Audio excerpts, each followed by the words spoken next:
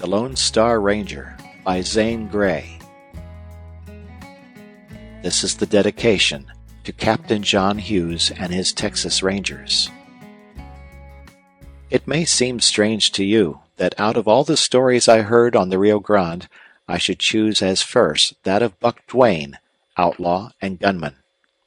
But indeed, Ranger Coffey's story of the last of the Duanes has haunted me, and I have given full rein to imagination and have retold it in my own way. It deals with the old law, the old border days. Therefore it is better first. Soon, perchance, I shall have the pleasure of writing of the border of today, which in Joe Sitter's laconic speech, "Shore is most as bad and wild as ever." In the North and East there is a popular idea that the frontier of the West is a thing long past, and remembered now only in stories. As I think of this, I remember Ranger Sitter when he made that remark, while he grimly stroked an unhealed bullet wound. And I remember the giant Vaughn, that typical son of stalwart Texas, sitting there quietly with bandaged head, his thoughtful eye boding ill to the outlaw who had ambushed him. Only a few months have passed since then, when I had my memorable sojourn with you, and yet, in that short time, Russell and Moore have crossed the divide, like rangers. Gentlemen, I have the honor to dedicate this book to you, and the hope that it shall fall to my lot to tell the world the truth about a strange, unique, and misunderstood body of men, the Texas Rangers, who made the great Lone Star State habitable, who never know peaceful rest and sleep, who are passing, who surely will not be forgotten and will some day come into their own. Signed, Zane Grey. End of dedication. Chapter 1. The Outlaw. So it was in him, then, an inherited fighting instinct, a driving intensity to kill. He was the last of the Duanes, that old fighting stock of Texas. But not the memory of his dead father, nor the pleading of his soft-voiced mother, nor the warning of this uncle who stood before him now, had brought to Buck Duane so much realization of the dark, passionate strain in his blood. It was the recurrence, 100-fold increased in power, of a strange emotion that for the last 3 years had arisen in him. "Yes, Cal Bain's in town, full of bad whiskey and hunting for you," repeated the elder man gravely. "It's the second time," muttered Duane as if to himself. "Son, you can't avoid a meeting. Leave town till Cal sobers up. He ain't got it in for you when he's not drinking." "But what's he want me for?" demanded Duane. "To insult me again? I won't stand that twice." "He's got a fever that's rampant in Texas these days, my boy. He wants gunplay. If he meets you, he'll try to kill you." Here it stirred in Duane again, that bursting gush of blood, like a wind of flame shaking all his inner being, and subsiding to leave him strangely chilled. "Kill me? What for?" he asked. "Lord knows there ain't any reason. But what's that to do with most of the shooting these days? Didn't 5 cowboys over to Everall's kill one another dead, all because they got to jerking at a quirt among themselves? And Cal has no reason to love you. His girl was sweet on you." "I quit when I found out she was his girl." "I reckon she ain't quit. But never mind her or reasons. Cal's here, just drunk enough to be ugly. He's aching to kill somebody. He's one of them four-flush gunfighters. He'd like to be thought bad. There's a lot of wild cowboys who are ambitious for a reputation. They talk about how quick they are on the draw. The Ape Bland and Kingfisher and Hardin and all the big outlaws. They make threats about joining the gangs along the Rio Grande. They laugh at the sheriffs and brag about how they'd fix the Rangers. Cal's sure not much for you to bother with if you only keep out of his way." "You mean for me to run?" asked Duane in scorn. "I reckon I wouldn't put it that way. Just avoid him. Buck, I'm not afraid Cal would get you if you met down there in town. You've your father's eye and his slick hand with a gun. What I'm most afraid of is that you'll kill Bain." Duane was silent, letting his uncle's earnest words sink in, trying to realize their significance. "If Texas ever recovers from that fool war and kills off these outlaws, why, a young man will have a lookout," went on the uncle. "You're 23 now, and a powerful sight of a fine fella, barring your temper. You've a chance in life. But if you go gunfighting, if you kill a man, you're ruined. Then you'll kill another. It'll be the same old story. And the Rangers would make you an outlaw. The Rangers mean law and order for Texas. This even break business doesn't work with them. If you resist arrest, they'll kill you. If you submit to arrest, then you go to jail and maybe you hang." "I'd never hang," muttered Duane darkly. "I reckon you wouldn't," replied the old man. "You'd be like your father. He was ever ready to draw. Too ready. In times like these, with the Texas Rangers enforcing the law, your dad would have been driven to the river. And, son, I'm afraid you're a chip off the old block. Can't you hold in, keep your temper, run away from trouble? Because it'll only result in you getting the worst of it in the end. Your father was killed in a street fight, and it was told of him that he shot twice after a bullet had passed through his heart. Think of the terrible nature of a man to be able to do that. If you have any such blood in you, never give it a chance." "What you say is all very well, Uncle," returned Duane. "But the only way out for me is to run, and I won't do it. Cal Bain and his outfit have already made me look like a coward. He says I'm afraid to come out and face him. A man simply can't stand that in this country. Besides, Cal would shoot me in the back some day if I didn't face him." "Well, then, what you going to do?" inquired the elder man. "I haven't decided yet." "No, but you're coming to it mighty fast. That damn spell is working in you. You're different today. I remember how you used to be moody and lose your temper and talk wild. Never was much afraid of you then.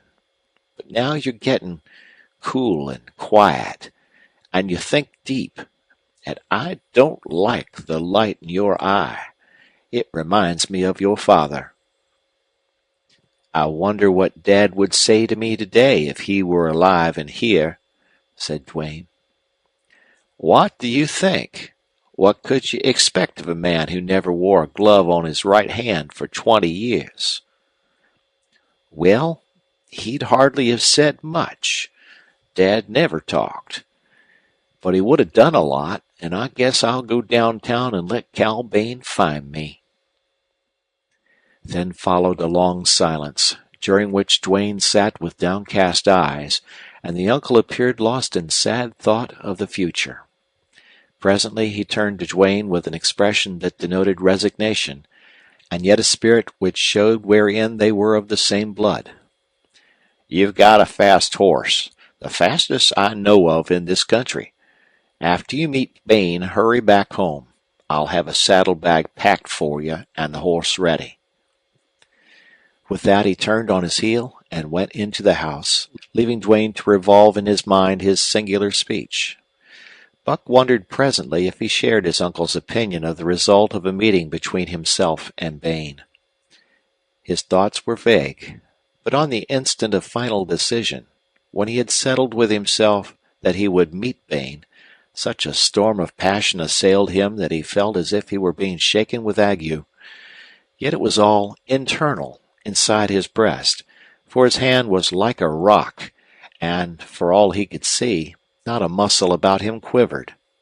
He had no fear of Bain or of any other man, but a vague fear of himself, of this strange force in him, made him ponder and shake his head.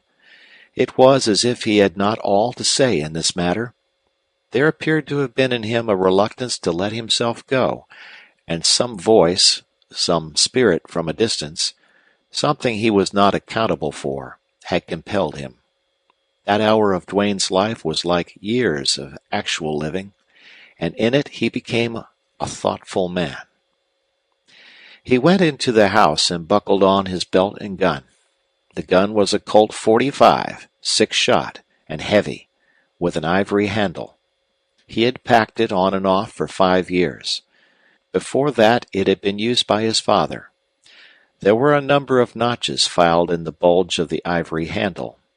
This gun was the one his father had fired twice after being shot through the heart, and his hand had stiffened so tightly upon it in the death grip that his fingers had to be pried open. It had never been drawn upon any man since it had come into Duane's possession, but the cold, bright polish of the weapon showed how it had been used. Duane could draw it with inconceivable rapidity, and at 20 feet he could split a card pointing edgewise toward him. Duane wished to avoid meeting his mother. Fortunately, as he thought, she was away from home. He went out and down the path toward the gate. The air was full of the fragrance of blossoms and the melody of birds. Outside in the road a neighbor woman stood talking to a countryman in a wagon. They spoke to him, and he heard but did not reply. Then he began to stride down the road toward the town. Wellston was a small town, but important in that unsettled part of the great state because it was the trading center of several hundred miles of territory. On the main street there were perhaps 50 buildings, some brick, some frame, mostly adobe, and 1/3 of the lot, and by far the most prosperous, were saloons. From the road Duane turned into this street. It was a wide thoroughfare, lined by hitching rails and saddled horses and vehicles of various kinds. Duane's eye ranged down the street, taking in all at a glance, particularly persons moving leisurely up and down. Not a cowboy was in sight. Duane slackened his stride, and by the time he reached Sol White's place, which was the first saloon, he was walking slowly.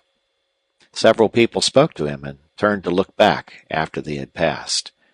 He paused at the door of White's saloon, took a sharp survey of the interior, then stepped inside. The saloon was large and cool, full of men and noise and smoke.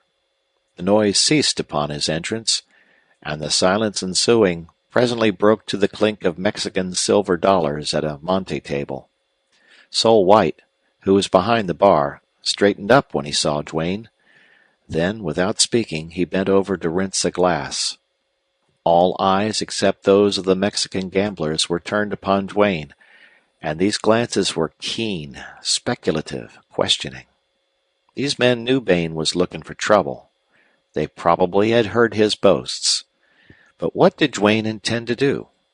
Several of the cowboys and ranchers present exchanged glances. Duane had been weighed by unerring Texas instinct, by men who all packed guns. The boy was the son of his father, whereupon they greeted him and returned to their drinks and cards. Sol White stood with his big red hands out upon the bar.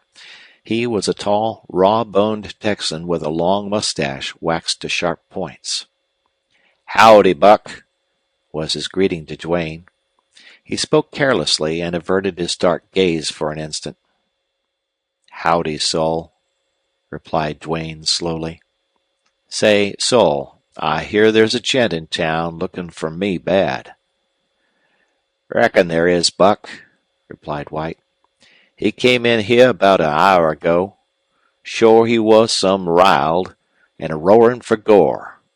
Told me confidential a certain party had given you a white silk scarf, and he was hell-bent on wearing it home spotted red." "Anybody with him?" queried Duane. "Bert and Sam Outcalt, and a little cowpuncher I never seen before. They all was coaxing Trim to leave town. But he's looked on the flowing glass, Buck, and he's here for keeps." Why doesn't Sheriff Oakes lock him up if he's that bad? Oakes went away with the Rangers. There's been another raid at Flesher's Ranch. The Kingfisher gang, likely, and so the town's sure wide open. Duane stalked outdoors and faced down the street. He walked the whole length of the long block, meeting many people: farmers, ranchers, clerks, merchants, Mexicans, cowboys, and women.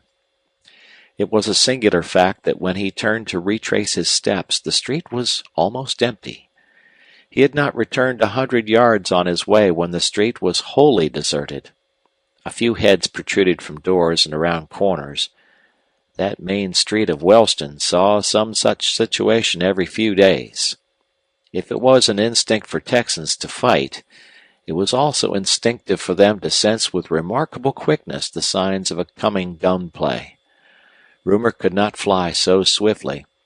In less than 10 minutes, everybody who had been on the street or in the shops knew that Buck Duane had come forth to meet his enemy.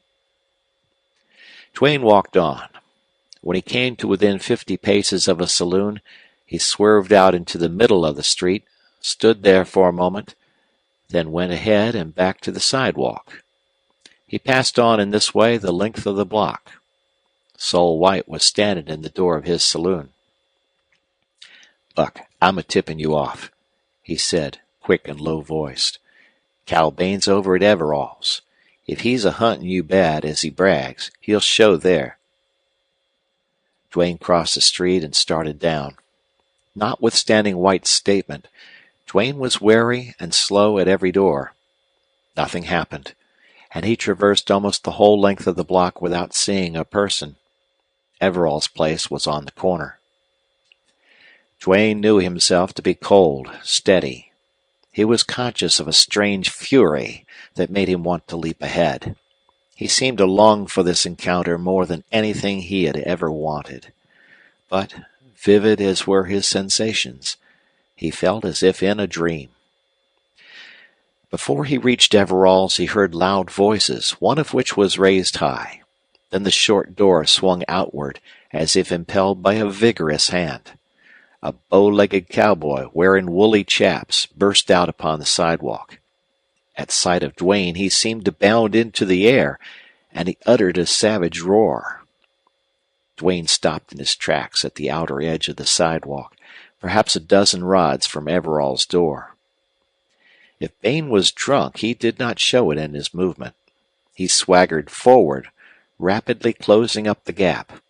Red, sweaty, disheveled and hatless, his face distorted and expressive of the most malignant intent, he was a wild and sinister figure. He had already killed a man, and this showed in his demeanor. His hands were extended before him, the right hand a little lower than the left. At every step he bellowed his rancor in speech, mostly curses. Gradually he slowed his walk, then halted. A good 25 paces separated the men. "Won't nothing make you draw, you?" he shouted fiercely. "I'm waiting on you, Cal," replied Duane. Bain's right hand stiffened, moved. Duane threw his gun as a boy throws a ball underhand, a draw his father had taught him. He pulled twice, his shots almost as one. Bain's big Colt boomed while it was pointed downward, and he was falling. His bullets scattered dust and gravel at Duane's feet. He fell loosely, without contortion. In a flash, all was reality for Duane.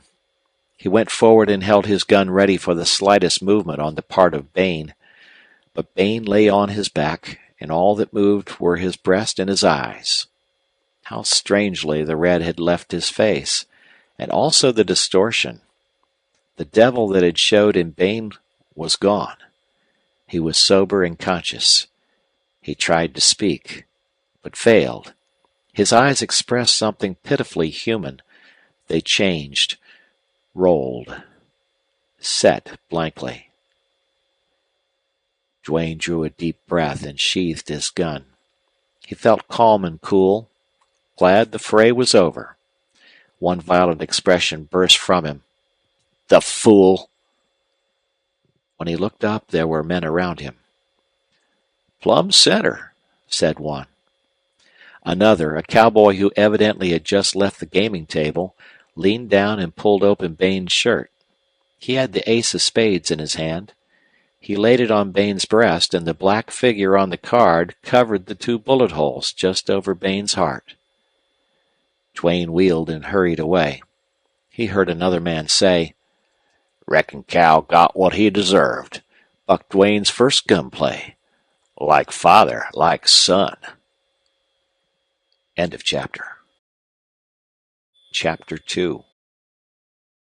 A thought kept repeating itself to Duane, and it was that he might have spared himself concern through his imagining how awful it would be to kill a man. He had no such feeling now. He had rid the community of a drunken, bragging, quarrelsome cowboy.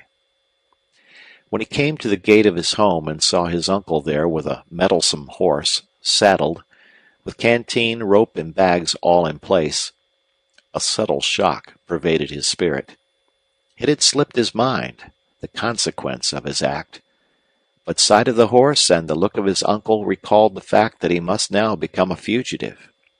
An unreasonable anger took hold of him. "The damn fool!" he exclaimed hotly. "Meeting Bain wasn't much, Uncle Jim. He dusted my boots, that's all. And for that I've got to go on the dodge." "Son, you killed him, then?" asked the uncle huskily. "Yes, I stood over him, watched him die.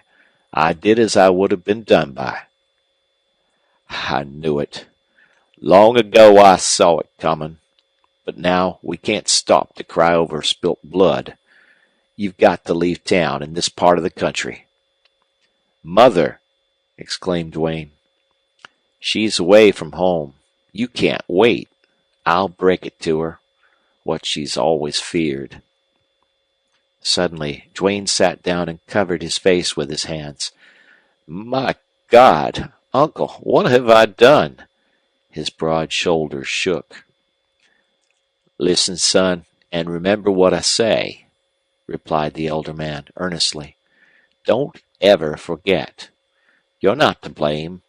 I'm glad to see you take it this way, because maybe you'll never grow hard and callous. You're not to blame. This is Texas. You're your father's son. These are wild times. The law, as the rangers are laying it down now, can't change life all in a minute. Even your mother, who is a good, true woman, has had her share in making you what you are this moment.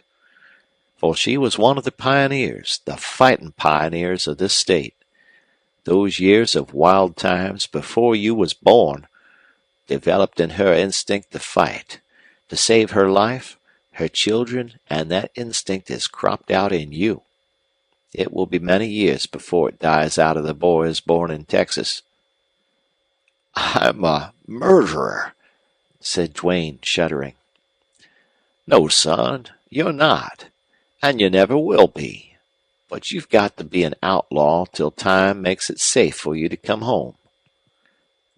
"An outlaw?" "I said it. If we had money and influence, we'd risk a trial. But we've neither. And I reckon the scaffold or jail is no place for Buckley Duane. Strike for the wild country, and wherever you go, and whatever you do, be a man. Live honestly if that's possible. If it isn't, be as honest as you can. If you have to herd with outlaws, try not to become bad. There are outlaws who are not all bad. Many who have been driven to the river by such a deal as this you had. When you get among these men, avoid brawls. Don't drink. Don't gamble. I needn't tell you what to do if it comes to gunplay, as likely it will. You can't come home. When this thing is lived down, if that time ever comes, I'll get word into the unsettled country. It'll reach you some day. That's all. Remember, be a man. Goodbye." Duane, with blurred sight and contracting throat, gripped his uncle's hand and bade him a wordless farewell. Then he leaped aside the black and rode out of town. As swiftly as was consistent with a care for his steed, Duane put a distance of 15 or 18 miles behind him. With that he slowed up, and the matter of riding did not require all his faculties. He passed several ranches and was seen by men. This did not suit him, and he took an old trail across country. It was a flat region with a poor growth of mesquite and prickly pear cactus. Occasionally he caught a glimpse of low hills in the distance. He had hunted often in that section and knew where to find grass and water. When he reached this higher ground, he did not, however, halt at the first favorable camping spot, but went on and on. Once he came out upon the brow of a hill and saw a considerable stretch of country beneath him. It had the gray sameness characterizing all that he had traversed. He seemed to want to see wide spaces, to get a glimpse of the great wilderness lying somewhere beyond to the southwest. It was sunset when he decided to camp at a likely spot he came across. He led the horse to water, and then began searching through the shallow valley for a suitable place to camp. He passed by old campsites that he well remembered. These, however, did not strike his fancy this time, and the significance of the change in him did not occur at the moment. At last he found a secluded spot, under cover of thick mesquites and oaks, at a goodly distance from the old trail. He took saddle and pack off the horse. He looked among his effects for a hobble, and finding that his uncle had failed to put one in, he suddenly remembered that he seldom used a hobble, and never on this horse. He cut a few feet off the end of his lasso and used that. The horse, unused to such hampering of his free movements, had to be driven out upon the grass. Duane made a small fire, prepared and ate his supper. This done, ending the work of that day, he sat down and filled his pipe. Twilight had waned into dusk. A few wan stars had just begun to show and brighten. Above the low, continuous hum of insects sounded the evening carol of robins. Presently the birds ceased their singing, and then the quiet was more noticeable. When night set in, and the place seemed all the more isolated and lonely for that, Duane had a sense of relief. It dawned upon him all at once that he was nervous, watchful, sleepless. The fact caused him surprise, and he began to think back, to take note of his late actions and their motives. The change one day had wrought amazed him. He who had always been free, easy, happy, especially when out alone in the open, had become in a few short hours bound, serious, preoccupied. The silence that had once been sweet now meant nothing to him except a medium whereby he might the better hear the sounds of pursuit. The loneliness, the night, the wild, that had always been beautiful to him, now only conveyed a sense of safety for the present. He watched, he listened, he thought. He felt tired, yet he had no inclination to rest. He intended to be off by dawn, heading toward the southwest. Had he a destination? It was vague as his knowledge of that great waste of mesquite and rock bordering the Rio Grande. Somewhere out there was a refuge, for he was a fugitive from justice, an outlaw. This being an outlaw then meant eternal vigilance, no home, no rest, no sleep, no content, no life worth the living. He must be a lone wolf, or he must herd among men obnoxious to him. If he worked for an honest living, he must still hide his identity and take risks of detection. If he did not work on some distant outlying ranch, how was he to live? The idea of stealing was repugnant to him. The future seemed gray and somber enough, and he was 23 years old. Why had this hard life been imposed upon him? The bitter question seemed to start a strange iciness that stole along his veins. What was wrong with him? He stirred the few sticks of mesquite into a last flickering blaze. He was cold, and for some reason he wanted some light. The black circle of darkness weighed down upon him, closed in around him. Suddenly he sat bolt upright, and then froze in that position. He had heard a step. It was behind him. No, on the side. Someone was there. He forced his hand down to his gun, and the touch of cold steel was another icy shock. Then he waited. But all was silent. Silent as only a wilderness arroyo can be, with its low murmuring of wind in the mesquite. Had he heard a step? He began to breathe again. But what was the matter with the light of his campfire? It had taken on a strange green luster and seemed to be waving off into the outer shadows. Duane heard no step, saw no movement. Nevertheless, there was another present at that campfire vigil. Duane saw him. He lay there in the middle of the green brightness, prostrate, motionless, dying. Cal Bain. His features were wonderfully distinct, clearer than any cameo, more sharply outlined than those of any picture. It was a hard face softening at the threshold of eternity. The red tan of sun, the coarse signs of drunkenness, the ferocity and hate so characteristic of Bain were no longer there. This face represented a different Bain, showed all that was human in him, fading as swiftly as it blanched white. The lips wanted to speak, but had not the power. The eyes held an agony of thought. They revealed what might have been possible for this man if he lived, that he saw his mistake too late. Then they rolled, set blankly, and closed in death. That haunting visitation left Duane sitting there in a cold sweat, a remorse gnawing at his vitals, realizing the curse that was on him. He divined that never would he be able to keep off that phantom. He remembered how his father had been eternally pursued by the furies of accusing guilt, how he had never been able to forget in work or in sleep those men he had killed. The hour was late when Duane's mind let him sleep, and then dreams troubled him. In the morning he bestirred himself so early that in the gray gloom he had difficulty in finding his horse. Day had just broken when he struck the old trail again. He rode hard all morning and halted in a shady spot to rest and graze his horse. In the afternoon he took to the trail at an easy trot. The country grew wilder. Bald, rugged mountains broke the level of the monotonous horizon. About 3 in the afternoon he came to a little river which marked the boundary line of his hunting territory. The decision he made to travel upstream for a while was owing to 2 facts. The river was high with quicksand bars on each side, and he felt reluctant to cross into that region where his presence alone meant that he was a marked man.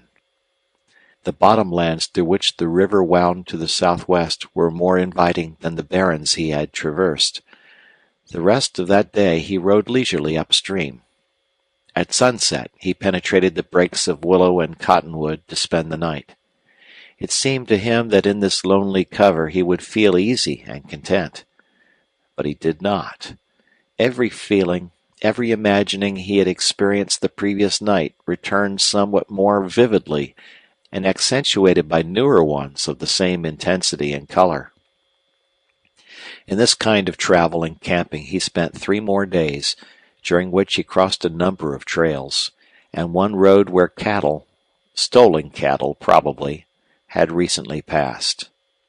Thus time exhausted his supply of food, except salt, pepper, coffee, and sugar, of which he had a quantity.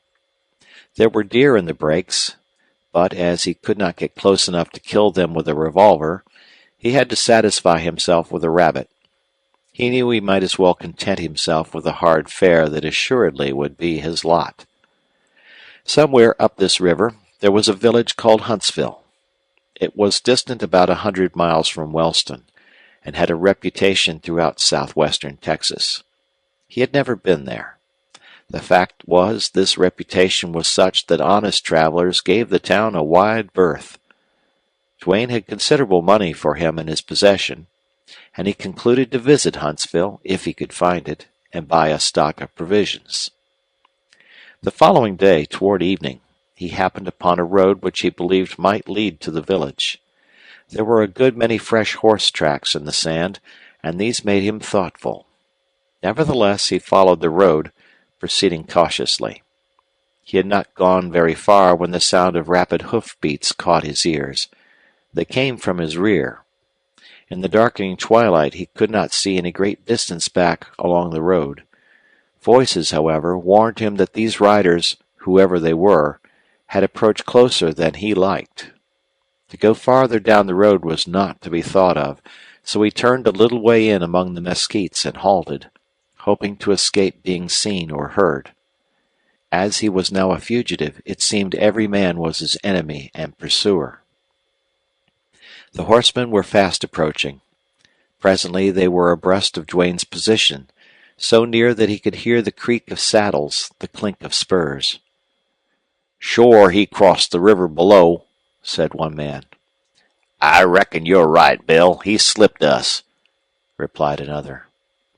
Rangers, or a posse of ranchers in pursuit of a fugitive.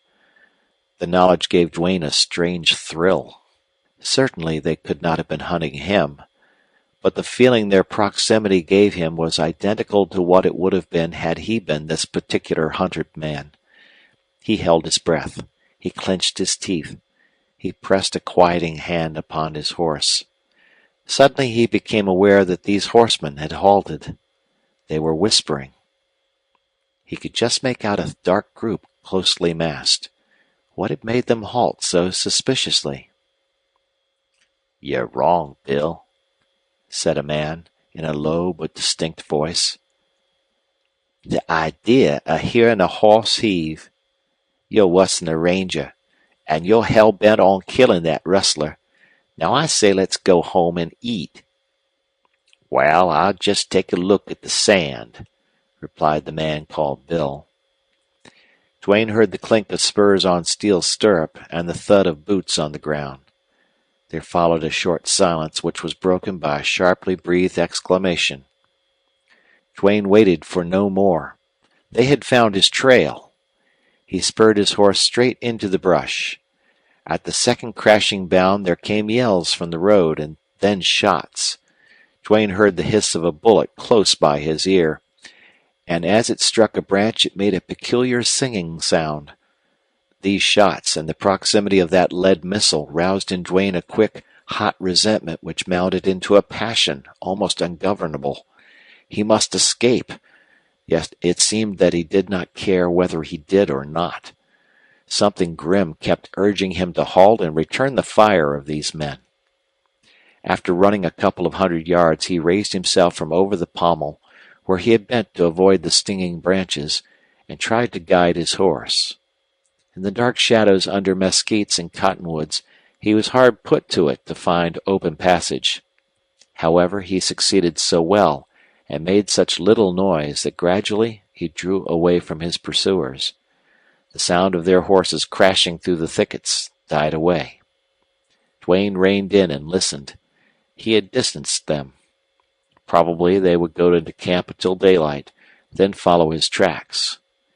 He started on again, walking his horse, and peered sharply at the ground, so that he might take advantage of the first trail he crossed. It seemed a long while until he came upon one. He followed it until a late hour, when, striking the willow brakes again and hence the neighborhood of the river, he picketed his horse and lay down to rest. But he did not sleep. His mind bitterly revolved the fate that had come upon him. He made efforts to think of other things, but in vain. Every moment he expected the chill, the sense of loneliness that yet was ominous of a strange visitation, the peculiarly imagined lights and shades of the night, these things that presaged the coming of Cal Bane. Doggedly Duane fought against the insidious phantom. He kept telling himself that it was just imagination, that it would wear off in time. Still, in his heart, he did not believe what he hoped. But he would not give up. He would not accept the ghost of his victim as a reality. Gray dawn found him in the saddle again, headed for the river. Half an hour of riding brought him to the dense chaparral and willow thickets. These he threaded to come at length to the ford. It was a gravel bottom, and therefore an uneasy crossing. Once upon the opposite shore, he reined in his horse and looked darkly back. This action marked his acknowledgment of his situation. He had voluntarily sought the refuge of the outlaws. He was beyond the pale. A bitter and passionate curse passed his lips as he spurred his horse into the breaks on that alien shore. He rode perhaps 20 miles, not sparing his horse nor caring whether or not he left a plain trail. "Let them hunt me," he muttered. When the heat of the day began to be oppressive, and hunger and thirst made themselves manifest, Duane began to look about him for a place to halt for the noon hours. The trail led into a road which was hard-packed and smooth from the tracks of cattle. He doubted not that he had come across one of the roads used by border raiders. He headed into it, and had scarcely traveled a mile when, turning a curve, he came point-blank upon a single horseman riding toward him. Both riders wheeled their mounts sharply, and were ready to run and shoot back. Not more than 100 paces separated them. They stood then for a moment watching each other. "Mornin', stranger," called the man, dropping his hand from his hip. "Howdy," replied Duane shortly. They rode toward each other, closing half the gap. Then they halted again. "I seen you ain't no ranger," called the rider, "and sure I ain't none." He laughed loudly as if he had made a joke. "How'd you know I wasn't a ranger?" asked Duane curiously. Somehow he had instantly divined that his horseman was no officer, or even a rancher trailing stolen stock. "Wal," said the fellow, starting his horse forward at a walk, "a ranger'd never get ready to run the other way from one man." He laughed again. He was small and wiry, slouchy of attire, and armed to the teeth, and he bestrode a fine bay horse. He had quick, dancing brown eyes, at once frank and bold, and a coarse, bronzed face. Evidently he was a good-natured ruffian. Duane acknowledged the truth of the assertion, and turned over in his mind how shrewdly the fellow had guessed him to be a hunted man. "My name's Luke Stevens, and I hail from the river. Who are you?" said the stranger. Duane was silent. "I reckon you're Buck Duane," went on Stevens. "I heerd you were a damn bad man with a gun." This time Duane laughed, not at the doubtful compliment, but at the idea that the first outlaw he met should know him. Here was proof of how swiftly facts about gunplay traveled on the Texas border. "Wal, Buck," said Stevens in a friendly manner, "I ain't presumin' on your time or company. I see you're headin' for the river. But will you stop long enough to stake a feller to a bite of grub?" "I'm out of grub and pretty hungry myself," admitted Duane. "Been pushin' your hoss, I see. Well, I reckon you'd better stock up before you hit that stretch of country." He made a wide sweep of his right arm, indicating the southwest, and there was that in his action which seemed significant of a vast and barren region. "Stock up?" queried Duane thoughtfully. "Shore. A feller has just got to eat. I can rustle along without whiskey, but not without grub. That's what makes it so embarrassin' travelin' these parts dodgin' your shadow. Now I'm on my way to Mercer. It's a little two-bit town up the river a ways. I'm going to pack out some grub." Stevens' tone was inviting. Evidently he would welcome Duane's companionship, but he did not openly say so. Duane kept silence, however, and then Stevens went on, "Stranger, in this here country two's a crowd. It's safer. I never was much on this lone wolf dodgin', though I've done it of necessity. It takes a damn good man to travel alone any length of time. Why, I've been that sick I was just achin' for some ranger to come along and plug me. Give me a pardner any day. Now, maybe you're not that kind of a fella, and I'm sure not presuming to ask, but I just declares myself sufficient." "You mean you'd like me to go with you?" asked Duane. Stevens grinned. "Well, I should smile. I'd be particularly proud to be braced with a man of your reputation." "See here, my good fellow, that's all nonsense," declared Duane in some haste. "Sure, I think modesty becoming to a youngster," replied Stevens. "I hate a brag, and I no use for these full-flush cowboys that are always looking for trouble and talking gunplay. Buck, I don't know much about you, but every man who's lived along the Texas border remembers a lot about your dad. It was expected of you, I reckon, and much of your rep was established before you thronged your gun. I just heard that you was lightning on the draw, and when you cut loose with a gun, why, the figure on the ace of spades would cover your cluster of bullet holes. That's the word that's gone down the border. It's the kind of reputation most sure to fly far and swift ahead of a man in this country. And the safest, too. I'll gamble on that. It's the land of the draw. I see now you're only a boy, though you're sure a strapping husky one. Now, Buck, I'm not a spring chicken, and I've been long on the dodge. Maybe a little of my society won't hurt you none. You'll need to learn the country." There was something sincere and likable about this outlaw. "I dare say you're right," replied Duane quietly, "and I'll go to Mercer with you." Next moment he was riding down the road with Stevens. Duane had never been much of a talker, and now he found speech difficult. But his companion did not seem to mind that. He was a jocose, voluble fellow, probably glad now to hear the sound of his own voice. Duane listened, and sometimes he thought with a pang of the distinction of name and heritage of blood his father had left to him. End of chapter. Chapter 3. Late that day, a couple of hours before sunset, Duane and Stevens, having rested their horses in the shade of some mesquites near the town of Mercer, saddled up and prepared to move. "Buck, as we're looking for grub, and not trouble, I reckon you'd better hang up out here," Stevens was saying as he mounted. "You see, towns and sheriffs and rangers are always looking for new fellers gone bad.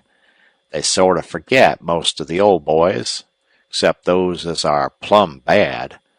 Now, nobody in Mercer will take notice of me. Reckon there's been 1,000 men run into the river country to become outlaws since yours truly.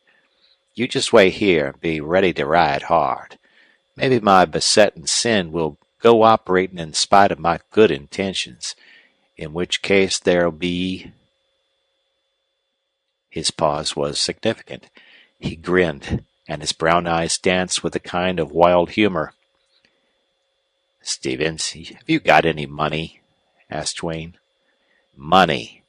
exclaimed Luke blankly. "Say, I haven't owned a two-bit piece since, well, for some time." "I'll furnish money for grub," returned Duane, "and for whiskey, too, provided you hurry back here without making trouble."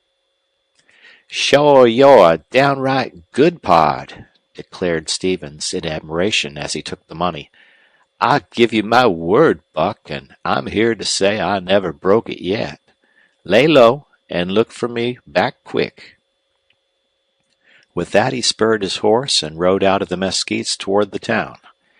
At that distance, about a quarter of a mile, Mercer appeared to be a cluster of low adobe houses set in a grove of cottonwoods. Pastures of alfalfa were dotted by horses and cattle. Duane saw a sheepherder driving in a meager flock. Presently Stevens rode out of sight into the town. Duane waited, hoping the outlaw would make good his word. Probably not a quarter of an hour had elapsed when Duane heard the clear reports of a Winchester rifle, the clatter of rapid hoofbeats, and yells unmistakably the kind to mean danger for a man like Stevens. Duane mounted and rode to the edge of the mesquites. He saw a cloud of dust down the road and a bay horse running fast. Stevens apparently had not been wounded by any of the shots, for he had a steady seat in his saddle, and his riding, even at that moment, struck Duane as admirable. He carried a large pack over the pommel, and he kept looking back. The shots had ceased, but the yells increased. Duane saw several men running and waving their arms. Then he spurred his horse and got into a swift stride, so Stevens would not pass him. Presently the outlaw caught up with him. Stevens was grinning, and there was now no fun in the dancing eyes. It was a devil that danced in them. His face seemed a shade paler. "Was just coming out of the store," yelled Stevens. "Ran plumb into a rancher who knowed me. He opened up with a rifle. Think they'll chase us." They covered several miles before there were any signs of pursuit, and when horsemen did move into sight out of the cottonwoods, Duane and his companions steadily drew farther away. "No hosses in that bunch to worry us," called out Stevens. Duane had the same conviction, and he did not look back again. He rode somewhat to the fore, and was constantly aware of the rapid thudding of hoofs behind, as Stevens kept close to him. At sunset they reached the willow brakes and the river.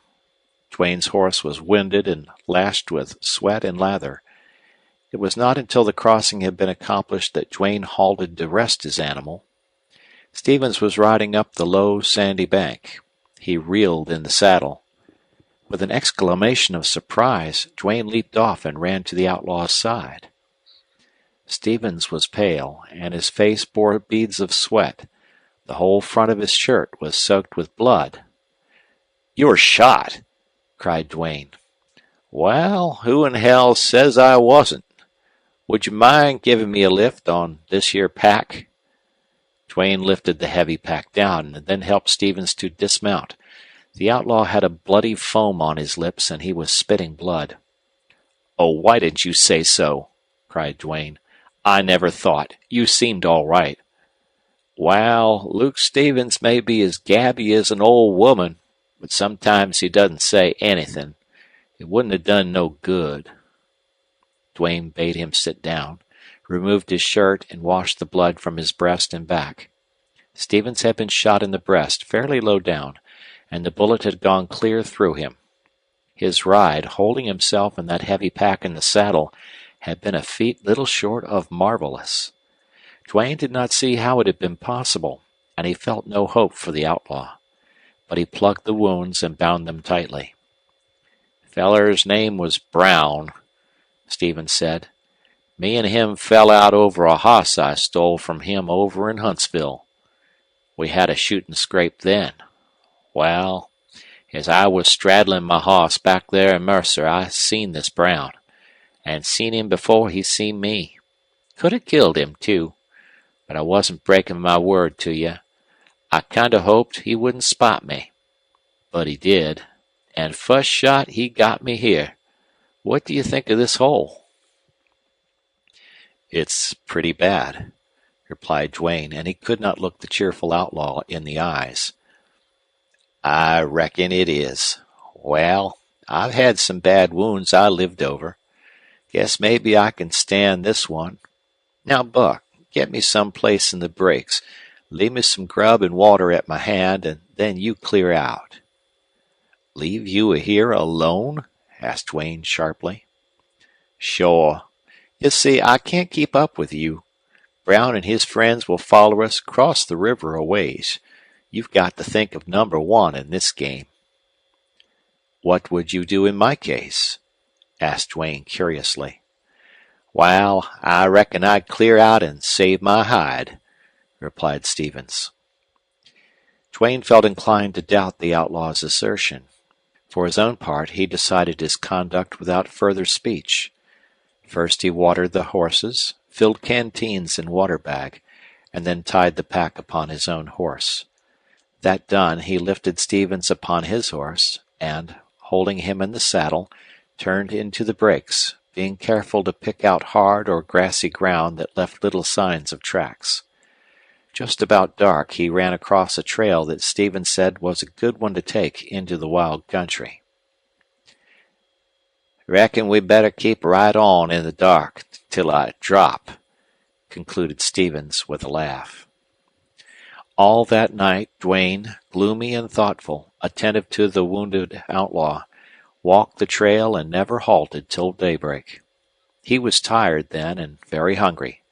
Stevens seemed in bad shape, although he was still spirited and cheerful. Duane made camp. The outlaw refused food, but asked for both whiskey and water.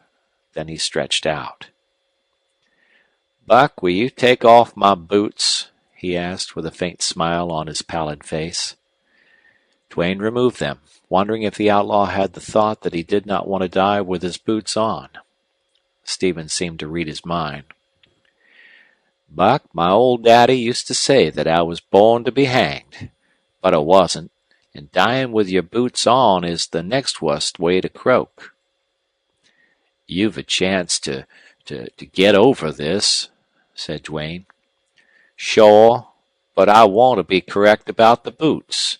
And say, pard, if I do go over, just you remember that I was appreciating of your kindness." Then he closed his eyes and seemed to sleep.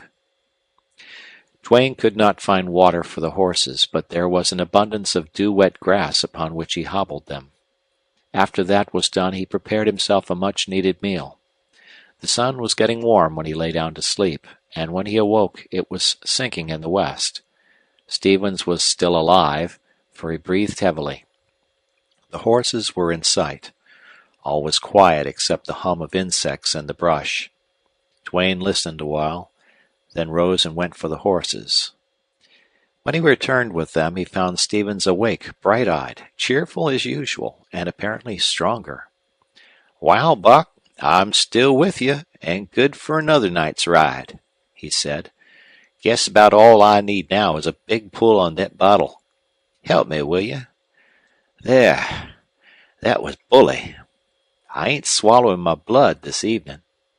Maybe I bled all there was in me." While Duane got a hurried meal for himself, packed up the little outfit, and saddled the horses, Stevens kept on talking. He seemed to be in a hurry to tell Duane all about the country. Another night ride would put them beyond fear of pursuit, within striking distance of the Rio Grande and the hiding places of the outlaws. When it came time for mounting the horses, Stevens said, "Reckon you can pull on my boots once more." In spite of the laugh accompanying the words, Duane detected a subtle change in the outlaw's spirit. On this night, travel was facilitated by the fact that the trail was broad enough for two horses abreast, enabling Duane to ride while upholding Stevens in the saddle. The difficulty most persistent was in keeping the horses in a walk. They were used to a trot, and that kind of gait would not do for Stevens. The red died out of the west. A pale afterglow prevailed for a while. Darkness set in. Then the broad expanse of blue darkened and the stars brightened. After a while Stevens ceased talking and drooped in his saddle. Duane kept the horses going, however, and the slow hours wore away. Duane thought the quiet night would never break to dawn, that there was no end to the melancholy brooding plain, but at length a grayness blotted out the stars and mantled the level of mesquite and cactus.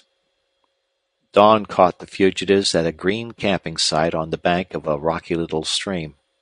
Stevens fell a dead weight into Duane's arms, and one look at the haggard face showed Duane that the outlaw had taken his last ride. He knew it, too, yet that cheerfulness prevailed.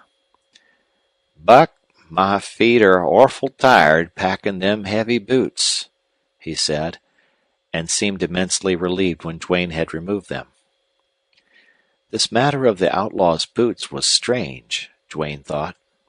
He made Stevens as comfortable as possible, then attended to his own needs. And the outlaw took up the thread of his conversation where he had left off the night before. "This trail splits up a ways from here, and every branch of it leads to a hole where you'll find men. A few maybe like yourself, some like me, and gangs of no good hoss thieves, rustlers and such. It's easy living, Buck. I reckon, though, that you'll not find it easy. You'll never mix in. You'll be a lone wolf. I've seen that right off. Well, if a man can stand the loneliness, and if he's quick on the draw, maybe lone wolfin' it is the best. Sure, I don't know. But these fellers in here will be suspicious of a man who goes it alone. If they get a chance, they'll kill you. Stevens asked for water several times. He had forgotten, or he did not want the whiskey. His voice grew perceptibly weaker. Be quiet, said Duane. Talking uses up your strength. Oh, I'll talk till I'm done, he replied doggedly. See here, pard, you can gamble on what I'm telling you, and it'll be useful. From this camp you'll meet men right along, and none of them will be honest men. All the same, some are better than others. I've lived along the river for 12 years. There's 3 big gangs of outlaws. King Fisher, you know him, I reckon, for he's half the time living among respectable folks. King is a pretty good feller. It'll do to tie up with him and his gang. Now there's Cheseldine, who hangs out in the rim rock way up the river. He's an outlaw chief. I never seen him, though I stayed once right in his camp. Late years he's got rich and keeps back pretty well hid. But Bland, I knowed Bland for years, and I haven't any use for him. Bland has the biggest gang. You ain't likely to miss striking his place sometime or other. He's got a regular town, I might say. Sure, there's some gambling and gunfighting going on at Bland's camp all the time. Bland has killed some 20 men, and that's not counting greasers. Here Stevens took another drink and then rested for a while. You ain't likely to get on with Bland, he resumed presently. You're too strapping big and good-looking to please the chief, for he's got women in his camp. Then he'd be jealous of your possibilities with a gun. Sure, I reckon he'd be careful, though. Bland's no fool, and he loves his hide. I reckon any of the other gangs would be better for you when you ain't going it alone. Apparently that exhausted the fund of information and advice Stevens had been eager to impart. He lapsed into silence and lay with closed eyes. Meanwhile the sun rose warm, the breeze waved the mesquites, the birds came down to splash in the shallow stream. Duane dozed in a comfortable seat. By and by something roused him. Stevens was once more talking, but with a changed tone. Feller's name was Brown, he rambled. We fell out over a hoss I stole from him in Huntsville. He stole it fuss. Brown's one of them sneaks, afraid of the open. He steals and pretends to be honest. Say, Buck, maybe you'll meet Brown some day. You and me are pards now. I'll remember if I ever meet him, said Duane. That seemed to satisfy the outlaw. Presently he tried to lift his head, but had not the strength. A strange shade was creeping across the bronzed, rough face. My feet are pretty heavy. Sure you got my boots off? Duane held them up, but was not certain that Stevens could see them. The outlaw closed his eyes again and muttered incoherently. Then he fell asleep. Duane believed that sleep was final. The day passed, with Duane watching and waiting. Toward sundown, Stevens awoke, and his eyes seemed clearer. Duane went to get some fresh water, thinking his comrade would surely want some. When he returned, Stevens made no sign that he wanted anything. There was something bright about him, and suddenly Duane realized what it meant. Pard, you stuck to me, the outlaw whispered. Duane caught a hint of gladness in the voice. He traced a faint surprise in the haggard face. Stephen seemed like a little child. To Duane the moment was sad, elemental, big, with a burden of mystery he could not understand. Duane buried him in a shallow arroyo and heaped up a pile of stones to mark the grave. That done, he saddled his comrade's horse, hung the weapons over the pommel, and, mounting his own steed, he rode down the trail in the gathering twilight. End of chapter. Chapter 4. 2 days later, about the middle of the forenoon, Duane dragged the two horses up the last ascent of an exceedingly rough trail and found himself on top of the rim rock, with a beautiful green valley at his feet, the yellow, sluggish Rio Grande shining in the sun, and the great, wild, mountainous barren of Mexico stretching to the south. Duane had not fallen in with any travelers. He had taken the likeliest-looking trail he had come across. Where it had led him he had not the slightest idea, except that here was the river, and probably the enclosed valley was the retreat of some famous outlaw. No wonder outlaws were safe in that wild refuge. Duane had spent the last 2 days climbing the roughest and most difficult trail he had ever seen. From the looks of the descent, he imagined the worst part of his travel was yet to come. Not improbably, it was 2,000 feet down to the river. The wedge-shaped valley, green with alfalfa and cottonwood, and nestling down amid the bare walls of yellow rock, was a delight and a relief to his tired eyes. Eager to get down to a level and to find a place to rest, Duane began the descent. The trail proved to be the kind that could not be descended slowly. He kept dodging rocks which his horses loosed behind him, and in a short time he reached the valley, entering at the apex of the wedge. A stream of clear water tumbled out of the rocks here, and most of it ran into irrigation ditches. His horses drank thirstily, and he drank with that fullness and gratefulness common to the desert traveler finding sweet water. Then he mounted and rode down the valley, wondering what would be his reception. The valley was much larger than it had appeared from the high elevation. Well watered, green with grass and tree, and farmed evidently by good hands, it gave Duane a considerable surprise. Horses and cattle were everywhere. Every clump of cottonwoods surrounded a small adobe house. Duane saw Mexicans working in the fields and horsemen going to and fro. Presently he passed a house bigger than the others, with a porch attached. A woman, young and pretty, he thought, watched him from a door. No one else appeared to notice him. Presently the trail widened into a road, and that into a kind of square lined by a number of adobe and log buildings of rudest structure. Within sight were horses, dogs, a couple of steers, Mexican women with children, and white men, all of whom appeared to be doing nothing. His advent created no interest until he rode up to the white men, who were lolling in the shade of a house. This place evidently was a store and saloon, and from the inside came a lazy hum of voices. As Duane reined to a halt, one of the loungers in the shade rose with a loud exclamation. "Bust me if that ain't Luke's hoss!" The others accorded their interest, if not assent, by rising to advance toward Duane. "How about it, Euchre? Ain't that Luke's bay?" queried the first man. "Plain as your nose," replied the fellow named Euchre. "There ain't no doubt about it, then," laughed another, "for Bosomer's nose is sure plain on the landscape."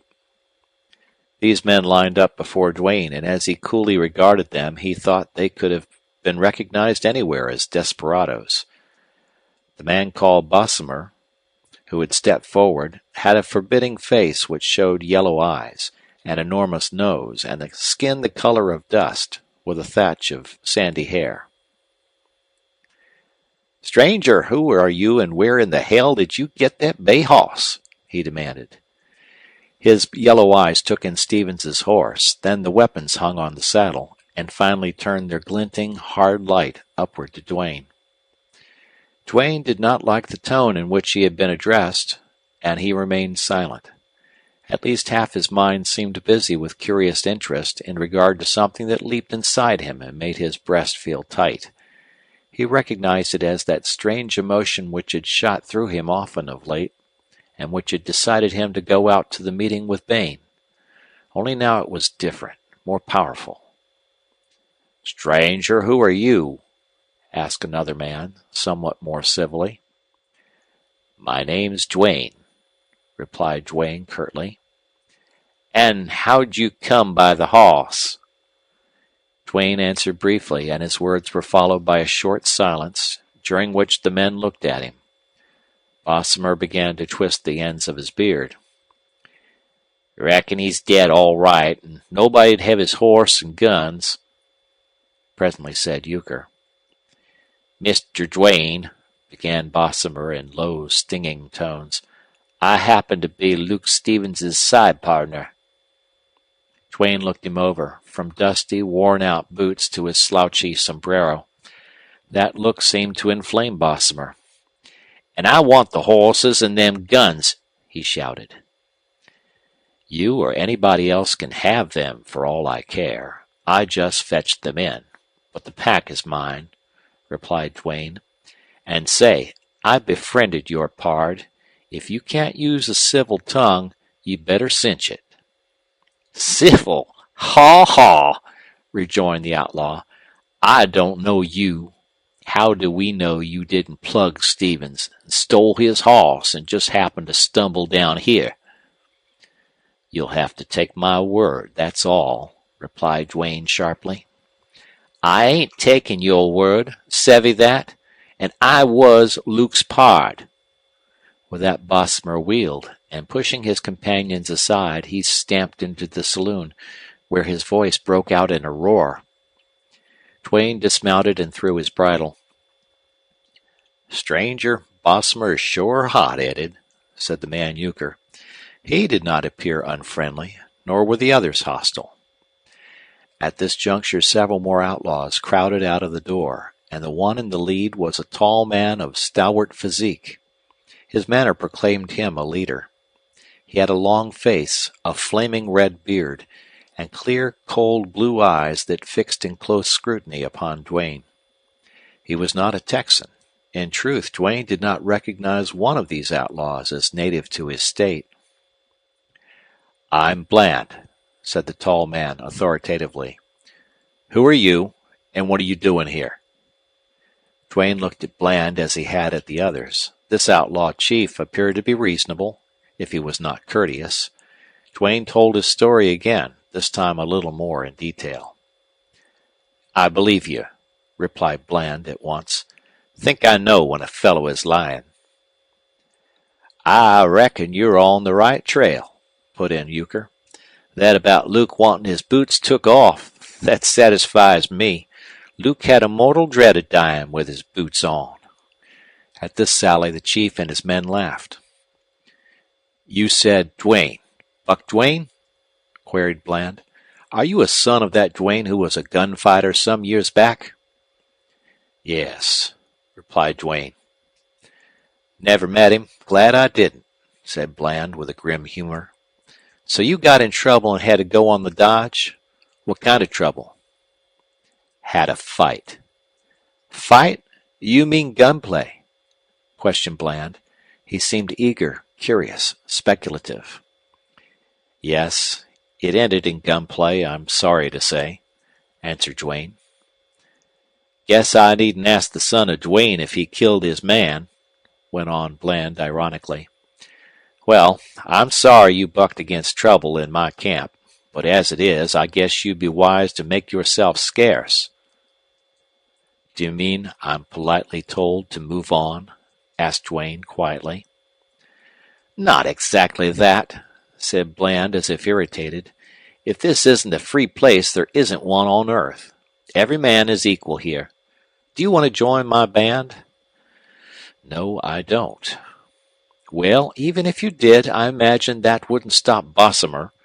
He's an ugly fellow.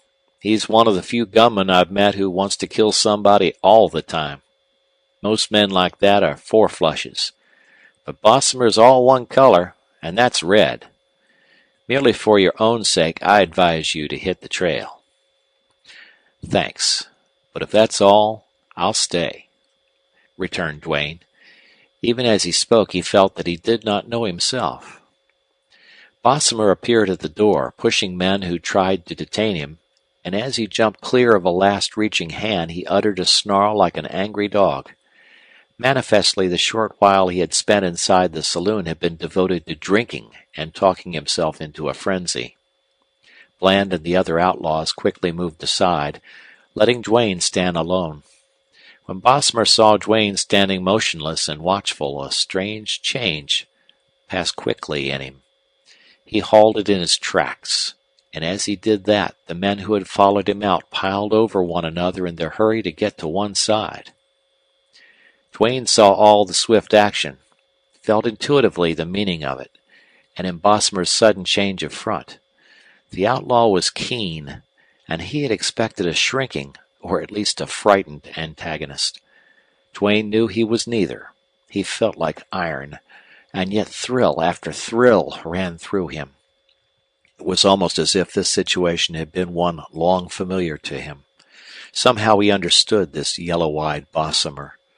The outlaw had come out to kill him, and now, though somewhat checked by the stand of a stranger, he still meant to kill.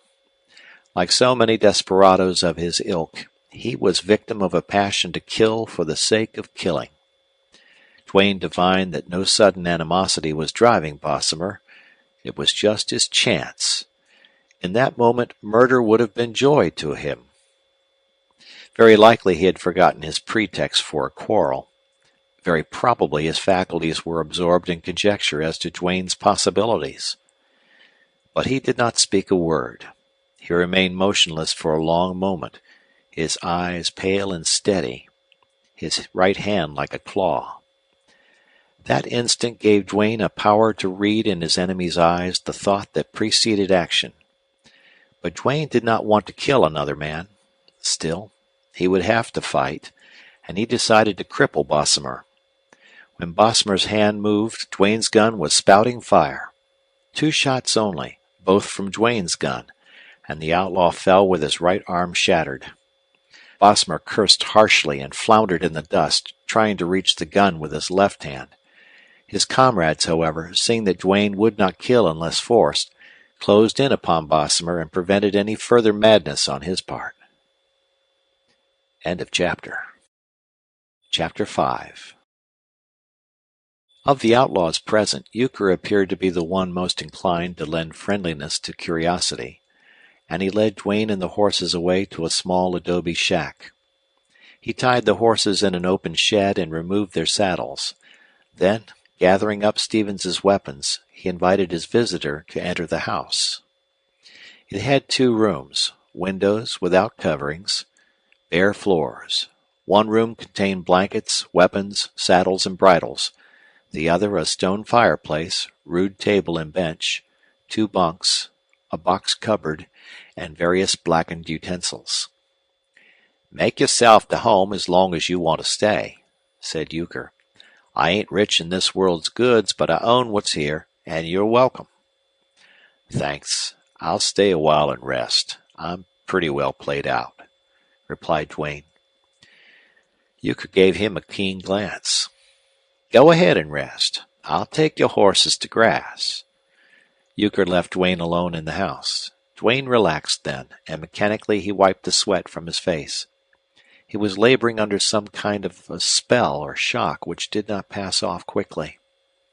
When it had worn away, he took off his coat and belt and made himself comfortable on the blankets. And he had a thought that if he rested or slept, what difference would it make on the morrow? No rest, no sleep could change the gray outlook of the future. He felt glad when Euchre came bustling in, and for the first time he took notice of the outlaw. Euchre was old in years. What little hair he had was gray, his face clean-shaven and full of wrinkles. His eyes were half shut from long gazing through the sun and dust. He stooped, but his thin frame denoted strength and endurance still unimpaired. "Hey, a drink or a smoke?" he asked. Duane shook his head. He had not been unfamiliar with whiskey, and he had used tobacco moderately since he was 16. But now, strangely, he felt a disgust at the idea of stimulants. He did not understand clearly what he felt. There was that vague idea of something wild in his blood, something that made him fear himself. Euchre wagged his old head sympathetically. "Reckon you feel a little sick. When it comes to shooting, I run. What's your age?" "I'm 23," replied Duane. Euchre showed surprise. "You're only a boy. I thought you 30 anyways. Buck, I heard what you told Bland, and putting that with my own figuring, I reckon you're no criminal yet. Throwing a gun in self-defense, that ain't no crime." Duane, finding relief in talking, told more about himself. "Huh," replied the old man. "I've been on this river for years, and I've seen hundreds of boys come in on the dodge. Most of them, though, was no good. And that kind don't last long. This river country has been and is the refuge for criminals from all over the states. I've bunked with bank cashiers, forgers, plain thieves, and out-and-out murderers, all of which had no business on the Texas border. Fellers like Bland are exceptions. He's no Texan. You've seen that. The gang he rules here come from all over, and they're tough cusses. You can bet on that.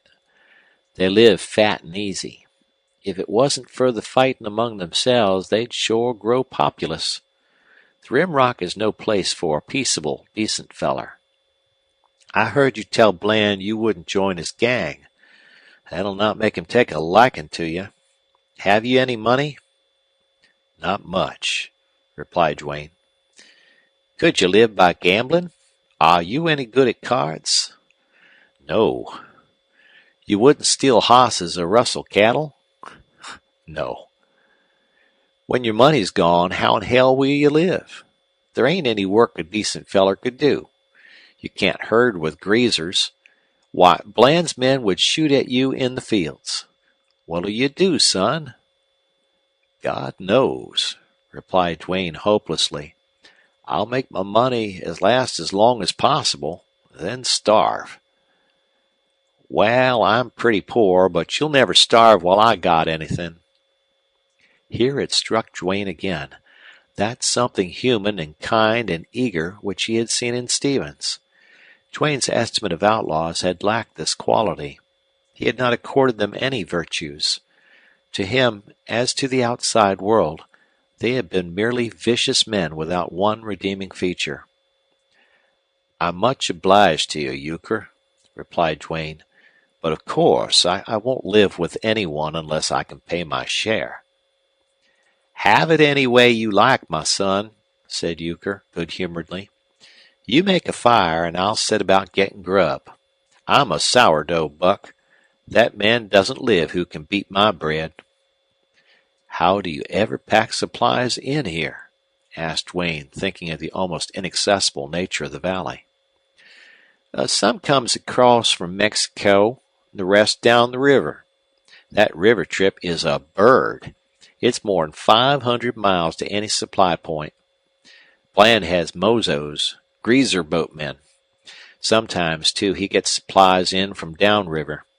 You see, Bland sells thousands of cattle in Cuba, and all this stock has to go down by boat to meet the ships." "Where on earth are the cattle driven down to the river?" asked Duane. "That's not my secret," replied Euchre shortly. "Fact is, I don't know. I've rustled cattle for Bland, but he never sent me through the Rim Rock with 'em." Duane experienced a sort of pleasure in the realization that interest had been stirred in him. He was curious about Bland and his gang, and glad to have something to think about. For every once in a while he had a sensation that was almost like a pang. He wanted to forget. In the next hour he did forget, and enjoyed helping in the preparation and eating of the meal. Euchre, after washing and hanging up the several utensils, put on his hat and turned to go out. "Come along or stay here as you want," he said to Duane. "I'll stay," rejoined Duane slowly. The old outlaw left the room and trudged away, whistling cheerfully. Duane looked around him for a book or paper, anything to read, but all the printed matter he could find consisted of a few words on cartridge boxes and an advertisement on the back of a tobacco pouch. There seemed to be nothing for him to do. He had rested.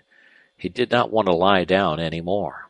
He began to walk to and fro, from one end of the room to the other, and as he walked he fell into the lately acquired habit of brooding over his misfortune. Suddenly he straightened up with a jerk. Unconsciously he had drawn his gun. Standing there with the bright cold weapon in his hand, he looked at it in consternation. How had he come to draw it?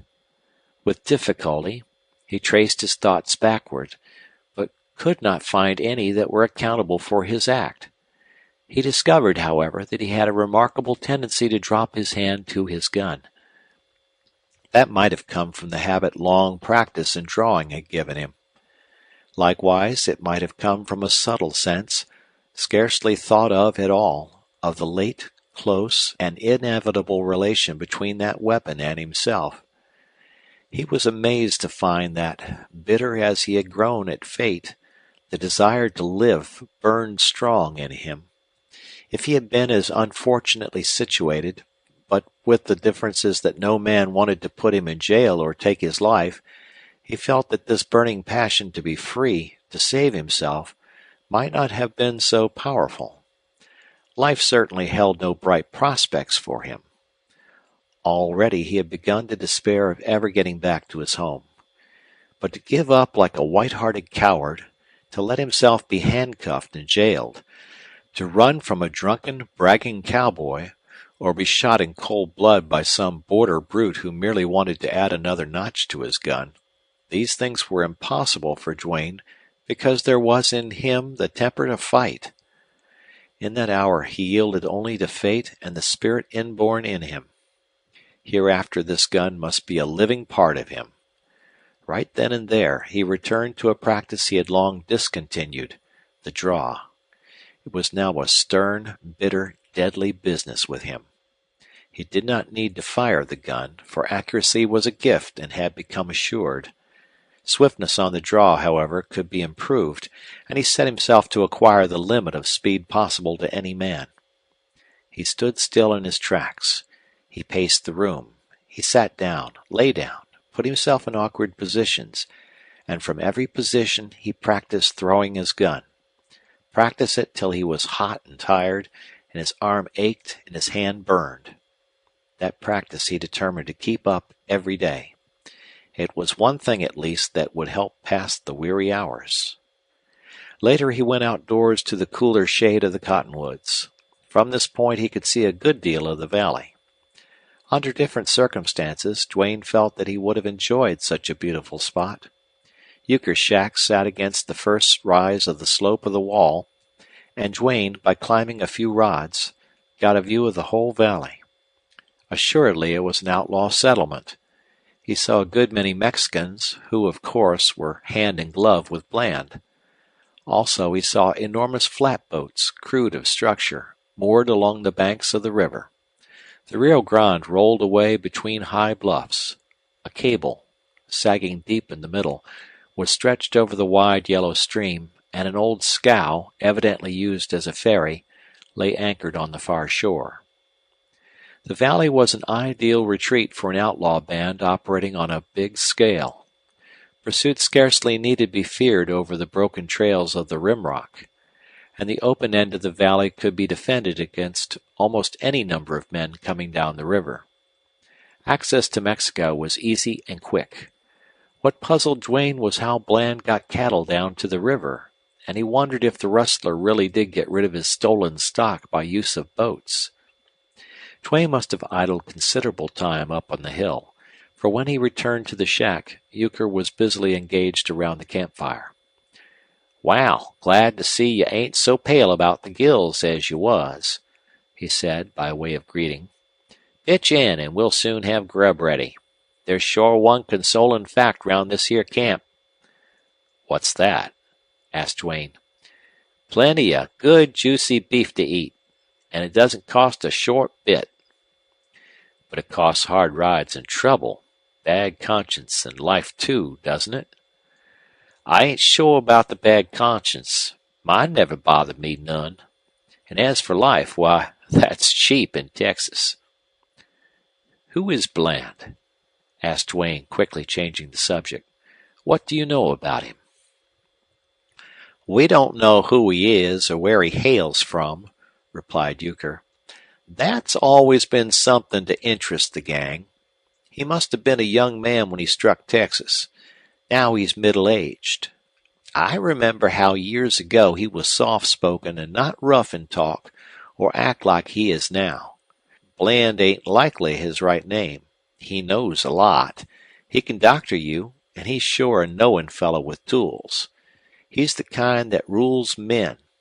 Outlaws are always riding in here to join his gang, and if it hadn't been for the gambling and gunplay, he'd have 1,000 men around him. How many in his gang now? I reckon they're short of 100 now. The number varies. Then Bland has several small camps up and down the river. Also, he has men back on the cattle ranges. How does he control such a big force? Asked Duane. Especially when his band's composed of bad men.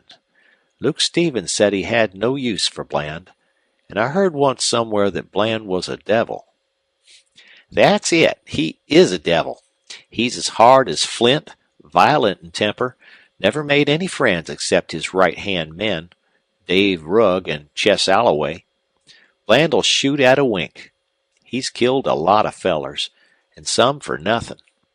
The reason that outlaws gather round him and stick is because he's a safe refuge, and then he's well heeled. Bland is rich.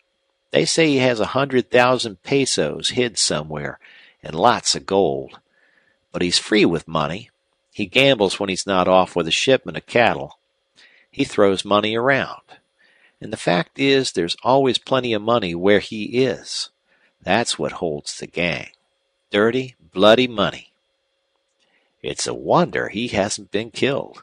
All these years on the border, exclaimed Duane. Well, replied Euchre dryly, he's been quicker on the draw than the other fellers who hankered to kill him, that's all. Euchre's reply rather chilled Duane's interest for the moment. Such remarks always made his mind revolve around facts pertaining to himself. Speaking of this here swift wrist game, went on Euchre, there's been considerable talk in camp about your throwing of a gun. You know, Buck, that among us fellers, us hunted men, there ain't anything calculated to rouse respect like a slick hand with a gun. I heard Bland say this afternoon, and he said it serious-like and speculative, that he'd never seen your equal. He was watching of you close, he said, and just couldn't follow your hand when you drawed. All the fellers who seen you meet Bosomer had something to say. Bo was about as handy with a gun as any man in this camp, barring Chess Alloway and maybe Bland himself. Chess is the captain with a Colt, or he was, and he sure didn't like the references made about your speed. Bland was honest in acknowledging it, but he didn't like it neither. Some of the fellers allowed your draw might have been just accident, but most of them figured different. And they all shut up when Bland told who and what your dad was. 'Pears to me I once seen your dad in a gun scrape over at Santone years ago. Well, I put my oar in today among the fellers, and I says, "What ails you locoed gents? Did young Duane budge an inch when Bo came roaring out, blood in his eye? Wasn't he cool and quiet, 'stead of lips, and weren't his eyes reading Bo's mind?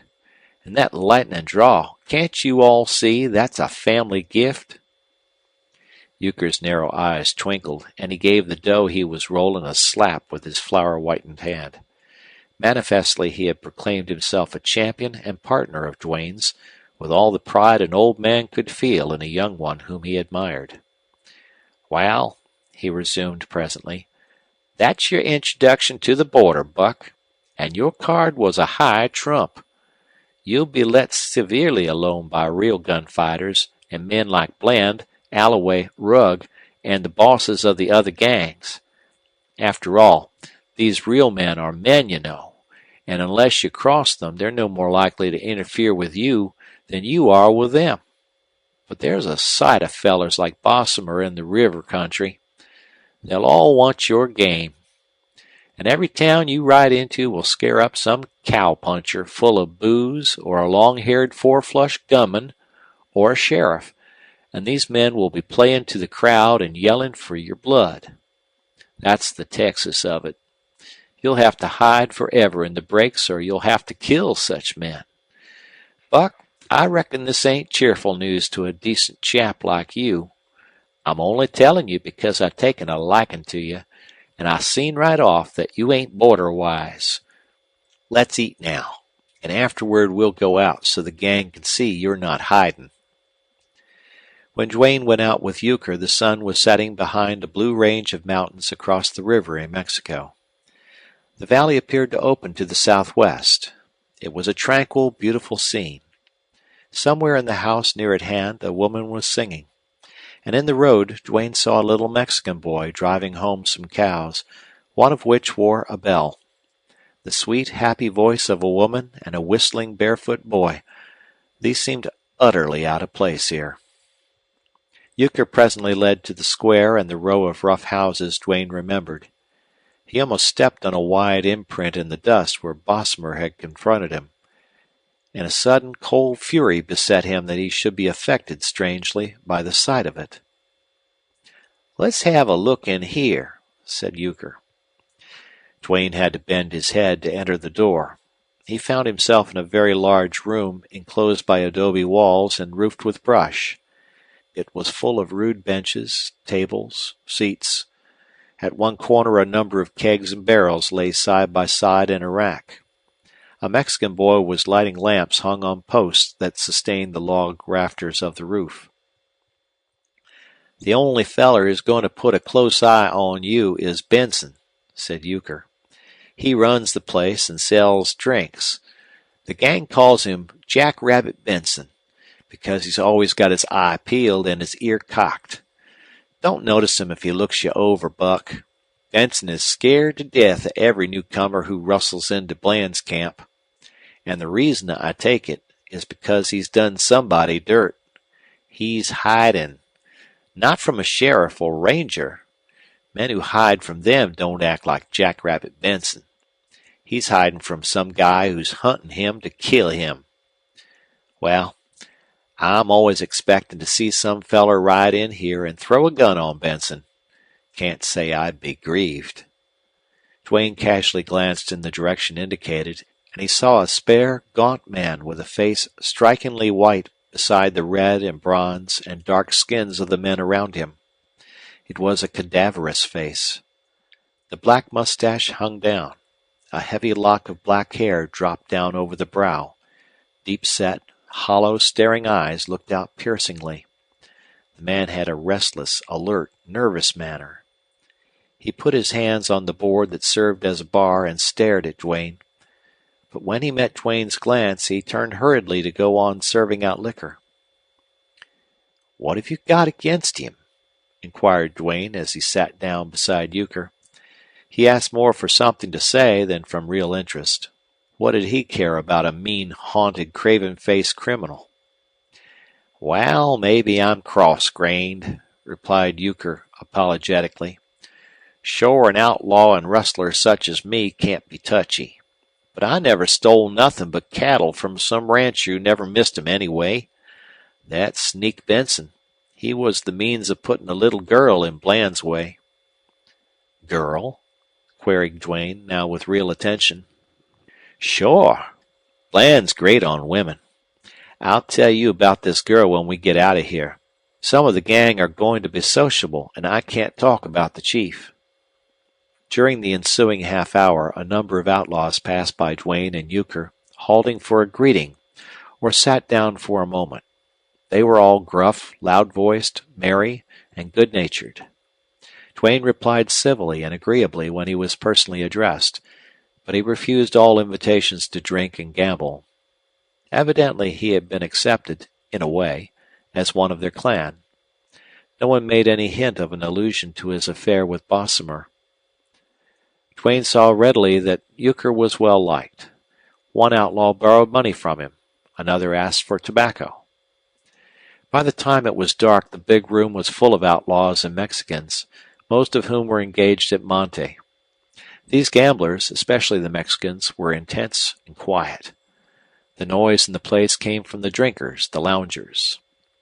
Duane had seen gambling resorts, some of the famous ones in San Antonio and El Paso, a few in border towns where license went unchecked. But this place of Jackrabbit Benson's impressed him as one where guns and knives were accessories to the game. To his perhaps rather distinguishing eye, the most prominent thing about the gamesters appeared to be their weapons.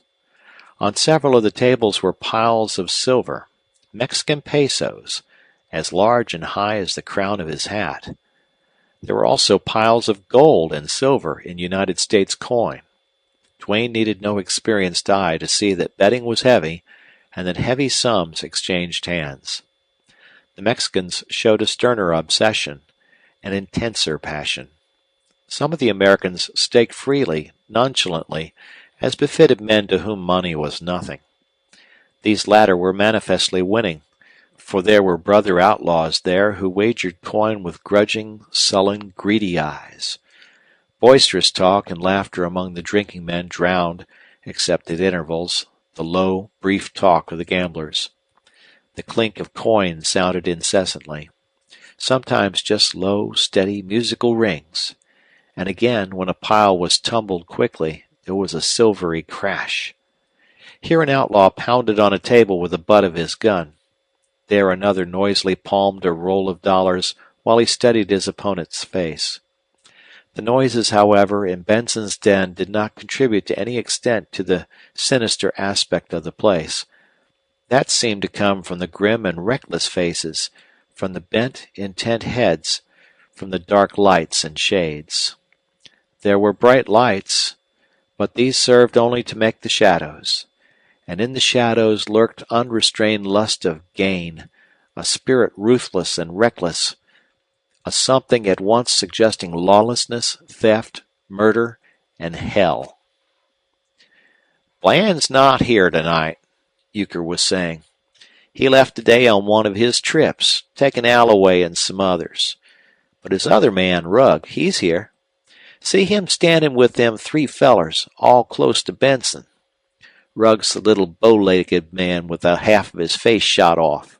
He's one-eyed, but he can sure see out of the one he's got. And, darn me, there's Hardin. You know him? He's got an outlaw gang as big as Bland's. Hardin is standing next to Benson. See how quiet, unassuming he looks? Yes, that's Hardin. He comes here once in a while to see Bland. They're friends, which sure strange. Do you see that greaser there? The one with gold and lace on his sombrero? That's Manuel, a Mexican bandit.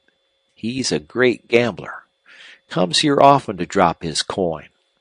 Next to him is Bill Marr, the fellow with the bandana around his head. Bill rode in the other day with some fresh bullet holes. He's been shot more than any fella I ever heard of.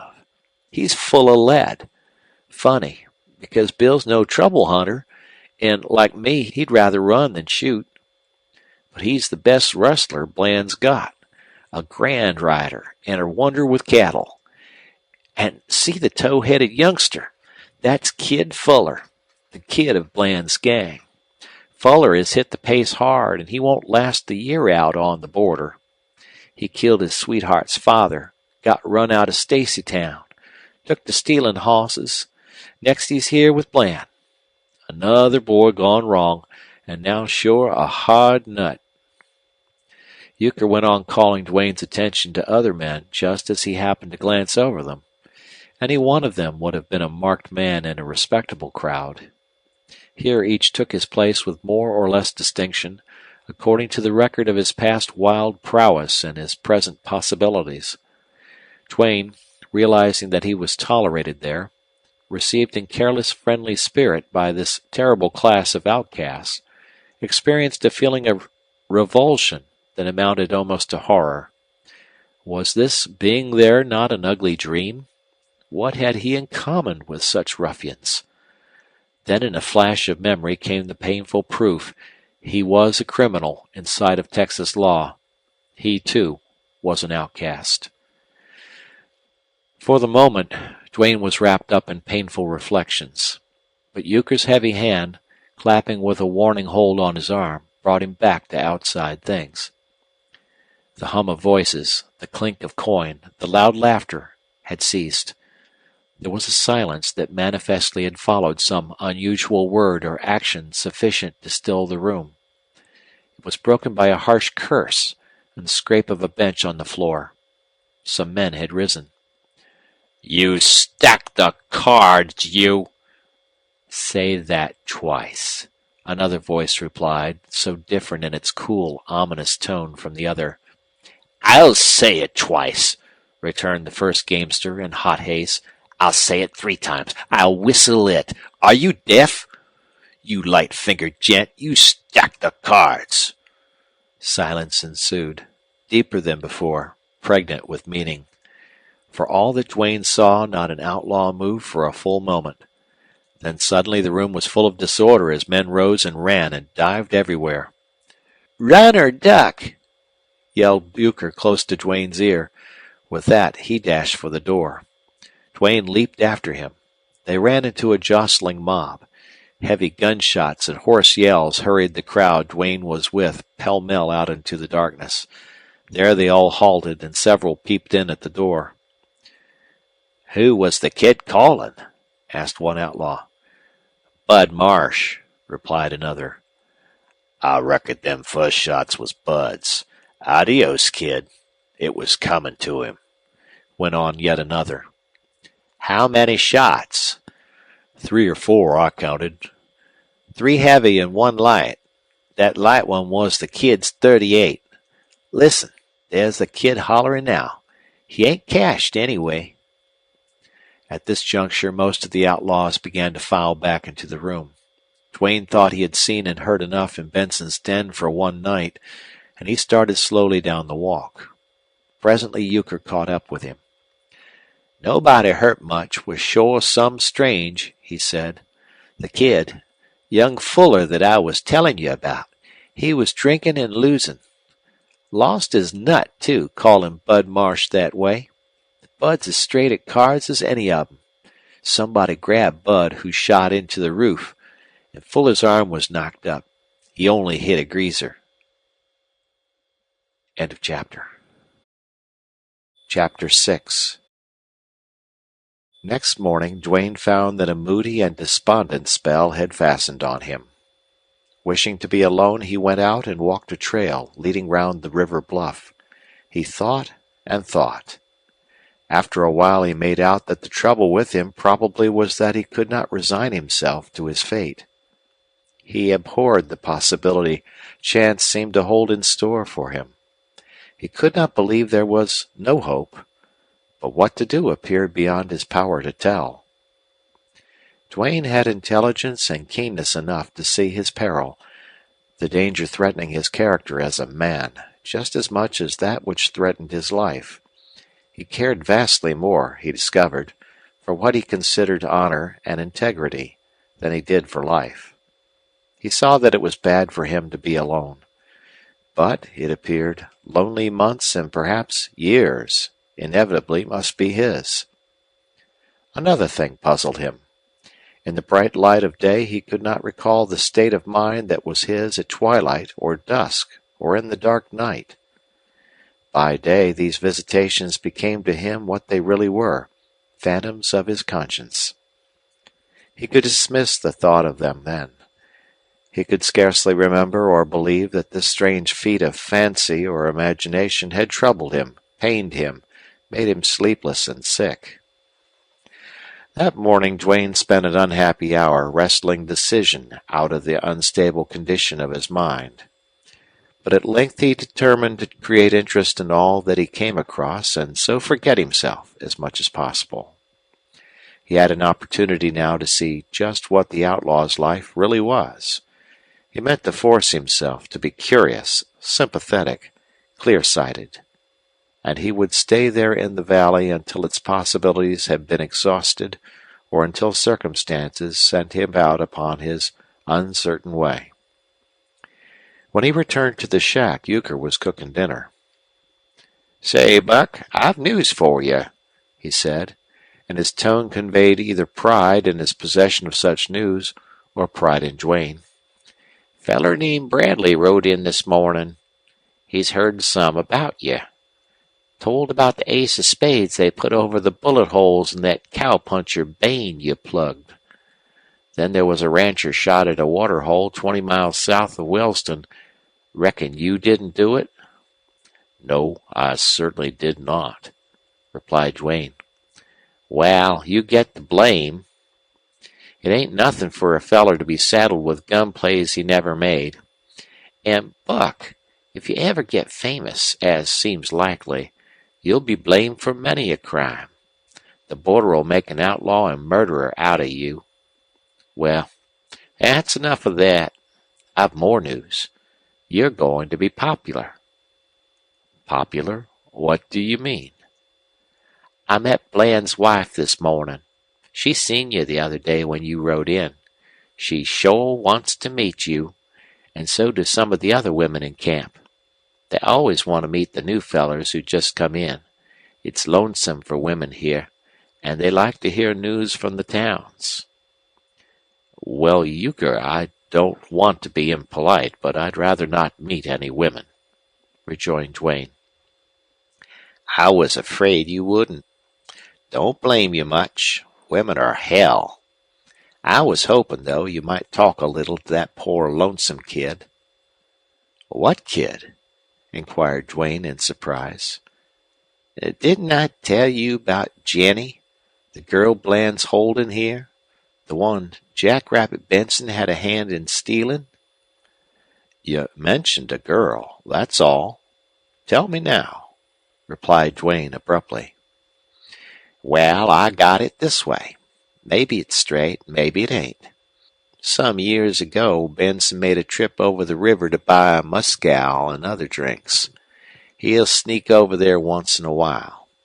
And as I get it, he run across a gang of greasers with some gringo prisoners. I don't know, but I reckon there was some bartering, perhaps murdering. Anyway, Benson fetched the girl back. She was more dead than alive. But it turned out she was only starved and scared half to death. She hadn't been harmed. I reckon she was then about 14 years old. Benson's idea, he said, was to use her in his den selling drinks and the like. But I never went on Jackrabbit's word. Bland seen the kid right off and took her. Bought her from Benson. You can gamble Bland didn't do that from notions of chivalry. I ain't gainsaying, however, but that Jenny was better off with Kate Bland.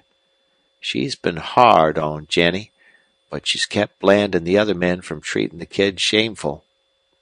Late Jenny has growed into an all-fired pretty girl, and Kate is powerful jealous of her. I can see hell brewing over there in Bland's cabin. That's why I wish you'd come over with me. Bland's hardly ever home. His wife's invited you. Sure, if she gets sweet on you, as she has on, well, that'd complicate matters. But you get to see Jenny, and maybe you could help her. Mind, I ain't hinting nothing. I just want to put her in your way. You're a man that can think for yourself. I had a baby girl once, and if she'd lived, she'd be as big as Jenny now. And by God, I wouldn't want her here in Bland's camp." "I'll go, Euchre. Take me over," replied Duane. He felt Euchre's eyes upon him. The old outlaw, however, had no more to say. In the afternoon, Euchre set off with Duane, and soon they reached Bland's cabin. Duane remembered it as the one where he had seen the pretty woman watching him ride by. He could not recall what she looked like. The cabin was the same as the other adobe structures in the valley, but it was larger and pleasantly located rather high up in a grove of cottonwoods. In the windows and upon the porch were evidences of a woman's hand. Through the open door, Duane caught a glimpse of bright Mexican blankets and rugs. Euchre knocked upon the side of the door. "Is that you, Euchre?" asked a girl's voice, low, hesitatingly. The tone of it, rather deep and with a note of fear, struck Duane. He wondered what she would be like. "Yes, it's me, Jenny. Where's Mrs. Bland?" answered Euchre. "She went over to Dacre's. There's somebody sick," replied the girl. Euchre turned and whispered something about luck. The snap of the outlaw's eyes was added significance to Duane. "Jenny, come out or let us come in. Here's the young man I was telling you about," Euchre said. "Oh, I can't. I look so. "Never mind how you look," interrupted the outlaw in a whisper. "It ain't no time to care for that. Here's young Duane.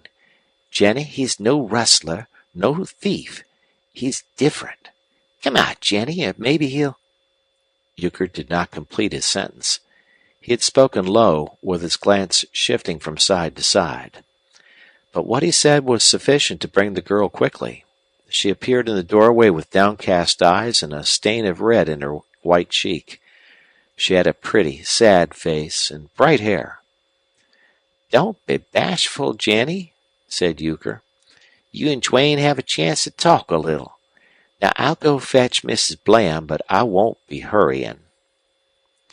With that, Euchre went away through the cottonwoods. "I'm glad to meet you, Miss Jenny," said Duane. "Euchre didn't mention your last name. He asked me to come over to—" Duane's attempt at pleasantry halted short when Jenny lifted her lashes to look at him. Some kind of a shock went through Duane. Her gray eyes were beautiful, but it had not been beauty that cut short his speech. He seemed to see a tragic struggle between hope and doubt that shone in her piercing gaze. She kept looking, and Duane could not break the silence. It was no ordinary moment.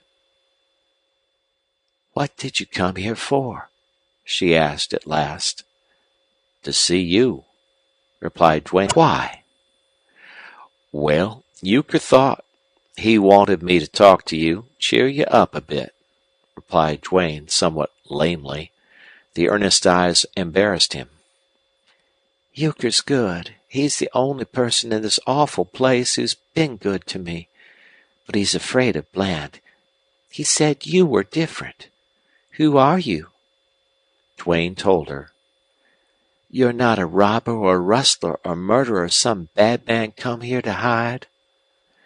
"No, I'm not," replied Duane, trying to smile.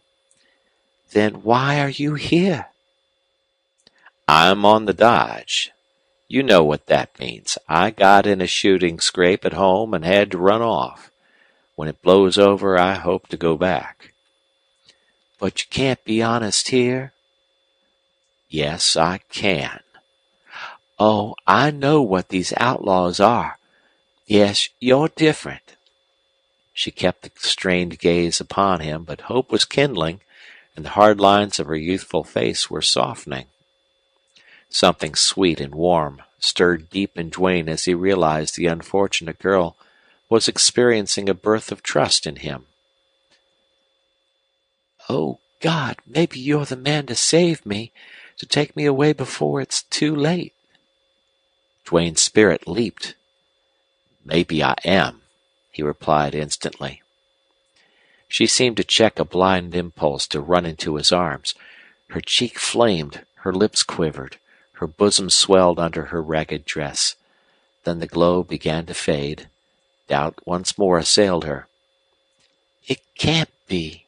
You're only after me, too, like Bland, like all of them." Duane's long arms went out and his hands clasped her shoulders. He shook her. "Look at me, straight in the eye. There are decent men. Haven't you a father, a brother?" "They're dead, killed by raiders. We lived in Dimmick County. I was carried away," Jenny replied hurriedly. She put up an appealing hand to him. "Forgive me. I know you're good. I live so much in fear. I'm half crazy. I've almost forgotten what good men are like, Mr. Duane. You'll help me?" "Yes, Jenny, I will. Tell me how. What must I do? Have you any plan?" "Oh, no. But take me away." "I'll try," said Duane simply. "That won't be easy, though. I must have time to think. You must help me.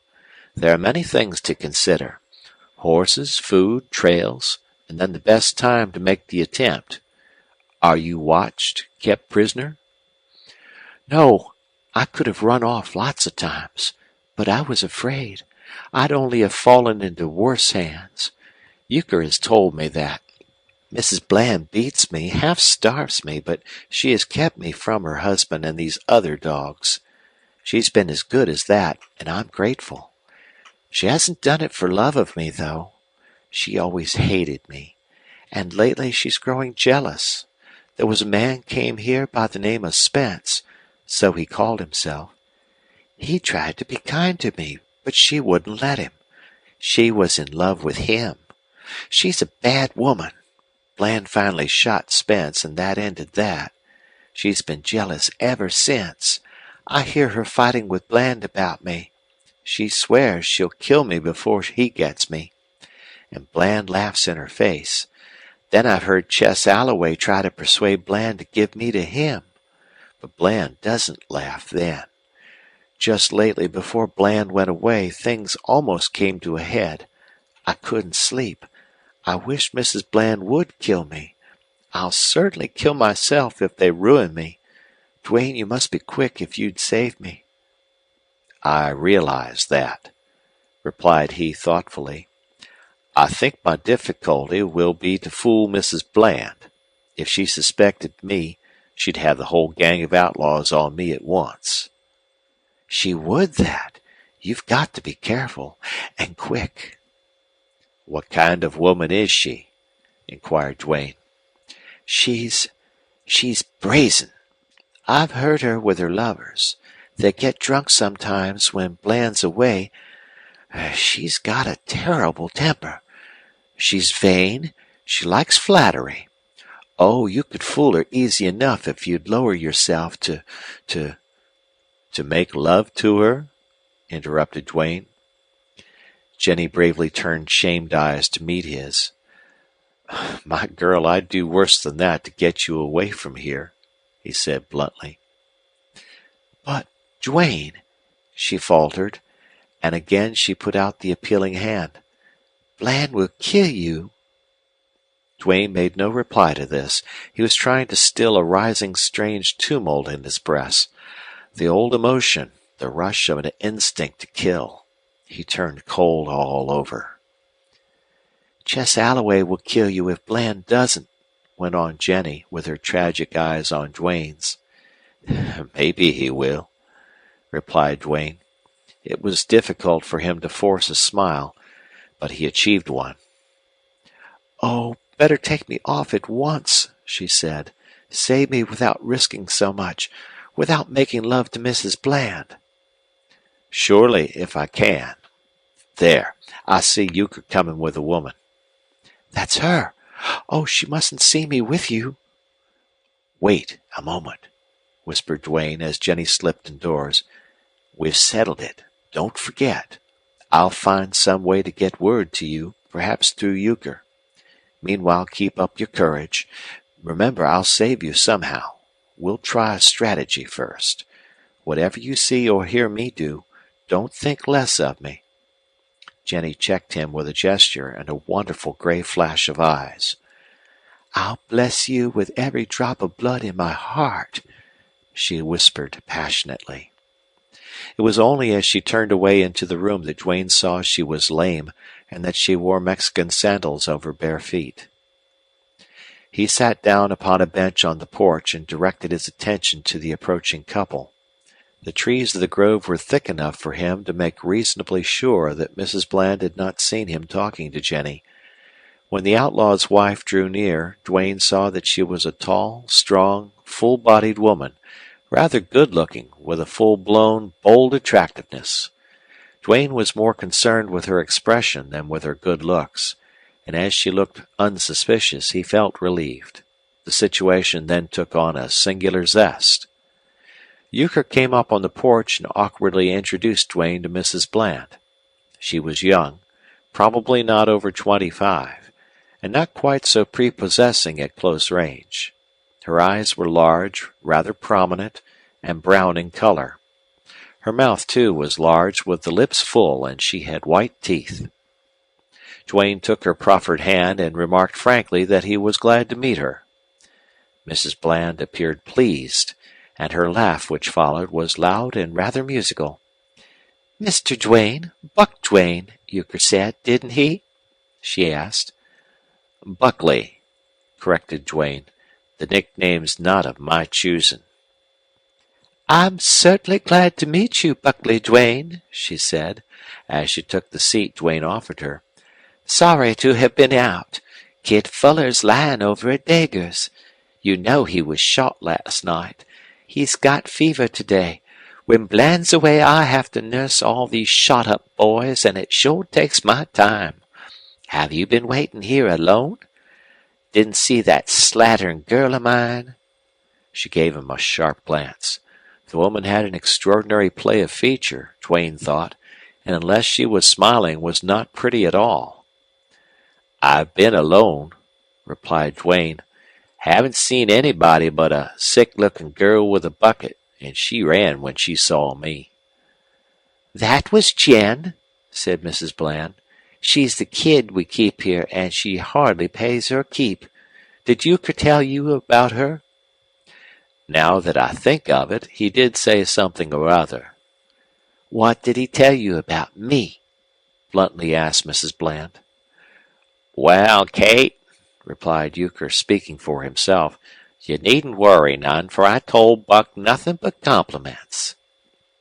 Evidently the outlaw's wife liked Euchre, for her keen glance rested with amusement upon him. "As for Jen, I'll tell you her story some day," went on the woman.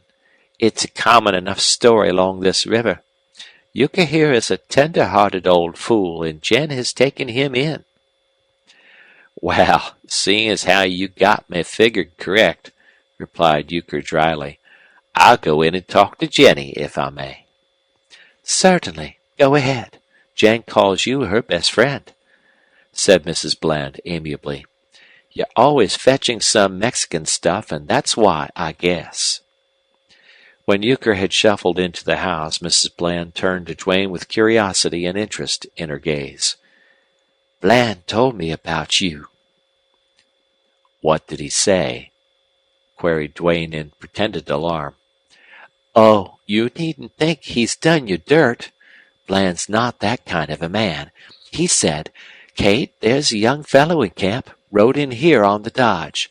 He's no criminal, and he refused to join my band. Wish he would. Slickest hand with a gun I've seen for many a day. I'd like to see him and Chess meet out there in the road.' Then Bland went on to tell how you and Bosomer came together." "What did you say?" inquired Duane as she paused. "Me? Why, I asked him what you looked like," she replied gaily. "Well?" went on Duane. "Magnificent chap," Bland said. "Bigger than any man in the valley. Just a great blue-eyed, sunburned boy." "Huh!" exclaimed Duane. "I'm sorry he led you to expect somebody worth seeing." "But I'm not disappointed," she returned archly. "Duane, are you going to stay here long in camp?" "Yes, till I run out of money and have to move. Why?" Mrs. Bland's face underwent one of the singular changes. The smiles and flushes and glances, all that had been coquettish about her, had lent her a certain attractiveness, almost beauty and youth. But with some powerful emotion she changed and instantly became a woman of discontent, Duane imagined, of deep, violent nature. "I'll tell you, Duane," she said earnestly. I'm sure glad if you mean to bide here a while. I'm a miserable woman, Duane. I'm an outlaw's wife, and I hate him and the life I have to lead. I come of a good family in Brownsville. I never knew Bland was an outlaw till long after he married me. We were separated at times, and I imagined he was away on business. But the truth came out. Bland shot my own cousin, who told me. My family cast me off, and I had to flee with Bland. I was only 18 then. I've lived here since. I never see a decent woman or man. I never hear anything about my old home or folks or friends. I'm buried here, buried alive with a lot of thieves and murderers. Can you blame me for being glad to see a young fellow, a gentleman, like the boys I used to go with? I tell you, it makes me feel full. I want to cry. I'm sick for somebody to talk to. I have no children, thank God. And if I had, I'd not stay here. I'm sick of this hole. I'm lonely. There appeared to be no doubt about the truth of all this. Genuine emotion checked, then halted the hurried speech. She broke down and cried. It seemed strange to Duane that an outlaw's wife, and a woman who fitted her consort in the wild nature of their surroundings, should have weakness enough to weep. Duane believed and pitied her. "I'm sorry for you," he said. "Don't be sorry for me," she said. "That only makes me see the difference between you and me. And don't pay any attention to what these outlaws say about me. They're ignorant. They couldn't understand me. You'll hear that Bland killed men who ran after me, but that's a lie. Bland, like all the other outlaws along this river, is always looking for somebody to kill. He swears not, but I don't believe him. He explains that gunplay gravitates to men who are the real thing, that it is provoked by the four-flushes, the bad men. I don't know. All I know is that somebody's being killed every other day. He hated Spence before Spence ever saw me." "Would Bland object if I called on you occasionally?" inquired Duane. "No, he wouldn't. He likes me to have friends. Ask him yourself when he comes back. The trouble has been that 2 or 3 of his men fell in love with me, and when half drunk got to fighting. You're not going to do that." "I'm not going to get half drunk, that's certain," replied Duane. He was surprised to see her eyes dilate, then glow with fire. Before she could reply, Euchre returned to the porch, and that put an end to the conversation. Duane was content to let the matter rest there, and had little more to say. Euchre and Mrs. Bland talked and joked, while Duane listened. He tried to form some estimate of her character. Manifestly, she had suffered a wrong, if not worse, at Bland's hands. She was bitter, morbid, over-emotional. If she was a liar, which seemed likely enough, she was a frank one and believed herself. She had no cunning. The thing which struck Duane so forcibly was that she thirsted for respect. In that, better than in her weakness of vanity, he thought he had discovered a trait through which he could manage her. Once, while he was revolving these thoughts, he happened to glance into the house, and deep in the shadow of a corner he caught a pale gleam of Jenny's face with great, staring eyes on him. She had been watching him, listening to what he said. He saw from her expression that she had realized what had been so hard for her to believe. Watching his chance, he flashed a look at her, and then it seemed to him the change in her face was wonderful. Later, after he had left Mrs. Bland with a meaning "Adios, mañana," and was walking along beside the old outlaw, he found himself thinking of the girl instead of the woman, and of how he had seen her face blaze with hope and gratitude. End of chapter. Chapter 7. That night Duane was not troubled by ghosts haunting his waking and sleeping hours. He awoke feeling bright and eager, and grateful to Euchre for having put something worthwhile into his mind. During breakfast, however, he was unusually thoughtful, working over the idea of how much or how little he would confide in the outlaw. He was aware of Euchre's scrutiny. "Well," began the old man at last, "how'd you make out with the kid?" "Kid?" inquired Duane tentatively. "Jenny, I mean. What'd you and she talk about?" "We had a little chat. You know you wanted me to cheer her up." Euchre sat with coffee cup poised and narrow eyes studying Duane.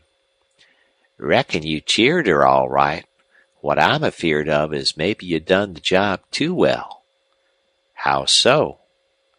"Wal, when I was into Jen last night I thought she was half crazy. She was bursting with excitement, and the look in her eyes hurt me.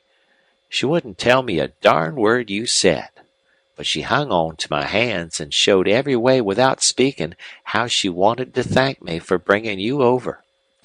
Buck, it was plain to me that you'd either gone the limit or else you've been kind of prodigal of cheer and hope.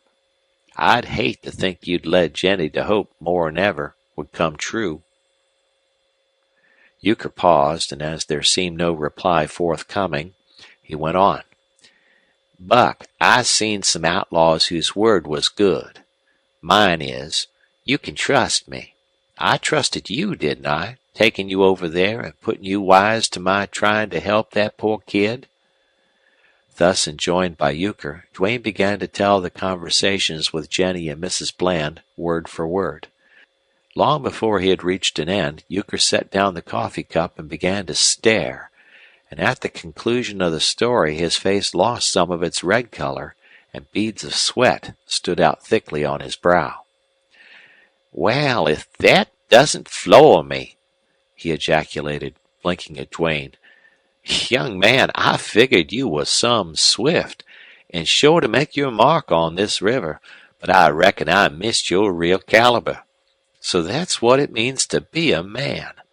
I guess I'd forgot. Well, I'm old, and even if my heart was in the right place, I never was built for big stunts. Do you know what it'll take to do all you promised Jen?" "I haven't any idea," replied Duane gravely.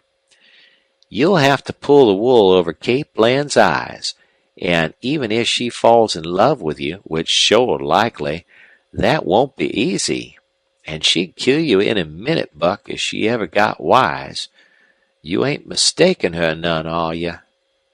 "Not me, Euchre. She's a woman. I'd fear her more than any man." "Well, you'll have to kill Bland and Chess Alloway and Rugg and maybe some others before you can ride off into the hills with that girl." "Why? Can't we plan to be nice to Mrs. Bland and then at some opportune time sneak off without any gunplay?"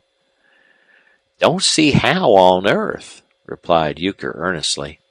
"When Bland's away he leaves all kinds of spies and scouts watching the valley trails. They've all got rifles. You couldn't get by them. But when the boss is home, there's a difference. Only, of course, him and Chess keep their eyes peeled. They both stay at home pretty much, except when they're playing Monte or poker over at Benson's.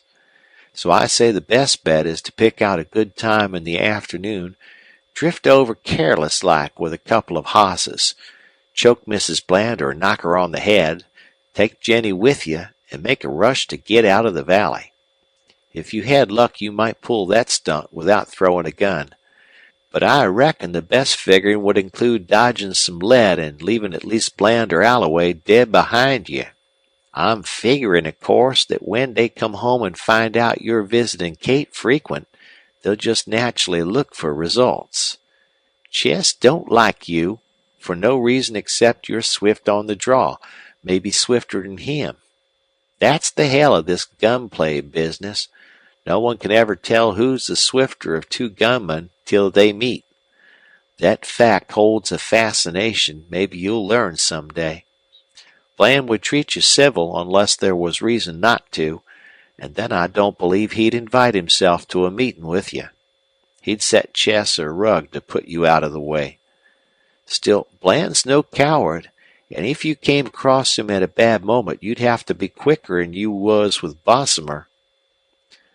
All right, I'll meet what comes, said Duane quickly. The great point is to have horses ready and pick the right moment, then rush the trick through.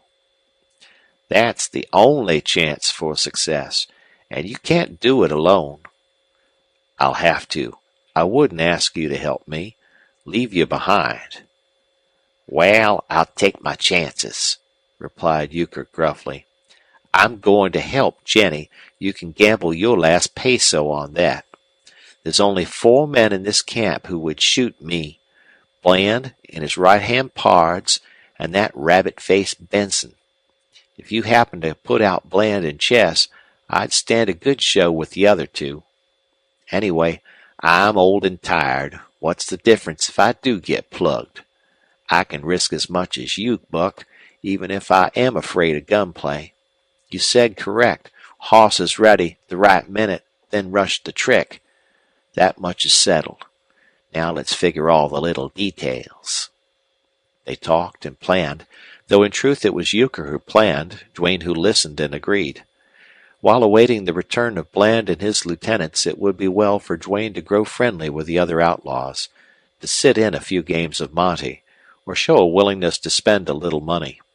The 2 schemers were to call upon Mrs. Bland every day, Euchre to carry messages of cheer and warning to Jenny, Duane to blind the elder woman at any cost. These preliminaries decided upon, they proceeded to put them into action. No hard task was it to win the friendship of the most of these good-natured outlaws. They were used to men of a better order than theirs coming to the hidden camps, and sooner or later sinking to their lower level. Besides, with them everything was easy come, easy go. That was why life itself went on so carelessly and usually ended so cheaply. There were men among them, however, that made Duane feel that terrible, inexplicable wrath rise in his breast. He could not bear to be near them. He could not trust himself. He felt that any instant a word, a deed, something might call too deeply to that instinct he could no longer control. Jackrabbit Benson was one of these men. Because of him and other outlaws of his ilk, Duane could scarcely ever forget the reality of things. This was a hidden valley, a robber's den, a rendezvous for murderers, a wild place stained red by deeds of wild men. And because of that there was always a charged atmosphere. The merriest, idlest, most careless moment might in the flash of an eye end in ruthless and tragic action. In an assemblage of desperate characters it could not be otherwise. The terrible thing that Duane sensed was this.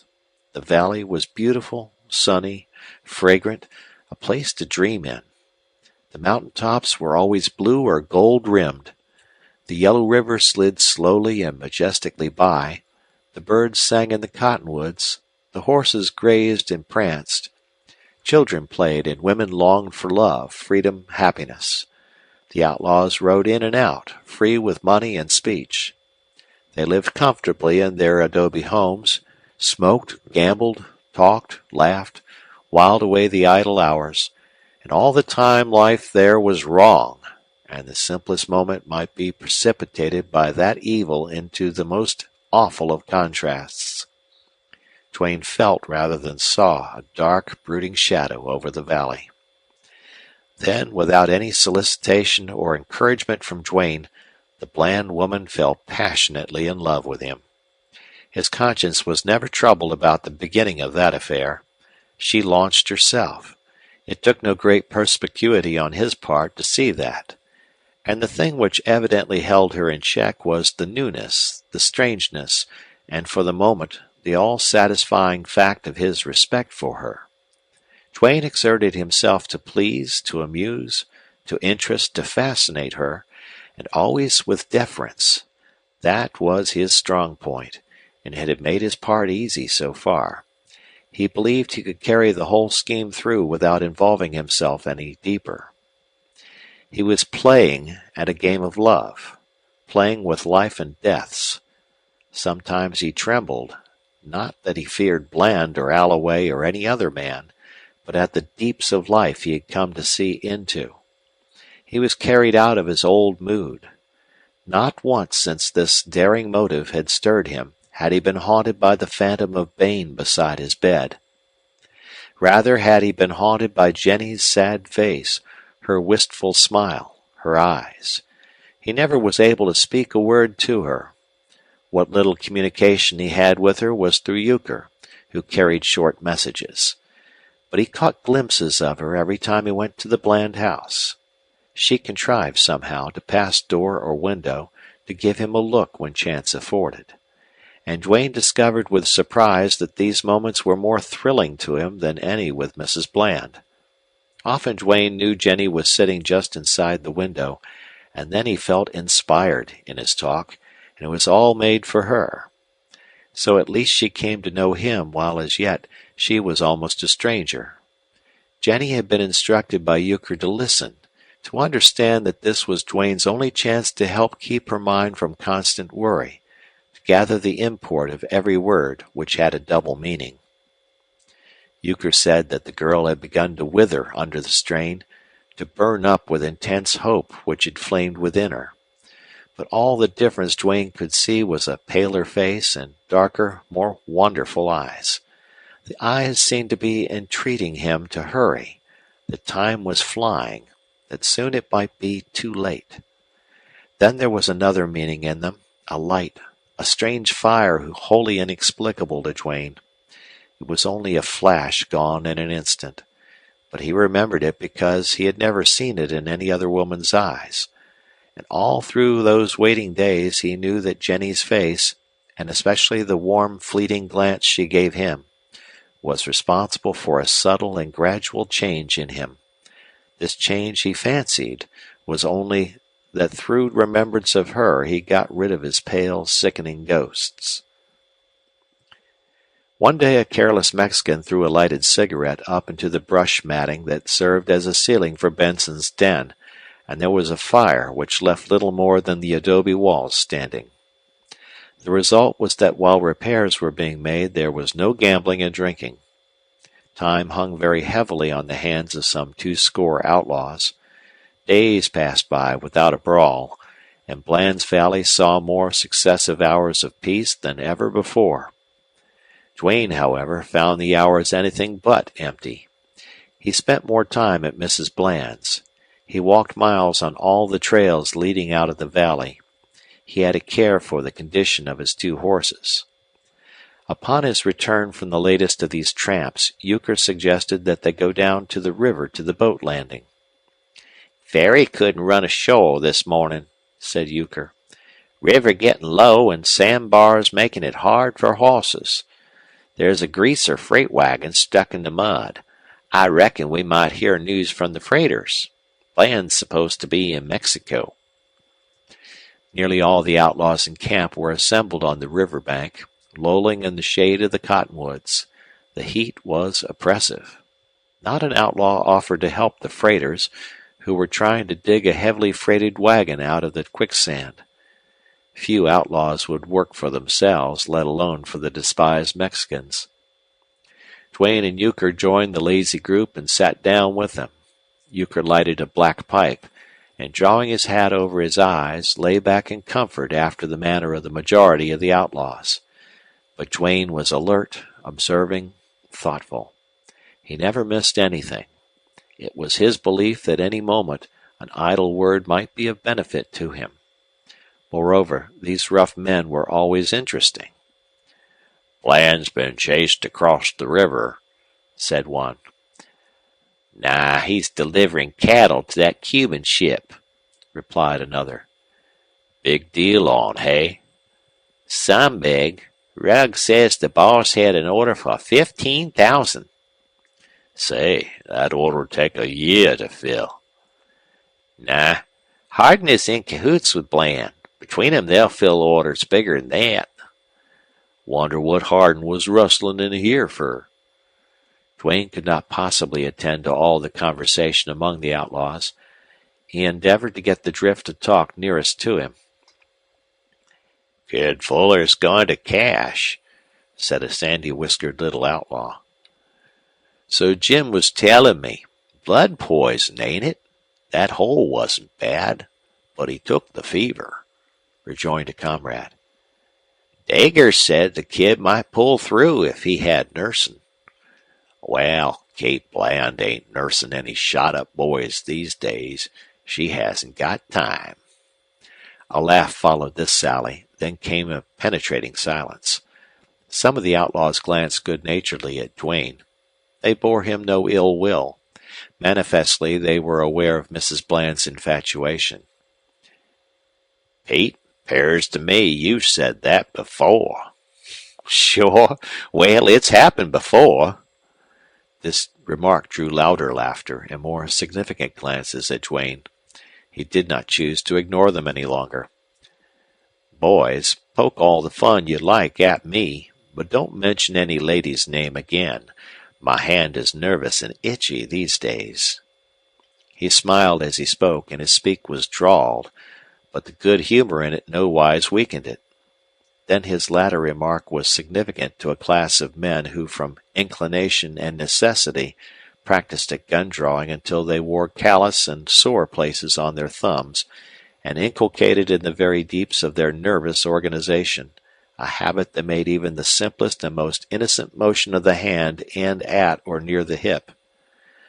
There was something remarkable about a gunfighter's hand. It never seemed to be gloved, never to be injured, never out of sight or in an awkward position. There were grizzled outlaws in that group, some of whom had many notches on their gun handles, and they, with their comrades, accorded Duane silence that carried conviction of the regard in which he was held. Duane could not recall any other instance when he had let fall a familiar speech to these men, and certainly he had never before hinted of his possibilities. He saw instantly that he could not have done better. "Orful hot, ain't it?" remarked Bill Black presently. Bill could not keep quiet for long. He was a typical Texas desperado, had never been anything else. He was stoop-shouldered and bow-legged from much riding, a wiry little man, all muscle, with a square head, a hard face partly black from scrubby beard and red from sun, and a bright, roving, cruel eye. His shirt was open at the neck, showing a grizzled breast. "Is there any guy in this here outfit sport enough to go swimming?" he asked. "My God, Bill, you ain't a-goin' to wash!" exclaimed a comrade. This raised a laugh in which Black joined, but no one seemed eager to join him in a bath. "Latest outfit I ever rustled with," went on Bill discontentedly. "Nothing to do. Say, if nobody wants to swim, maybe some of you'll gamble?" He produced a dirty pack of cards and waved them at the motionless crowd. "Bill, you're too good at cards," replied a lanky outlaw. "Now, Jasper, you say that powerful sweet, and you look sweet, or I might take it to heart," replied Black with a sudden change of tone. Here it was again, that upflashing passion. What Jasper saw fit to reply would mollify the outlaw, or it would not. There was an even balance. "No offense, Bill," said Jasper placidly, without moving. Bill grunted and forgot Jasper, but he seemed restless and dissatisfied. Duane knew him to be an inveterate gambler, and as Benson's place was out of running order, Black was like a fish on dry land. "Well, if you all are afraid of the cards, what will you bet on?" he asked in disgust. "Bill, I'll play you a game of mumbly peg for 2 bits," replied one. Black eagerly accepted. Betting to him was a serious matter. The game obsessed him, not the stakes. He entered into the mumbly peg contest with a thoughtful mien and a corded brow. He won.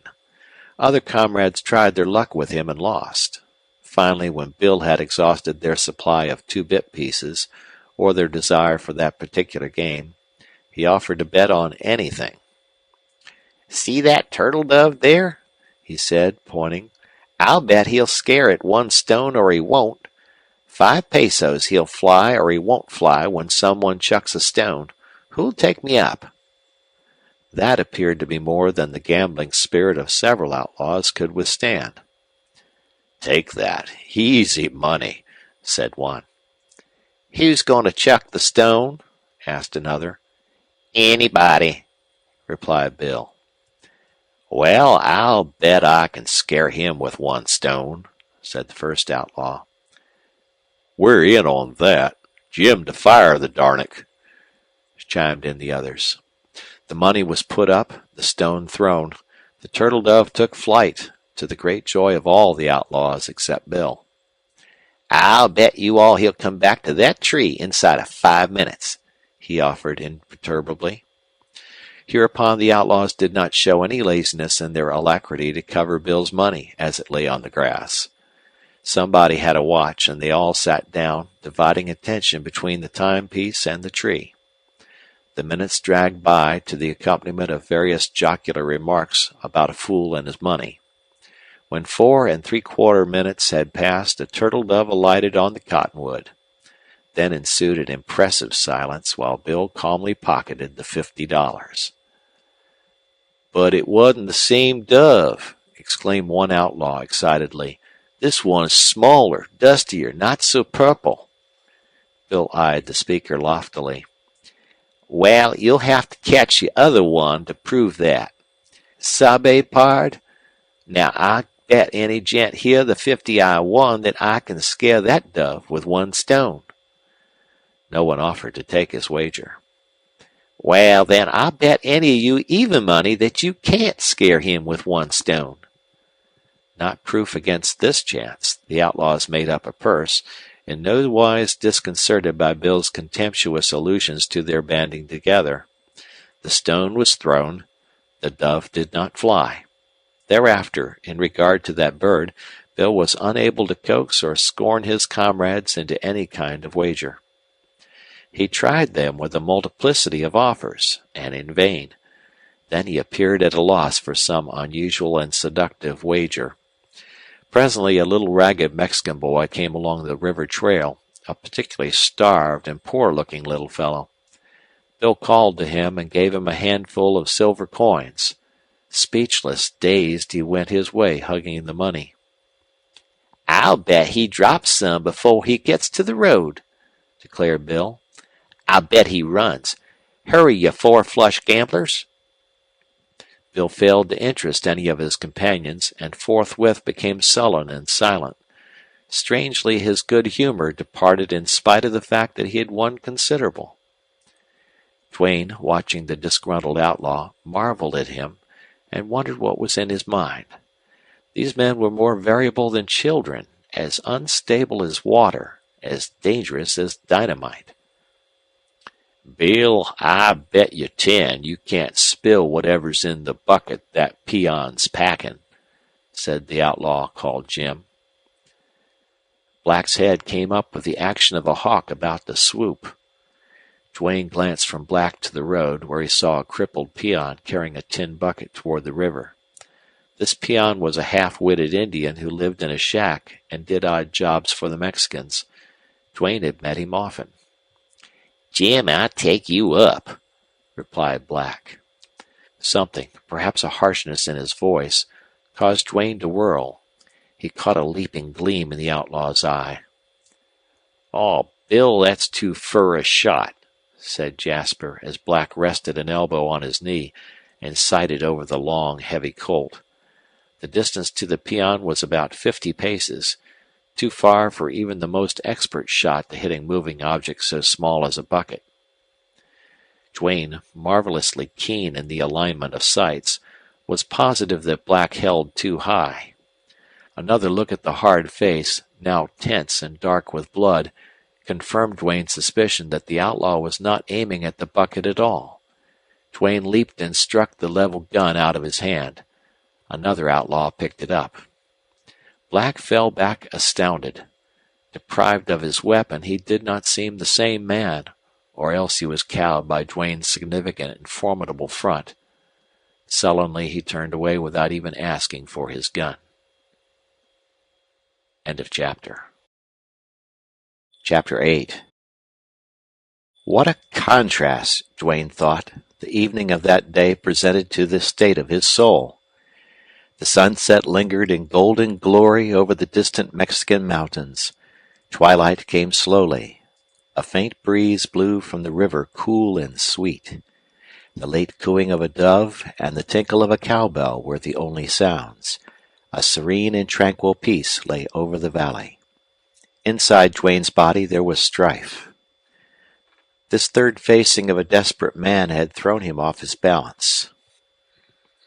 It had not been fatal, but it threatened so much. The better side of his nature seemed to urge him to die rather than to go on fighting or opposing ignorant, unfortunate, savage men. But the perversity of him was so great that it dwarfed reason, conscience. He could not resist it. He felt something dying in him. He suffered. Hope seemed far away. Despair had seized upon him and was driving him into a reckless mood when he thought of Jenny. He had forgotten her. He had forgotten that he had promised to save her. He had forgotten that he meant to snuff out as many lives as might stand between her and freedom. The very remembrance sheared off his morbid introspection. She made a difference. How strange for him to realize that. He felt grateful to her. He had been forced into outlawry. She had been stolen from her people and carried into captivity. They had met in the river fastness, he to instill hope into her despairing life, she to be the means perhaps of keeping him from sinking to the level of her captors. He became conscious of a strong and beating desire to see her, talk with her. These thoughts had run through his mind while on his way to Mrs. Bland's house. He had let Euchre go on ahead because he wanted more time to compose himself. Darkness had about set in when he reached his destination. There was no light in the house. Mrs. Bland was waiting for him on the porch. She embraced him, and the sudden, violent, unfamiliar contact sent such a shock through him that he all but forgot the deep game he was playing. She, however, in her agitation, did not notice his shrinking. From her embrace and the tender, incoherent words that flowed with it, he gathered that Euchre had acquainted her of his action with Black. "He might have killed you," she whispered, more clearly, and if Duane had ever heard love in a voice, he heard it then. It softened him. After all, she was a woman, weak, fated through her nature, unfortunate in her experience of life, doomed to unhappiness and tragedy. He met her advance so far that he returned the embrace and kissed her. Emotion such as she showed would have made any woman sweet, and she had a certain charm. It was easy, even pleasant, to kiss her, but Duane resolved that, whatever her abandonment might become, he would not go further than the lie she made him act. "Buck, you love me?" she whispered. "Yes, yes," he burst out, eager to get it over, and even as he spoke he caught the pale gleam of Jenny's face through the window. He felt a shame he was glad she could not see. Did she remember that she had promised not to misunderstand any action of his? What did she think of him, seeing him out there in the dusk with this bold woman in his arms? Somehow that dim sight of Jenny's pale face, the big dark eyes, thrilled him, inspired him to his hard task of the present. "Listen, dear," he said to the woman, and he meant his words for the girl. "I'm going to take you away from this outlaw den if I have to kill Bland, Alloway, Rugg, anybody who stands in my path. You were dragged here. You are good, I know it. There's happiness for you somewhere, a home among good people who will care for you. Just wait till—" His voice trailed off and failed from excess of emotion. Kate Bland closed her eyes and leaned her head on his breast. Duane felt her heart beat against his, and conscience smote him a keen blow. If she loved him so much! But memory and understanding of her character hardened him again, and he gave her such commiseration as was due her sex, and no more. "Boy, that's good of you," she whispered. "But it's too late. I'm done for. I can't leave Bland. All I ask is that you love me a little and stop your gun throwing." The moon had risen over the eastern bulge of Dark Mountain, and now the valley was flooded with mellow light, and shadows of cottonwoods wavered against the silver. Suddenly the clip-clop of hoofs caused Duane to raise his head and listen. Horses were coming down the road from the head of the valley. The hour was unusual for riders to come in. Presently the narrow, moonlit lane was crossed at its far end by black, moving objects. 2 horses, Duane discerned. "It's Bland," whispered the woman, grasping Duane with shaking hands. "You must run. No, he'd see you. That'd be worse. It's Bland. I know his horse's trot." "But you said he wouldn't mind my calling here," protested Duane. "Euchre's with me. It'll be all right." "Maybe so," she replied, with visible effort at self-control. Manifestly, she had a great fear of Bland. "If I could only think." Then she dragged Duane to the door, pushed him in. "Euchre, come out with me. Duane, you stay with the girl. I'll tell Bland you're in love with her. Jen, if you give us away, I'll wring your neck." The swift action and fierce whisper told Duane that Mrs. Bland was herself again.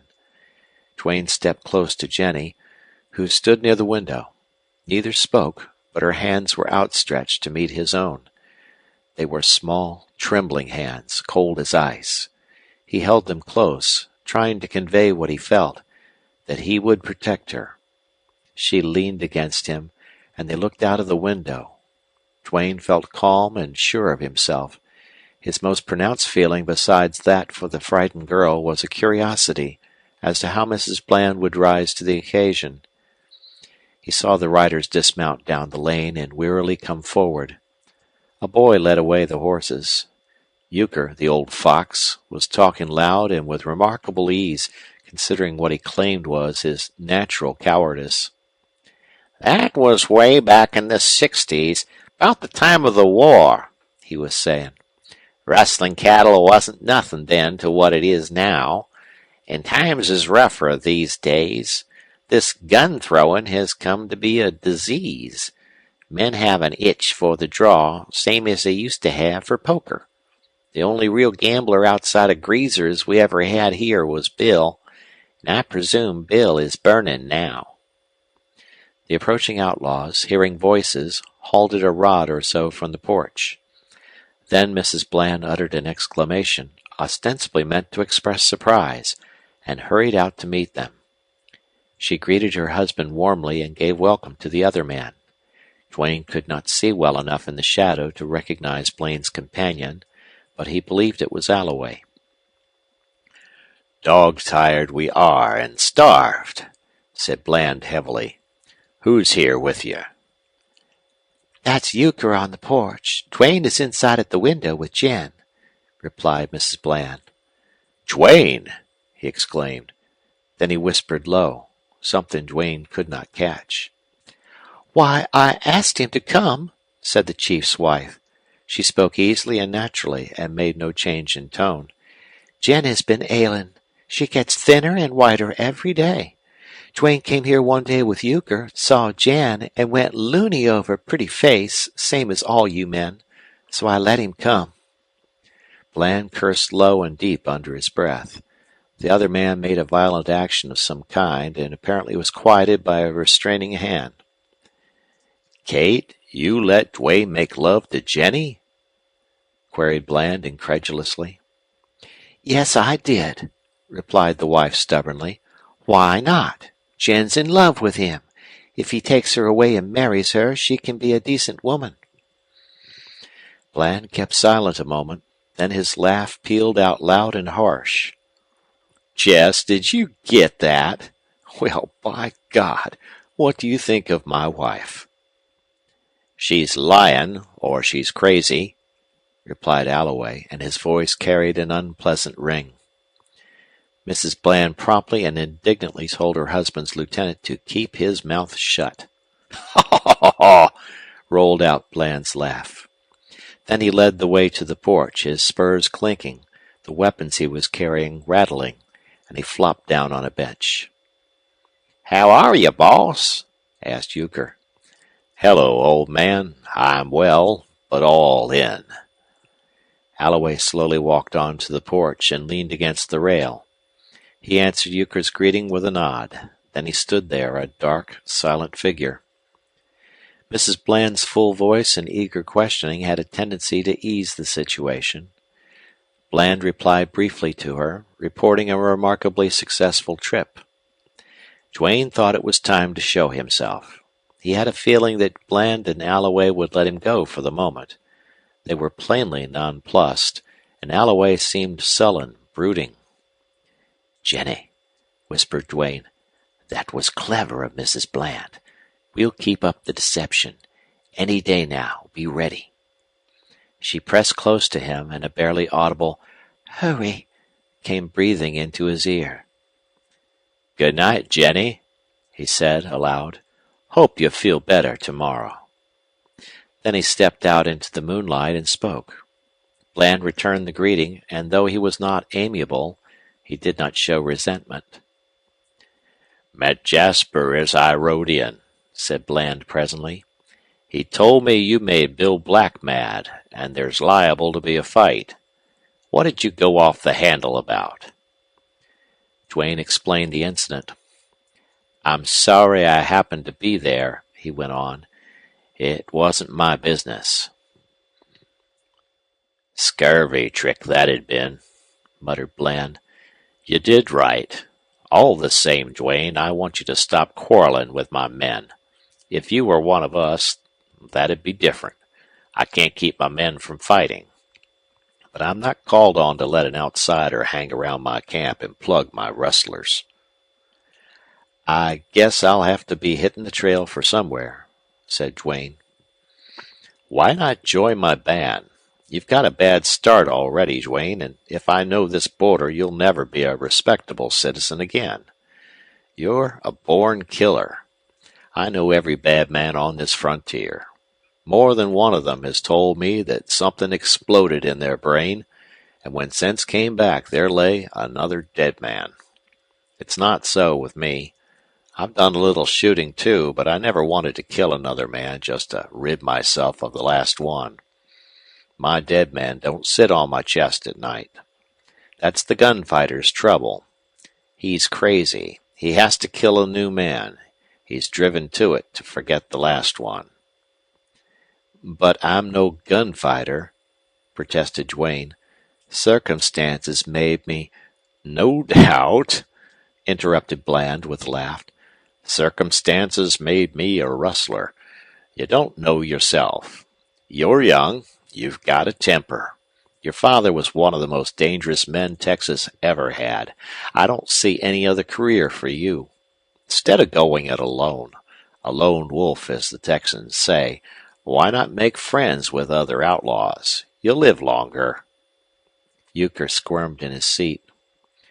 "Boss, I've been giving the boy exactly that same line of talk. That's why I took him in to bunk with me. If he makes pards among us, there won't be any more trouble. And he'd be a grand feller for the gang. I've seen Wild Bill Hickok throw a gun, and Billy the Kid, and Hardin, and Jess here, all the fastest men on the border. And with apologies to present company, I'm here to say Duane has them all skinned. His draw is different. You can't see how he does it." Euchre's admiring praise served to create an effective little silence. Alloway shifted uneasily on his feet, his spurs jangling faintly, and did not lift his head. Bland seemed thoughtful. "Oh, that's about the only qualification I have to make me eligible for your band," said Duane easily. "It's good enough," replied Bland shortly. "Will you consider the idea?" "I'll think it over. Good night." He left the group, followed by Euchre. When they reached the end of the lane, and before they had exchanged a word, Bland called Euchre back. Duane proceeded slowly along the moonlit road to the cabin and sat down under the cottonwoods to wait for Euchre. The night was intense and quiet, a low hum of insects giving the effect of a congestion of life. The beauty of the soaring moon, the ebony canyons of shadow under the mountain, The melancholy serenity of the perfect night made Duane shudder in the realization of how far aloof he now was from enjoyment of these things. Never again so long as he lived could he be natural. His mind was clouded. His eye and ear henceforth must register impressions of nature, but the joy of them had fled. Still, as he sat there with a foreboding of more and darker work ahead of him, there was yet a strange sweetness left to him, and it lay in thought of Jenny. The pressure of her cold little hands lingered in his. He did not think of her as a woman, and he did not analyze his feelings. He just had vague, dreamy thoughts and imaginations that were interspersed in the constant and stern revolving of plans to save her. A shuffling step roused him. Euchre's dark figure came crossing the moonlit grass under the cottonwoods. The moment the outlaw reached him, Duane saw that he was laboring under great excitement. It scarcely affected Duane. He seemed to be acquiring patience, calmness, strength. "Bland kept you pretty long," he said. "Wait till I get my breath," replied Euchre. He sat silent a little while, fanning himself with a sombrero, though the night was cool, and then he went into the cabin to return presently with a lighted pipe. "Fine night," he said, and his tone further acquainted Duane with Euchre's quaint humor. "Fine night for love affairs, by gum." "I'd noticed that," rejoined Duane dryly. "Well, I'm a son of a gun if I didn't stand and watch Bland choke his wife till her tongue stuck out and she got black in the face." "No!" ejaculated Duane. "Hope to die if I didn't. Buck, listen to this here yarn. When I got back to the porch, I seen Bland was waking up. He'd been too fagged out to figure much. Alloway and Kate had gone in the house where they lit up the lamps. I heard Kate's high voice, but Alloway never chirped. He's not the talking kind, and he's damn dangerous when he's that way. Bland asked me some questions right from the shoulder. I was ready for them, and I swore the moon was green cheese. He was satisfied. Bland always trusted me, and liked me too, I reckon. I hated to lie black that way, but he's a hard man with bad intentions toward Jenny, and I'd double-cross him any day. Then he went into the house. Jenny had gone to her little room, and Bland called her to come out. She said she was undressing, and he ordered her to put her clothes back on. Then Buck, his next move was some surprising. He deliberately thronged a gun on Kate.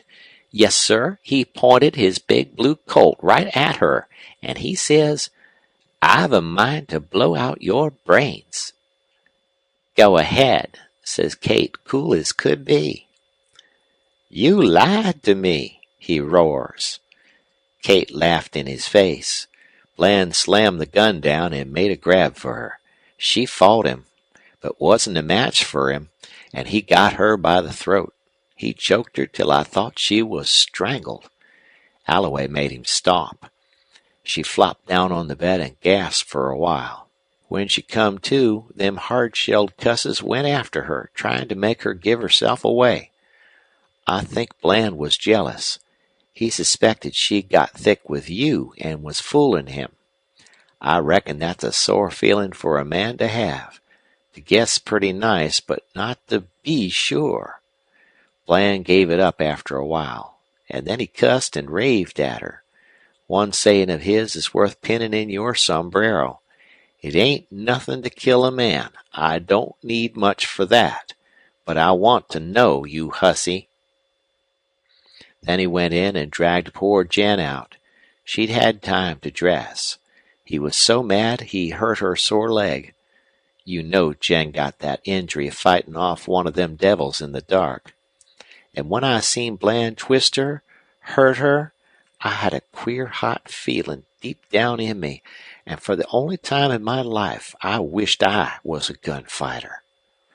Well, Jan amazed me. She was whiter'n a sheet, and her eyes were big and starey, but she had nerve. First time I ever seen her show any. Jenny, he said, my wife said Duane came here to see you. I believe she's lying. I think she's been carrying on with him, and I want to know. If she's been, and you tell me the truth, I'll let you go. I'll send you out to Huntsville, where you can communicate with your friends. I'll give you money. That must have been hell of a minute for Kate Bland. If ever I seen death in a man's eye, I seen it in Bland's. He loves her. That's the strange part of it. Has Duane been coming here to see my wife? Bland asked, fierce-like. No, said Jenny.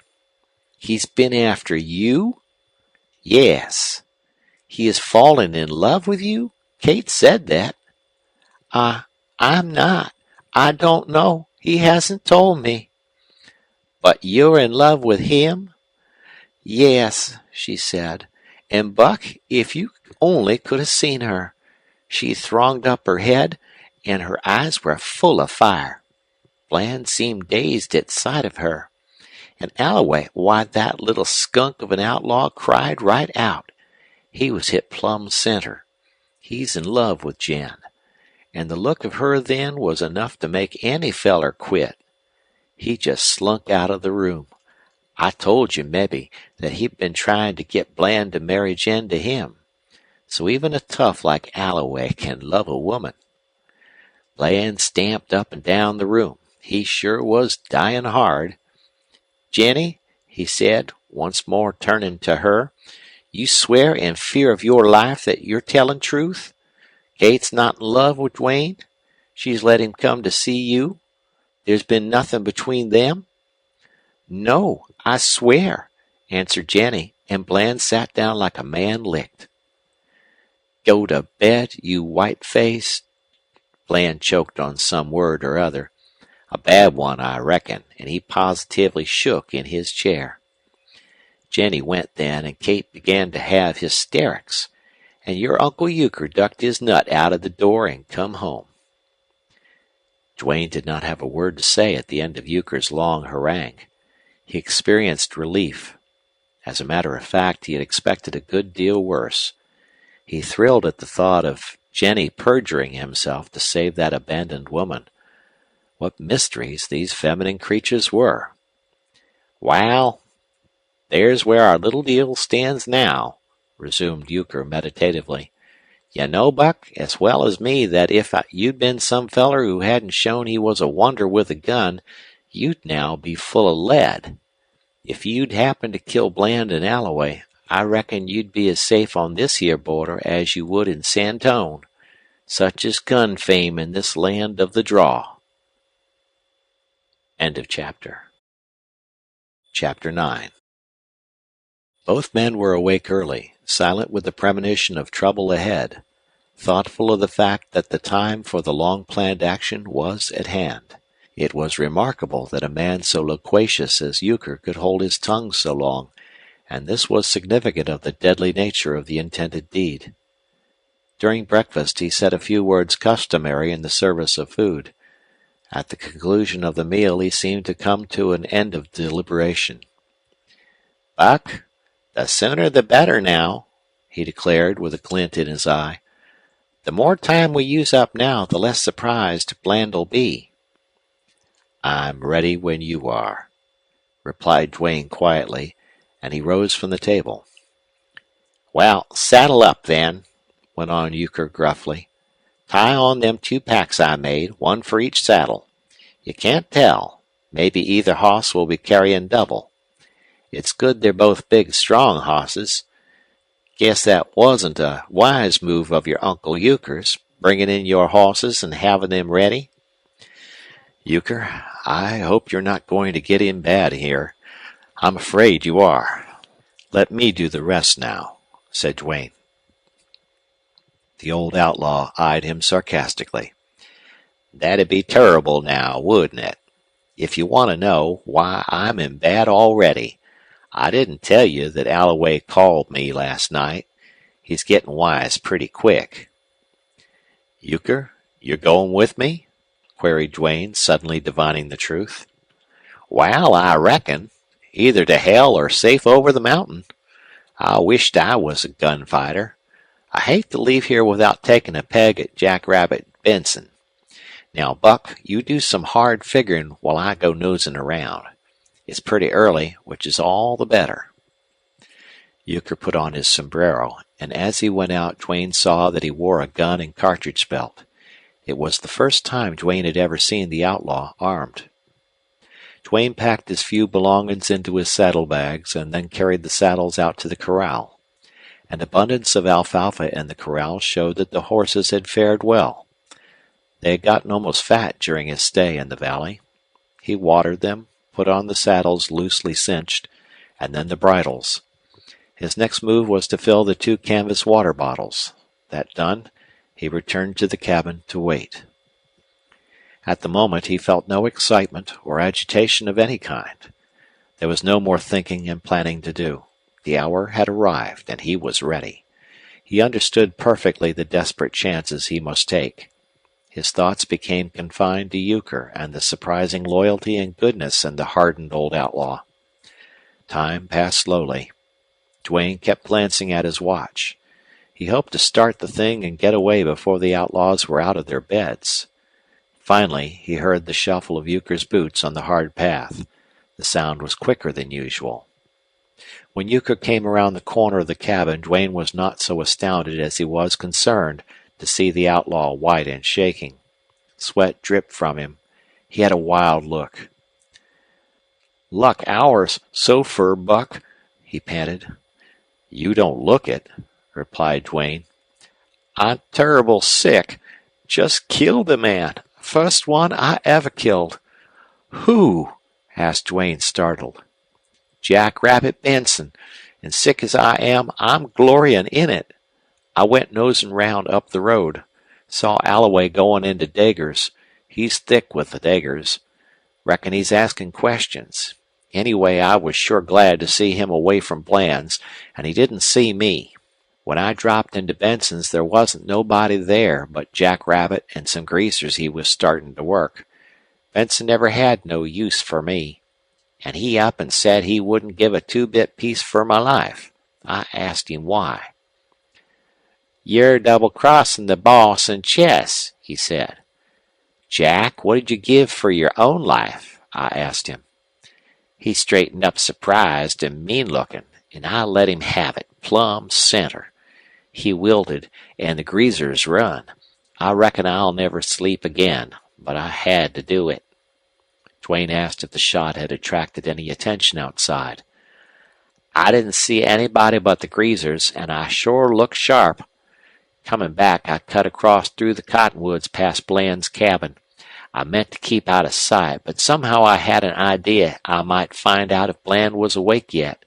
Sure enough, I run plumb into Beppo, the boy who tends Bland's hosses.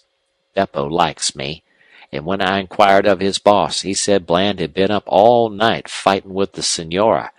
And, Buck, here's how I figure. Bland couldn't let up last night. He was sore, and he went after Kate again, trying to wear her down. Just as likely he might have went after Jenny with wuss intentions. Anyway, he and Kate must have had it hot and heavy. We're pretty lucky." "It seems so. Well, I'm going," said Duane tersely. "Lucky. I should smile or Bland's been up all night after a most dragging ride home. He'll be fagged out this morning, sleepy, sore, and he won't be expecting hell before breakfast. Now, you walk over to his house. Meet him how you like. That's your game. But I'm suggesting, if he comes out and you want to parley, you can just say you'd thought over his proposition and was ready to join his band, or you ain't. You'll have to kill him, and it'd save time to go for your gun on sight. Might be wise, too, for it's likely he'll do that same." "How about the horses?" "I'll fetch them and come along about 2 minutes behind you. 'Pears to me you ought to have the job done and Jenny outside by the time I get there. Once on them hosses, we can ride out of camp before Alloway or anybody else gets into action. Jenny ain't much heavier than a rabbit. That big black will carry you both." "All right. But once more, let me persuade you to stay, not to mix any more in this," said Duane earnestly. "Nope, I'm going. You heard what Benson told me. Alloway wouldn't give me the benefit of any doubts. Buck, a last word. Look out for that Bland woman." Duane merely nodded, and then, saying that the horses were ready, he strode away through the grove. Accounting for the short cut across grove and field, it was about 5 minutes' walk up to Bland's house. To Duane it seemed long in time and distance, and he had difficulty in restraining his pace. As he walked there came a gradual and subtle change in his feelings. Again he was going out to meet a man in conflict. He could have avoided this meeting, but despite the fact of his courting the encounter, he had not as yet felt that hot, inexplicable rush of blood. The motive of this deadly action was not personal, and somehow that made a difference. No outlaws were in sight. He saw several Mexican herders with cattle. Blue columns of smoke curled up over some of the cabins. The fragrant smell of it reminded Duane of his home and cutting wood for the stove. He noted a cloud of creamy mist rising above the river, dissolving in the sunlight. Then he entered Bland's lane. While yet some distance from the cabin, he heard loud, angry voices of man and woman. Bland and Kate still quarreling. He took a quick survey of the surroundings. There was now not even a Mexican in sight. Then he hurried a little. Halfway down the lane he turned his head to peer through the cottonwoods. This time he saw Euchre coming with the horses. There was no indication that the old outlaw might lose his nerve at the end. Duane had feared this. Duane now changed his walk to a leisurely saunter. He reached the porch and then distinguished what was said inside the cabin.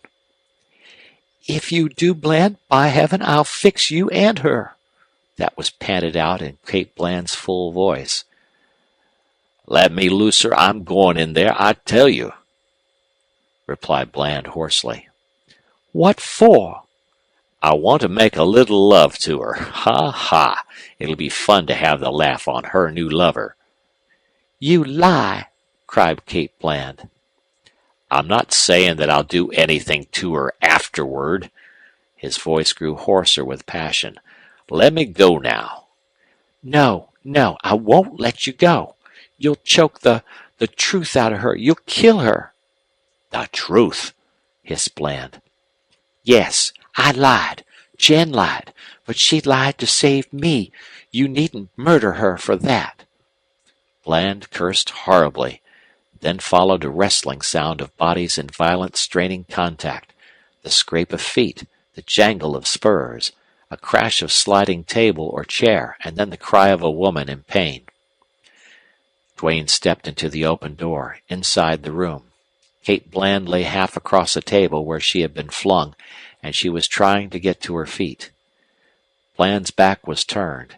He had opened the door into Jenny's room and had one foot across the threshold. Duane caught the girl's low, shuddering cry. Then he called out loud and clear. With cat-like swiftness, Bland wheeled, then froze on the threshold. His sight, quick as his action, caught Duane's menacing, unmistakable position.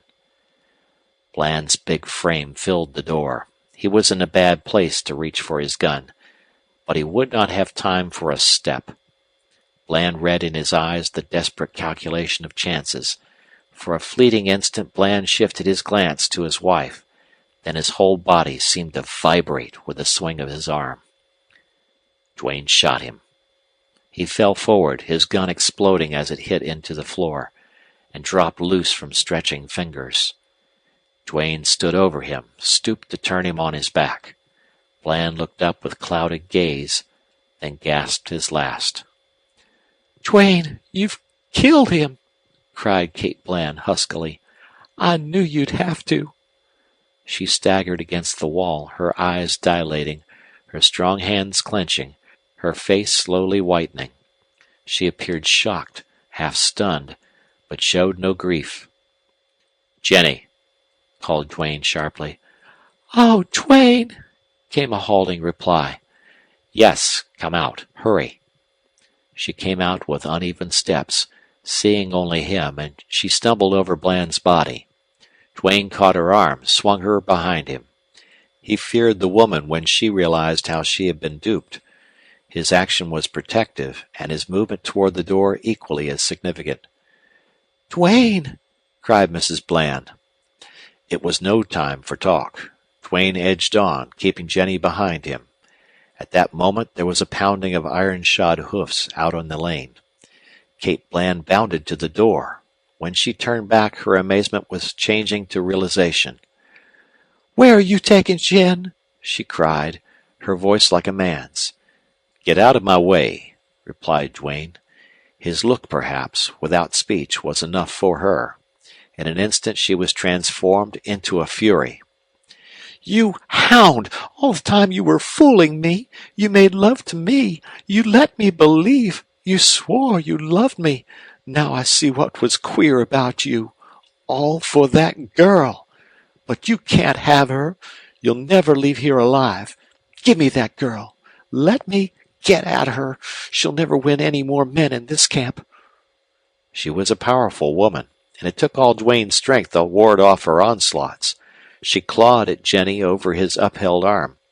Every second her fury increased. "Help! Help! Help!" she shrieked in a voice that must have penetrated to the remotest cabin in the valley. "Let go! Let go!" cried Duane, low and sharp. He still held his gun in his right hand, and it began to be hard for him to ward the woman off. His coolness had gone with her shriek for help. "Let go!" he repeated, and he shoved her fiercely.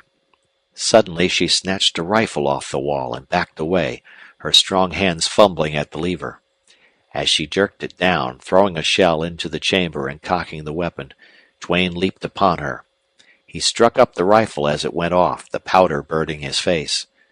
"Jenny, run out! Get on a horse!" he cried. Jenny flashed out of the door. With an iron grasp, Duane held to the rifle barrel. He had grasped it with his left hand, and he gave such a pull that he swung the crazed woman off the floor. But he could not loose her grip. She was as strong as he. "Kate, let go!" He tried to intimidate her. She did not see his gun thrust in her face, or reason had given way to such an extent to passion that she did not care. She cursed. Her husband had used the same curses, and from her lips they seemed strange, unsexed, more deadly. Like a tigress she fought him. Her face no longer resembled a woman's. The evil of that outlaw life, the wildness and rage, the meaning to kill, was even in such a moment terribly impressed upon Duane. He heard a cry from outside, a man's cry, hoarse and alarming. It made him think of loss of time. This demon of a woman might yet block his plans. "Let go," he whispered, and felt his lips stiff. In the grimness of that instant he relaxed his hold on the rifle barrel. With sudden, redoubled, irresistible strength she wrenched the rifle down and discharged it. Duane felt a blow, a shock, a burning agony tearing through his breast.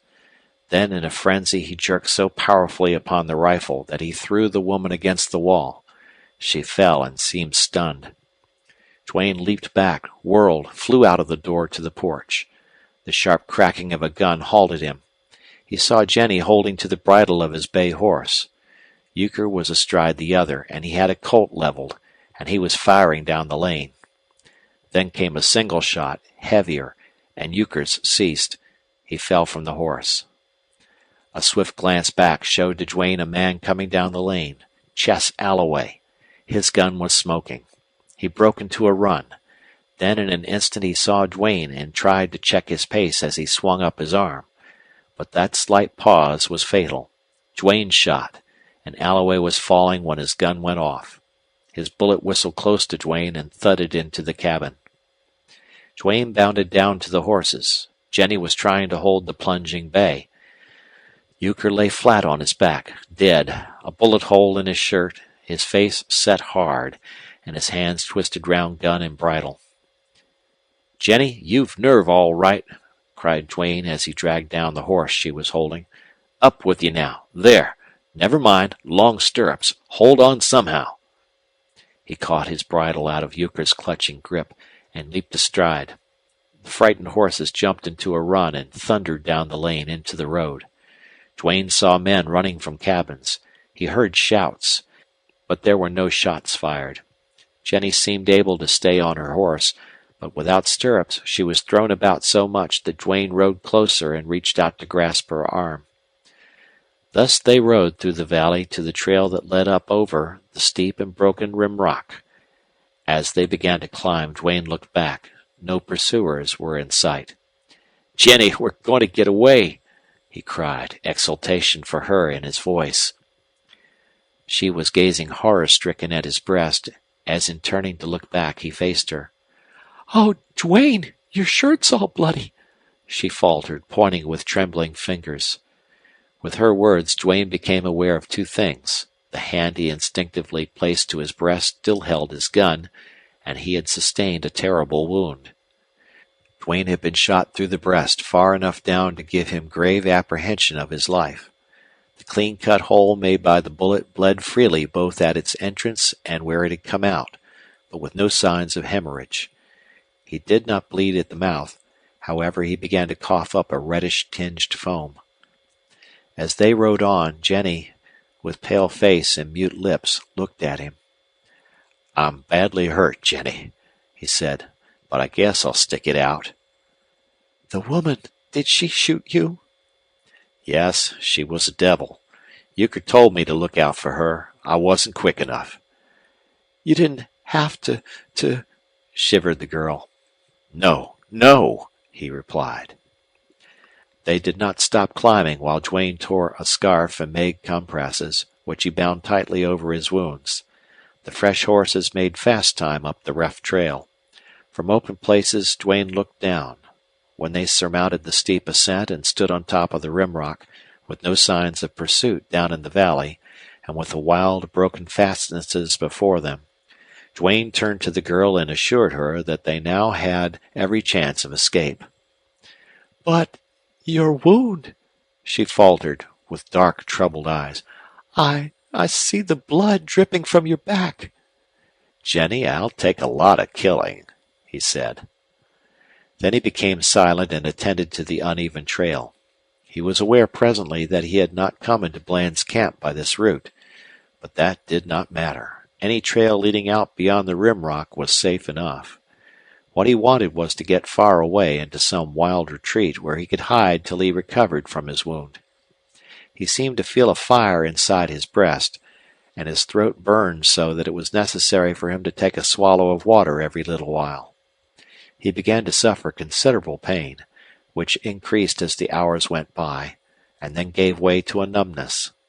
From that time on he had need of his great strength and endurance. Gradually he lost his steadiness and his keen sight, and he realized that if he were to meet foes, or if pursuing outlaws should come up with him, he could make only a poor stand. So he turned off on a trail that appeared seldom traveled. Soon after this move he became conscious of a further thickening of his senses. He felt able to hold on to his saddle for a while longer, but he was failing. Then he thought he ought to advise Jenny, so in case she was left alone, she would have some idea of what to do. "Jenny, I'll give out soon," he said. "No, I don't mean what you think, but I'll drop soon. My strength's going. If I die, you ride back to the main trail. Hide and rest by day. Ride at night. That trail goes to water. I believe you could get across the Nueces, where some rancher will take you in." Duane could not get the meaning of her incoherent reply. He rode on, and soon he could not see the trail or hear his horse. He did not know whether they traveled a mile or many times that far, but he was conscious when the horse stopped, and had a vague sense of falling and feeling Jenny's arms before all became dark to him. When consciousness returned, he found himself lying in a little hut of mesquite branches. It was well built and evidently some years old. There were two doors or openings, one in front and the other at the back. Duane imagined it had been built by a fugitive, one who meant to keep an eye both ways and not to be surprised. Duane felt weak and had no desire to move. Where was he, anyway? A strange, intangible sense of time, distance, of something far behind weighed upon him. Sight of the 2 packs Euchre had made brought his thought to Jenny. What had become of her? There was evidence of her work in a smoldering fire and a little blackened coffee pot. Probably she was outside looking after the horses or getting water. He thought he heard his step and listened, but he felt tired, and presently his eyes closed and he fell into a doze. Awakening from this, he saw Jenny sitting beside him. In some way she seemed to have changed. When he spoke, she gave a start and turned eagerly to him. "Duane!" she cried. "Hello. How are you, Jenny? And how am I?" he said, finding it a little difficult to talk. "Oh, I'm all right," she replied. "And you've come, too. Your wound's healed. But you've been sick. Fever, I guess. I did all I could." Duane saw now that the difference in her was a whiteness and tightness of skin, a hollowness of eye, a look of strain. "Fever? How long have we been here?" he asked. She took some pebbles from the crown of his sombrero and counted them. 9 days, she answered. 9 days! He exclaimed incredulously, but another look at her assured him that she meant what she said. "I've been sick all the time? You nursed me?" "Yes." "Bland's men didn't come along here?" "No." "Where are the horses?" "I keep them grazing down in a gorge back of here. There's good grass and water." "Have you slept any?" "A little. Lately I couldn't keep awake." "Good Lord, I should think not. You've had a time of it sitting here day and night nursing me, watching for the outlaws. Come, tell me all about it." "There's nothing much to tell." "I want to know anyway, just what you did, how you felt." "I can't remember very well," she replied simply. "We must have ridden 40 miles that day we got away. You bled all the time. Toward evening you lay on your horse's neck. When we came to this place you fell out of the saddle. I dragged you in here and stopped your bleeding. I thought you'd die that night. But in the morning I had a little hope. I had forgotten the horses, but luckily they didn't stray far. I caught them and kept them down in the gorge. When your wounds closed and you began to breathe stronger, I thought you'd get well quick. It was fever that put you back. You raved a lot, and that worried me, because I couldn't stop you. Anybody trailing us could have heard you a good ways. I don't know whether I was scared most then or when you were quiet, and it was so dark and lonely and still all around. Every day I put a stone in your hat." "Jenny, you saved my life," said Duane. "I don't know. Maybe. I did all I knew how to do," she replied. "You saved mine more than my life." Their eyes met in a long gaze, and then their hands in a close clasp. "Jenny, we're going to get away," he said with gladness. "I'll be well in a few days. You don't know how strong I am. We'll hide by day and travel by night. I can get you across the river." "And then?" she asked. "We'll find some honest rancher." "And then?" she persisted. "Why," he began slowly, "that's as far as my thoughts ever got. It was pretty hard, I tell you, to assure myself of so much. It means your safety. You'll tell your story. You'll be sent to some village or town and taken care of until a relative or friend is notified." "And you?" she inquired in a strange voice. Duane kept silence. "What will you do?" she went on.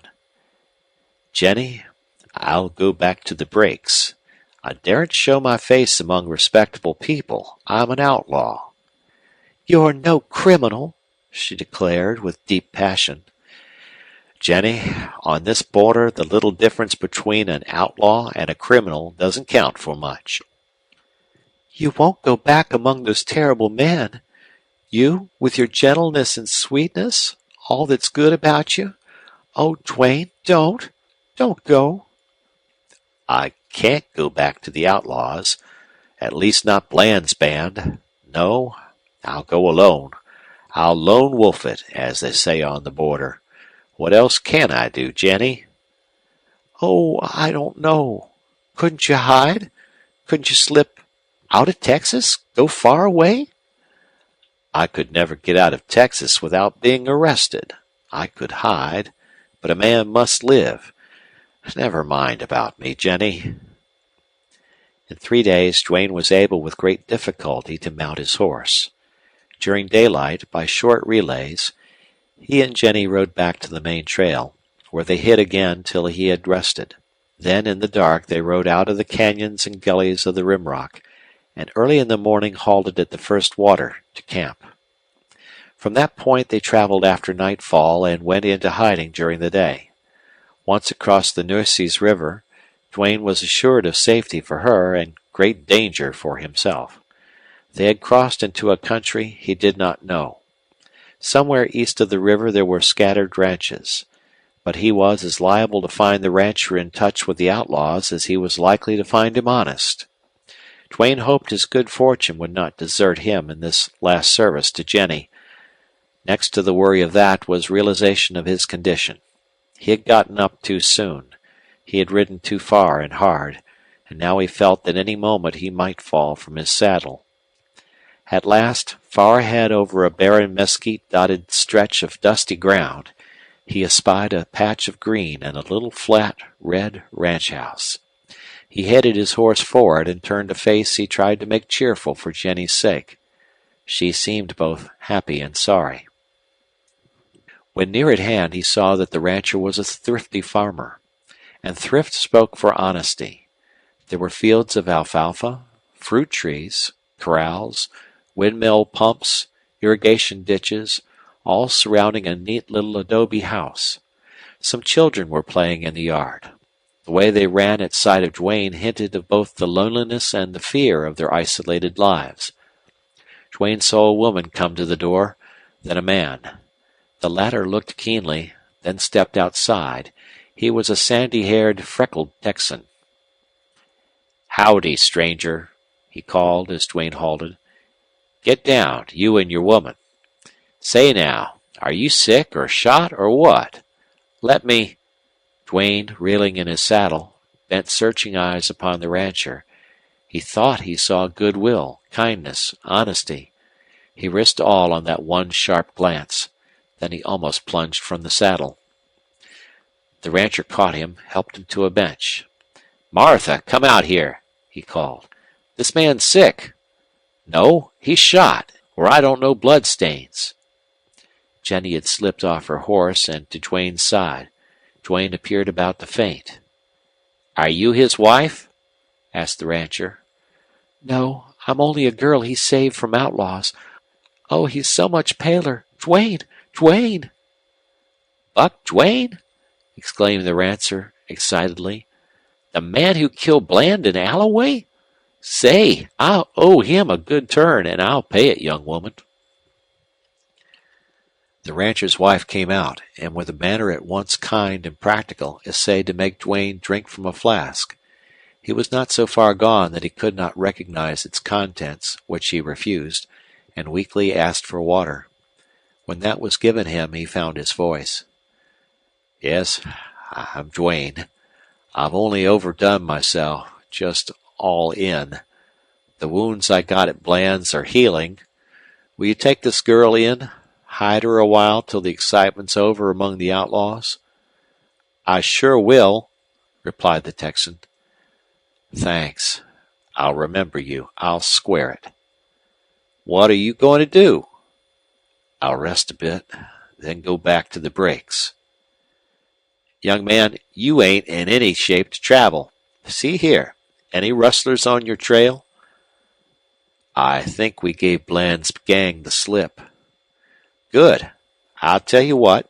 I'll take you in along with the girl, and hide both of you till you get well. It'll be safe. My nearest neighbor is 5 miles off. We don't have much company." "You risk a great deal. Both outlaws and rangers are hunting me," said Duane.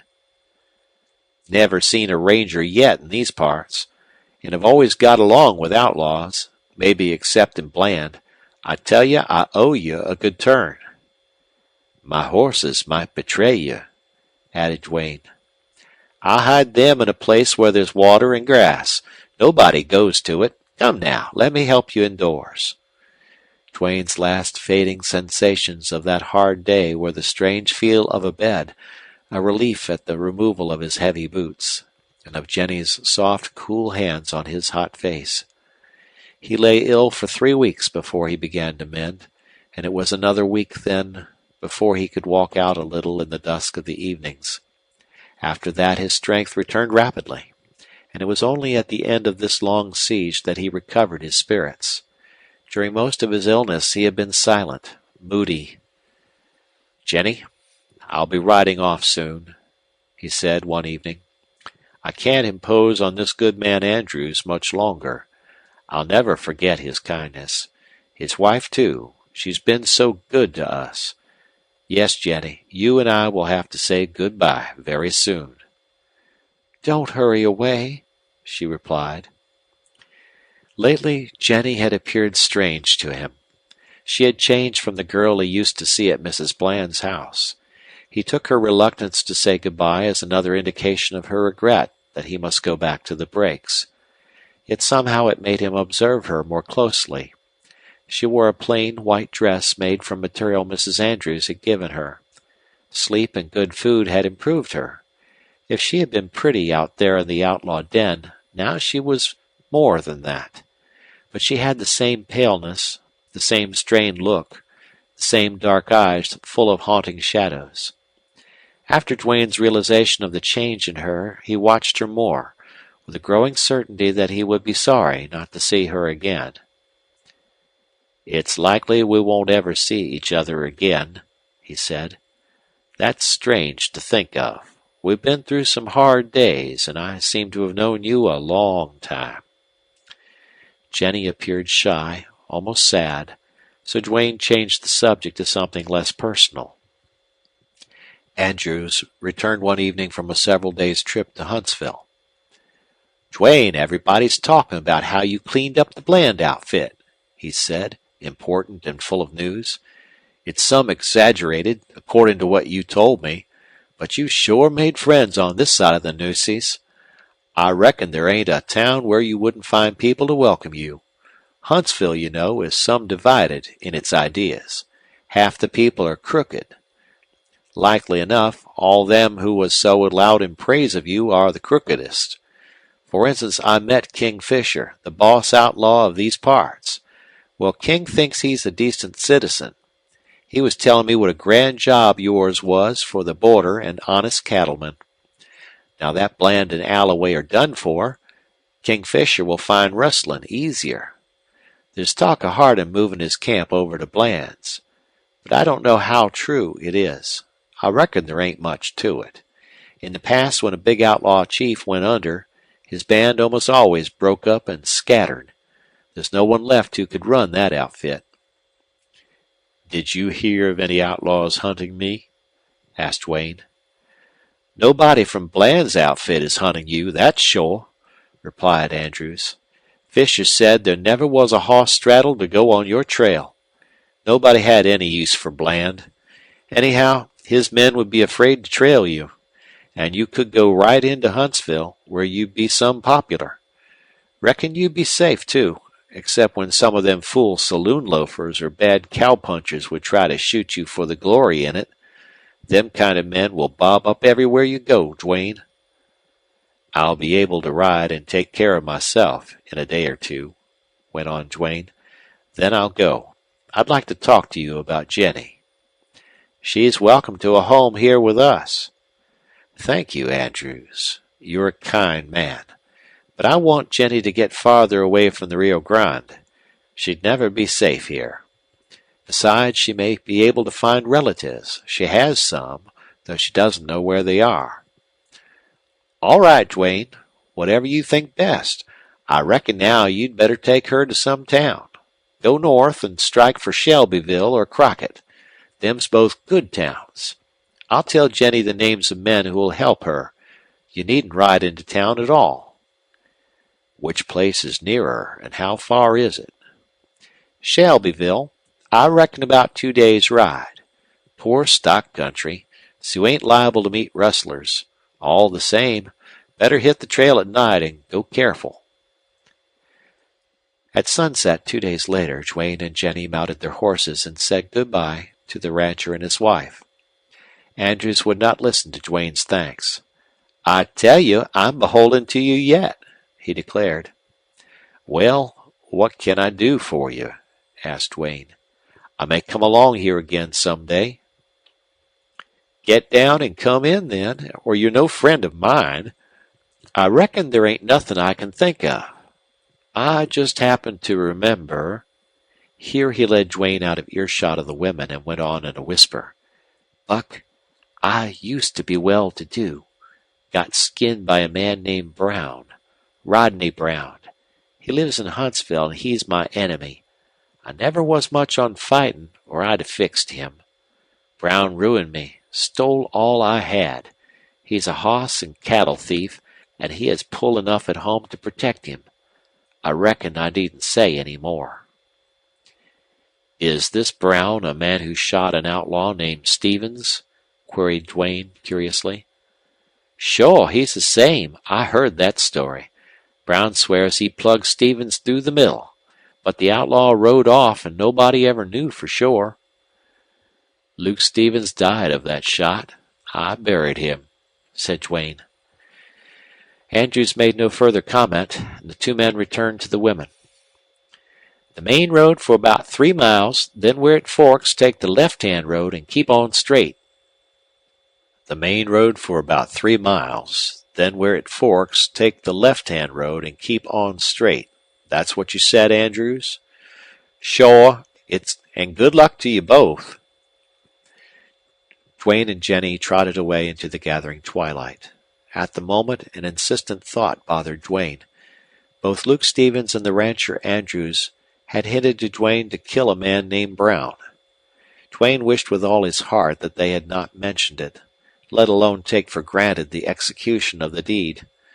What a bloody place Texas was. Men who robbed and men who were robbed both wanted murder. It was in the spirit of the country. Duane certainly meant to avoid ever meeting this Rodney Brown, and that very determination showed Duane how dangerous he really was, to men and to himself.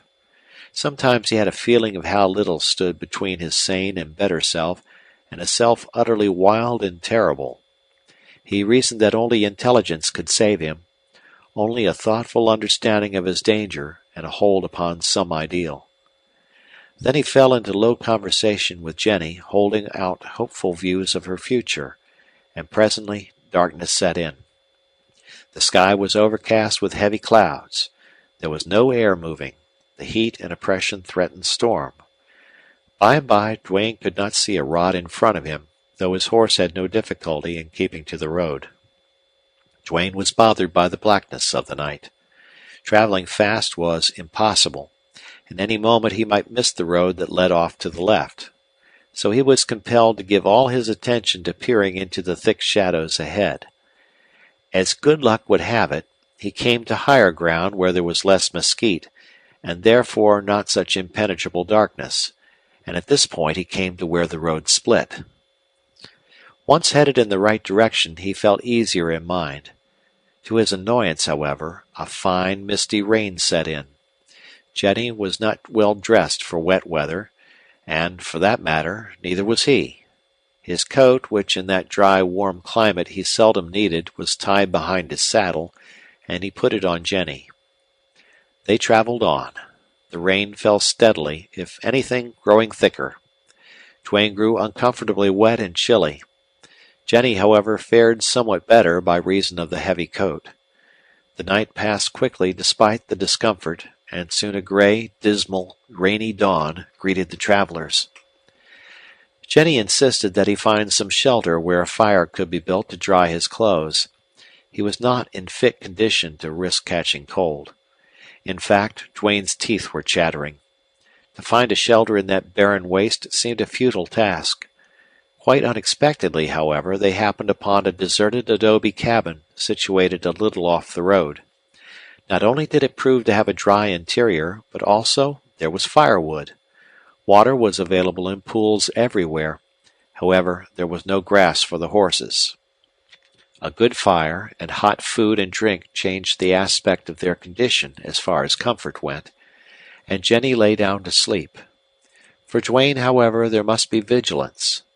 This cabin was no hiding place. The rain fell harder all the time, and the wind changed to the north. "It's a norther, all right," muttered Duane.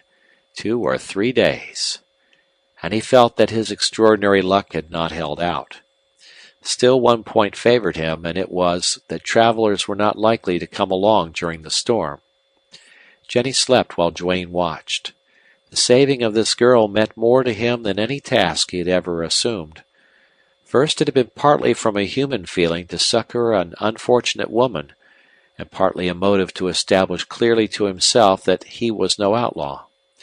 Lately, however, had come a different sense, a strange one, with something personal and warm and protective in it. As he looked down upon her, a slight, slender girl with bedraggled dress and disheveled hair, her face pale and quiet, a little stern in sleep, and her long dark lashes lying on her cheek, he seemed to see her fragility, her prettiness, her femininity as never before. But for him she might at that very moment have been a broken, ruined girl lying back in that cabin of the Blands. The fact gave him a feeling of his importance in this shifting of her destiny. She was unharmed, still young. She would forget and be happy. She would live to be a good wife and mother. Somehow the thought swelled his heart.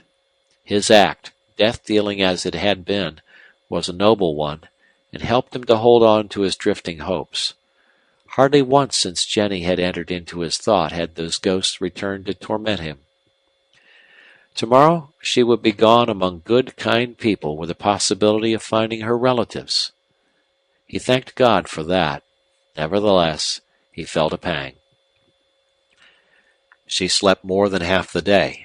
Duane kept guard, always alert, whether he was sitting, standing, or walking. The rain pattered steadily on the roof, and sometimes came in gusty flurries through the door. The horses were outside in a shed that afforded poor shelter, and they stamped restlessly. Duane kept them saddled and bridled. About the middle of the afternoon Jenny awoke. They cooked the meal, and afterward sat beside the little fire. She had never been, in his observation of her, anything but a tragic figure, an unhappy girl, the farthest removed from serenity and poise. That characteristic capacity for agitation struck him as stronger in her this day. He attributed it, however, to the long strain, the suspense nearing an end. Yet sometimes when his eyes were on him, she did not seem to be thinking of her freedom, of her future. "This time tomorrow you'll be in Shelbyville," he said. "Where will you be?" she asked quickly.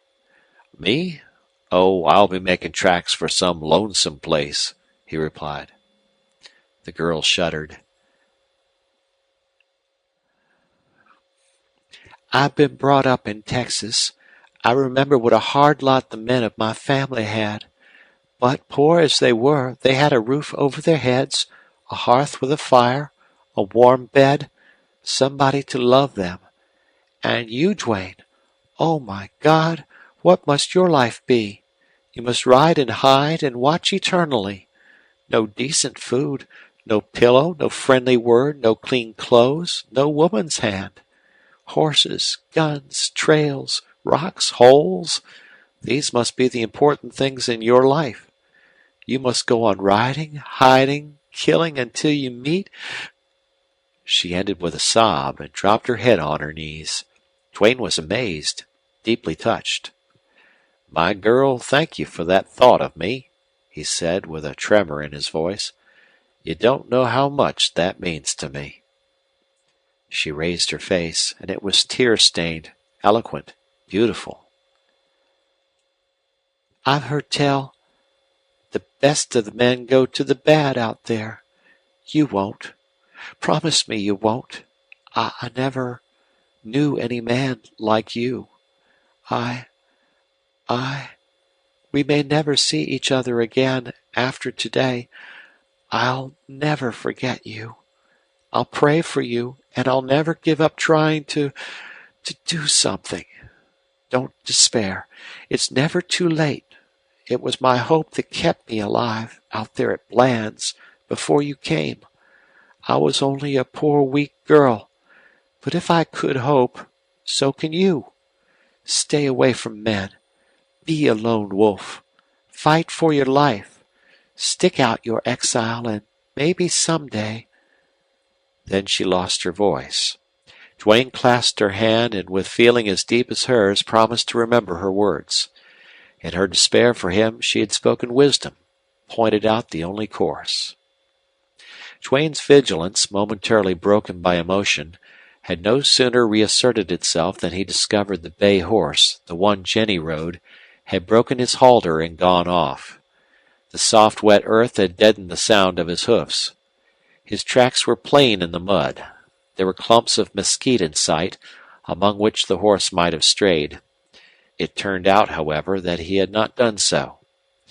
Duane did not want to leave Jenny alone in the cabin so near the road, so he put her up on his horse and bade her follow. The rain had ceased for the time being, though evidently the storm was not yet over. The tracks led up a wash to a wide flat, where mesquite, prickly pear, and thornbush grew so thickly that Jenny could not ride into it. Duane was thoroughly concerned. He must have her horse. Time was flying. It would soon be night. He could not expect her to scramble quickly through that brake on foot. Therefore he decided to risk leaving her at the edge of the thicket and go in alone. As he went in, a sound startled him. Was it the breaking of a branch he had stepped on or thrust aside? He heard the impatient pound of his horse's hoofs. Then all was quiet. Still he listened, not wholly satisfied. He was never satisfied in regard to safety. He knew too well that there never could be safety for him in this country. The bay horse had threaded the aisles of the thicket. Duane wondered what had drawn him there. Certainly it had not been grass, for there was none. Presently he heard the horse tramping along, and then he ran. The mud was deep, and the sharp thorns made going difficult. He came up with the horse, and at the same moment crossed a multitude of fresh horse tracks. He bent lower to examine them, and was alarmed to find that they had been made very recently, even since it had ceased raining. They were tracks of well-shod horses. Duane straightened up with a cautious glance all around. His instant decision was to hurry back to Jenny, but he had come a goodly way through the thicket, and it was impossible to rush back. Once or twice he imagined he heard crashings in the brush, but did not halt to make sure. Certain he was now that some kind of danger threatened. Suddenly there came an unmistakable thump of horses' hoofs off somewhere to the fore. Then a scream rent the air. It ended abruptly. Duane leaped forward, tore his way through the thorny brake. He heard Jenny cry again. An appealing call quickly hushed. It seemed more to his right, and he plunged that way. He burst into a glade where a smoldering fire and ground covered with footprints and tracks showed the campers had lately been there. Rushing across this, he broke his passage out to the open, but he was too late. His horse had disappeared. Jenny was gone. There were no riders in sight. There was no sound. There was a heavy trail of horses going north. Jenny had been carried off, probably by outlaws. Duane realized that pursuit was out of the question, that Jenny was lost. End of chapter. Chapter 10. 100 miles from the haunts most familiar with Duane's deeds, far up where the Nueces ran a trickling clear stream between yellow cliffs, stood a small, deserted shack of covered mesquite poles. It had been made long ago, but was well preserved. A door faced the overgrown trail, and another faced down into a gorge of dense thickets. On the border, fugitives from law and men who hid in fear of someone they had wronged never lived in houses with only one door. It was a wild spot, lonely, not fit for human habitation except for the outcast. He, perhaps, might have found it hard to leave for most of the other wild nooks in that barren country. Down in the gorge there was never-failing sweet water, grass all the year round, cool, shady retreats, deer, rabbits, turkeys, fruit, and miles of narrow twisting, deep canyons full of broken rocks and impenetrable thickets. The scream of the panther was heard there, the squall of the wildcat, the cough of the jaguar. Innumerable bees buzzed in the spring blossoms, and, it seemed, scattered honey to the winds. All day there was continuous song of birds, that of the mockingbird loud and sweet and mocking above the rest. On clear days, and rare indeed were cloudy days, with the subsiding of the wind at sunset, a hush seemed to fall around the little hut. Far distant dim blue mountains stood gold-rimmed gradually to fade with the shading of light. At this quiet hour a man climbed up out of the gorge and sat in the westward door of the hut. This lonely watcher of the west and listener to the silence was Duane, and this hut was the one where, 3 years before, Jenny had nursed him back to life. The killing of a man named Sellers, and the combination of circumstances that had made the tragedy a memorable regret, had marked, if not a change, at least a cessation in Duane's activities. He had trailed Sellers to kill him for the supposed abducting of Jenny. He had trailed him long after he had learned Sellers traveled alone. Duane wanted absolute assurance of Jenny's death. Vague rumors, a few words here and there, unauthenticated stories, were all Duane had gathered in years to substantiate his belief that Jenny died shortly after the beginning of her second captivity. But Duane did not know surely.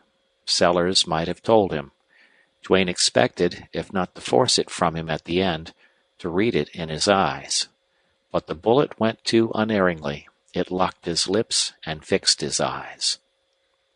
After that meeting, Duane lay long at the ranch house of a friend, and when he recovered from the wound Sellers had given him, he started with 2 horses and a pack for the lonely gorge on the Nueces. There he had been hidden for months, a prey to remorse, a dreamer, a victim of phantoms. It took work for him to find subsistence in that rocky fastness, and work, action, helped to pass the hours, but he could not work all the time, even if he had found it to do. Then, in his idle moments, and at night, his task was to live with the hell in his mind. The sun set, and the twilight hour made all the rest bearable. The little hut on the rim of the gorge seemed to hold Jenny's presence. It was not as if he felt her spirit. If it had been, he would have been sure of her death. He hoped Jenny had not survived her second misfortune, and that intense hope had burned into belief, if not surety. Upon his return to that locality, on the occasion of his first visit to the hut, he had found things just as they had left them, and a poor, faded piece of ribbon Jenny had used to tie around her bright hair. No wandering outlaw or traveler had happened upon the lonely spot, which further endeared it to Duane. A strange feature of this memory of Jenny was the freshness of it, the failure of years, toil, strife, death-dealing to dim it, to deaden the thought of what might have been. He had a marvelous gift of visualization. He could shut his eyes and see Jenny before him just as clearly as if she had stood there in the flesh. For hours he did that, dreaming of life he had never tasted, and now never would taste. He saw Jenny's slender, graceful figure, the old brown, ragged dress in which he had seen her first at Bland's, her little feet in Mexican sandals, her fine hands coarsened by work, her round arms and swelling throat, and her pale, sad, beautiful face with its staring dark eyes. He remembered every look she had given him, every word she had spoken to him, every time she had touched him. He thought of her beauty and sweetness, of the few things which had come to mean to him that she must have loved him, and he trained himself to think of these in preference to her life at Bland's, the escape with him, and then her recapture, Because such memories led to bitter, fruitless pain. He had to fight suffering because it was eating out his heart. Sitting there, eyes wide open, he dreamed of the old homestead and his white-haired mother. He saw the old home life, sweetened and filled by dear new faces and added joys, go on before his eyes with him a part of it. Then, in the inevitable reaction, in the reflux of bitter reality, he would send out a voiceless cry, no less poignant because it was silent. Poor fool! No, I shall never see Mother again. Never go home. Never have a home. I am Duane, the lone wolf. Oh, God, I wish it were over. These dreams torture me. What have I to do with a mother, a home, a wife? No bright-haired boy, no dark-eyed girl will ever love me. I am an outlaw, an outcast, dead to the good and decent world. I am alone, alone. Better be a callous brute or better dead. I shall go mad thinking. Man, what is left to you? A hiding place like a wolf's. Lonely, silent days, lonely nights with phantoms. Or the trail and the road with their bloody tracks, and then the hard ride, the sleepless, hungry ride to some hole in rocks or breaks. What hellish thing drives me? Why can't I end it all? What is left? Only that damned unquenchable spirit of the gunfighter to live, to hang on to miserable life, to have no fear of death, yet to cling like a leech, to die as gunfighters seldom die, with boots off. Bain, you were first, and you're long avenged. I'd change with you. And Sellers, you were last, and you're avenged. And you others, you're avenged. Lie quiet in your graves and give me peace. But they did not lie quiet in their graves and give him peace. A group of spectres trooped out of the shadows of dusk and, gathering round him, escorted him to his bed. When Duane had been riding the trails passion-bent to escape pursuers, or passion-bent in his search, the constant action and toil and exhaustion made him sleep. But when in hiding, as time passed, gradually he required less rest and sleep, and his mind became more active. Little by little his phantoms gained hold on him, and at length, but for the saving power of his dreams, they would have claimed him utterly. How many times he had said to himself, I am an intelligent man. I'm not crazy. I'm in full possession of my faculties. All this is fancy, imagination, conscience.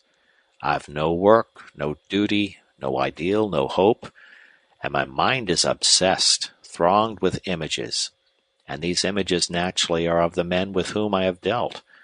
I can't forget them. They come back to me hour after hour, and when my tortured mind grows weak, then maybe I'm not just right till the mood wears out and lets me sleep. So he reasoned as he lay down in his comfortable camp. The night was star-bright above the canyon walls, darkly shadowing down between them. The insects hummed and chirped and thrummed a continuous thick song, low and monotonous. Slow running water splashed softly over stones in the stream bed. From far down the canyon came the mournful hoot of an owl. The moment he lay down, thereby giving up action for the day, all these things weighed upon him like a great heavy mantle of loneliness. In truth, they did not constitute loneliness. And he could no more have dispelled thought than he could have reached out to touch a cold, bright star. He wondered how many outcasts like him lay under this star-studded, velvety sky across the 1,500 miles of wild country between El Paso and the mouth of the river. A vast wild territory, a refuge for outlaws. Somewhere he had heard or read that the Texas Rangers kept a book with names and records of outlaws, 3,000 known outlaws. Yet these could scarcely be half of that unfortunate horde that had been recruited from all over the states. Duane had traveled from camp to camp, den to den, hiding place to hiding place, and he knew these men. Most of them were hopeless criminals. Some were avengers. A few were wronged wanderers. And among them occasionally was a man, human in his way, honest as he could be, not yet lost to good.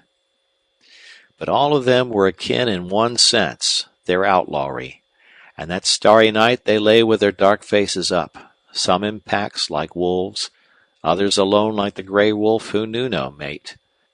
It did not make much difference in Duane's thought of them that the majority were steeped in crime and brutality, more often than not stupid from rum, incapable of a fine feeling, just lost wild dogs. Duane doubted that there was a man among them who did not realize his moral wreck and ruin. He had met poor, half-witted wretches who knew it. He believed he could enter into their minds and feel the truth of all their lives. The hardened outlaw, coarse, ignorant, bestial, who murdered as Bill Black had murdered, who stole for the sake of stealing, who craved money to gamble and drink, defiantly ready for death, and like that terrible outlaw, Helm, who cried out on the scaffold, "Let her rip!" The wild youngsters seeking notoriety and reckless adventure, the cowboys with a notch on their guns, with boastful pride in the knowledge that they were marked by rangers, the crooked men from the north, defaulters, forgers, murderers, all pale-faced, flat-chested men not fit for that wilderness and not surviving. The dishonest cattlemen, hand and glove with outlaws, driven from their homes. The old, grizzled, bow-legged, genuine rustlers, all these Duane had come in contact with, had watched and known, and as he felt with them, he seemed to see that as their lives were bad, sooner or later to end dismally or tragically, so they must pay some kind of earthly penalty, if not of conscience, then of fear. If not of fear, then of that most terrible of all things to restless, active men, pain, the pang of flesh and bone. Duane knew, for he had seen them pay. Best of all, moreover, he knew the internal life of the gunfighter of that select but by no means small class of which he was representative. The world that judged him and his kind judged him as a machine, a killing machine, with only mind enough to hunt, to meet, to slay another man. It had taken 3 endless years for Duane to understand his own father. Duane knew beyond all doubt that the gunfighters like Bland, like Alloway, like Sellers, men who were evil and had no remorse, no spiritual accusing nemesis, had something far more torturing to mind, more haunting, more murderous of rest and sleep and peace, and that something was abnormal fear of death. Duane knew this, for he had shot these men. He had seen the quick, dark shadow in eyes, the presentiment that the will could not control, and then the horrible certainty. These men must have been in agony at every meeting with a possible or certain foe, more agony than the hot rend of a bullet. They were haunted, too, haunted by this fear, by every victim calling from the grave that nothing was so inevitable as death, which lurked behind every corner, hid in every shadow, lay deep in the dark tube of every gun. These men could not have a friend. They could not love or trust a woman. They knew their one chance of holding on to life lay in their own distrust, watchfulness, dexterity, and that hope, by the very nature of their lives, could not be lasting. They had doomed themselves. What, then, could possibly have dwelt in the depths of their minds as they went to their beds on a starry night like this, with mystery and silence and shadow, with time passing surely, and the dark future and its secret approaching every hour? What, then, but hell? The hell in Duane's mind was not fear of man or fear of death. He would have been glad to lay down the burden of life, providing death came naturally. Many times he had prayed for it. But that overdeveloped, superhuman spirit of defense in him precluded suicide or the inviting of an enemy's bullet. Sometimes he had a vague, scarcely analyzed idea that this spirit was what had made the Southwest habitable for the white man. Every one of his victims, singly and collectively, returned to him forever, it seemed, in cold, passionless, accusing domination of these haunted hours. They did not accuse him of dishonor or cowardice or brutality or murder. They only accused him of death. It was as if they knew more than when they were alive, had learned that life was a divine, mysterious gift not to be taken. They thronged about him with their voiceless clamoring, drifted around him with their fading eyes. End of chapter. Chapter 11. After nearly 6 months in the Nueces Gorge, the loneliness and inaction of his life drove Duane out upon the trails, seeking anything rather than to hide longer alone, a prey to the scourge of his thoughts. The moment he rode into sight of men, a remarkable transformation occurred in him. A strange warmth stirred in him, a longing to see the faces of people, to hear their voices, a pleasurable emotion, sad and strange. But it was only a precursor of his old, bitter, sleepless, and eternal vigilance. When he hid alone in the breaks he was safe from all except his deeper, better self. When he escaped from this into the haunts of men, his force and will went to the preservation of his life. Mercer was the first village he rode into. He had many friends there. Mercer claimed to owe Duane a debt. On the outskirts of the village there was a grave overgrown by brush, so that the rude lettered post which marked it was scarcely visible to Duane as he rode by. He had never read the inscription, but he thought now of Hardin, no other than the erstwhile ally of Bland. For many years Hardin had harassed the stockmen and ranchers in and around Mercer. On an evil day for him, he or his outlaws had beaten and robbed a man who once succored Duane when sore in need. Duane met Hardin in the little plaza of the village, called him every name known to bordermen, taunted him to draw, and killed him in the act. Duane went to the house of one Jones, a Texan who had known his father, and there he was warmly received. The feel of an honest hand, the voice of a friend, the prattle of children who were not afraid of him or his gun, good wholesome food, and change of clothes. These things for the time being made a changed man of Duane. To be sure, he did not often speak. The price of his head and the weight of his burden made him silent. But eagerly he drank in all the news that was told him.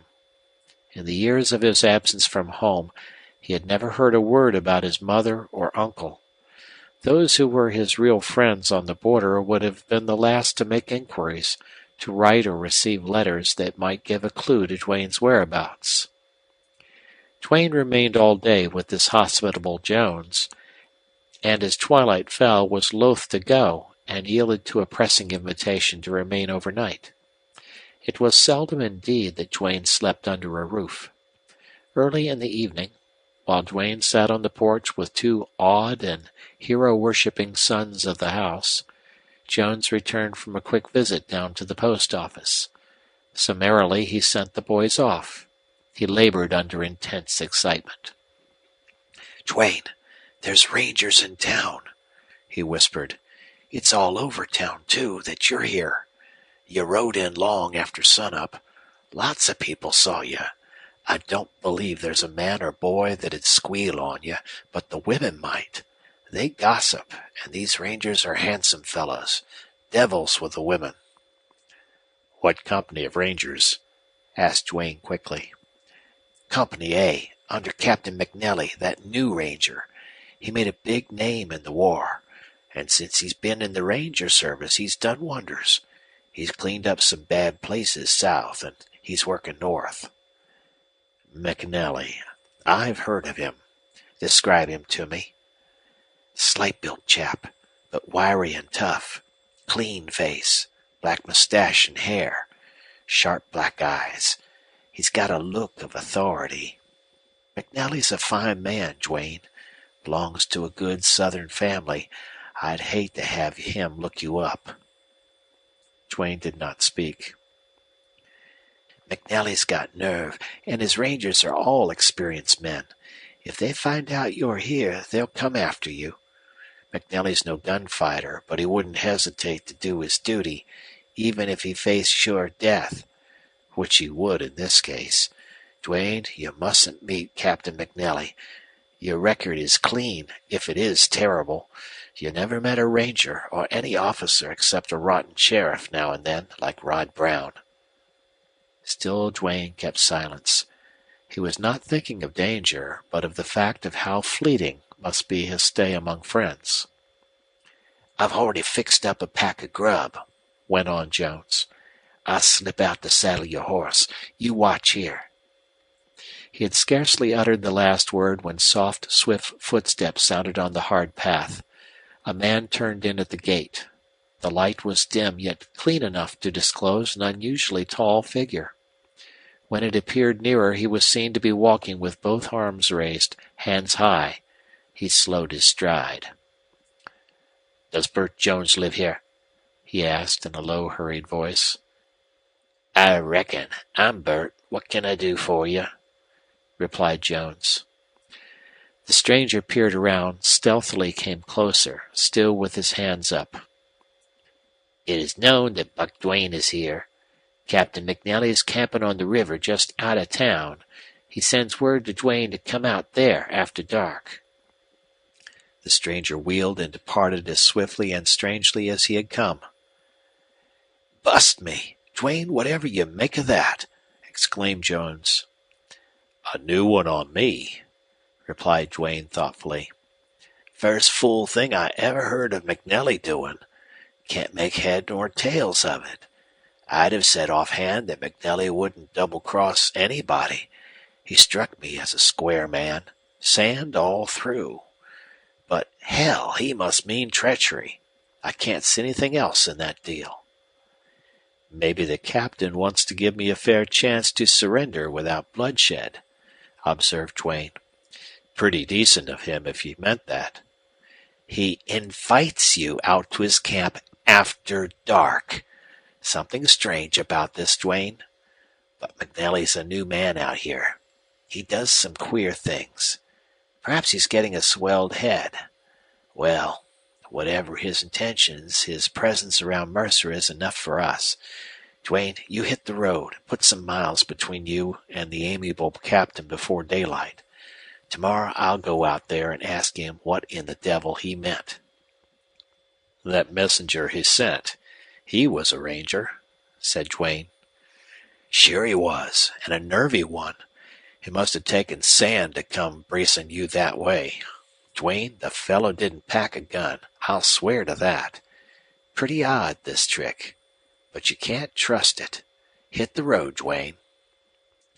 A little later a black horse with muffled hoofs, bearing a tall, dark rider who peered keenly into every shadow, trotted down a pasture lane back of Jones's house, turned into the road, and then, breaking into a swifter gait, rapidly left Mercer behind. 15 or 20 miles out, Duane drew rein in a forest of mesquite, dismounted, and searched about for a glade with a little grass. Here he staked his horse in a long lariat, and, using his saddle for a pillow, his saddle blanket for covering, he went to sleep. Next morning he was off again, working south. During the next few days he paid brief visits to several villages that lay in his path, and in each some one particular friend had a piece of news to impart that made Duane profoundly thoughtful. A ranger had made a quiet, unobtrusive call upon these friends and left this message: "Tell Buck Duane to ride into Captain McNally's camp some time after night." Duane concluded, and his friends all agreed with him, that the new ranger's main purpose in the Nueces country was to capture or kill Buck Duane, and that this message was simply an original and striking ruse, the daring of which might appeal to certain outlaws. But it did not appeal to Duane. His curiosity was aroused. It did not, however, tempt him to any foolhardy act. He turned southwest and rode 100 miles until he again reached the sparsely settled country. Here he heard no more of rangers. It was a barren region he had never but once ridden through, and that ride had cost him dear. He had been compelled to shoot his way out. Outlaws were not in accord with the few ranchers and their cowboys who ranged there. He learned that both outlaws and Mexican raiders had long been at bitter enmity with these ranchers. Being unfamiliar with roads and trails, Duane had pushed on into the heart of this district when all the time he really believed he was traveling around it. A rifle shot from a ranch house, a deliberate attempt to kill him because he was an unknown rider in those parts, discovered to Duane his mistake, and a hard ride to get away persuaded him to return to his old methods of hiding by day and traveling by night. He got into rough country, rode for 3 days without covering much ground, but believed that he was getting on safer territory. Twice he came to a wide bottomland, green with willow and cottonwood and thick as chaparral, somewhere through the middle of which ran a river he decided must be the lower Nueces. One evening, as he stole out from a covert where he had camped, he saw the lights of a village. He tried to pass it on the left, but was unable to because the breaks of this bottomland extended in almost to the outskirts of the village, and he had to retrace his steps and go round to the right. Wire fences and horses in pasture made this a task, so it was well after midnight before he accomplished it. He made 10 miles or more then by daylight, and after that proceeded cautiously along a road which appeared to be well worn from travel. He passed several thickets where he would have halted to hide during the day, but for the fact that he had to find water. He was a long while in coming to it, and then there was no thicket or clump of mesquite near the water hole that would afford him covert, so he kept on. The country before him was ridgy and began to show cottonwoods here and there in the hollows, and yucca and mesquite on the higher ground. As he mounted a ridge, he noted that the road made a sharp turn, and he could not see what was beyond it. He slowed up and was making the turn, which was downhill between high banks of yellow clay, when his mettlesome horse heard something to frighten him, or shied at something, and bolted. The few bounds he took before Duane's iron arm checked him were enough to reach the curve. One flashing glance showed Duane the open once more, a little valley below, with a wide, shallow, rocky stream, a clump of cottonwoods beyond, a somber group of men facing him, and 2 dark, limp, strangely grotesque figures hanging from branches. The sight was common enough in southwest Texas, but Duane had never before found himself so unpleasantly close. A hoarse voice pealed out, "By hell, there's another one!" "Stranger, ride down and account for yourself," yelled another. "Hands up!" "That's right, Jack. Don't take no chances. Plug him." These remarks were so swiftly uttered as almost to be continuous. Duane was wheeling his horse when a rifle cracked. The bullet struck his left forearm, and he thought broke it, for he dropped the rein. The frightened horse leaped. Another bullet whistled past Duane. Then the bend in the road saved him probably from certain death. Like the wind, his fleet steed went down the long hill. Duane was in no hurry to look back. He knew what to expect. His chief concern of the moment was for his injured arm. He found that the bones were still intact, but the wound, having been made by a soft bullet, was an exceedingly bad one. Blood poured from it. Giving the horse his head, Duane wound his scarf tightly round the holes, and with teeth in hand tied it tightly. That done, he looked back over his shoulder. Riders were making the dust fly on the hillside road. There were more coming round the cut where the road curved. The leader was perhaps a quarter of a mile back, and the others strung out behind him. Duane needed only one glance to tell him that they were fast and hard-riding cowboys in a land where all riders were good. They would not have owned any but strong, swift horses, Moreover, it was a district where ranchers had suffered beyond all endurance the greed and brutality of outlaws. Duane had simply been so unfortunate as to run right into a lynching party at a time of all times when any stranger would be in danger, and any outlaw put to his limit to escape with his life. Duane did not look back again till he had crossed the ridgy piece of ground and gotten to the level road. He had gained upon his pursuers. When he ascertained this, he tried to save his horse, to check a little that killing gait. This horse was a magnificent animal, big, strong, fast, but his endurance had never been put to a grueling test, and that worried Duane. His life had made it impossible to keep one horse very long at a time, and this one was an unknown quantity. Duane had only one plan, the only plan possible in this case, and that was to make the river bottoms, where he might elude his pursuers in the willow brakes. 15 miles or so would bring him to the river, and this was not a hopeless distance for any good horse, if not too closely pressed. Duane concluded presently that the cowboys behind were losing a little in the chase because they were not extending their horses. It was decidedly unusual for such riders to save their mounts. Duane pondered over this, looking backward several times to see if their horses were stretched out. They were not, and the fact was disturbing. Only one reason presented itself to Duane's conjecturing, and it was that with him headed straight on that road his pursuers were satisfied not to force the running. He began to hope and look for a trail or a road turning off to right or left. There was none. A rough, mesquite-dotted and yucca-spired country extended away on either side. Duane believed he would be compelled to take to this hard going. One thing was certain. He had to go round the village. The river, however, was on the outskirts of the village, and once in the willows, he would be safe. Dust clouds far ahead caused his alarm to grow. He watched with his eyes strained. He hoped to see a wagon, a few stray cattle, but no. He soon descried several horsemen. Shots and yells behind him attested to the fact that his pursuers likewise had seen these newcomers on the scene. More than a mile separated these two parties, yet that distance did not keep them from soon understanding each other. Duane waited only to see this new factor show signs of sudden, quick action, and then, with a muttered curse, he spurred his horse off the road into the brush. He chose the right side, because the river lay nearer that way. There were patches of open, sandy ground between clumps of cactus and mesquite, and he found that despite a zigzag course he made better time. It was impossible for him to locate his pursuers. They would come together, he decided, and take to his tracks. What, then, was his surprise and dismay to run out of a thicket right into a low ridge of rough broken rock, impossible to get a horse over.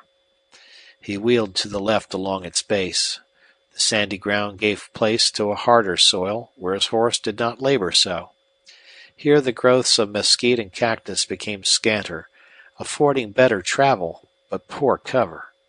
He kept sharp eyes ahead, and as he had expected, soon saw moving dust clouds and the dark figures of horses. They were half a mile away, and swinging obliquely across the flat, which fact proved that they had entertained a fair idea of the country and the fugitive's difficulty. Without an instant's hesitation, Duane put his horse to his best efforts, straight ahead. He had to pass those men. When this was seemingly made impossible by a deep wash from which he had to turn, Duane began to feel cold and sick. Was this the end? Always there had to be an end to an outlaw's career. He wanted then to ride straight at these pursuers, but reason outweighed instinct. He was fleeing for his life. Nevertheless, the strongest instinct at the time was his desire to fight. He knew that these three horsemen saw him, and a moment afterward he lost sight of them as he got into the mesquite again. He meant now to try to reach the road, and pushed his mount severely, though still saving him for a final burst. Rocks, thickets, bunches of cactus, washes, all operated against his following a straight line. Almost he lost his bearings, and finally would have ridden toward his enemies had not good fortune favored him in the matter of an open, burned-over stretch of ground. Here he saw both groups of pursuers, one on each side and almost within gunshot. Their sharp yells, as much as his cruel spurs, drove his horse into that pace which now meant life or death for him. And never had Duane bestrode a gamer, swifter, stauncher beast. He seemed about to accomplish the impossible. In the dragging sand he was far superior to any horse in pursuit, and on this sandy open stretch he gained enough to spare a little in the brush beyond. Heated now and thoroughly terrorized, he kept the pace through thickets that almost tore Duane from his saddle. Something weighty and grim eased off Duane. He was going to get out in front. The horse had speed, fire, stamina.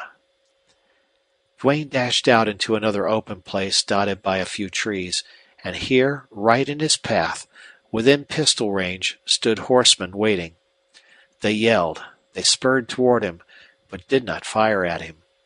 He turned his horse, faced to the right. Only one thing kept him from standing his ground to fight it out. He remembered those dangling limp figures hanging from the cottonwoods. These ranchers would rather hang an outlaw than do anything. They might draw all his fire and then capture him. His horror of hanging was so great as to be all out of proportion compared to his gunfighter's instinct of self-preservation.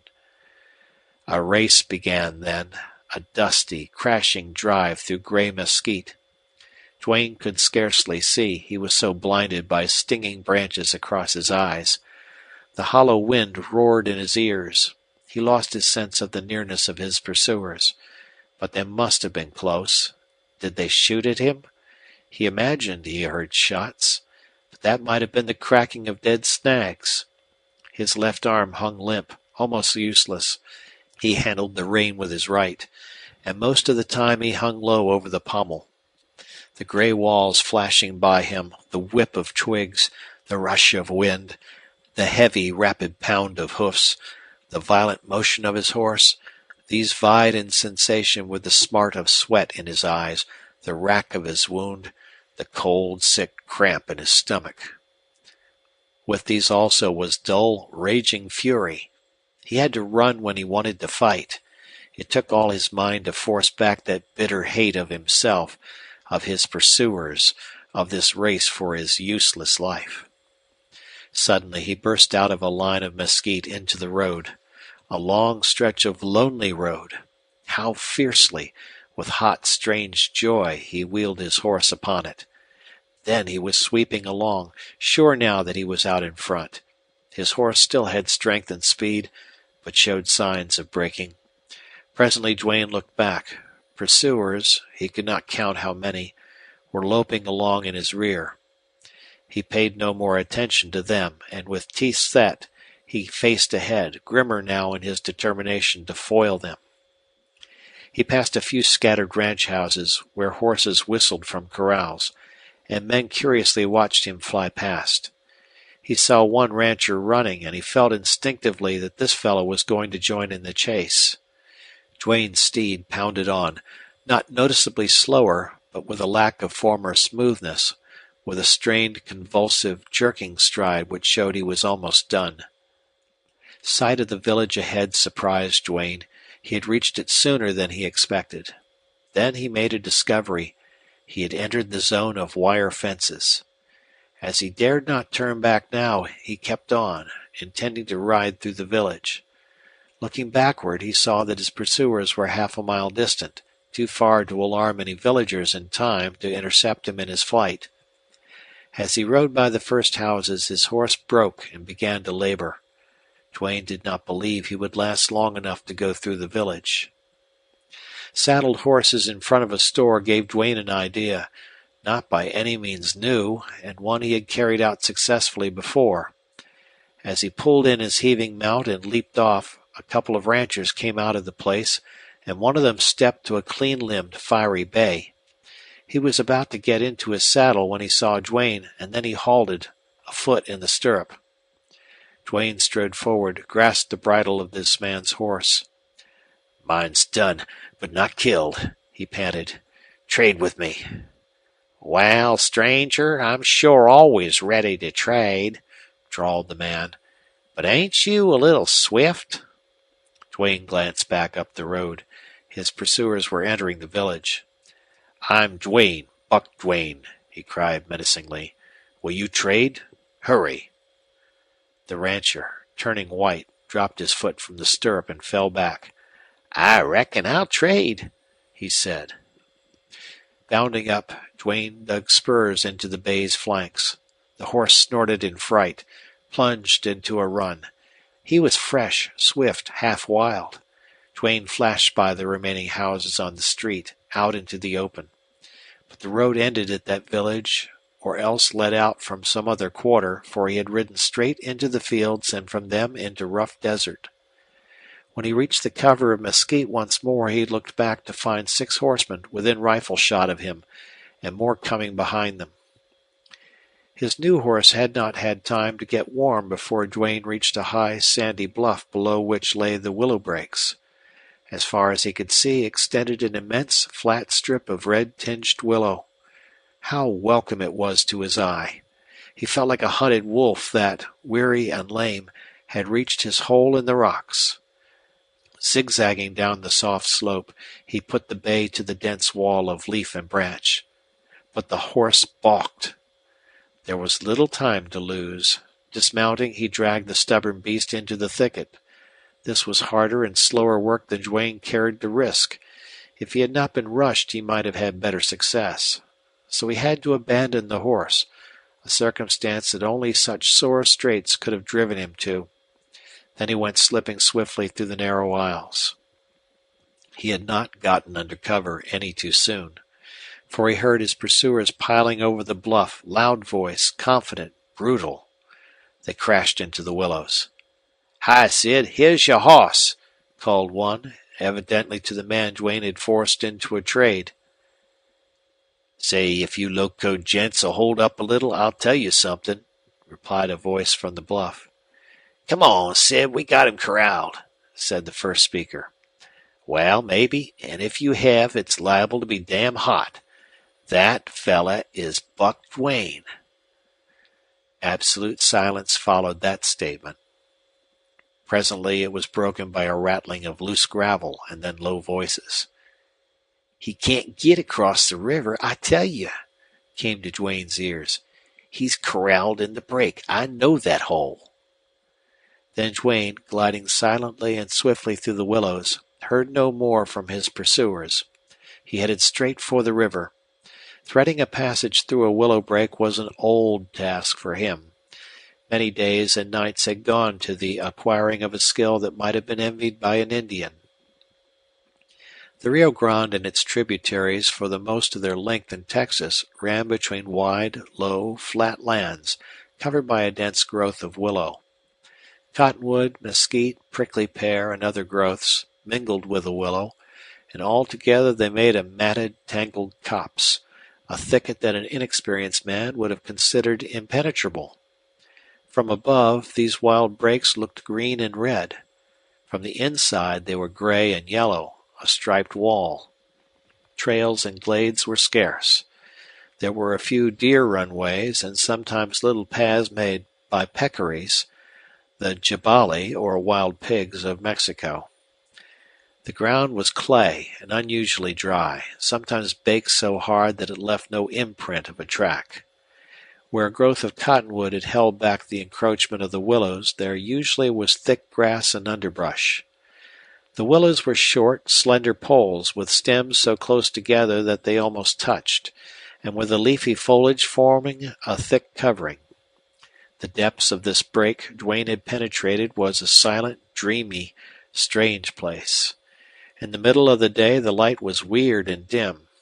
When a breeze fluttered the foliage, then slender shafts and spears of sunshine pierced the green mantle and danced like gold on the ground. Duane had always felt the strangeness of this kind of place, and likewise he had felt a protecting, harboring something which always seemed to him to be the sympathy of the brake for a hunted creature. Any unwounded creature, strong and resourceful, was safe when he had glided under the low, rustling green roof of this wild covert. It was not hard to conceal tracks. The springy soil gave forth no sound, and men could hunt each other for weeks, passing within a few yards of each other and never know it. The problem of sustaining life was difficult, but then hunted men and animals survived on very little.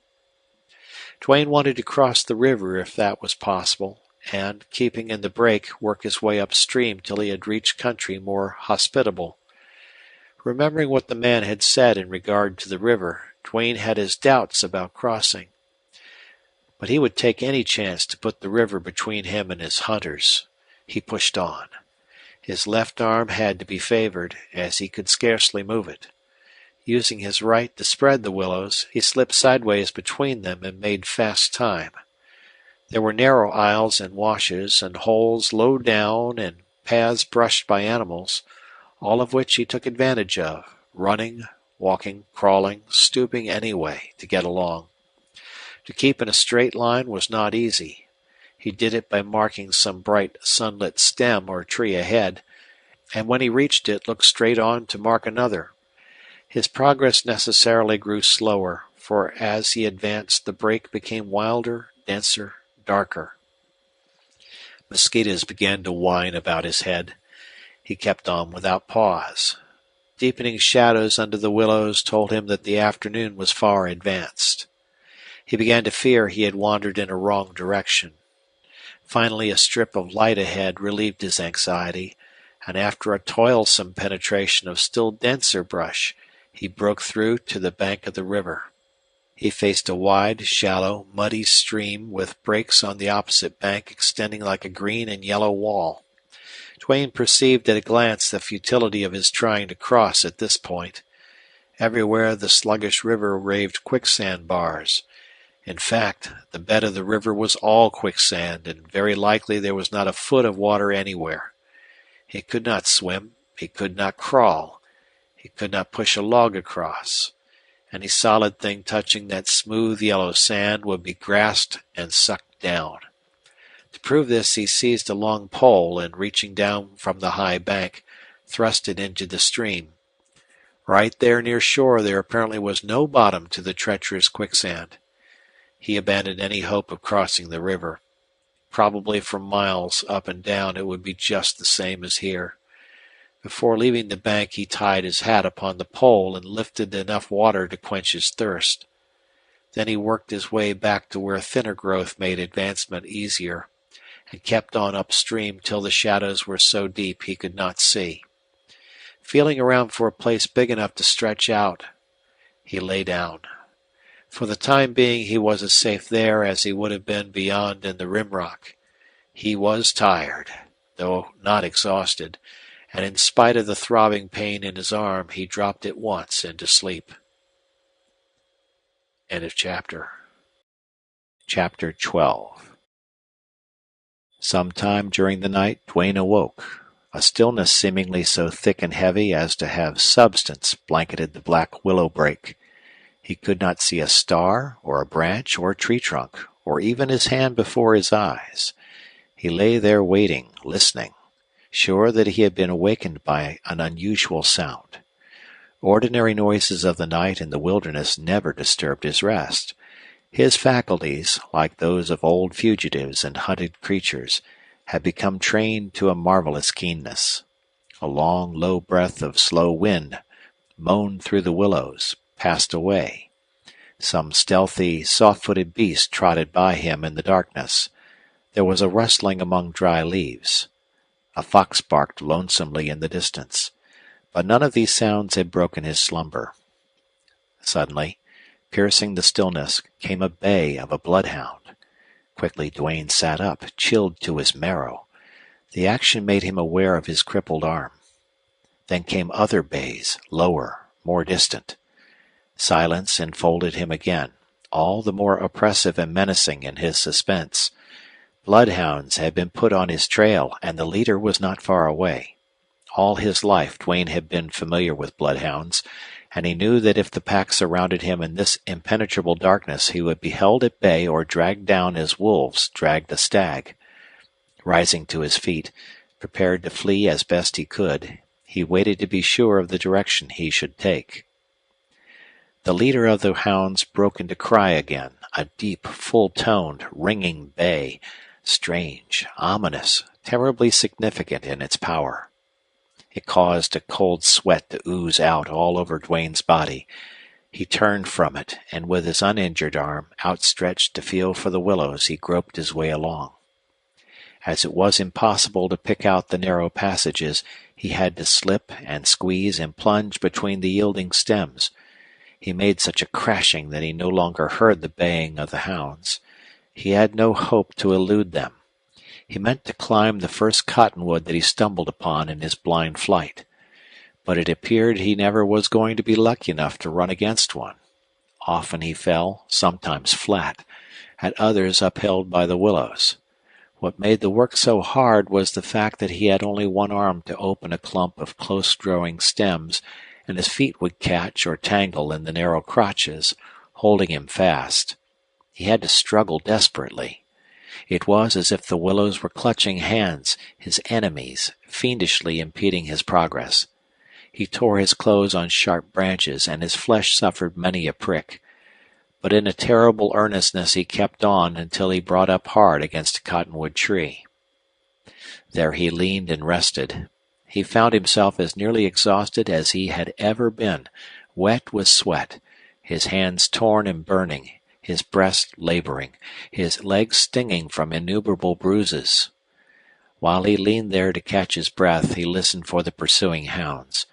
For a long time there was no sound from them. This, however, did not deceive him into any hopefulness.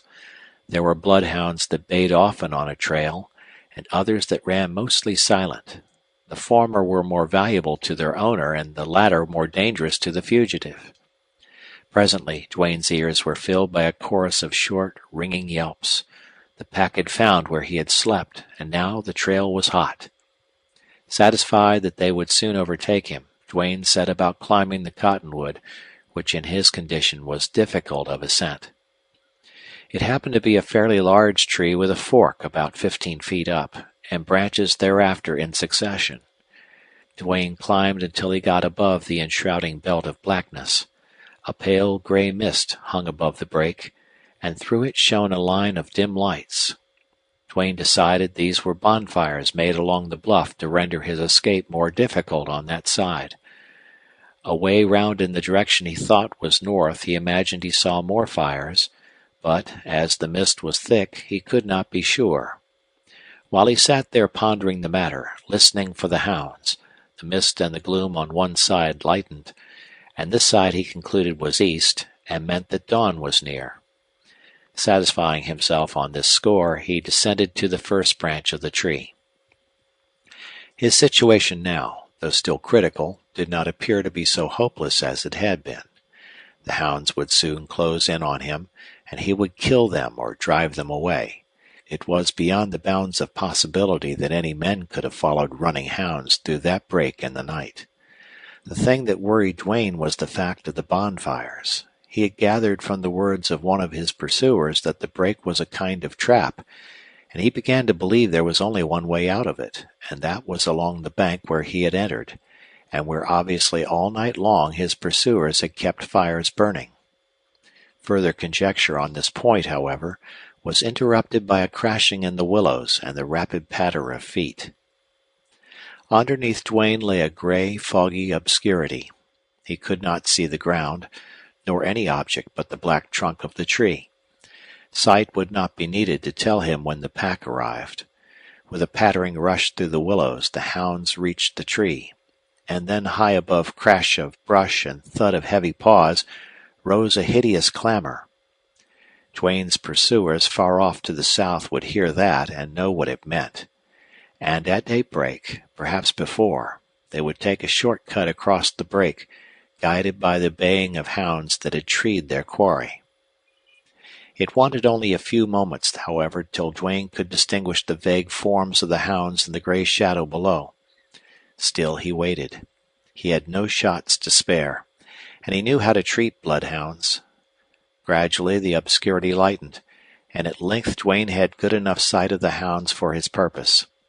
His first shot killed the huge brute leader of the pack. Then, with unerring shots, he crippled several others. That stopped the baying. Piercing howls arose. The pack took fright and fled, its course easily marked by the howls of the crippled members. Duane reloaded his gun, and, making certain all the hounds had gone, he descended to the ground and set off at a rapid pace to the northward. The mist had dissolved under a rising sun when Duane made his first halt some miles north of the scene where he had waited for the hounds. A barrier to further progress, in shape of a precipitous rocky bluff, rose sheer from the willow brake. He skirted the base of the cliff, where walking was comparatively easy, around in the direction of the river. He reached the end finally to see there was absolutely no chance to escape from the break at that corner. It took extreme labor, attended by some hazard and considerable pain to his arm, to get down where he could fill his sombrero with water. After quenching his thirst, he had a look at his wound. It was caked over with blood and dirt. When washed off, the arm was seen to be inflamed and swollen around the bullet hole. He bathed it, experiencing a soothing relief in the cool water. Then he bandaged it as best he could and arranged a sling round his neck. This mitigated the pain of the injured member and held it in a quiet and restful position, where it had a chance to begin mending. As Duane turned away from the river, he felt refreshed. His great strength and endurance had always made fatigue something almost unknown to him. However, tramping on foot day and night was as unusual to him as to any other riders of the Southwest, and it had begun to tell on him. Retracing his steps, he reached the point where he had abruptly come upon the bluff, and here he determined to follow along its base in the other direction until he found a way out or discovered the futility of such effort. Duane covered ground rapidly. From time to time he paused to listen, but he was always listening, and his eyes were ever roving. This alertness had become second nature with him, so that, except in extreme cases of caution, he performed it while he pondered his gloomy and fateful situation. Such habit of alertness and thought made time fly swiftly. By noon he had rounded the wide curve of the break and was facing south. The bluff had petered out from a high, mountainous wall to a low abutment of rock, but it still held to its steep, rough nature, and afforded no crack or slope where quick ascent could have been possible. He pushed on, growing warier as he approached the danger zone, finding that as he neared the river on this side it was imperative to go deeper into the willows. In the afternoon he reached a point where he could see men pacing to and fro on the bluff. This assured him that whatever place was guarded was one by which he might escape. He headed toward these men and approached to within 100 paces of the bluff where they were.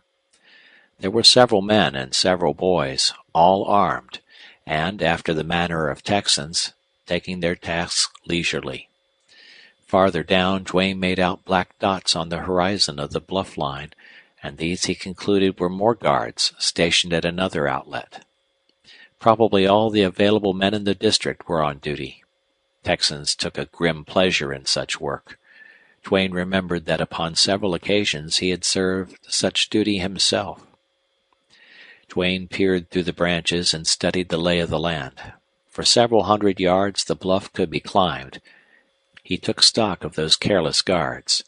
They had rifles, and that made vain any attempt to pass them in daylight.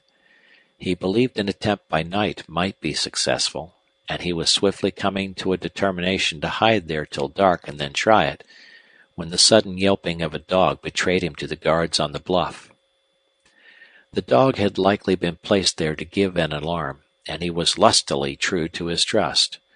Duane saw the men run together and begin to talk excitedly and peer into the brake, which was a signal for him to slip away under the willows. He made no noise, and he assured himself he must be invisible. Nevertheless, he heard shouts, then the cracking of rifles, and bullets began to zip and swish through the leafy covert. The day was hot and windless, and Duane concluded that whenever he touched a willow stem, even ever so slightly, It vibrated to the top and sent a quiver among the leaves. Through this the guards had located his position.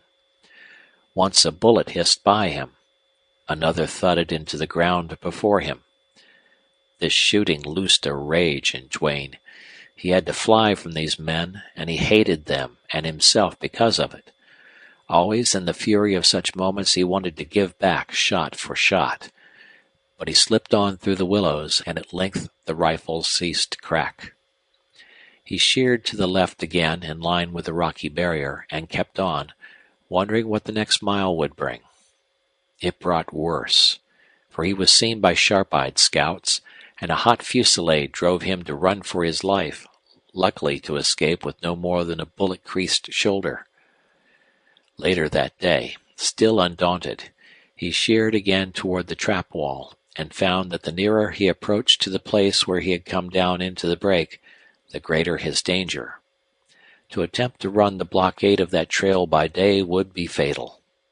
He waited for night, and after the brightness of the fires had somewhat lessened, he essayed to creep out of the break. He succeeded in reaching the foot of the bluff, here only a bank, and had begun to crawl stealthily up under cover of a shadow when a hound again betrayed his position. Retreating to the willows was as perilous a task as had ever confronted Duane, and when he had accomplished it, right under what seemed 100 blazing rifles, he felt that he had indeed been favored by Providence. This time men followed him a goodly ways into the brake, and the ripping of lead through the willows sounded on all sides of him. When the noise of pursuit ceased, Duane sat down in the darkness, his mind clamped between two things, whether to try again to escape or wait for possible opportunity.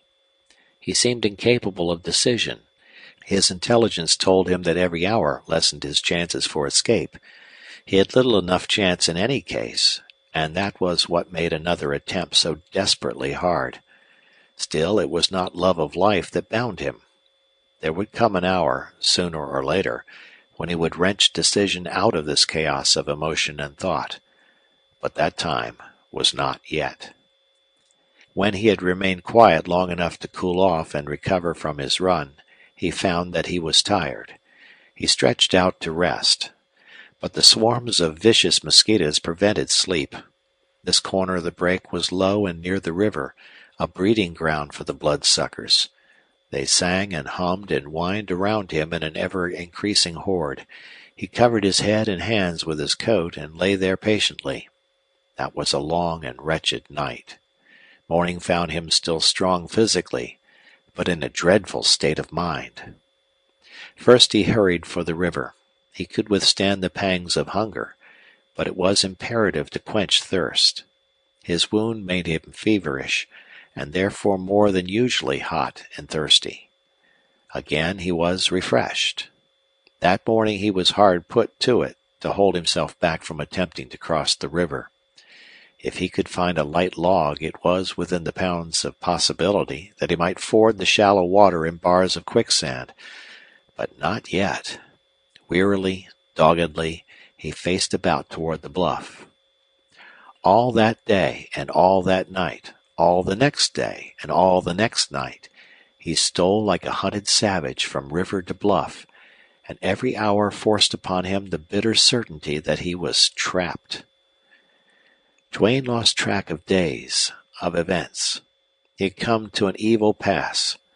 There arrived an hour when, closely pressed by pursuers at the extreme southern corner of the break, he took to a dense thicket of willows, driven to what he believed was his last stand. If only these human bloodhounds would swiftly close in on him. Let him fight to the last bitter gasp and have it over. But these hunters, eager as they were to get him, had care of their own skins. They took few risks. They had him cornered. It was the middle of the day, hot, dusty, oppressive, threatening storm. Like a snake, Duane crawled into a little space in the darkest part of the thicket and lay still. Men had cut him off from the bluff, from the river, seemingly from all sides. But he heard voices only from in front and toward his left. Even if his passage to the river had not been blocked, it might just as well have been. "Come on, fellows, down here," called one man from the bluff. "Got him corralled at last," shouted another. "Reckon you needn't be too sure. We thought that more'n once," taunted another. "I seen him, I tell you." "Oh, that was a deer." "But Bill found fresh tracks and blood on the willows." "If he's winged, we needn't hurry." "Hold on thar, you boys," came a shout in authoritative tones from farther up the bluff. "Go slow. You all air gittin' foolish at the end of a long chase." "That's right, Colonel. Hold 'em back. There's nothing surer than somebody'll be stoppin' lead pretty quick. He'll be huntin' us soon." "Let's surround this corner and starve him out." "Fire the brake." How clearly all this talk pierced Duane's ears. In it he seemed to hear his doom. This, then, was the end he had always expected, which had been close to him before, yet never like now. "By God," whispered Duane, "the thing for me to do now is go out, meet 'em." That was prompted by the fighting, the killing instinct in him. In that moment it had almost superhuman power. If he must die, that was the way for him to die. What else could be expected of Buck Duane? He got to his knees and drew his gun. With his swollen and almost useless hand he held what spare ammunition he had left. He ought to creep out noiselessly to the edge of the willows, suddenly face his pursuers, then, while there was a beat left in his heart, kill, kill, kill. These men all had rifles. The fight would be short. But the marksman did not live on earth who could make such a fight go wholly against him. Confronting them suddenly, he could kill a man for every shot in his gun. Thus Duane reasoned. So he hoped to accept his fate, to meet this end. But when he tried to step forward, something checked him. He forced himself. Yet he could not go. The obstruction that opposed his will was as insurmountable as it had been physically impossible for him to climb the bluff. Slowly he fell back, crouched low, and then lay flat. The grim and ghastly dignity that had been his a moment before fell away from him. He lay there stripped of his last shred of self-respect. He wondered, was he afraid? Had he, the last of the Duanes, had he come to feel fear? No. Never in all his wild life had he so longed to go out and meet men face to face. It was not fear that held him back. He hated this hiding, this eternal vigilance, this hopeless life. The damnable paradox of the situation was that if he went out to meet these men there was absolutely no doubt of his doom. If he clung to his covert, there was a chance, a merest chance for his life. These pursuers, dogged and unflagging as they had been, were mortally afraid of him. It was his fame that made them cowards. Duane's keenness told him that at the very darkest and most perilous moment there was still a chance for him. And the blood in him, the temper of his father, the years of his outlawry, the pride of his unsought and hated career, the nameless, inexplicable something in him made him accept that slim chance. Waiting then became a physical and mental agony. He lay under the burning sun, parched by thirst, laboring to breathe, sweating and bleeding. His uncared-for wound was like a red-hot prong in his flesh. Blotched and swollen from the never-ending attack of flies and mosquitoes, his face seemed twice its natural size, and it ached and stung.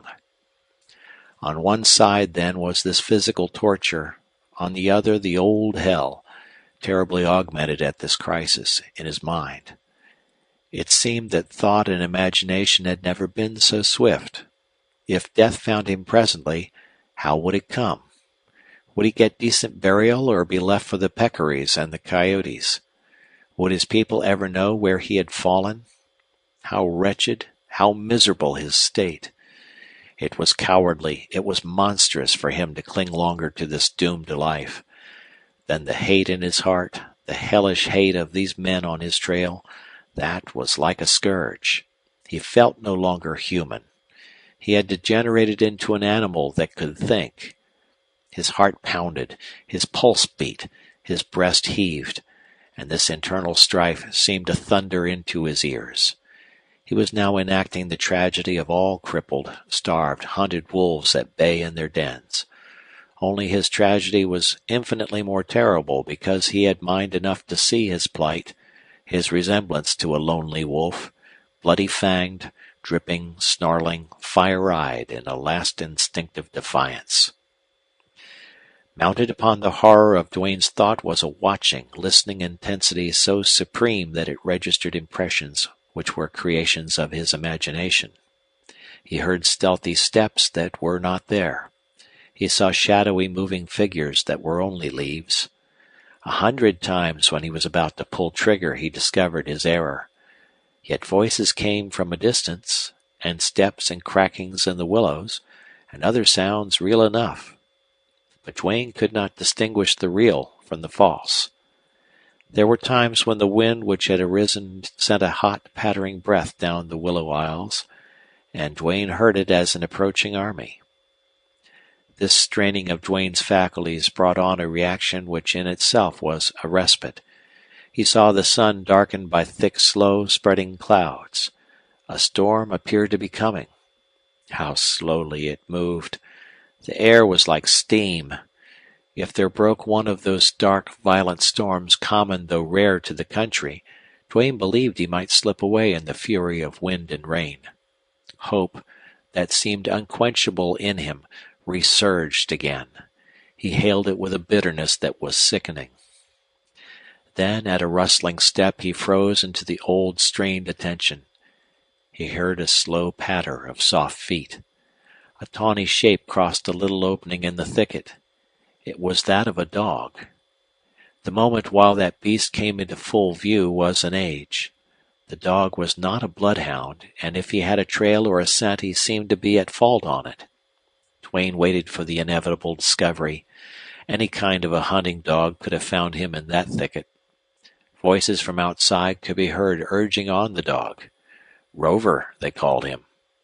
Duane sat up at the moment the dog entered the little shaded covert. Duane expected a yelping, a baying, or at least a bark that would tell of his hiding place. A strange relief swiftly swayed over Duane. The end was near now. He had no further choice. Let them come. A quick, fierce exchange of shots, and then this torture passed. He waited for the dog to give the alarm. But the dog looked at him and trotted by into the thicket without a yelp. Duane could not believe the evidence of his senses. He thought he had suddenly gone deaf. He saw the dog disappear, heard him running to and fro among the willows, getting farther and farther away till all sound from him ceased. "Thar's Rover," called a voice from the bluff side. "He's been through that black patch." "Nary a rabbit in there," replied another. "Bah, that pup's no good," scornfully growled another man. "Put a hound at that clump of willows." "Fire's the game. Burn the brake before the rain comes." The voices droned off as their owners evidently walked up the ridge. Then upon Duane fell the crushing burden of the old waiting, watching, listening spell. After all, it was not to end just now. His chance still persisted, looked a little brighter, led him on, perhaps, to forlorn hope. All at once twilight settled quickly down upon the willow brake, or else Duane noted it suddenly. He imagined it to be caused by the approaching storm. But there was little movement of air or cloud, and thunder still muttered and rumbled at a distance. The fact was the sun had set, and at this time of overcast sky night was at hand. Duane realized it with the awakening of all his old force. He would yet elude his pursuers. That was the moment when he seized the significance of all these fortunate circumstances which had aided him. Without haste and without sound, he began to crawl in the direction of the river. It was not far, and he reached the bank before darkness set in. There were men up on the bluff carrying wood to build a bonfire. For a moment he half yielded to a temptation to try to slip along the river shore, close in under the willows. But when he raised himself to peer out, he saw that an attempt of this kind would be liable to failure.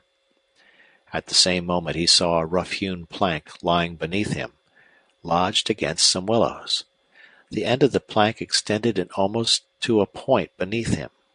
Quick as a flash he saw where a desperate chance invited him. Then he tied his gun in an oilskin bag and put it in his pocket. The bank was steep and crumbly. He must not break off any earth to splash into the water. There was a willow growing back some few feet from the edge of the bank. Cautiously he pulled it down, bent it over the water so that when he released it there would be no springing back. Then he trusted his weight to it, with his feet sliding carefully down the bank. He went into the water almost up to his knees, felt the quicksand grip his feet. Then, leaning forward till he reached the plank, he pulled it toward him and lay upon it. Without a sound, one end went slowly under water and the farther end appeared lightly braced against the overhanging willows. Very carefully, then, Duane began to extricate his right foot from the sucking sand. It seemed as if his foot was encased in solid rock. But there was a movement upward, and he pulled with all the power he dared use.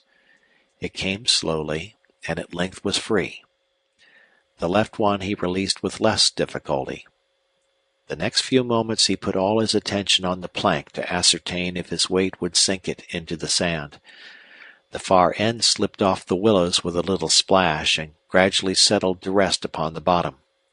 But it sank no farther, and Duane's greatest concern was relieved. However, as it was manifestly impossible for him to keep his head up for long, he carefully crawled out upon the plank until he could rest an arm and shoulder upon the willows.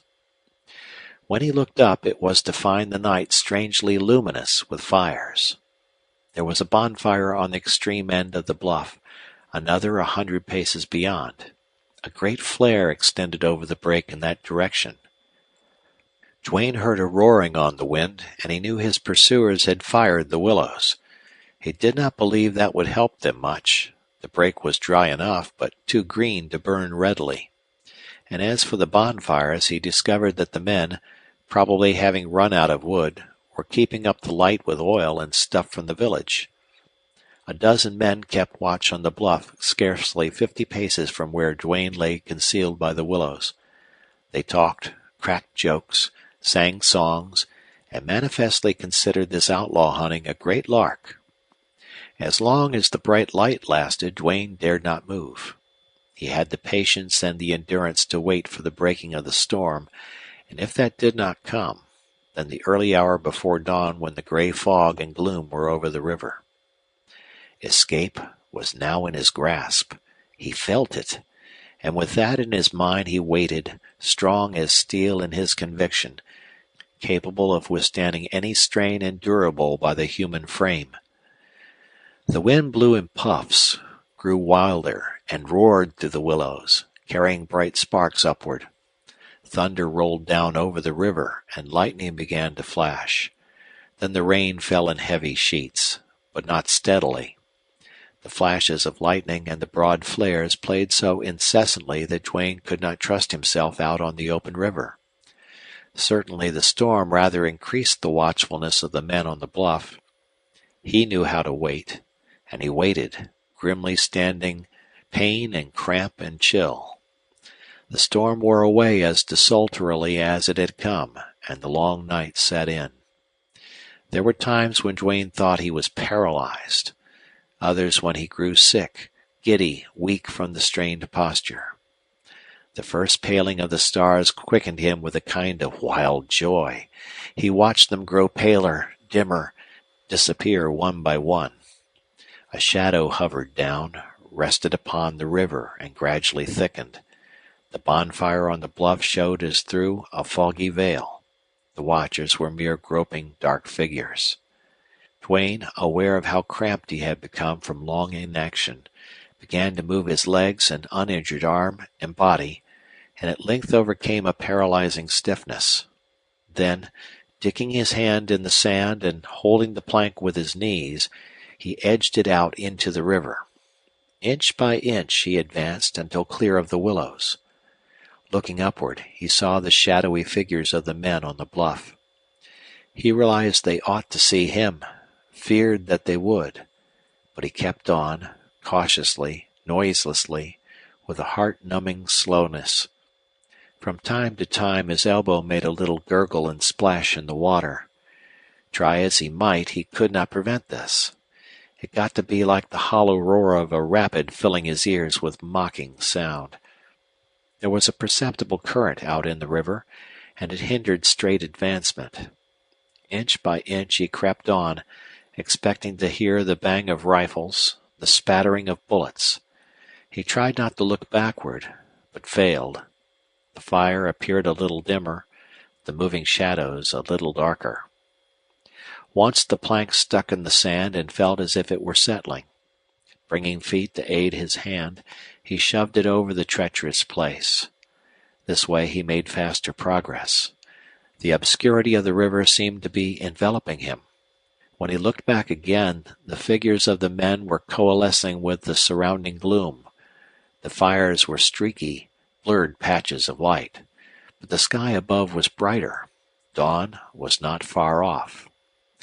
To the west all was dark. With infinite care and implacable spirit and waning strength, Duane shoved the plank along, and when at last he discerned the black border of bank, it came in time, he thought, to save him. He crawled out, rested till the gray dawn broke, and then headed north through the willows. End of chapter. Chapter 13. How long Duane was traveling out of that region he never knew. But he reached familiar country and found a rancher who had before befriended him. Here his arm was attended to.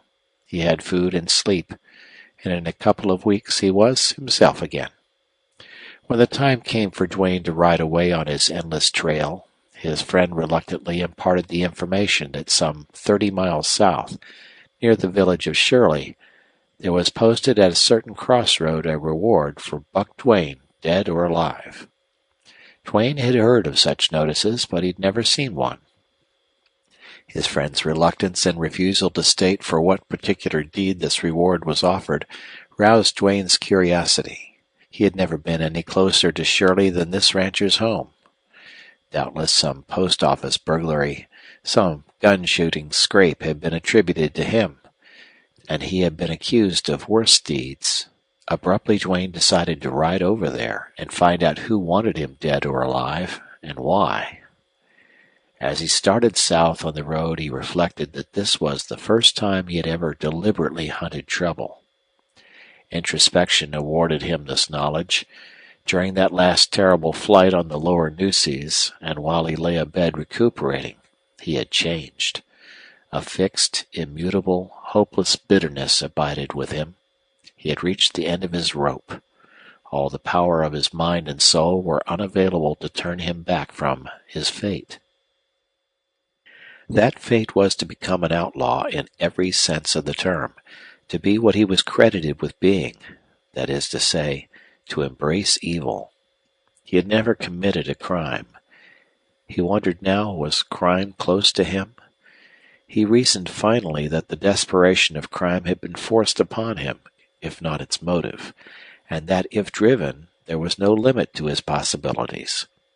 He understood how many of the hitherto inexplicable actions of certain noted outlaws, why they had returned to the scene of the crime that had outlawed them, why they took such strangely fatal chances, why life was no more to them than a breath of wind, why they rode straight into the jaws of death to confront wronged men, or hunting rangers, vigilantes, to laugh in their very faces. It was such bitterness as this that drove these men. Toward afternoon, from the top of a long hill, Duane saw the green fields and trees and shining roofs of a town he considered must be Shirley, and at the bottom of the hill he came upon an intersecting road. There was a placard nailed on the crossroad signpost. Duane drew rein near it and leaned close to read the faded print. $1,000 reward for Buck Duane, dead or alive. Peering closer to read the finer, more faded print, Duane learned that he was wanted for the murder of Mrs. Jeff Aiken at her ranch near Shirley. The month September was named, but the date was illegible. The reward was offered by the woman's husband, whose name appeared with that of a sheriff's at the bottom of the placard. Duane read the thing twice. When he straightened, he was sick with the horror of his fate, wild with passion at those misguided fools who could believe that he had harmed a woman. Then he remembered Kate Bland, and as always when she returned to him, he quaked inwardly. Years before, word had gone abroad that he had killed her, and so it was easy for men wanting to fix a crime to name him. Perhaps it had been done often. Probably he bore on his shoulders a burden of numberless crimes. A dark, passionate fury possessed him. It shook him like a storm shakes the oak. When it passed, leaving him cold, with clouded brow and piercing eye, his mind was set. Spurring his horse, he rode straight toward the village. Shirley appeared to be a large, pretentious country town. A branch of some railroad terminated there. The main street was wide, bordered by trees and commodious houses, and many of the stores were of brick. A large plaza shaded by giant cottonwood trees occupied a central location. Duane pulled his running horse and halted him, plunging and snorting, before a group of idle men who lounged on benches in the shade of a spreading cottonwood.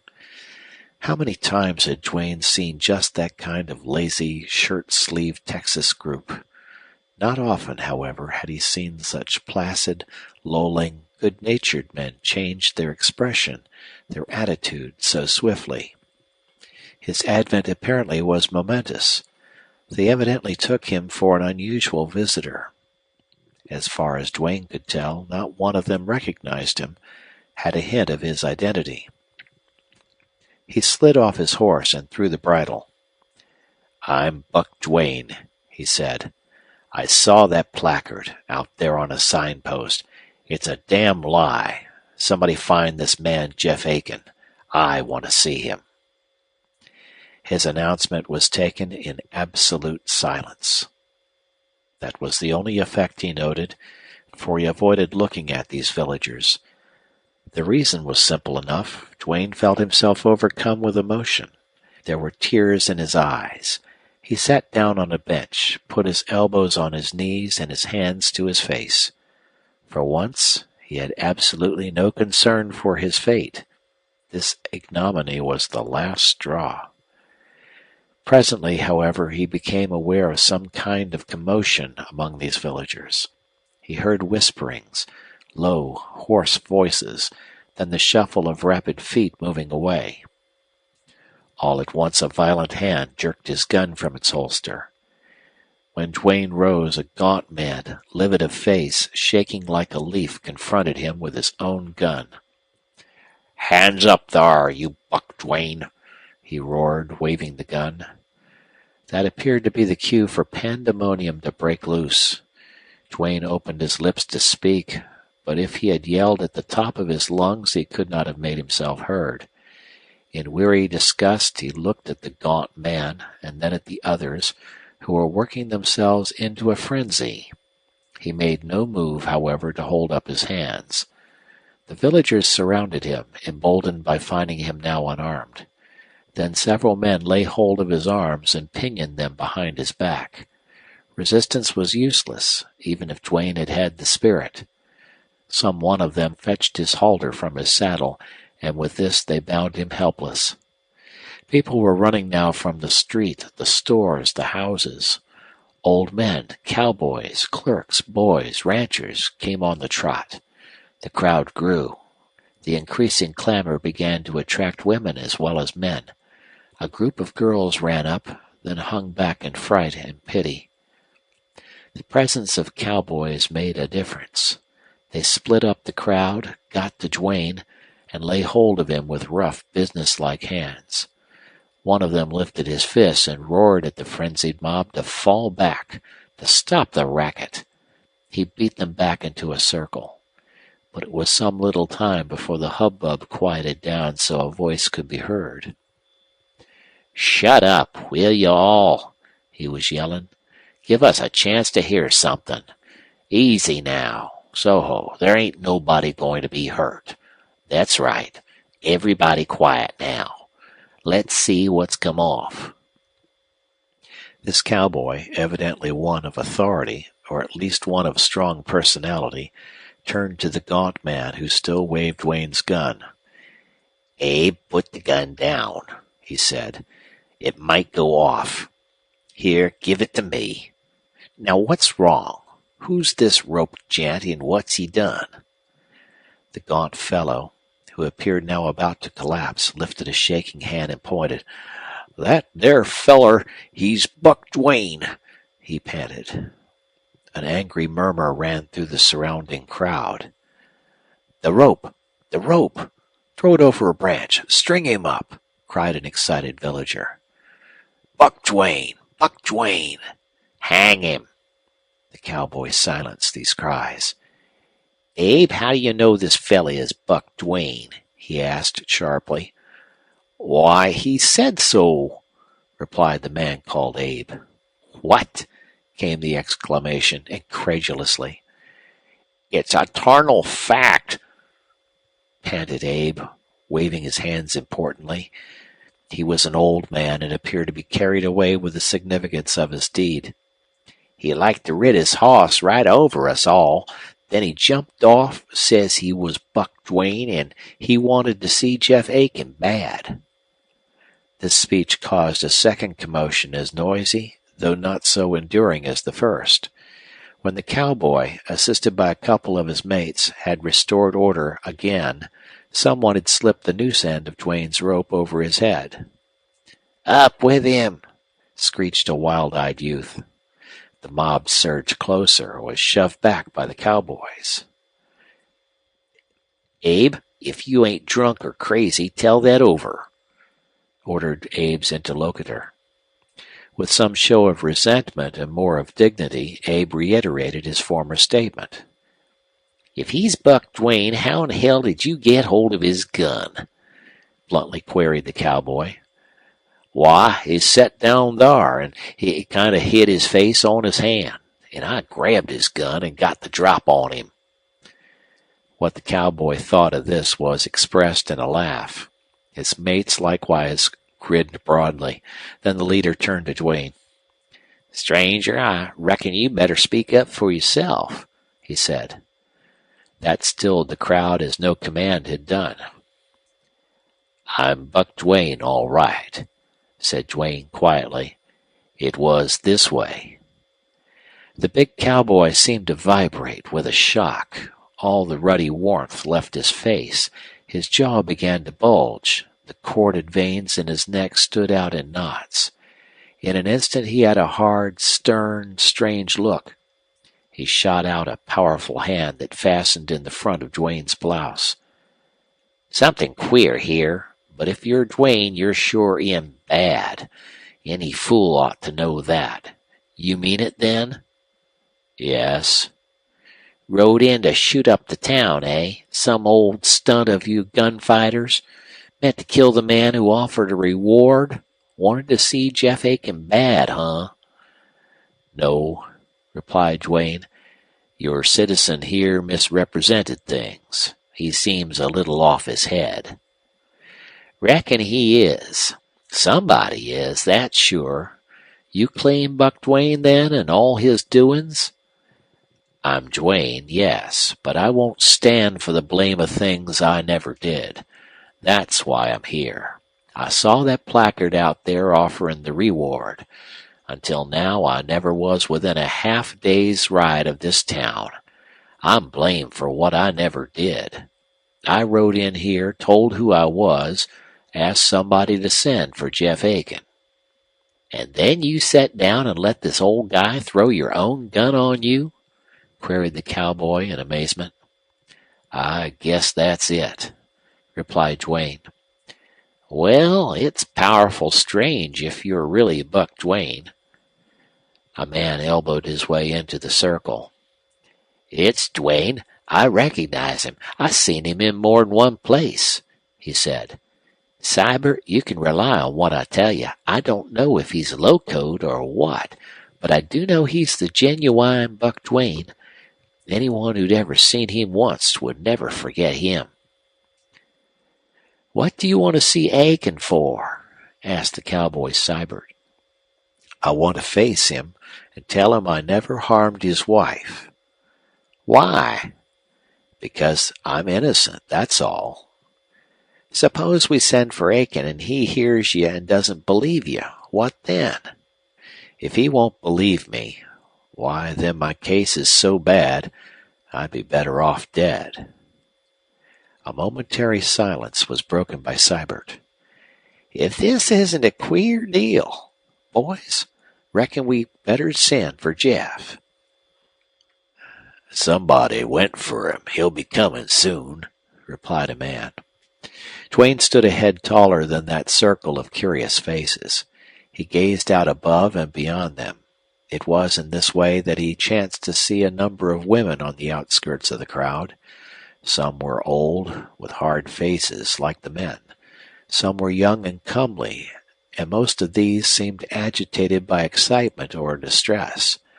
They cast fearful, pitying glances upon Duane as he stood there with that noose round his neck. Women were more human than men, Duane thought. He met eyes that dilated, seemed fascinated at his gaze, but were not averted. It was the old women who were voluble, loud in expression of their feelings. Near the trunk of the cottonwood stood a slender woman in white. Duane's wandering glance rested upon her. Her eyes were riveted upon him. A soft-hearted woman, probably, who did not want to see him hanged. "Thar comes Jeff Aiken now," called a man loudly. The crowd shifted and trampled in eagerness. Duane saw two men coming fast, one of whom, in the lead, was of stalwart build. He had a gun in his hand, and his manner was that of fierce energy. The cowboy Cybert thrust open the jostling circle of men. "Hold on, Jeff," he called, and he blocked the man with the gun. He spoke so low Duane could not hear what he said, and his form hid Aiken's face. At that juncture the crowd spread out, closed in, and Aiken and Cybert were caught in the circle.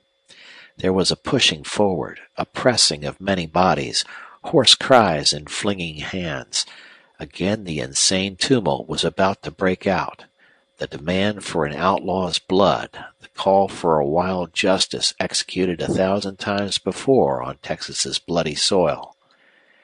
Cybert bellowed at the dark encroaching mass. The cowboys with him beat and cuffed in vain. "Jeff, will you listen?" broke in Cybert hurriedly, his hand on the other man's arm. Aiken nodded coolly. Duane, who had seen many men in perfect control of themselves under circumstances like these, recognized the spirit that dominated Aiken. He was white, cold, passionless. There were lines of bitter grief deep round his lips. If Duane ever felt the meaning of death, he felt it then. "Sure this is your game, Aiken," said Cybert. "But hear me a minute. Reckon there's no doubt about this man being Buck Duane. He's seen the placard out at the crossroads. He rides into Shirley. He says he's Buck Duane and he's looking for Jeff Aiken. That's all clear enough. You know how these gunfighters go looking for trouble. But here's what stumps me. Duane sits down there on the bench and lets old Abe Strickland grab his gun and get the drop on him.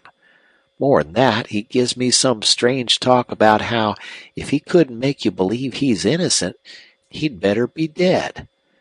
You see for yourself Duane ain't drunk or crazy or locoed. He doesn't strike me as a man who rode in here hunting blood. So I reckon you better hold on till you hear what he has to say." Then for the first time the drawn-faced, hungry-eyed giant turned his gaze upon Duane. He had intelligence which was not yet subservient to passion. Moreover, he seemed the kind of man Duane would care to have judge him in a critical moment like this. "Listen," said Duane gravely, with his eyes steady on Aiken's. "I'm Buck Duane. I never lied to any man in my life. I was forced into outlawry. I never had a chance to leave the country. I've killed men to save my own life. I never intentionally harmed any woman. I rode 30 miles today, deliberately to see what this reward was, who made it, what for. When I read the placard, I went sick to the bottom of my soul. So I rode in here to find you, to tell you this. I never saw Shirley before today. It was impossible for me to have killed your wife. Last September, I was 200 miles north of here on the upper Nueces. I can prove that. Men who know me will tell you I couldn't murder a woman. I haven't any idea why such a deed should be laid at my hands. It's just that wild border gossip. I have no idea what reasons you have for holding me responsible. I only know you're wrong. You've been deceived. And see here, Aiken, you understand I'm a miserable man. I'm about broken, I guess. I don't care any more for life, for anything. If you can't look me in the eyes, man to man, and believe what I say, why, by God, you can kill me." Aiken heaved a great breath. Buck Duane, whether I'm impressed or not by what you say needn't matter. You've had accusers, justly or unjustly, as will soon appear. The thing is, we can prove you innocent or guilty.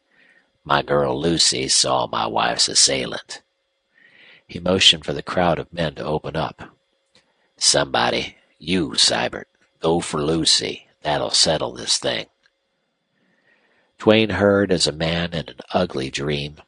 The faces around him, the hum of voices, all seemed far off. His life hung by the merest thread. Yet he did not think of that so much as of the brand of a woman murderer which might soon be sealed upon him by a frightened, imaginative child. The crowd trooped apart and closed in again. Duane caught a blurred image of a slight girl clinging to Seibert's hand. He could not see distinctly. Aiken lifted the child, whispered soothingly to her not to be afraid. Then he fetched her closer to Duane. "Lucy, tell me, did you ever see this man before?" asked Aiken, huskily and low. "Is he the one who came in the house that day, struck you down, and dragged Mama?" Aiken's voice failed. A lightning flash seemed to clear Duane's blurred sight. He saw a pale, sad face and violet eyes fixed in gloom and horror upon his. No terrible moment in Duane's life ever equaled this one of silence, of suspense. "It ain't him," cried the child. Then Seibert was flinging the noose off Duane's neck and unwinding the bonds round his arms. The spellbound crowd awoke to hoarse exclamations. "See there, my locoed gents, how easy you'd hang the wrong man," burst out the cowboy as he made the rope end hiss. "You all are a lot of wise rangers, haw haw." He freed Duane and thrust the bone-handled gun back in Duane's holster. "You, Abe, there. Reckon you pulled a stunt, but don't try the like again. And, men, I'll gamble there's a hell of a lot of bad work Buck Duane's named for, which all he never done. Clear away there. Where's his hoss? Duane, the road's open out of Shirley." Seibert swept the gaping watchers aside and pressed Duane toward the horse, which another cowboy held. Mechanically, Duane mounted, felt a lift as he went up. Then the cowboy's hard face softened in a smile. "I reckon it ain't uncivil of me to say, hit that road quick," he said frankly. He led the horse out of the crowd. Aiken joined him, and between them they escorted Duane across the plaza. The crowd appeared irresistibly drawn to follow. Aiken paused with his big hand on Duane's knee. In it, unconsciously probably, he still held the gun. "Duane, a word with you," he said. "I believe you're not so black as you've been painted. I wish there was time to say more. Tell me this anyway. Do you know the Ranger Captain McNelly?" "I do not," replied Duane in surprise. "I met him only a week ago over in Fairfield," went on Aiken hurriedly. "He declared you never killed my wife. I didn't believe him. Argued with him. We almost had hard words over it. Now, I'm sorry. The last thing he said was, if you ever see Duane, don't kill him. Send him into my camp after dark. He meant something strange. What, I can't say. But he was right, and I was wrong. If Lucy had batted an eye, I'd have killed you. Still, I wouldn't advise you to hunt up McNelly's camp. He's clever. Maybe he believes there's no treachery in his new ideas of ranger tactics. I tell you for all it's worth. Goodbye. May God help you further as he did this day." Duane said goodbye and touched the horse with his spurs. "So long, Buck," called Seibert with that frank smile breaking warm over his brown face, and he held his sombrero high. End of chapter. Chapter 14. When Duane reached the crossing of the roads, the name Fairfield on the signpost seemed to be the thing that tipped the oscillating balance of decision in favor of that direction. He answered here to unfathomable impulse. If he had been driven to hunt up Jeff Aiken, now he was called to find this unknown ranger captain. In Duane's state of mind, clear reasoning, common sense, or keenness were out of the question. He went because he felt he was compelled. Dusk had fallen when he rode into a town which inquiry discovered to be Fairfield. Captain McNelly's camp was stationed just out of the village limits on the other side. No one except the boy Duane questioned appeared to notice his arrival. Like Shirley, the town of Fairfield was large and prosperous, compared to the innumerable hamlets dotting the vast extent of southwestern Texas. As Duane rode through, being careful to get off the main street, he heard the tolling of a church bell that was a melancholy reminder of his old home. There did not appear to be any camp on the outskirts of the town. But as Duane sat his horse, peering round and undecided what further move to make, he caught the glint of flickering lights through the darkness. Heading toward them, he rode perhaps a quarter of a mile to come upon a grove of mesquite. The brightness of several fires made the surrounding darkness all the blacker. Duane saw the moving forms of men and heard horses. He advanced naturally, expecting any moment to be halted. "Who goes there?" came the sharp call out of the gloom. Duane pulled his horse. The gloom was impenetrable. "One man, alone," replied Duane. "A stranger?" "Yes." "What do you want?" "I'm trying to find the ranger camp." "You struck it. What's your errand?" "I want to see Captain McNelly." "Get down and advance. Slow. Don't move your hands. It's dark, but I can see." Duane dismounted and, leading his horse, slowly advanced a few paces. He saw a dully bright object, a gun, before he discovered the man who held it. A few more steps showed a dark figure blocking the trail. Here Duane halted. "Come closer, stranger. Let's have a look at you," the guard ordered curtly. Duane advanced again until he stood before the man. Here the rays of light from the fires flickered upon Duane's face. "Reckon you're a stranger, all right. What's your name and your business with the captain?" Duane hesitated, pondering what best to say. "Tell Captain McNelly I'm the man he's been asking to ride into his camp after dark," finally said Duane. The ranger bent forward to peer hard at this night visitor. His manner had been alert, and now it became tense. "Come here, one of you men, quick," he called, without turning in the least toward the campfire. "Hello, what's up, Pickens?" came the swift reply. It was followed by a rapid thud of boots on soft ground. A dark form crossed the gleams from the firelight. Then a ranger loomed up to reach the side of the guard. Duane heard whispering, the purport of which he could not catch. The second ranger swore under his breath. Then he turned away and started back. "Here, Ranger, before you go, understand this. My visit is peaceful, friendly if you'll let it be. Mind, I was asked to come here after dark." Duane's clear, penetrating voice carried far. The listening rangers at the campfire heard what he said. "No, Pickens, tell that fellow to wait," replied an authoritative voice. Then a slim figure detached itself from the dark, moving group at the campfire and hurried out. "Better be foxy, Cap," shouted a ranger in warning. "Shut up, all of you," was the reply. This officer, obviously Captain McNelly, soon joined the two rangers who were confronting Duane. He had no fear. He strode straight up to Duane. "I'm McNelly," he said. "If you're my man, don't mention your name yet."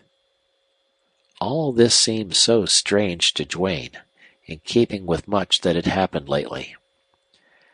"I met Jeff Aiken today," said Duane. "He sent me."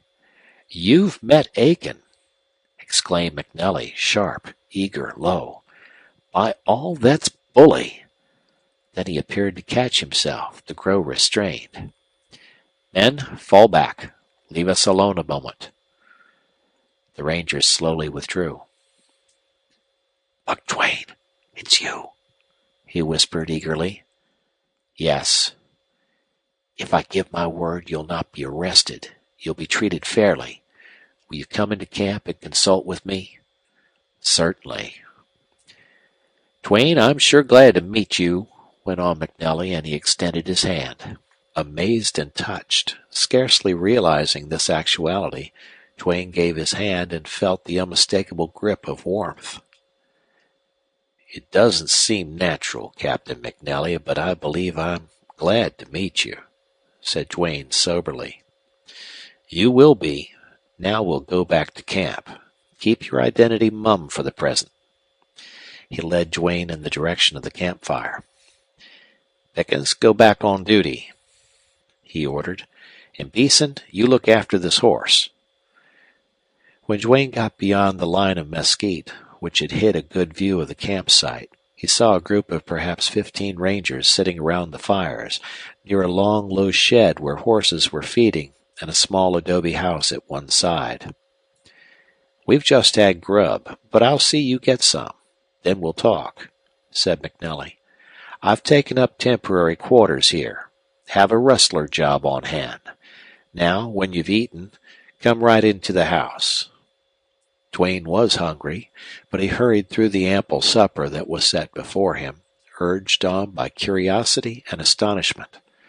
The only way he could account for his presence there in a ranger's camp was that McNelly hoped to get useful information out of him. Still, that would hardly have made this captain so eager. There was a mystery here, and Duane could scarcely wait for it to be solved. While eating, he had bent keen eyes around him. After a first quiet scrutiny, the rangers apparently paid no more attention to him. They were all veterans in service. Duane saw that, and rugged, powerful men of iron constitution. Despite the occasional joke and sally of the more youthful members, and a general conversation of campfire nature, Duane was not deceived about the fact that his advent had been an unusual and striking one, which had caused an undercurrent of conjecture and even consternation among them. These rangers were too well trained to appear openly curious about their captain's guest. If they had not deliberately attempted to be oblivious of his presence, Duane would have concluded they thought him an ordinary visitor, somehow of use to McNelly. As it was, Duane felt a suspense that must have been due to a hint of his identity. He was not long in presenting himself at the door of the house. "Come in and have a chair," said McNelly, motioning for the one other occupant of the room to rise. "Leave us, Russell, and close the door. I'll be through these reports right off." McNelly sat at a table, upon which was a lamp and various papers. Seen in the light, he was a fine-looking, soldierly man of about 40 years, dark-haired and dark-eyed, with a bronzed face, shrewd, stern, strong, yet not wanting in kindliness. He scanned hastily over some papers, fussed with them, and finally put them in envelopes. Without looking up, he pushed a cigar case toward Duane, and upon Duane's refusal to smoke, he took a cigar, rose to light it at the lamp chimney, and then, settling back in his chair, he faced Duane, making a vain attempt to hide what must have been the fulfillment of a long-nourished curiosity. "Duane, I've been hoping for this for 2 years," he began. Duane smiled a little, a smile that felt strange on his face. He had never been much of a talker, and speech here seemed more than ordinarily difficult. McNelly must have felt that. He looked long and earnestly at Duane, and his quick, nervous manner changed to grave thoughtfulness. "I've lots to say, but where to begin?" he mused. "Duane, you've had a hard life since you went on the dodge. I never met you before, don't know what you look like as a boy. But I can see well, even Ranger life isn't all roses."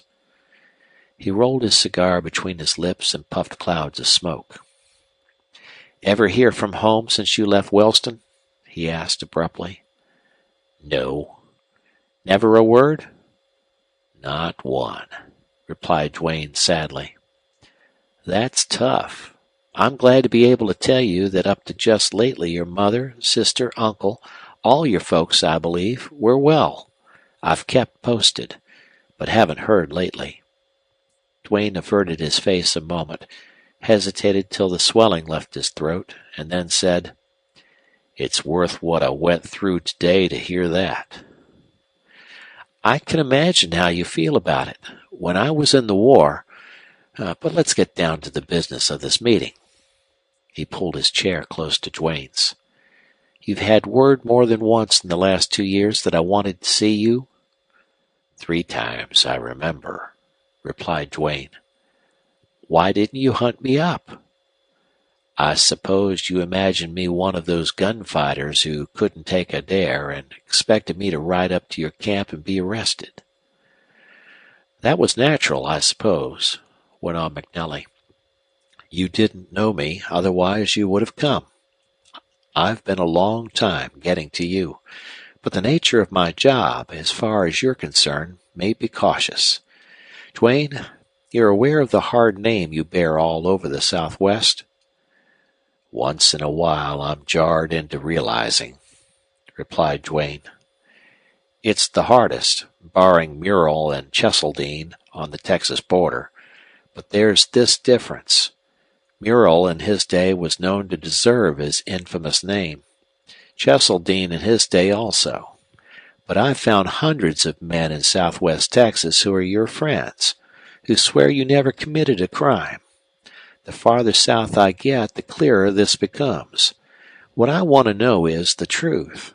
Have you ever done anything criminal? Tell me the truth, Duane. It won't make any difference in my plan. And when I say crime, I mean what I would call crime, or any reasonable Texan." "That way my hands are clean," replied Duane. "You never held up a man, robbed a store for grub, stole a horse when you needed him bad? Never anything like that?" "Somehow I always kept out of that, just when pressed the hardest." "Duane, I'm damn glad," McNelly exclaimed, gripping Duane's hand. "Glad for your mother's sake. But all the same, in spite of this, you are a Texas outlaw accountable to the state. You're perfectly aware that under existing circumstances, if you fell into the hands of the law, you'd probably hang, at least go to jail for a long term." That's what kept me on the dodge all these years, replied Duane. Certainly. McNally removed his cigar. His eyes narrowed and glittered. The muscles along his brown cheeks set hard and tense. He leaned closer to Duane, laid sinewy, pressing fingers upon Duane's knee. Listen to this, he whispered hoarsely. If I place a pardon in your hand, make you a free, honest citizen once more, clear your name of infamy, make your mother, your sister proud of you, will you swear yourself to a service, any service I demand of you? Duane sat stock still, stunned. Slowly, more persuasively, with show of earnest agitation, Captain McNally reiterated his startling query. My God! Burst from Duane. What's this? McNally, you can't be in earnest. Never more so in my life. I've a deep game. I'm playing it square. What do you say? He rose to his feet. Duane, as if impelled, rose with him. Ranger and outlaw then locked eyes that searched each other's souls. In McNally's, Duane read truth, strong, fiery purpose, hope, even gladness, and a fugitive mounting assurance of victory. Twice Duane endeavored to speak, failed of all save a hoarse, incoherent sound, until, forcing back a flood of speech, he found a voice. Any service? Every service. McNally, I give my word, said Duane. A light played over McNally's face, warming out all the grim darkness. He held out his hand. Duane met it with his in a clasp that men unconsciously give in moments of stress. When they unclasped and Duane stepped back to drop into a chair, McNally fumbled for another cigar. He had bitten the other into shreds, and, lighting it as before, he turned to his visitor, now calm and cool. He had the look of a man who had justly won something at considerable cost. His next move was to take a long leather case from his pocket and extract from it several folded papers. Here's your pardon from the governor, he said quietly. You'll see when you look it over that it's conditional. When you sign this paper I have here, the condition will be met. He smoothed out the paper, handed Duane a pen, ran his forefinger along a dotted line. Duane's hand was shaky. Years had passed since he had held a pen. It was with difficulty that he achieved his signature. Buckley Duane. How strange the name looked. Right here ends the career of Buck Duane, outlaw and gunfighter, said McNally, and seating himself, he took the pen from Duane's fingers and wrote several lines in several places upon the paper. Then, with a smile, he handed it to Duane. That makes you a member of Company A, Texas Rangers. So that's it, burst out Duane, a light breaking in upon his bewilderment.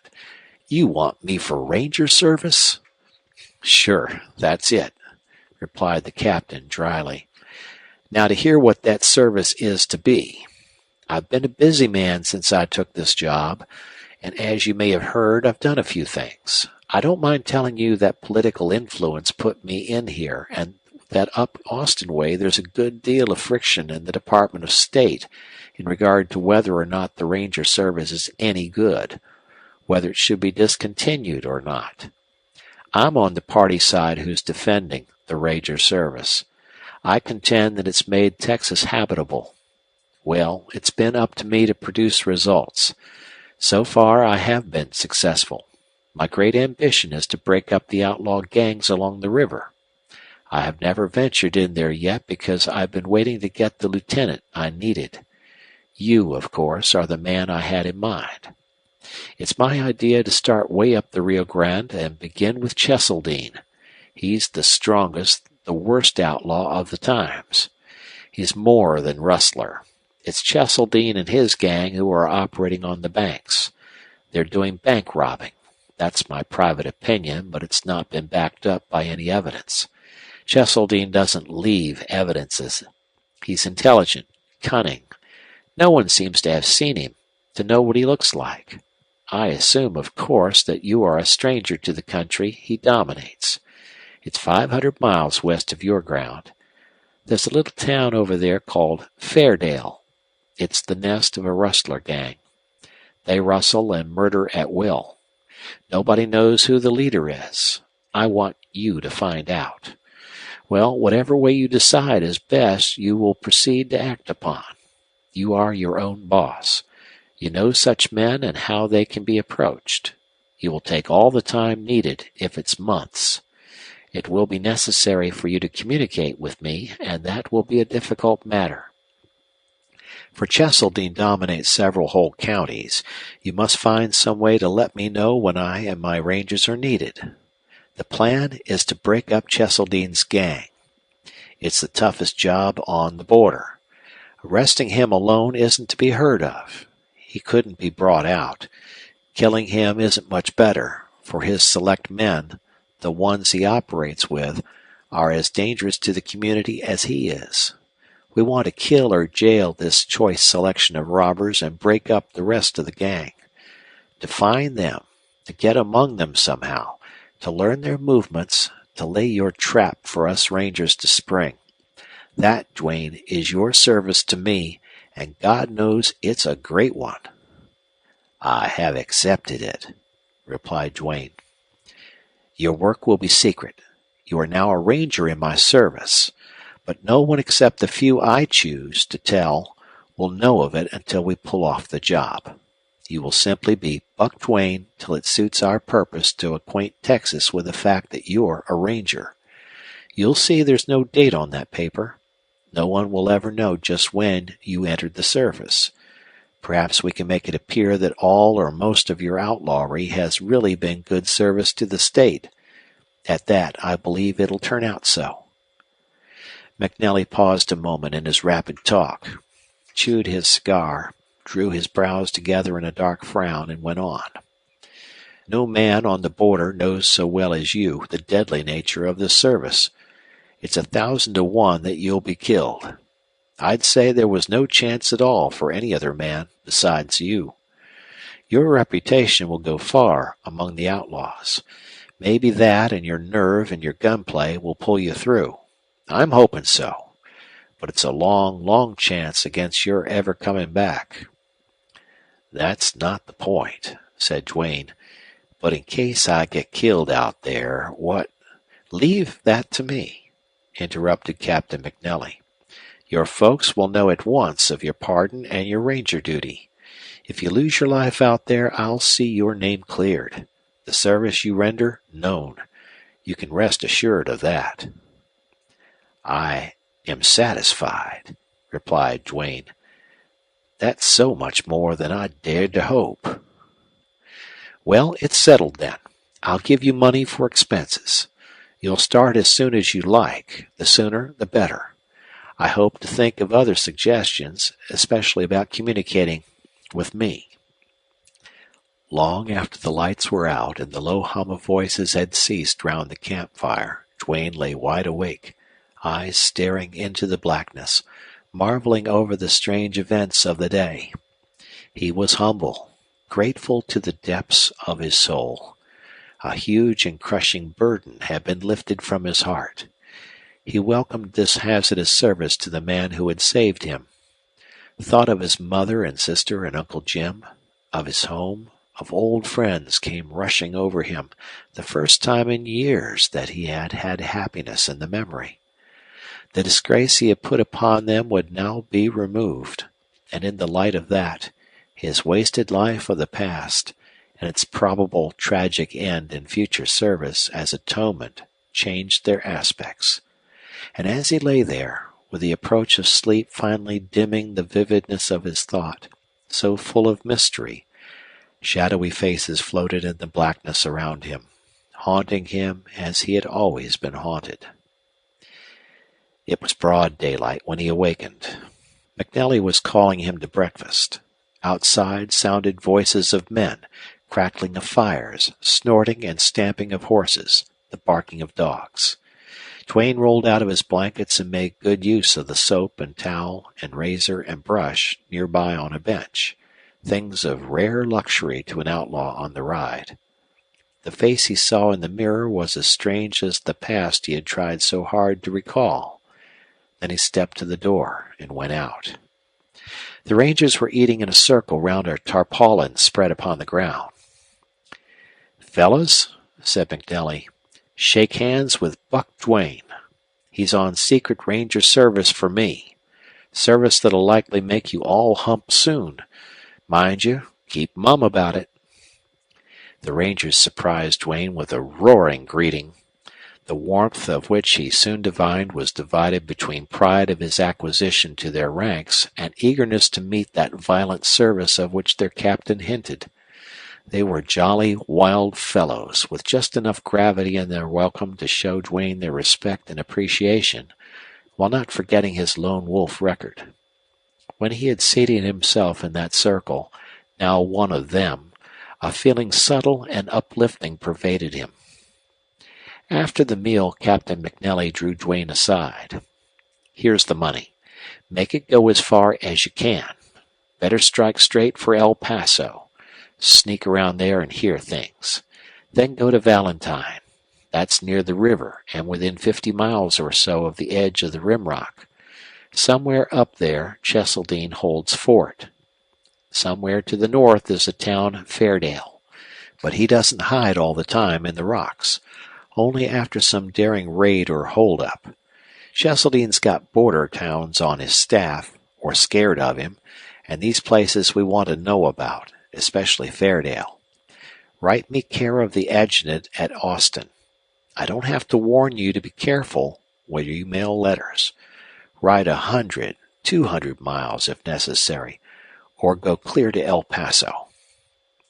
McNelly stopped with an air of finality, and then Duane slowly rose. "I'll start at once," he said, extending his hand to the captain.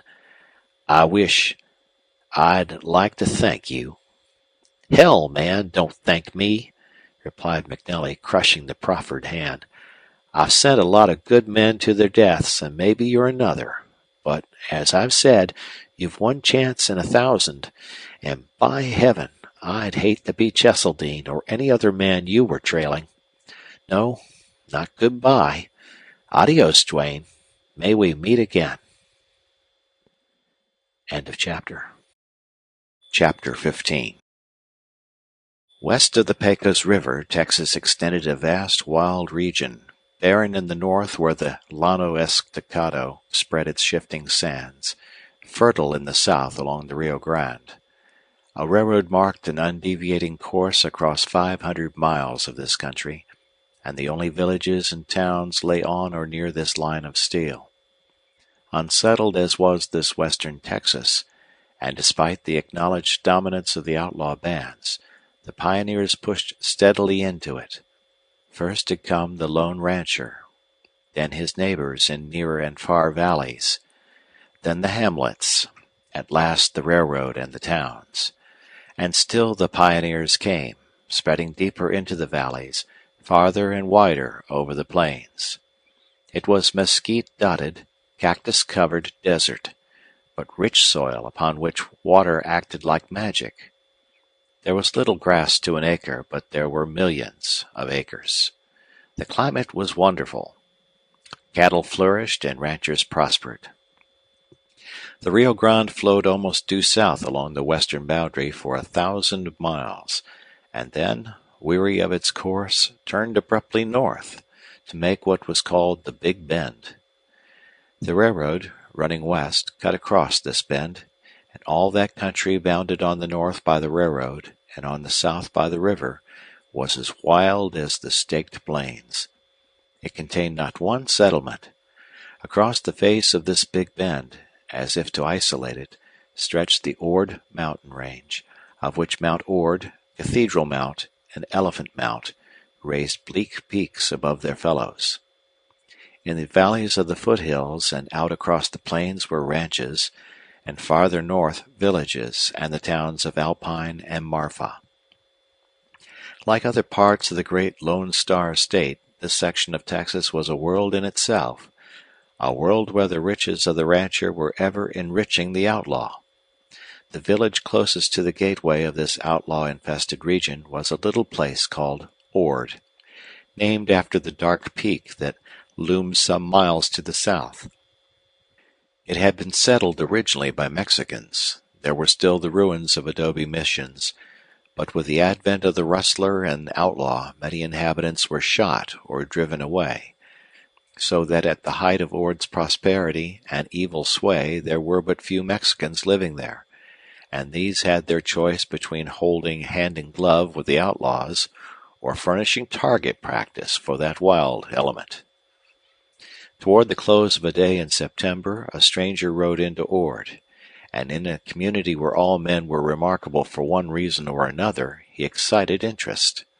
His horse, perhaps, received the first and most engaging attention, horses in that region being apparently more important than men.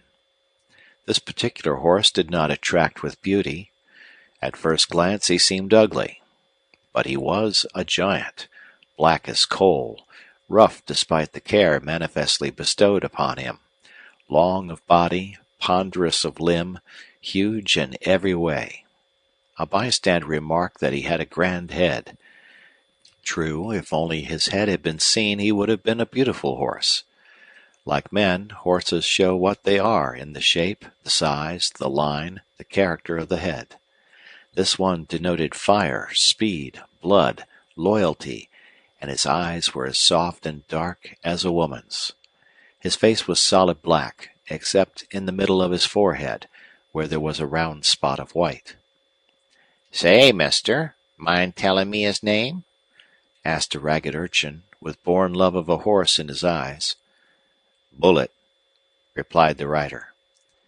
That there's for the white mark, ain't it? Whispered the youngster to another. "Say, isn't he a whopper? Biggest hoss I ever seen." Bullet carried a huge black silver-ornamented saddle of Mexican make, a lariat and canteen, and a small pack rolled into a tarpaulin. This rider apparently put all care of appearances upon his horse. His apparel was the ordinary jeans of the cowboy without vanity, and it was torn and travel-stained. His boots showed evidence of an intimate acquaintance with cactus. Like his horse, this man was a giant in stature, but rangier, not so heavily built. Otherwise, the only striking thing about him was his somber face with its piercing eyes, and hair white over the temples. He packed 2 guns, both low down, but that was too common a thing to attract notice in the Big Bend. A close observer, however, would have noted a singular fact. This rider's right hand was more bronzed, more weather-beaten than his left. He never wore a glove on that right hand. He had dismounted before a ramshackle structure that bore upon its wide, high-boarded front the sign, "Hotel." There were horsemen coming and going down the wide street between its rows of old stores, saloons, and houses. Ord certainly did not look enterprising. Americans had manifestly assimilated much of the leisure of the Mexicans. The hotel had a wide platform in front, and this did duty as porch and sidewalk. Upon it, and leaning against a hitching rail, were men of varying ages, most of them slovenly in old jeans and slouched sombreros. Some were booted, belted, and spurred. No man there wore a coat, but all wore vests. The guns in that group would have outnumbered the men. It was a crowd seemingly too lazy to be curious. Good nature did not appear to be wanting, but it was not the frank and boisterous kind natural to the cowboy or rancher in town for a day. These men were idlers. What else, perhaps, was easy to conjecture. Certainly, to this arriving stranger, who flashed a keen eye over them, they wore an atmosphere never associated with work. Presently, a tall man, with a drooping sandy mustache, leisurely detached himself from the crowd. "Howdy, stranger," he said. The stranger had bent over to loosen the cinches. He straightened up and nodded. Then, I'm thirsty. That brought a broad smile to faces. It was characteristic greeting. One and all trooped after the stranger into the hotel. It was a dark, ill-smelling barn of a place, with a bar as high as a short man's head. A bartender with a scarred face was serving drinks. "Line up, gents," said the stranger. They piled over one another to get to the bar, with coarse jests and oaths and laughter. None of them noted that the stranger did not appear so thirsty as he had claimed to be. In fact, though he went through the motions, he did not drink at all. "My name's Jim Fletcher," said the tall man with the drooping, sandy mustache. He spoke laconically. Nevertheless, there was a tone that showed he expected to be known. Something went with that name. The stranger did not appear to be impressed. "My name might be Blazes, but it ain't," he replied. "What do you call this burg?"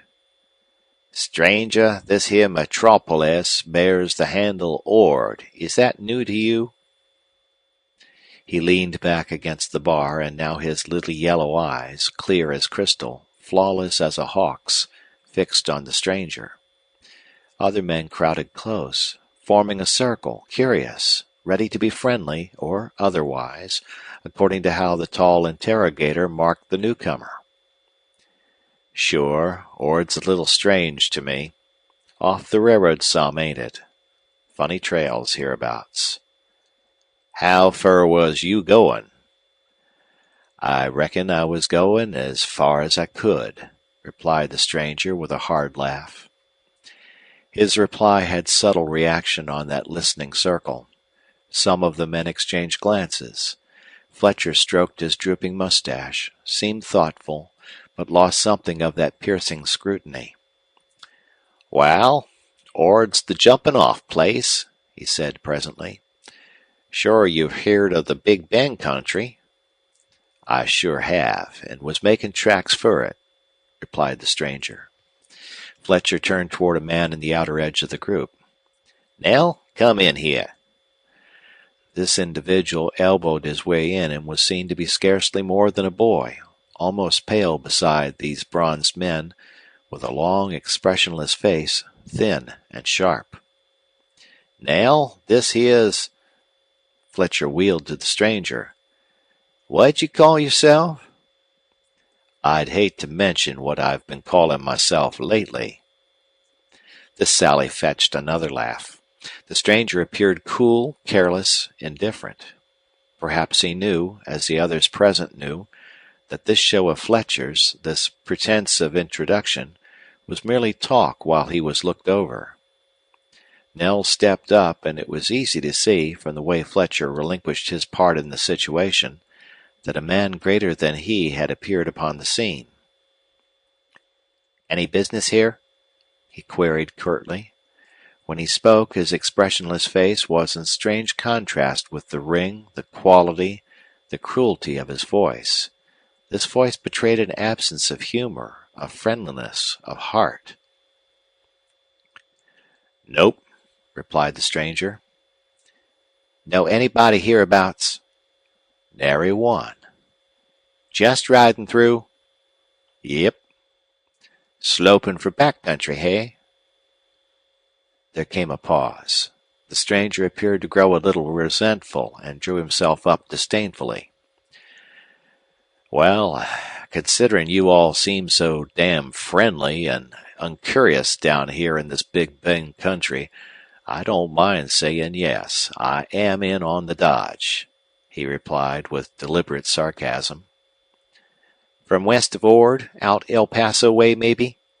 "Sure." "Ah, that's so." Nell's words cut the air, stilled the room.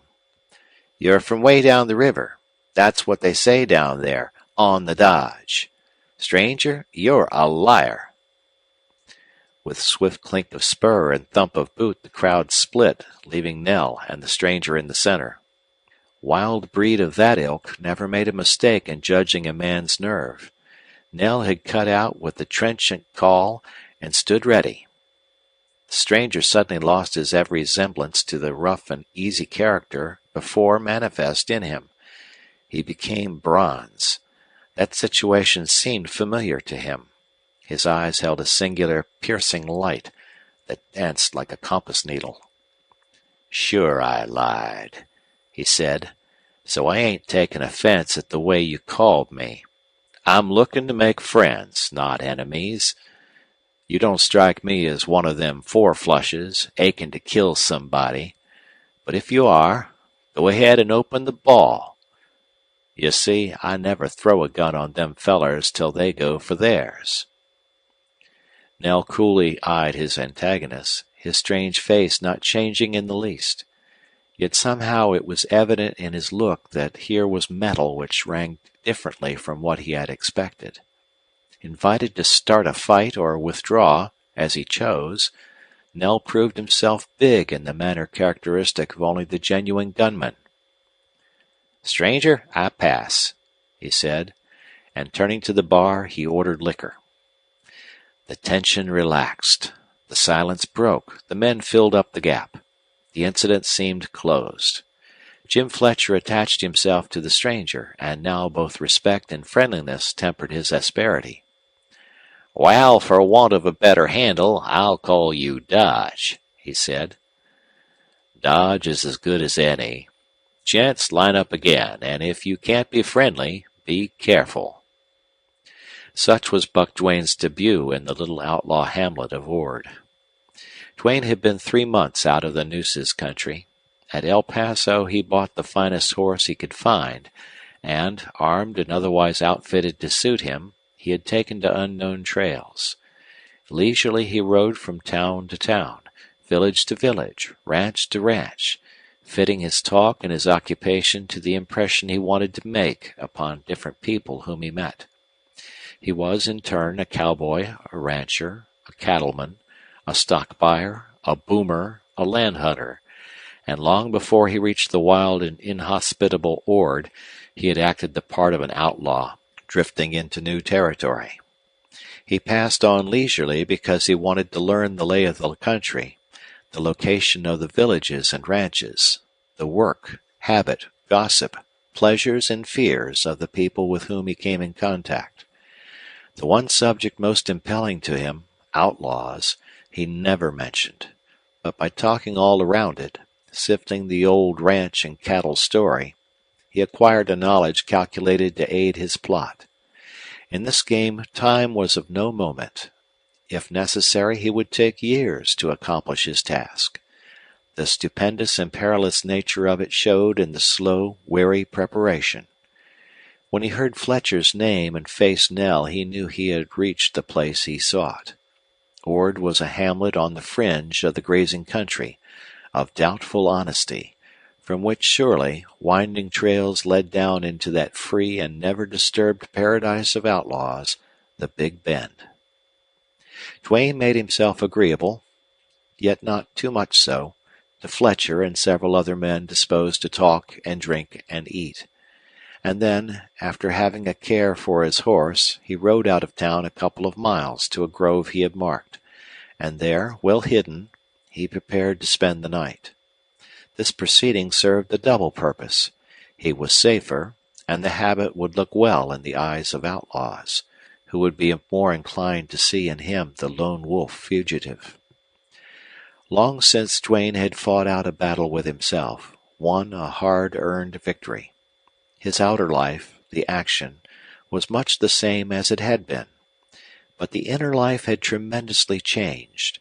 He could never become a happy man, he could never shake utterly those haunting phantoms that had once been his despair and madness. But he had assumed a task impossible for any man save one like him. He had felt the meaning of it grow strangely and wonderfully, and through that flourished up consciousness of how passionately he now clung to this thing which would blot out his former infamy.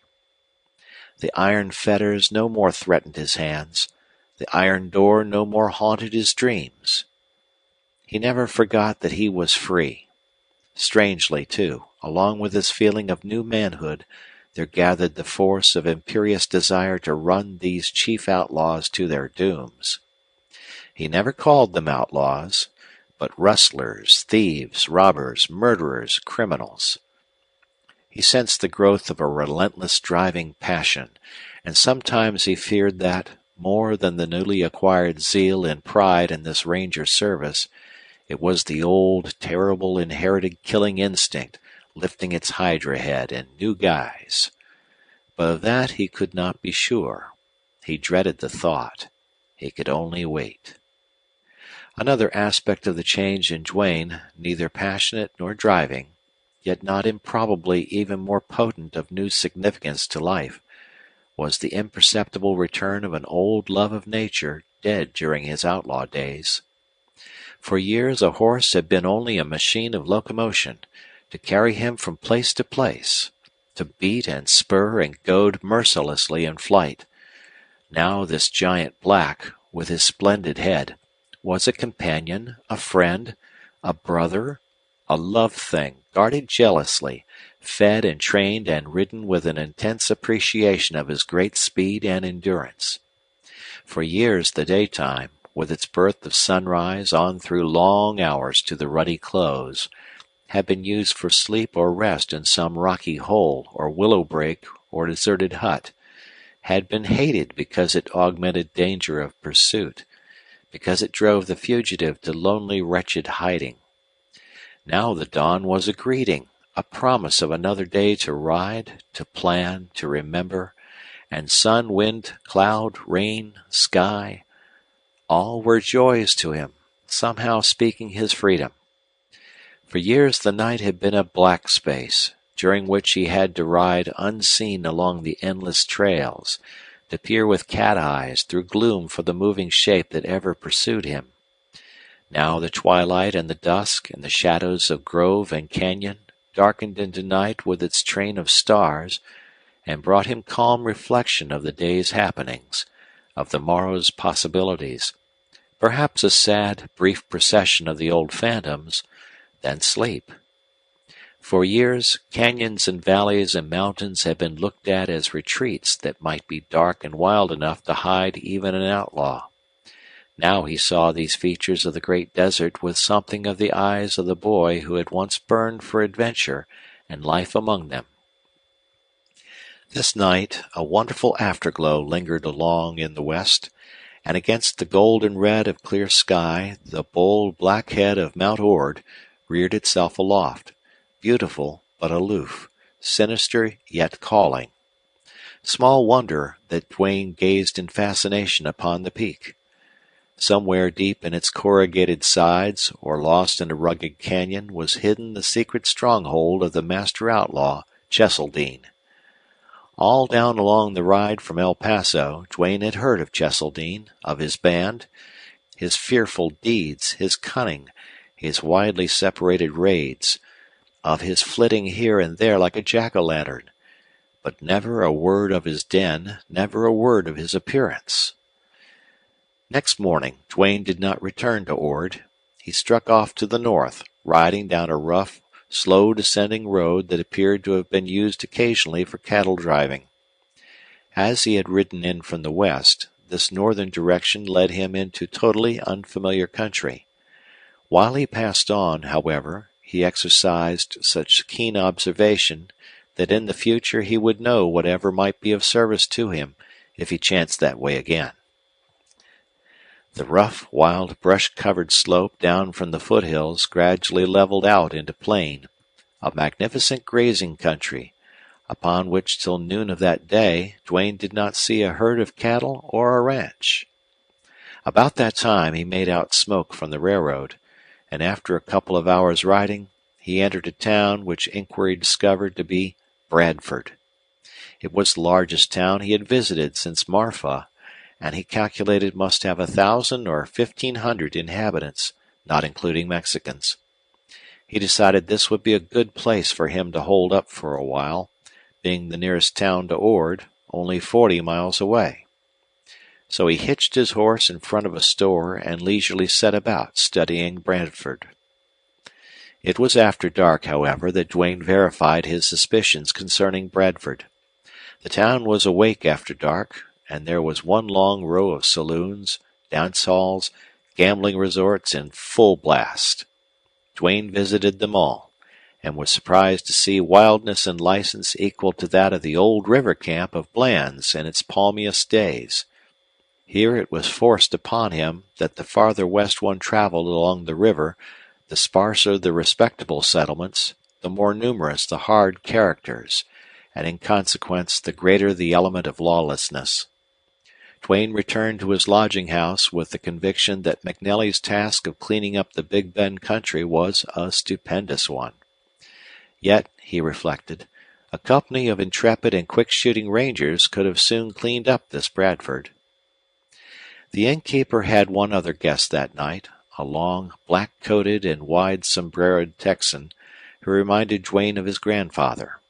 This man had penetrating eyes, a courtly manner, and an unmistakable leaning toward companionship and mint juleps. The gentleman introduced himself as Colonel Webb, of Marfa, and took it as a matter of course that Duane made no comment about himself. "Sir, it's all one to me," he said blandly, waving his hand. "I have traveled. Texas is free, and this frontier is one where it's healthier and just as friendly for a man to have no curiosity about his companion. You might be Cheseldine of the Big Bend, or you might be Judge Little of El Paso. It's all one to me. I enjoy drinking with you anyway." Duane thanked him, conscious of a reserve and dignity that he could not have felt or pretended 3 months before. And then, as always, he was a good listener. Colonel Webb told, among other things, that he had come out to the Big Bend to look over the affairs of a deceased brother who had been a rancher and a sheriff of one of the towns, Fairdale by name. "Found no affairs, no ranch, not even his grave," said Colonel Webb. "And I tell you, sir, if hell's any tougher than this Fairdale, I don't want to expiate my sins there." "Fairdale.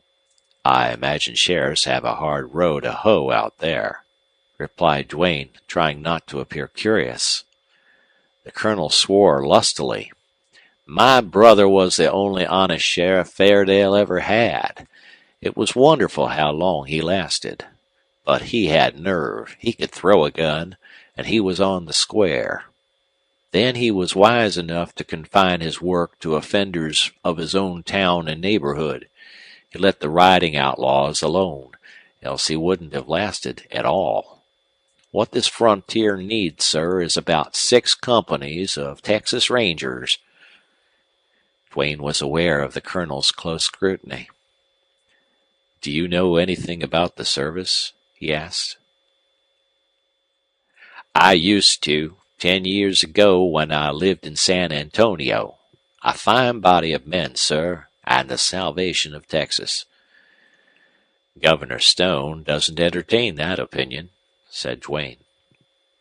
Here Colonel Webb exploded.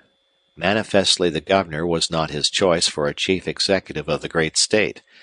He talked politics for a while, and of the vast territory west of the Pecos that seemed never to get a benefit from Austin. He talked enough for Duane to realize that here was just the kind of intelligent, well-informed, honest citizen that he had been trying to meet. He exerted himself thereafter to be agreeable and interesting, and he saw presently that here was an opportunity to make a valuable acquaintance, if not a friend. "I'm a stranger in these parts," said Duane finally. "What is this outlaw situation you speak of?" "It's damnable, sir, and unbelievable. Not rustling any more, but just wholesale herd stealing, in which some big cattlemen, supposed to be honest, are equally guilty with the outlaws. On this border, you know, the rustler has always been able to steal cattle in any numbers. But to get rid of big bunches, that's the hard job. The gang operating between here and Valentine evidently have not this trouble. Nobody knows where the stolen stock goes. But I'm not alone in my opinion that most of it goes to several big stockmen. They ship to San Antonio, Austin, New Orleans, also to El Paso. If you travel the stock road between here and Marfa and Valentine, you'll see dead cattle all along the line, and stray cattle out in the scrub. The herds have been driven fast and far, and stragglers are not rounded up. Wholesale business, eh? Remarked Duane. Who are these, big stock buyers? Colonel Webb seemed a little startled at the abrupt query. He bent his penetrating gaze upon Duane and thoughtfully stroked his pointed beard. Names, of course, I'll not mention. Opinions are one thing, direct accusation another. This is not a healthy country for the informer.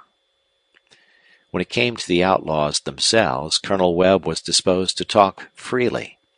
Duane could not judge whether the colonel had a hobby of that subject, or the outlaws were so striking in personality and deed that any man would know all about them. The great name along the river was Cheseldine, but it seemed to be a name detached from an individual. No person of veracity known to Colonel Webb had ever seen Cheseldine, and those that claimed that doubtful honor varied so diversely in descriptions of the chief that they confused the reality and lent to the outlaw only further mystery. Strange to say of an outlaw leader, as there was no one who could identify him, so there was no one who could prove he had actually killed a man. Blood flowed like water over the Big Bend country, and it was Cheseldine who spilled it. Yet the fact remained there were no eyewitnesses to connect any individual called Cheseldine with these deeds of violence. But in striking contrast to this mystery was the person, character, and cold-blooded action of Poggin and Nell, the chief's lieutenants. They were familiar figures in all the towns within 200 miles of Bradford. Nell had a record, but as a gunman with an incredible list of victims, Poggin was supreme. If Poggin had a friend, no one ever heard of him. There were 100 stories of his nerve, his wonderful speed with a gun, his passion for gambling, his love of a horse, his cold, implacable, inhuman wiping out of his path any man that crossed it. "Cheseldine is a name, a terrible name," said Colonel Webb. "Sometimes I wonder if he's not only a name. In that case, where does the brains of this gang come from? No, there must be a master craftsman behind this border pillage, a master capable of handling those terrors, Poggin and Nell. Of all the thousands of outlaws developed by western Texas in the last 20 years, these three are the greatest. In southern Texas, down between the Pecos and the Nueces, there have been and are still many bad men. But I doubt if any outlaw there, possibly excepting Buck Duane, ever equaled Poggin. You heard of this Duane?" "Yes, a little," replied Duane quietly. "I'm from southern Texas. Buck Duane, then, is known out here?" "Why, man, where isn't his name known?" replied Colonel Webb. "I've kept track of his record as I have all the others. Of course, Duane, being a lone outlaw, is somewhat of a mystery also, but not like Cheseldine. Out here there have drifted many stories of Duane, horrible, some of them. But despite them, a sort of romance clings to that Nueces outlaw. He's killed 3 great outlaw leaders, I believe. Bland, Hardin, and the other I forgot. Hardin was known in the Big Bend, had friends there. Bland had a hard name at Del Rio." "Then this man Duane enjoys rather an unusual repute west of the Pecos?" inquired Duane.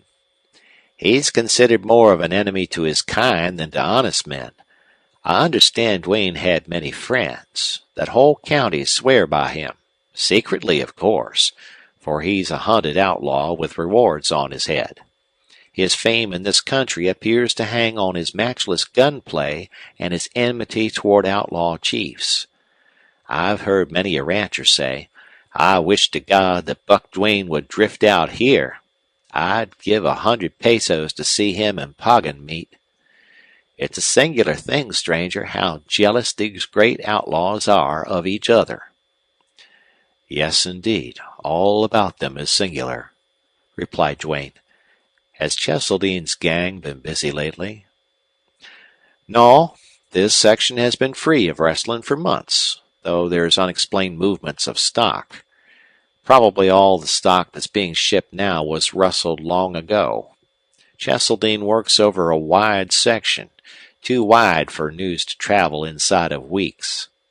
Then sometimes he's not heard of at all for a spell. These lulls are pretty surely indicative of a big storm sooner or later. And Cheseldine's deals, as they grow fewer and farther between, certainly get bigger, more daring. There are some people who think Cheseldine had nothing to do with the bank robberies and train holdups during the last few years in this country. But that's poor reasoning.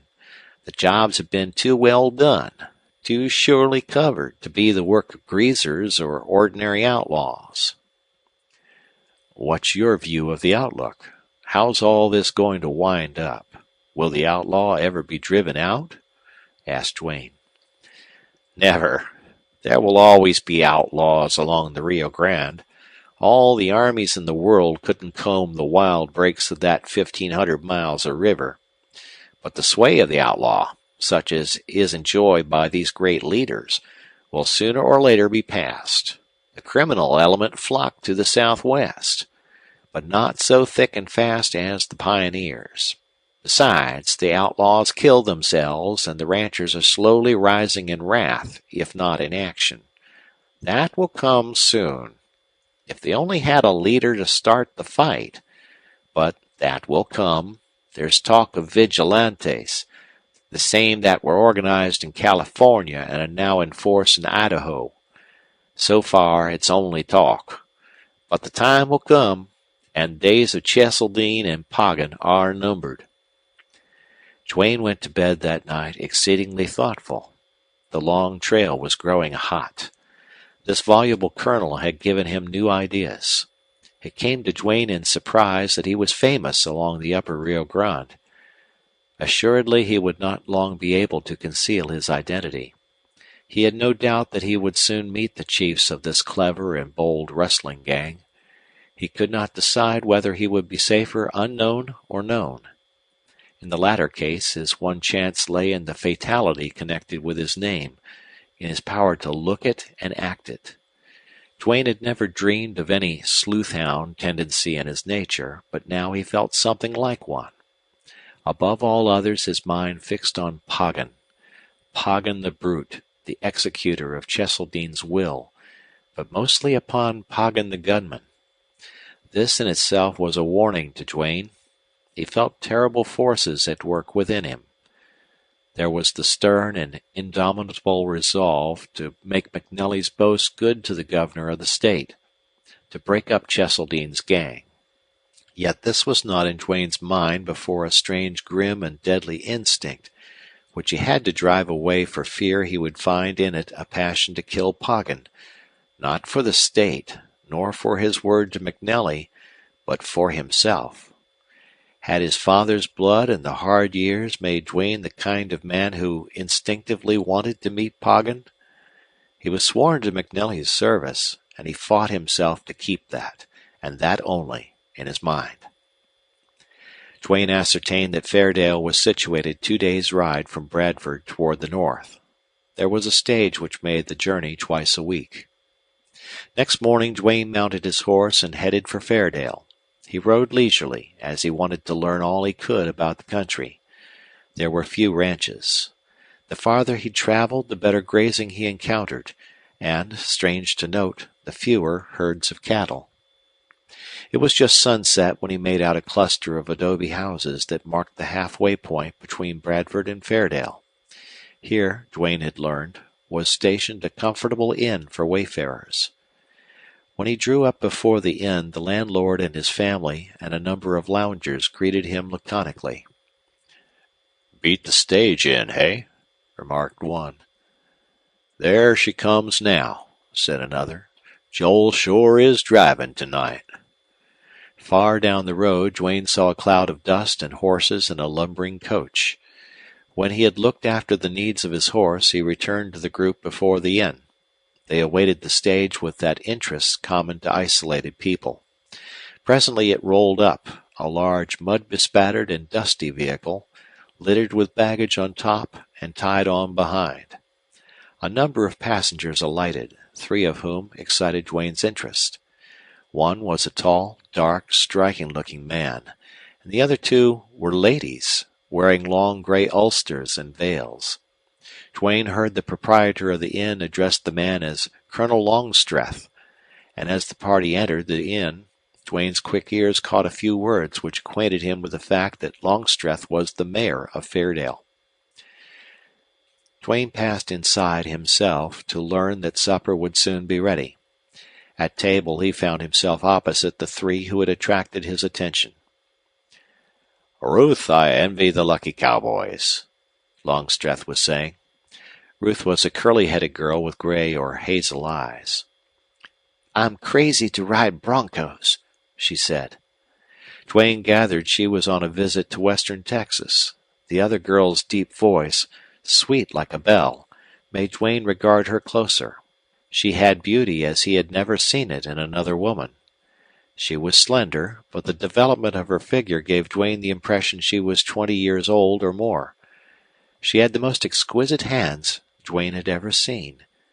She did not resemble the colonel, who was evidently her father.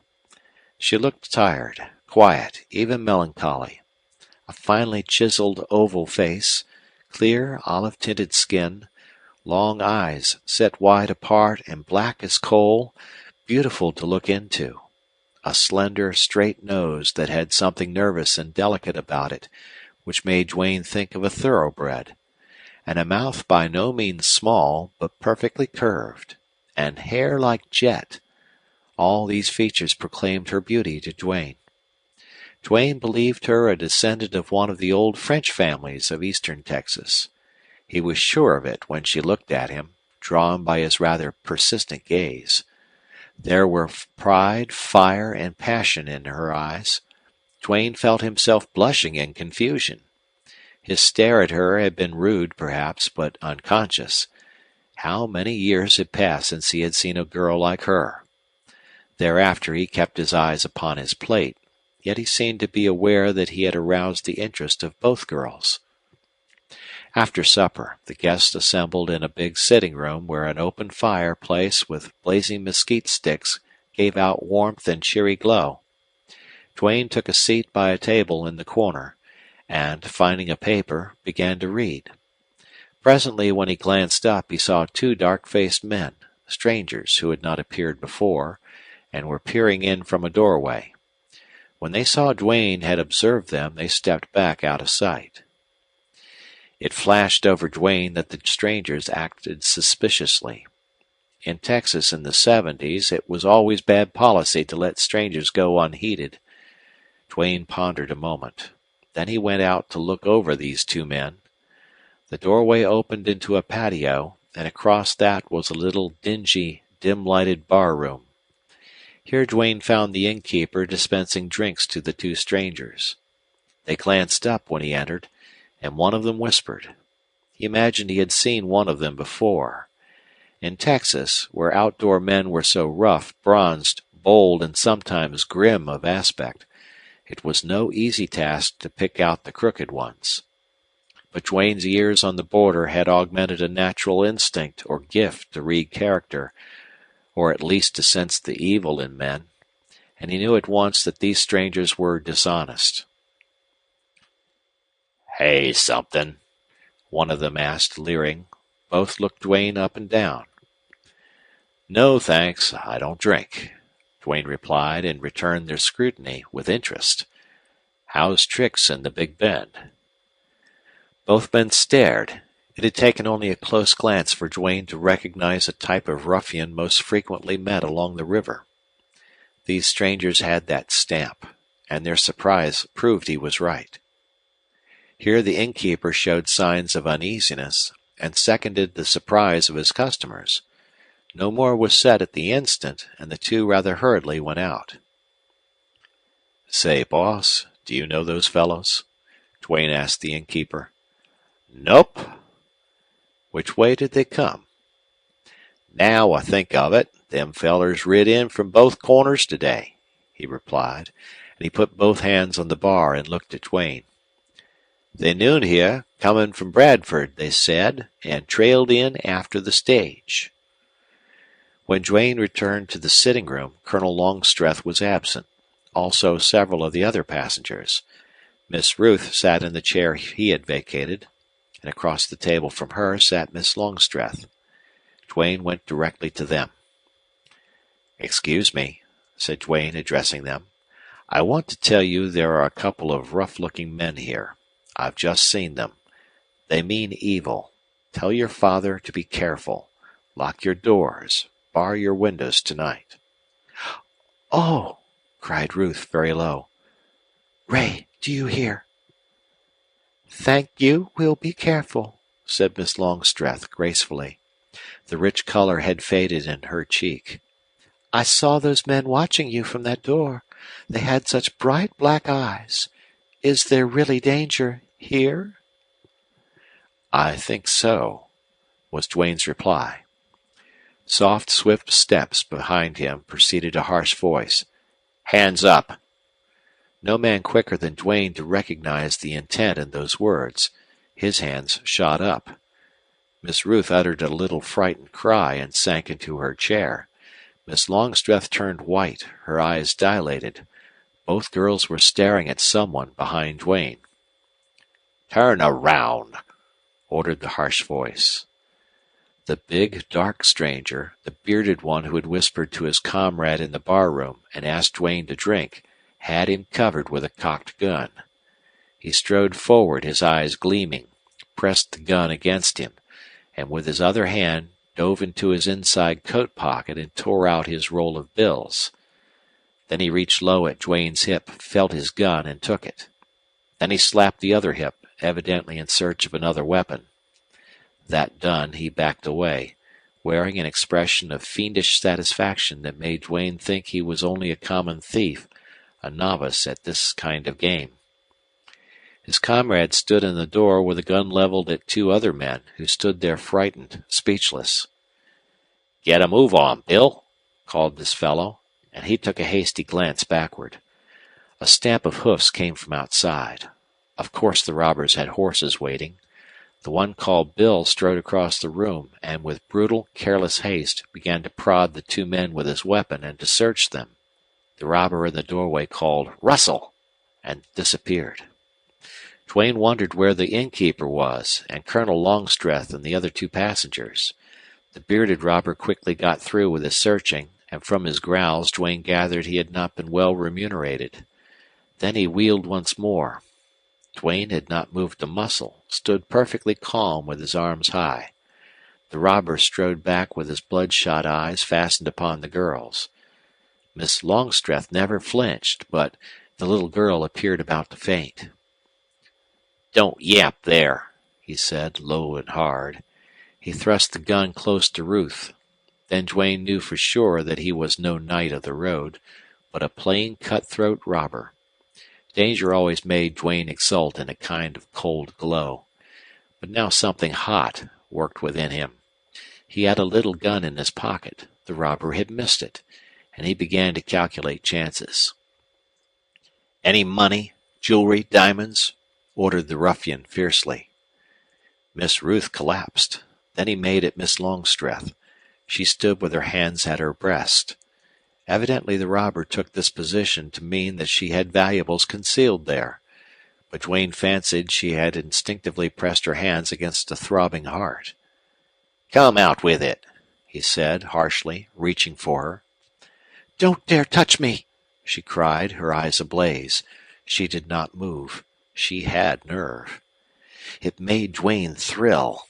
He saw he was going to get a chance. Waiting had been a science with him, but here it was hard. Miss Ruth had fainted, and that was well. Miss Longstreth had fight in her, which fact helped Duane, yet made injury possible to her. She eluded two lunges the man made at her.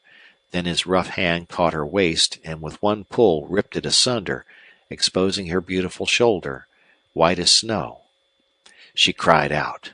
The prospect of being robbed or even killed had not shaken Miss Longstreth's nerve as had this brutal tearing off of half her waist. The ruffian was only turned partially away from Duane. For himself he could have waited no longer, but for her, that gun was still held dangerously upward, close to her. Duane watched only that. Then a bellow made him jerk his head. Colonel Longstreth stood in the doorway in a magnificent rage. He had no weapon. Strange how he showed no fear. He bellowed something again. Duane's shifting glance caught the robber's sudden movement. It was a kind of start. He seemed stricken. Duane expected him to shoot Longstreth. Instead, the hand that clutched Miss Longstreth's torn waist loosened its hold. The other hand with its cocked weapon slowly dropped till it pointed to the floor. That was Duane's chance. Swift as a flash he drew his gun and fired. Thud went his bullet, and he could not tell on the instant whether it hit the robber or went into the ceiling. Then the robber's gun boomed harmlessly. He fell with blood spurting over his face. Duane realized he had hit him, but the small bullet had glanced. Miss Longstreth reeled and might have fallen had Duane not supported her. It was only a few steps to a couch, to which he half led, half carried her. Then he rushed out of the room, across the patio, through the bar to the yard. Nevertheless, he was cautious. In the gloom stood a saddled horse, probably the one belonging to the fellow he had shot. His comrade had escaped. Returning to the sitting room, Duane found a condition approaching pandemonium. The innkeeper rushed in, pitchfork in hands. Evidently he had been out at the barn. He was now shouting to find out what had happened. Joel, the stage driver, was trying to quiet the men who had been robbed. The woman, wife of one of the men, had come in, and she had hysterics. The girls were still and white. The robber, Bill, lay where he had fallen, and Duane guessed he had made a fair shot after all. And lastly, the thing that struck Duane most of all was Longstreth's rage. He never saw such passion. Like a caged lion, Longstreth stalked and roared. Then came a quieter moment in which the innkeeper shrilly protested. "Man, what are you raving about? Nobody's hurt, and that's lucky. I swear to God I had nothing to do with them fellers." "I ought to kill you anyhow," replied Longstreth, and his voice now astounded Duane, it was so full of power. Upon examination, Duane found that his bullet had furrowed the robber's temple, torn a great piece out of his scalp, and, as Duane had guessed, had glanced. He was not seriously injured, and already showed signs of returning consciousness. "Drag him out of here," ordered Longstreth, and he turned to his daughter. Before the innkeeper reached the robber, Duane had secured the money and gun taken from him, and presently recovered the property of the other men. Joel helped the innkeeper carry the injured man somewhere outside. Miss Longstreth was sitting white but composed upon the couch, where lay Miss Ruth, who evidently had been carried there by the colonel. Duane did not think she had wholly lost consciousness, and now she lay very still, with eyes dark and shadowy, her face pallid and wet. The colonel, now that he finally remembered his womenfolk, seemed to be gentle and kind. He talked soothingly to Miss Ruth, made light of the adventure, said she must learn to have nerve out here where things happened. "Can I be of any service?" asked Duane solicitously. "Thanks. I guess there's nothing you can do. Talk to these frightened girls while I go see what's to be done with that thick-skulled robber," he replied, and telling the girls that there was no more danger, he went out. Miss Longstreth sat with one hand holding her torn waist in place, the other she extended to Duane. He took it awkwardly, and he felt a strange thrill. "You saved my life," she said in grave, sweet seriousness. "No, no," Duane exclaimed. "He might have struck you, hurt you, but no more." "I saw murder in his eyes. He thought I had jewels under my dress. I couldn't bear his touch. The beast, I'd have fought. Surely my life was in peril." "Did you kill him?" asked Miss Ruth, who lay listening. "Oh, no, he's not badly hurt." I'm very glad he's alive," said Miss Longstreth, shuddering. My intention was bad enough, Duane went on. It was a ticklish place for me. You see, he was half drunk, and I was afraid his gun might go off. Fool careless he was. "Yet you say you didn't save me," Miss Longstreth returned quickly. Well, let it go at that, Duane responded. I saved you something. "Tell me all about it?" Asked Miss Ruth, who was fast recovering. Rather embarrassed, Duane briefly told the incident from his point of view. "Then you stood there all the time with your hands up thinking of nothing, watching for nothing except the little moment when you might draw your gun?" asked Miss Ruth. I guess that's about it, he replied. "Cousin," said Miss Longstreth thoughtfully, "it was fortunate for us that this gentleman happened to be here. Papa scouts, laughs at danger. He seems to think there was no danger, yet he raved after it came." "Go with us all the way to Fairdale, please?" asked Miss Ruth, sweetly offering her hand. "I am Ruth Herbert, and this is my cousin, Ray Longstreth." I'm traveling that way, replied Duane in great confusion. He did not know how to meet the situation. Colonel Longstreth returned then, and after bidding Duane a good night, which seemed rather curt by contrast to the graciousness of the girls, he led them away. Before going to bed, Duane went outside to take a look at the injured robber, and perhaps to ask him a few questions. To Duane's surprise, he was gone, and so was his horse. The innkeeper was dumbfounded. He said that he left the fellow on the floor in the barred room. Had he come to? Inquired Duane. Sure, he asked for whiskey. Did he say anything else? Not to me. I heard him talking to the father of them girls. You mean Colonel Longstreth? I reckon. He sure was some riled, wasn't he? Just as if I was to blame for that two-bit of a hold-up. What did you make of the old gent's rage? Asked Duane, watching the innkeeper. He scratched his head dubiously. He was sincere, and Duane believed in his honesty. Well, I'm doggone if I know what to make of it. But I reckon he's either crazy or got more nerve than most Texans. More nerve, maybe, Duane replied. Show me a bed now, innkeeper. Once in bed in the dark, Duane composed himself to think over the several events of the evening. He called up the details of the hold-up and carefully revolved them in mind. The colonel's wrath, under circumstances where almost any Texan would have been cool, nonplussed Duane, and he put it down to a choleric temperament.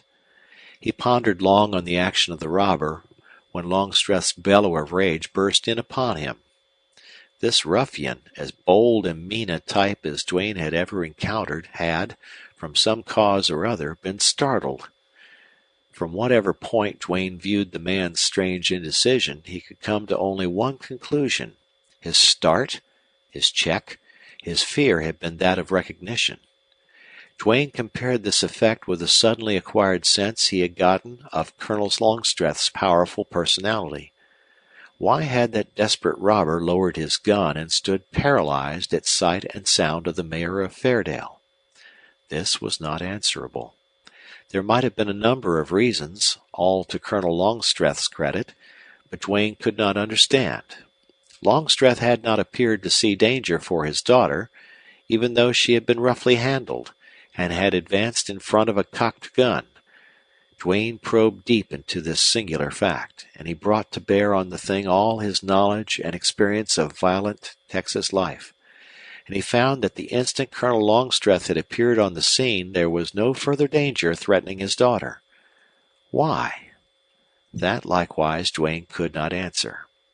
Then his rage, Duane concluded, had been solely at the idea of his daughter being assaulted by a robber. This deduction was indeed a thought disturber, but Duane put it aside to crystallize and for more careful consideration.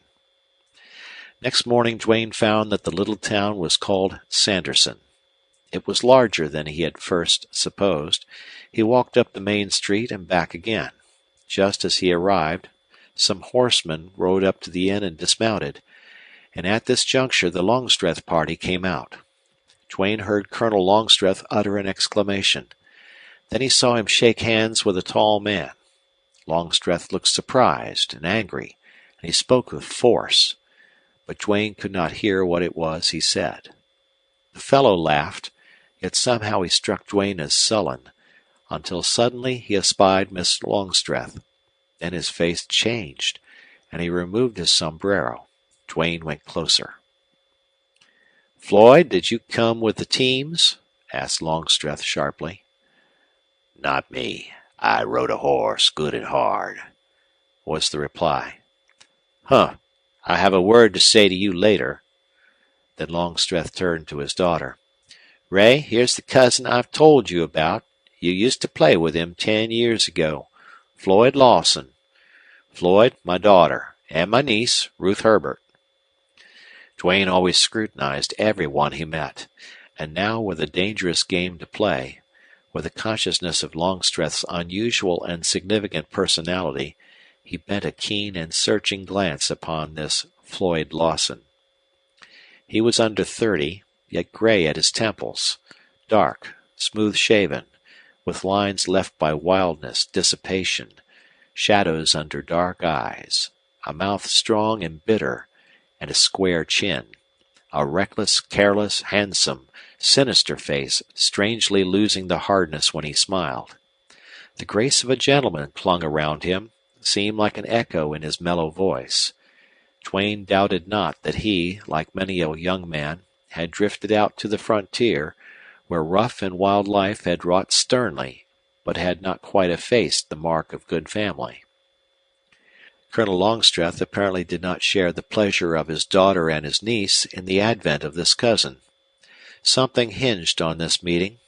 Duane grew intensely curious, but, as the stage appeared ready for the journey, he had no further opportunity to gratify it. End of chapter. Chapter 16. Duane followed the stage through the town, out into the open, onto a wide, hard-packed road showing years of travel. It headed northwest. To the left rose a range of low, bleak mountains he had noted yesterday, and to the right sloped the mesquite-patched sweep of ridge and flat. The driver pushed his team to a fast trot, which gait surely covered ground rapidly. The stage made 3 stops in the forenoon, one at a place where the horses could be watered, the second at a chuck wagon belonging to cowboys who were riding after stock, and the third at a small cluster of adobe and stone houses constituting a hamlet the driver called Longstreth, named after the colonel. From that point on to Fairdale, there were only a few ranches, each one controlling great acreage. Early in the afternoon, from a ridge top, Duane sighted Fairdale, a green patch in the mass of gray. For the barrens of Texas it was indeed a fair sight. But he was more concerned with its remoteness from civilization than its beauty. At that time, in the early 70s, when the vast western third of Texas was a wilderness, the pioneer had done wonders to settle there and establish places like Fairdale. It needed only a glance for Duane to pick out Colonel Longstreth's ranch. The house was situated on the only elevation around Fairdale, and it was not high, nor more than a few minutes' walk from the edge of the town. It was a low, flat-roofed structure made of red adobe bricks and covered what appeared to be fully an acre of ground. All was green about it, except where the fenced corrals and numerous barns or sheds showed gray and red. Duane soon reached the shady outskirts of Fairdale and entered the town with mingled feelings of curiosity, eagerness, and expectation. The street he rode down was a main one, and on both sides of the street was a solid row of saloons, resorts, hotels. Saddled horses stood hitched all along the sidewalk in 2 long lines, with a buckboard and team here and there breaking the continuity. This block was busy and noisy. From all outside appearances, Fairdale was no different from other frontier towns, and Duane's expectations were scarcely realized. As the afternoon was waning, he halted at a little inn. A boy took charge of his horse. Duane questioned the lad about Fairdale and gradually drew to the subject most in mind. "Colonel Longstreth has a big outfit, eh?" "Reckon he has," replied the lad. "Don't know how many cowboys. They're always comin' and goin'. I ain't acquainted with half of them." "Much movement of stock these days?" "Stock's always movin'," he replied with a queer look. "Rustlers?" But he did not follow up that look with the affirmative Duane expected. "Lively place, I hear. Fairdale is?" "Ain't so lively as Sanderson, but it's bigger." "Yes, I heard it was. Fellow down there was talking about 2 cowboys who were arrested." "Sure, I heerd all about that. Joe Bean and Brick Higgins. They belong here, but they ain't here much. Longstreth's boys." Duane did not want to appear over-inquisitive, so he turned the talk into other channels. After getting supper, Duane strolled up and down the main street. When darkness set in, he went into a hotel, bought cigars, sat around, and watched. Then he passed out and went into the next place. This was of rough, crude exterior, but the inside was comparatively pretentious and ablaze with lights. It was full of men coming and going, a dusty-booted crowd that smelled of horses and smoke. Duane sat down for a while, with wide eyes and open ears. Then he hunted up the bar, where most of the guests had been or were going. He found a great square room lighted by 6 huge lamps, a bar at one side, and all the floor space taken up by tables and chairs. This was the only gambling place of any size in southern Texas in which he had noted the absence of Mexicans. There was some card-playing going on at this moment. Duane stayed in there for a while, and knew that strangers were too common in Fairdale to be conspicuous. Then he returned to the inn where he had engaged a room. Duane sat down on the steps of the dingy little restaurant. 2 men were conversing inside, and they had not noticed Duane. "Laramie, what's the stranger's name?" asked one.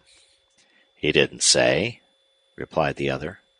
"Sure was a strappin' big man. Struck me a little odd, he did. No cattleman, him. How did you size him?" "Well, like one of them cool, easy, quiet Texans who's been looking for a man for years, to kill him when he found him." "Right you are, Laramie, and between you and me, I hope he's looking for long—" "Shh!" interrupted Laramie. "You must be half drunk to go talking that way." Thereafter they conversed in too low a tone for Duane to hear, and presently Laramie's visitor left. Duane went inside, and, making himself agreeable, began to ask casual questions about Fairdale. Laramie was not communicative. Duane went to his room in a thoughtful frame of mind. Had Laramie's visitor meant he hoped someone had come to kill Longstreth? Duane inferred just that from the interrupted remark. There was something wrong about the mayor of Fairdale. Duane felt it. And he felt also, if there was a crooked and dangerous man, it was this Floyd Lawson. The innkeeper Laramie would be worth cultivating. And last in Duane's thoughts that night was Miss Longstreth. He could not help thinking of her, how strangely the meeting with her had affected him. It made him remember that long-past time when girls had been a part of his life. What a sad and dark and endless void lay between that past and the present. He had no right even to dream of a beautiful woman like Ray Longstreth. That conviction, however, did not dispel her. Indeed, it seemed perversely to make her grow more fascinating. Duane grew conscious of a strange, unaccountable hunger, a something that was like a pang in his breast. Next day he lounged about the inn. He did not make any overtures to the taciturn proprietor. Duane had no need of hurry now.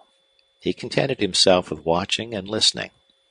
And at the close of that day he decided Fairdale was what McNelly had claimed it to be, and that he was on the track of an unusual adventure. The following day he spent in much the same way, though on one occasion he told Laramie he was looking for a man. The innkeeper grew a little less furtive and reticent after that. He would answer casual queries, and it did not take Duane long to learn that Laramie had seen better days, that he was now broken, bitter, and hard. Someone had wronged him. Several days passed.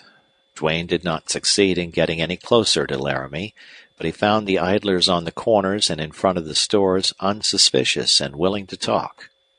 It did not take him long to find out that Fairdale stood parallel with Huntsville for gambling, drinking, and fighting. The street was always lined with dusty, saddled horses, the town full of strangers. Money appeared more abundant than in any place Duane had ever visited, and it was spent with the abandon that spoke forcibly of easy and crooked acquirement. Duane decided that Sanderson, Bradford, and Ord were but notorious outposts to this Fairdale, which was a secret center of rustlers and outlaws. And what struck Duane strangest of all was the fact that Longstreth was mayor here and held court daily. Duane knew intuitively, before a chance remark gave him proof, that this court was a sham, a farce, and he wondered if it were not a blind. This wonder of his was equivalent to suspicion of Colonel Longstreth, and Duane reproached himself. Then he realized that the reproach was because of the daughter. Inquiry had brought him the fact that Ray Longstreth had just come to live with her father. Longstreth had originally been a planter in Louisiana, where his family had remained after his advent in the West. He was a rich rancher. He owned half of Fairdale. He was a cattle buyer on a large scale. Floyd Lawson was his lieutenant and associate in deals. On the afternoon of the 5th day of Duane's stay in Fairdale, he returned to the inn from his usual stroll, and upon entering was amazed to have a rough-looking young fellow rush by him out of the door. Inside, Laramie was lying on the floor, with a bloody bruise on his face.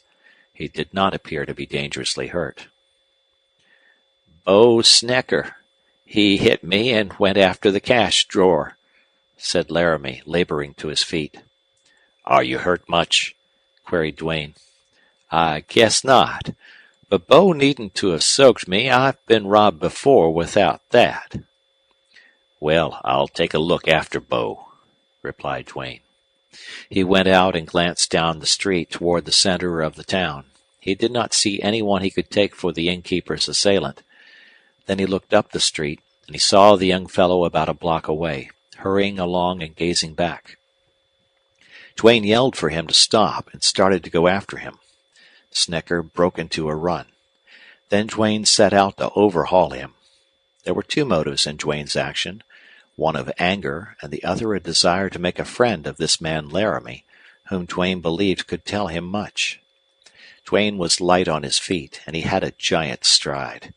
He gained rapidly upon Snecker, who, turning this way and that, could not get out of sight. Then he took to the open country and ran straight for the green hill where Longstreth's house stood. Duane had almost caught Snecker when he reached the shrubbery and trees and there eluded him. But Duane kept him in sight, in the shade, on the paths, and up the road into the courtyard, and he saw Snecker go straight for Longstreth's house. Duane was not to be turned back by that, singular as it was. He did not stop to consider. It seemed enough to know that fate had directed him to the path of this rancher Longstreth. Duane entered the first open door on that side of the court. It opened into a corridor which led into a plaza. It had wide, smooth stone porches, and flowers and shrubbery in the center. Duane hurried through to burst into the presence of Miss Longstreth and a number of young people. Evidently she was giving a little party. Lawson stood leaning against one of the pillars that supported the porch roof. At sight of Duane his face changed remarkably, expressing amazement, consternation, then fear. In the quick ensuing silence Miss Longstreth rose white as her dress. The young women present stared in astonishment, if they were not equally perturbed. There were cowboys present, who suddenly grew intent and still. By these things Duane gathered that his appearance must be disconcerting. He was panting. He wore no hat or coat. His big gun sheath showed plainly at his hip. Sight of Miss Longstreth had an unaccountable effect upon Duane. He was plunged into confusion. For the moment he saw no one but her. "Miss Longstreth, I came to search your house," panted Duane. He hardly knew what he was saying, yet the instant he spoke he realized that should have been the last thing for him to say. He had blundered. But he was not used to women, and this dark-eyed girl made him thrill, and his heart beat thickly, and his wits go scattering. "Search my house!" exclaimed Miss Longstreth, and red succeeded the white in her cheeks. She appeared astonished and angry. "What for? Why, how dare you? This is unwarrantable." "A man, Bo Snecker, assaulted and robbed Jim Larrabee," replied Duane hurriedly. "I chased Snecker here, saw him run into the house." "Here? Oh, sir, you must be mistaken. We have seen no one. In the absence of my father, I'm mistress here. I'll not permit you to search."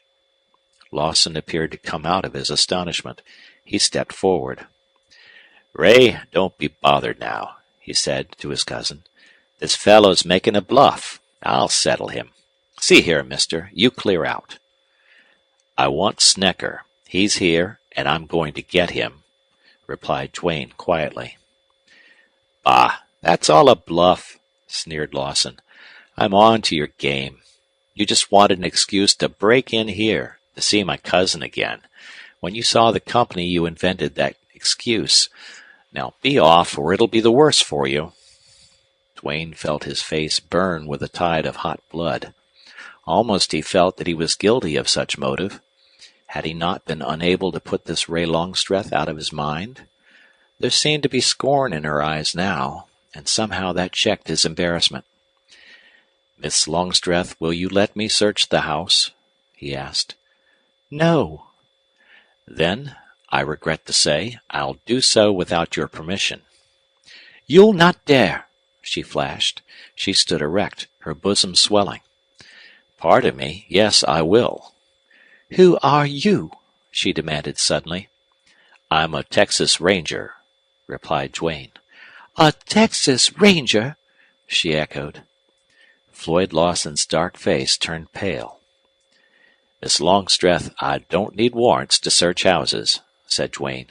"I'm sorry to annoy you. I'd prefer to have your permission. A ruffian has taken refuge here, in your father's house. He's hidden somewhere. May I look for him?" "If you are indeed a ranger."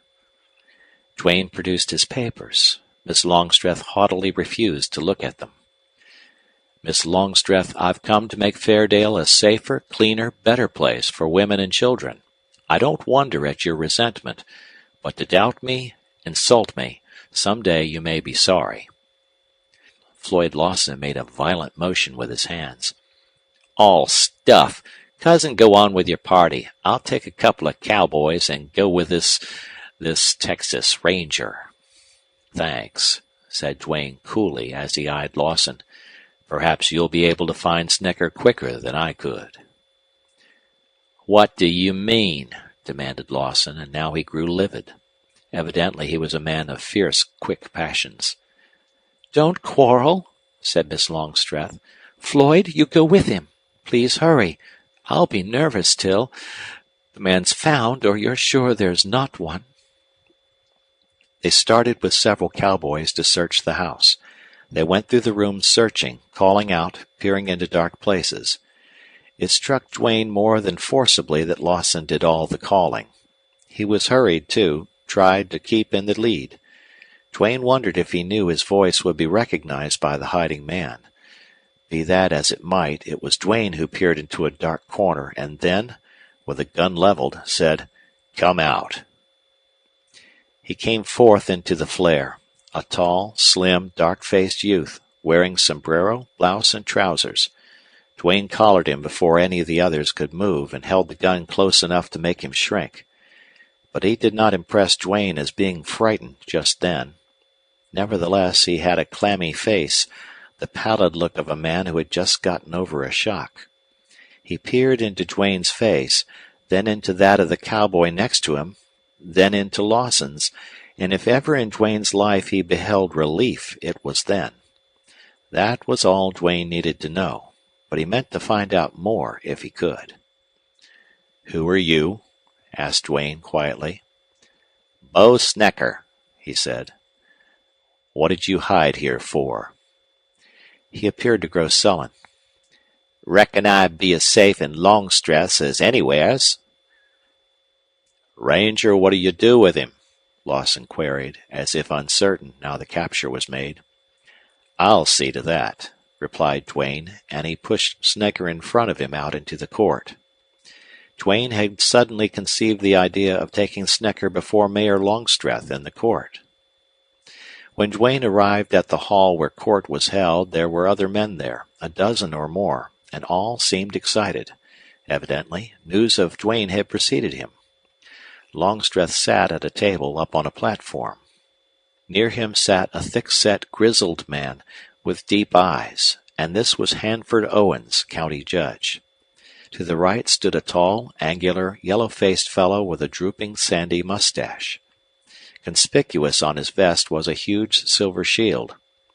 This was Gorsuch, one of Longstreth's sheriffs. There were 4 other men whom Duane knew by sight, several whose faces were familiar, and half a dozen strangers, all dusty horsemen. Longstreth pounded hard on the table to be heard. Mayor or not, he was unable at once to quell the excitement. Gradually, however, it subsided, and from the last few utterances before quiet was restored, Duane gathered that he had intruded upon some kind of a meeting in the hall. "What did you break in here for?" demanded Longstreth. "Isn't this the court? Aren't you the mayor of Fairdale?" interrogated Duane. His voice was clear and loud, almost piercing. "Yes," replied Longstreth. Like flint he seemed, yet Duane felt his intense interest. "I've arrested a criminal," said Duane. "Arrested a criminal!" ejaculated Longstreth. "You? Who are you?" "I'm a ranger," replied Duane. A significant silence ensued. "I charge Snecker with assault on Laramie and attempted robbery, if not murder. He's had a shady past here, as this court will know if it keeps a record." "What's this I hear about you, Bo? Get up and speak for yourself," said Longstreth gruffly. Snecker got up, not without a furtive glance at Duane, and he had shuffled forward a few steps toward the mayor. He had an evil front, but not the boldness even of a rustler. "It ain't so, Longstreth," he began, loudly. "I went in Laramie's place for grub. Some feller I never seen before come in from the hall and hit Laramie and wrestled him on the floor. I went out. Then this big ranger chased me and fetched me here. I didn't do nothin'. This ranger's hankerin' to arrest somebody. That's my hunch, Longstreth." Longstreth said something in an undertone to Judge Owens, and that worthy nodded his great bushy head. "Bo, you're discharged," said Longstreth bluntly. "Now the rest of you clear out of here." He absolutely ignored the ranger. That was his rebuff to Duane, his slap in the face to an interfering ranger service. If Longstreth was crooked, he certainly had magnificent nerve. Duane almost decided he was above suspicion. But his nonchalance, his air of finality, his authoritative assurance, these to Duane's keen and practiced eyes were in significant contrast to a certain tenseness of line about his mouth and a slow paling of his olive skin. In that momentary lull, Duane's scrutiny of Longstreth gathered an impression of the man's intense curiosity. Then the prisoner, Snecker, with a cough that broke the spell of silence, shuffled a couple of steps toward the door. "Hold on," called Duane. The call halted Snecker as if it had been a bullet. "Longstreth, I saw Snecker attack Laramie," said Duane, his voice still ringing. "What has the court to say to that?" "The court has this to say. West of the Pecos will not aid any ranger service. We don't want you out here. Fairdale doesn't need you." "That's a lie, Longstreth," retorted Duane. "I've letters from Fairdale citizens all begging for ranger service." Longstreth turned white. The veins corded at his temples. He appeared about to burst into rage. He was at a loss for quick reply. Floyd Lawson rushed in and up to the table. The blood showed black and thick in his face. His utterance was incoherent. His uncontrollable outbreak of temper seemed out of all proportion to any cause he should reasonably have had for anger. Longstreth shoved him back with a curse and a warning glance. "Where's your warrant to arrest Snecker?" shouted Longstreth.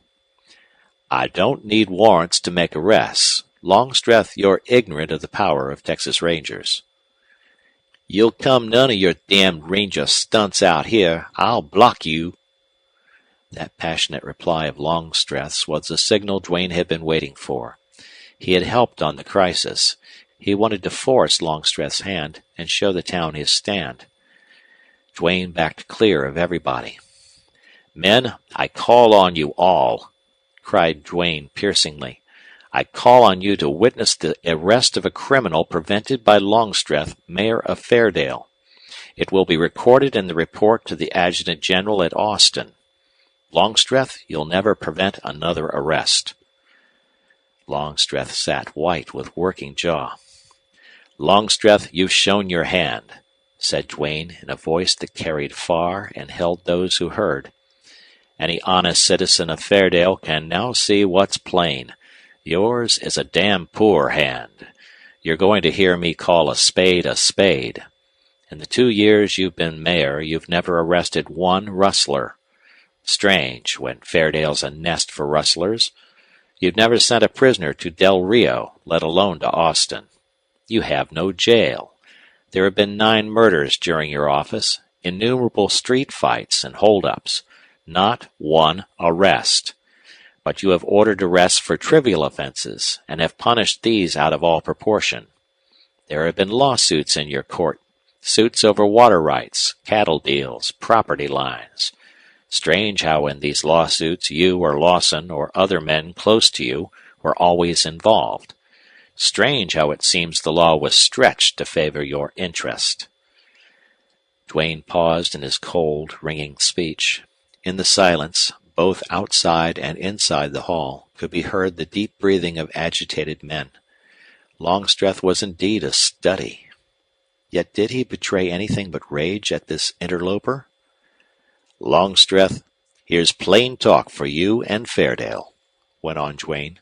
"I don't accuse you and your court of dishonesty. I say strange. Law here has been a farce. The motive behind all this laxity isn't plain to me, yet. But I call your hand." End of chapter. Chapter 17. Duane left the hall, elbowed his way through the crowd, and went down the street. He was certain that on the faces of some men he had seen ill-concealed wonder and satisfaction. He had struck some kind of a hot trait, and he meant to see where it led. It was by no means unlikely that Cheselby might be at the other end. Duane controlled a mounting eagerness, but ever and anon it was shot through with a remembrance of Ray Longstreth. He suspected her father of being not what he pretended. He might, very probably would, bring sorrow and shame to this young woman. The thought made him smart with pain. She began to haunt him, and then he was thinking more of her beauty and sweetness than of the disgrace he might bring upon her. Some strange emotion, long locked inside Duane's heart, not to be heard, to be let out. He was troubled. Upon returning to the inn, he found Laramie there, apparently none the worse for his injury. "How are you, Laramie?" he asked. "Reckon I'm feeling as well as could be expected," replied Laramie. His head was circled by a bandage that did not conceal the lump where he had been struck. He looked pale, but was bright enough. "That was a good crack Snecker gave you," remarked Duane. "I ain't accusing Bo," remonstrated Laramie, with eyes that made Duane thoughtful. "Well, I accuse him. I caught him, took him to Longstreth's court, but they let him go." Laramie appeared to be agitated by this intimation of friendship. See here, Laramie, went on Duane. In some parts of Texas, it's policy to be close-mouthed. Policy and health-preserving. Between ourselves, I want you to know I lean on your side of the fence. Laramie gave a quick start. Presently Duane turned and frankly met his gaze. He had startled Laramie out of his habitual set taciturnity, but even as he looked, the light that might have been amaze and joy faded out of his face, leaving it the same old mask. Still Duane had seen enough. Like a bloodhound, he had a scent. Talking about work, Laramie, who'd you say Snecker worked for? I didn't say. Well, say so now, can't you? Laramie, you're powerful peevish today. It's that bump on your head. Who does Snecker work for? When he works at all, which sure ain't often, he rides for Longstreth. Huh. Seems to me that Longstreth's the whole circus round Fairdale. I was some sore the other day to find I was losing good money at Longstreth's faro game. Sure, if I'd won, I wouldn't have been sore, but I was surprised to hear someone say Longstreth owned the Hope So joint. He owns considerable property hereabouts, replied Laramie, constrainedly. Humph again. Laramie, like every other fellow I met in this town, you're afraid to open your trap about Longstreth. Get me straight, Laramie. I don't care a damn for Colonel Mayor Longstreth, and for cause I'd throw a gun on him just as quick as on any rustler in Pecos. Talk's cheap, replied Laramie, making light of his bluster, but the red was deeper in his face. Sure, I know that, Duane said, and usually I don't talk. Then it's not well known that Longstreth owns the Hope So? Reckon it's known in Pecos, all right. But Longstreth's name isn't connected with the Hope So. Blandy runs the place. That Blandy. His faro game's crooked, or I'm a locoed bronc. Not that we don't have lots of crooked faro dealers. A fellow can stand for them. But Blandy's mean, backhanded, never looks you in the eyes. That Hope So place ought to be run by a good fellow like you, Laramie. Thanks, replied he, and Duane imagined his voice a little husky. Didn't you hear I used to run it? No, did you? Duane said quickly. I reckon. I built the place, made additions twice, owned it for 11 years. Well, I'll be doggone. It was indeed Duane's turn to be surprised, and with the surprise came a glimmering. I'm sorry you're not there now. Did you sell out? No, I just lost the place. Laramie was bursting for relief now, to talk, to tell. Sympathy had made him soft.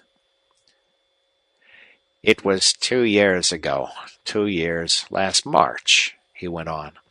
I was in a big cattle deal with Longstreth. We got the stock, and my share, 1,800 head, was rustled off. I owed Longstreth. He pressed me. It come to a lawsuit, and I was ruined. It hurt Duane to look at Laramie. He was white, and tears rolled down his cheeks. Duane saw the bitterness, the defeat, the agony of the man. He had failed to meet his obligations. Nevertheless, he had been swindled. All that he suppressed, all that would have been passion had the man's spirit not been broken, lay bare for Duane to see. He had now the secret of his bitterness. But the reason he did not openly accuse Longstreth, the secret of his reticence and fear, these Duane thought best to try to learn at some later time. Hard luck. It certainly was tough, Duane said, but you're a good loser, and the wheel turns. Now, Laramie, here's what. I need your advice. I've got a little money, but before I lose it, I want to invest some. Buy some stock or buy an interest in some rancher's herd. What I want you to steer me on is a good square rancher. Or maybe a couple of ranchers, if there happen to be two honest ones. No deals with ranchers who ride in the dark with rustlers. I've a hunch Fairdale is full of them. Now, Laramie, you've been here for years. Sure, you must know a couple of men above suspicion. Thank God I do, he replied feelingly. Frank Morton and Si Zimmer, my friends and neighbors all my prosperous days, and friends still. You can gamble on Frank and Si, but if you want advice from me, don't invest money in stock now. Why? Because any new feller buying stock these days will be rustled quicker'n he can say Jack Robinson. The pioneers, the new cattlemen, these are easy pickin' for the rustlers. Lord knows all the ranchers are easy enough pickin', but the new fellers have to learn the ropes. They don't know anything or anybody, and the old ranchers are wise and sore. They'd fight if they— What? Duane put in as he paused. If they knew who was rustling the stock? Nope. If they had the nerve? Not that so much. What then? What'd make them fight? A leader. Hold her thar, Jim, boomed a big voice. A man of great bulk with a ruddy, merry face entered the room. Hello, Morton, replied Laramie. I'd introduce you to my guest here, but I don't know his name. Ho, that's all right. Few men out here go by their right names. Say, Morton, put in Duane, Laramie gave me a hunch you'd be a good man to tie to. Now, I've a little money, and before I lose it, I'd like to invest it in stock. Morton smiled broadly. I'm on the square, Duane said bluntly. If you fellows never size up your neighbors any better than you have sized me, well, you won't get any richer. It was enjoyment for Duane to make his remarks to these men pregnant with meaning. Morton showed his pleasure, his interest, but his faith held aloof. I've got some money. Will you let me in on some kind of deal? Will you start me up as a stockman with a little herd all my own? Well, stranger, to come out flat-footed, you'd be foolish to buy cattle now. I don't want to take your money and see you lose out. Better you go back across the Pecos where the rustlers ain't so strong. I haven't got more'n 2,500 herd of stock for 10 years. The rustlers let me hang on to a breedin' herd. Kind of them, ain't it? Sort of kind. All I hear is rustlers, Morton, replied Duane with impatience. You see, I haven't ever lived long in a rustler-run county. Who heads the gang, anyway? Morton looked at Duane with a curiously amused smile, then snapped his big jaw as if to shut in impulsive words. Look here, Morton. It stands to reason. No matter how strong these rustlers are, how hidden their work, however involved with supposedly honest men, they can't last. They come with the pioneers, and they'll last till there's a single steer left, he declared. Well, if you take that view of circumstances, I just figure you as one of the rustlers. Morton looked as if he was about to brain Duane with the butt of his whip. His anger flashed by then, evidently as unworthy of him, and something striking him as funny, he boomed out a laugh. It's not so funny, Duane went on. If you're going to pretend a yellow streak, what else will I think? Pretend, he repeated. Sure, I know men of nerve, and here they're not any different from those in other places. I say if you show anything like a lack of sand, it's all bluff. By nature, you've got nerve. There are a lot of men around Fairdale who are afraid of their shadows, afraid to be out after dark, afraid to open their mouths. But you're not one.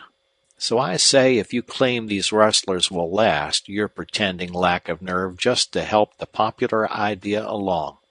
For they can't last. What you need out here is some new blood. Savvy what I mean? Well, I reckon I do, he replied, looking as if a storm had blown over him. Stranger, I'll look you up the next time I come to town. Then he went out. Laramie had eyes like flint striking fire. He breathed a deep breath and looked around the room before his gaze fixed again on Duane. Well, he replied, speaking low, you've picked the right men. Now, who in the hell are you? Reaching into the inside pocket of his buckskin vest, Duane turned the lining out. A star-shaped bright silver object flashed as he shoved it, pocket and all, under Jim's hard eyes. Ranger, he whispered, cracking the table with his fist. You sure ring true to me. Laramie, do you know who's boss of this secret gang of rustlers hereabouts? Asked Duane bluntly. It was characteristic of him to come sharp to the point. His voice, something deep, easy, cool about him, seemed to steady Laramie. No, replied Laramie. Does anybody know? Went on Duane. Well, I reckon there's not one honest native who knows. But you have your suspicions. We have. Give me your idea about this crowd that hangs round the saloons, the regulars. Just a bad lot, replied Laramie with a quick assurance of knowledge. Most of them have been here years. Others have drifted in. Some of them work at odd times. They rustle a few steers, steal, rob, anything for a little money to drink and gamble. Just a bad lot. Have you any idea whether Cheseldine and his gang are associated with this gang here? Lord knows. I've always suspected them the same gang. None of us ever seen Cheseldine, and that's strange when Nell, Poggin, Panhandle Smith, Blossom Kane, and Fletcher, they all ride here often. No, Poggin doesn't come often, but the others do. For that matter, they're all over west of the Pecos. Now I'm puzzled over this, said Duane. Why do men, apparently honest men, seem to be so close-mouthed here? Is that a fact or only my impression? It's a sure fact, replied Laramie darkly. Men have lost cattle and property in Fairdale, lost them honestly or otherwise, as hasn't been proved. And in some cases, when they talked, hinted a little, they was found dead. Apparently held up and robbed, but dead. Dead men don't talk. That's why we're close-mouthed. Duane felt a dark, somber sternness. Rustling cattle was not intolerable. Western Texas had gone on prospering, growing in spite of the hordes of rustlers ranging its vast stretches. But a cold, secret, murderous hold on a little struggling community was something too strange, too terrible for men to stand long.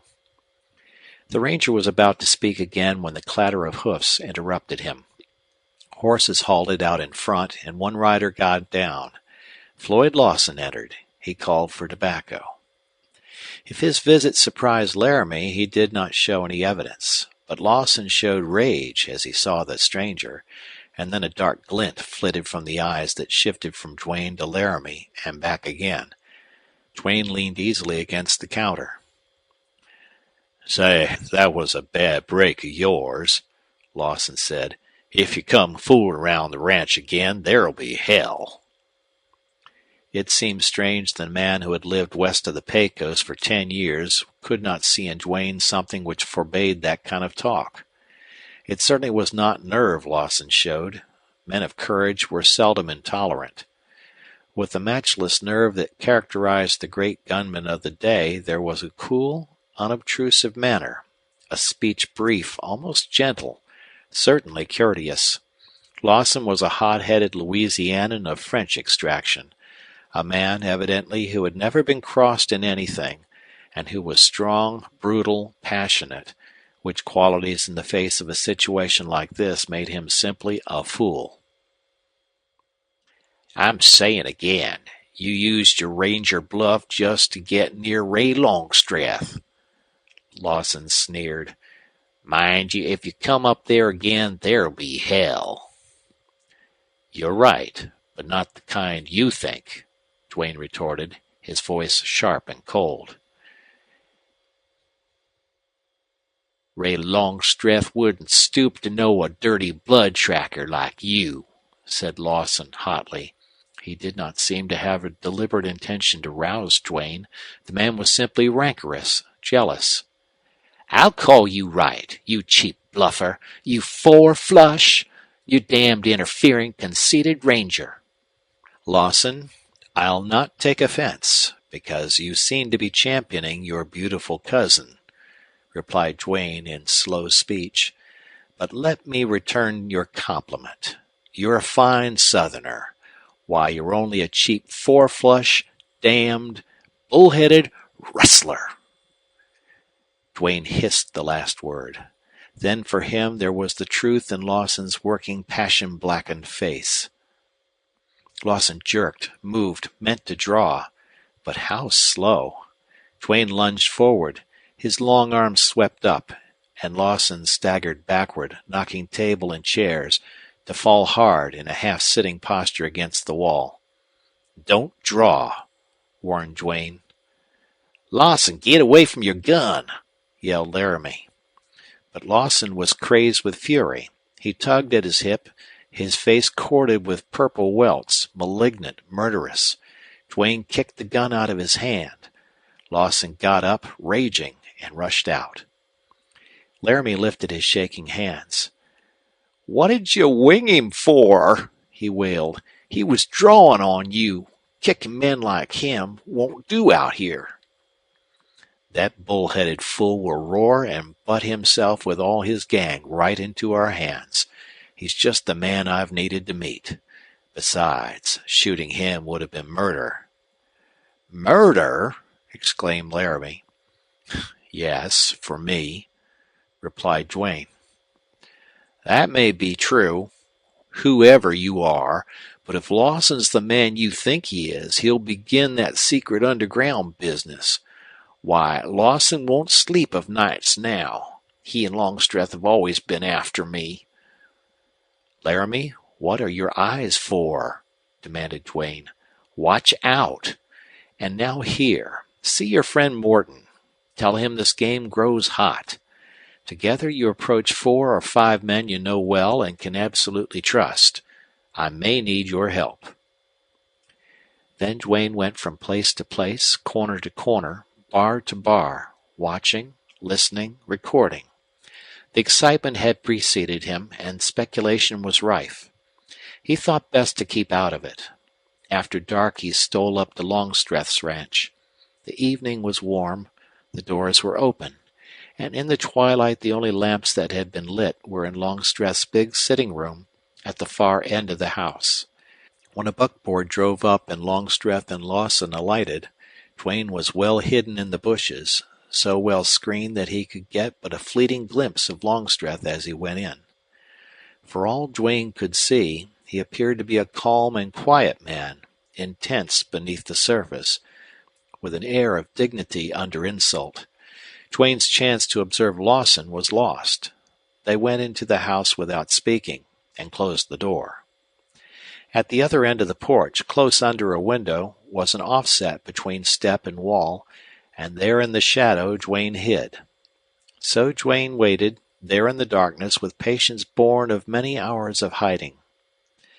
Presently a lamp was lit, and Duane heard the swish of skirts. "Something happened, surely, Ruth," he heard Miss Longstreth say anxiously. "Papa just met me in the hall and didn't speak. He seemed pale, worried." "Cousin Floyd looked like a thundercloud," said Ruth. "For once he didn't try to kiss me. Something's happened. Well, Ray, this had been a bad day." "Oh, dear. Ruth, what can we do? These are wild men. Floyd makes life miserable for me, and he teases you unmercifully." "I don't call it teasing. Floyd wants to spoon," declared Ruth emphatically. "He'd run after any woman." "A fine compliment to me, Cousin Ruth," laughed Ray. I don't care, replied Ruth stubbornly. It's so. He's mushy. And when he's been drinking and tries to kiss me, I hate him. There were steps on the hall floor. "Hello, girls," sounded out Lawson's voice, minus its usual gaiety. Floyd, what's the matter? Asked Ray presently. I never saw Papa as he is tonight. Nor you so worried. Tell me, what has happened? "Well, Ray, we had a jar today," replied Lawson with a blunt, expressive laugh. Jar? Echoed both the girls curiously. "We had to submit to a damnable outrage," added Lawson, passionately, as if the sound of his voice augmented his feeling. "Listen, girls, I'll tell you all about it." He coughed, cleared his throat in a way that betrayed he had been drinking. Duane sunk deeper into the shadow of his covert, and, stiffening his muscles for a protected spell of rigidity, prepared to listen with all acuteness and intensity. Just one word from this Lawson, inadvertently uttered in a moment of passion, might be the word Duane needed for his clue. "It happened in the town hall," began Lawson rapidly. "Your father and Judge Owens and I were there in consultation with 3 ranchers from out of town. Then that damn ranger stalked in dragging Snecker, the fellow who hid here in the house. He had arrested Snecker for alleged assault on a restaurant keeper named Laramie. Snecker being obviously innocent, he was discharged. Then this ranger began shouting his insults. Law was a farce in Fairdale. The court was a farce. There was no law. Your father's office as mayor should be impeached. He made arrests only for petty offenses. He was afraid of the rustlers, highwaymen, and murderers. He was afraid, or he just let them alone. He used his office to cheat ranchers and cattlemen in lawsuits. All this the ranger yelled for everyone to hear. A damnable outrage. Your father, Ray, insulted in his own court by a rowdy ranger." "Oh!" cried Ray Longstreth in mingled distress and anger. "The Ranger Service wants to rule western Texas," went on Lawson. "These rangers are all a low set, many of them worse than the outlaws they hunt. Some of them were outlaws and gunfighters before they became rangers. This is one of the worst of the lot. He's keen, intelligent, smooth, and that makes him more to be feared. For he is to be feared. He wanted to kill. He would kill. If your father had made the least move, he would have shot him. He's a cold-nerved devil, the born gunman. My God, any instant I expected to see your father fall dead at my feet." "Oh, Floyd, the unspeakable ruffian!" cried Ray Longstreth passionately. "You see, Ray, this fella, like all rangers, seeks notoriety. He made that play with Snecker just for a chance to rant against your father. He tried to inflame all Fairdale against him. That about the lawsuits was the worst. Damn him. He'll make us enemies." "What do you care for the insinuations of such a man?" said Ray Longstreth, her voice now deep and rich with feeling. "After a moment's thought, no one will be influenced by them. Do not worry, Floyd. Tell Papa not to worry. Surely after all these years he can't be injured in reputation by an adventurer." "Yes, he can be injured," replied Floyd quickly. "The frontier is a queer place. There are many bitter men here, men who have failed at ranching, and your father has been wonderfully successful. The ranger has dropped poison, and it'll spread." End of chapter. Chapter 18.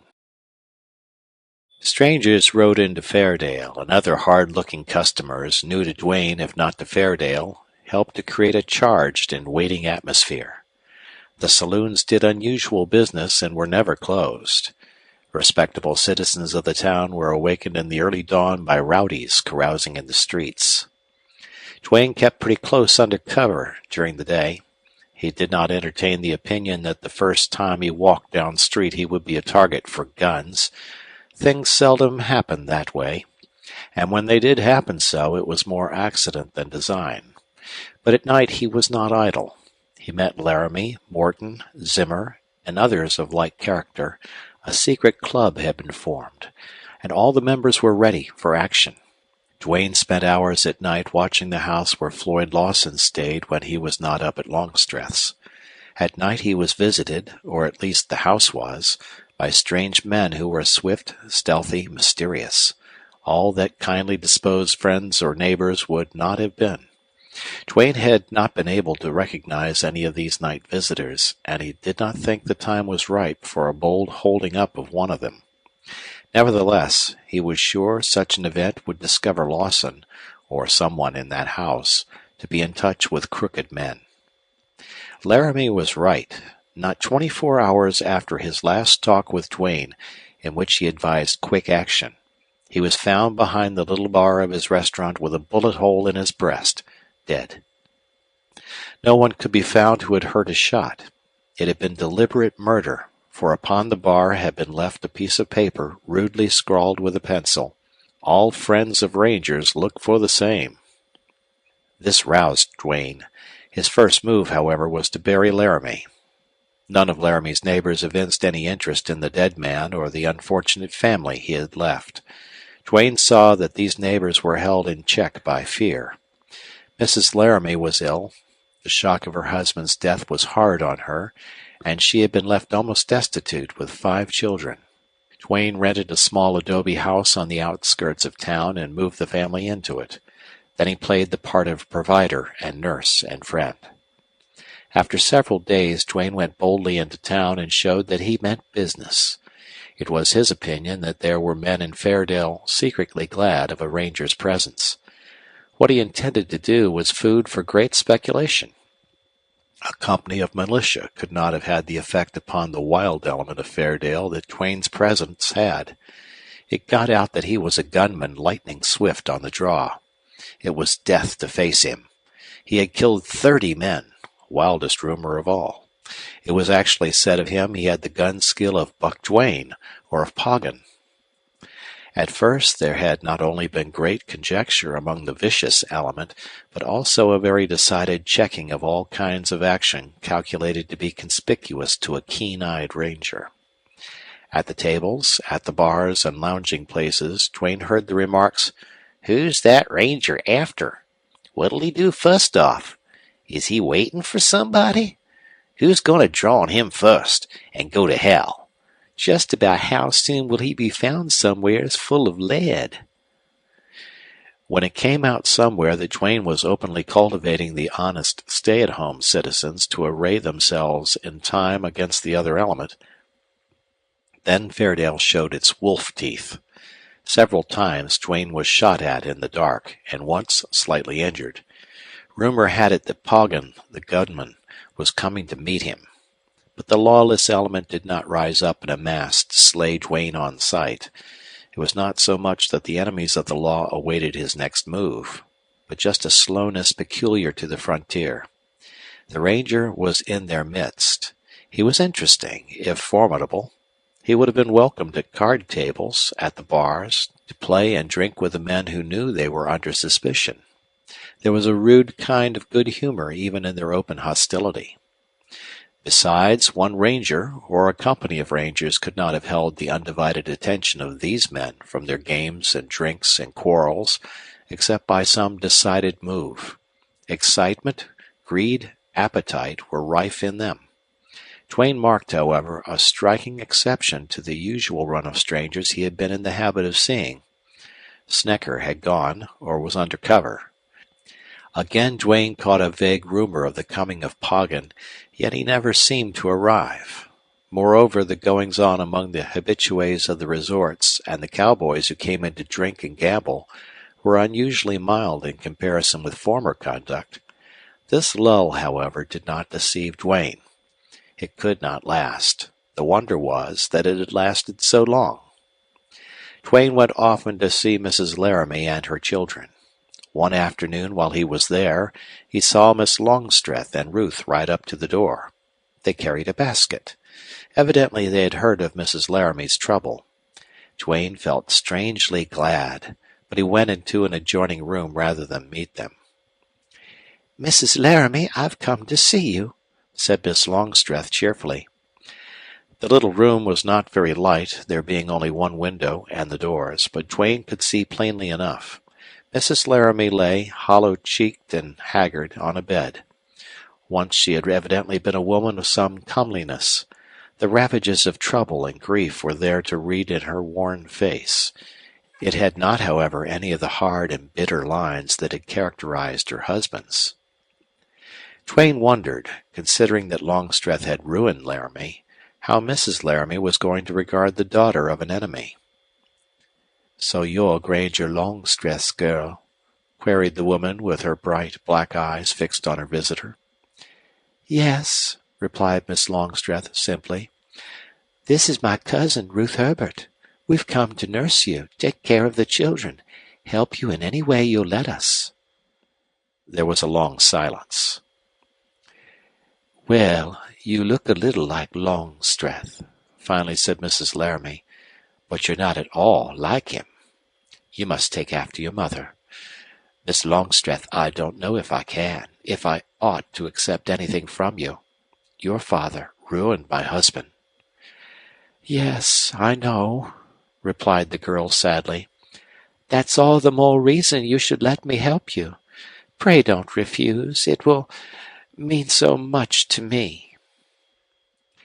If this poor stricken woman had any resentment, it speedily melted in the warmth and sweetness of Miss Longstreth's manner. Duane's idea was that the impression of Ray Longstreth's beauty was always swiftly succeeded by that of her generosity and nobility. At any rate, she had started well with Mrs. Laramie, and no sooner had she begun to talk to the children than both they and the mother were won. The opening of that big basket was an event. Poor, starved little beggars. Duane's feelings seemed too easily roused. Hard indeed would it have gone with Jim Laramie's slayer if he could have laid eyes on him then. However, Miss Longstreth and Ruth, after the nature of tender and practical girls, did not appear to take the sad situation to heart. The havoc was wrought in that household. The needs now were cheerfulness, kindness, help, action, and these the girls furnished with a spirit that did Duane good. "Mrs. Laramie, who dressed this baby?" presently asked Miss Longstreth. Duane peeped in to see a dilapidated youngster on her knee. That sight, if any other was needed, completed his full and splendid estimate of Ray Longstreth and wrought strangely upon his heart. "The Ranger?" replied Mrs. Laramie. "The Ranger!" exclaimed Miss Longstreth. "Yes, he's taken care of us all since Mrs. Laramie choked. "Oh, so you've had no help but his," replied Miss Longstreth hastily. "No women. Too bad.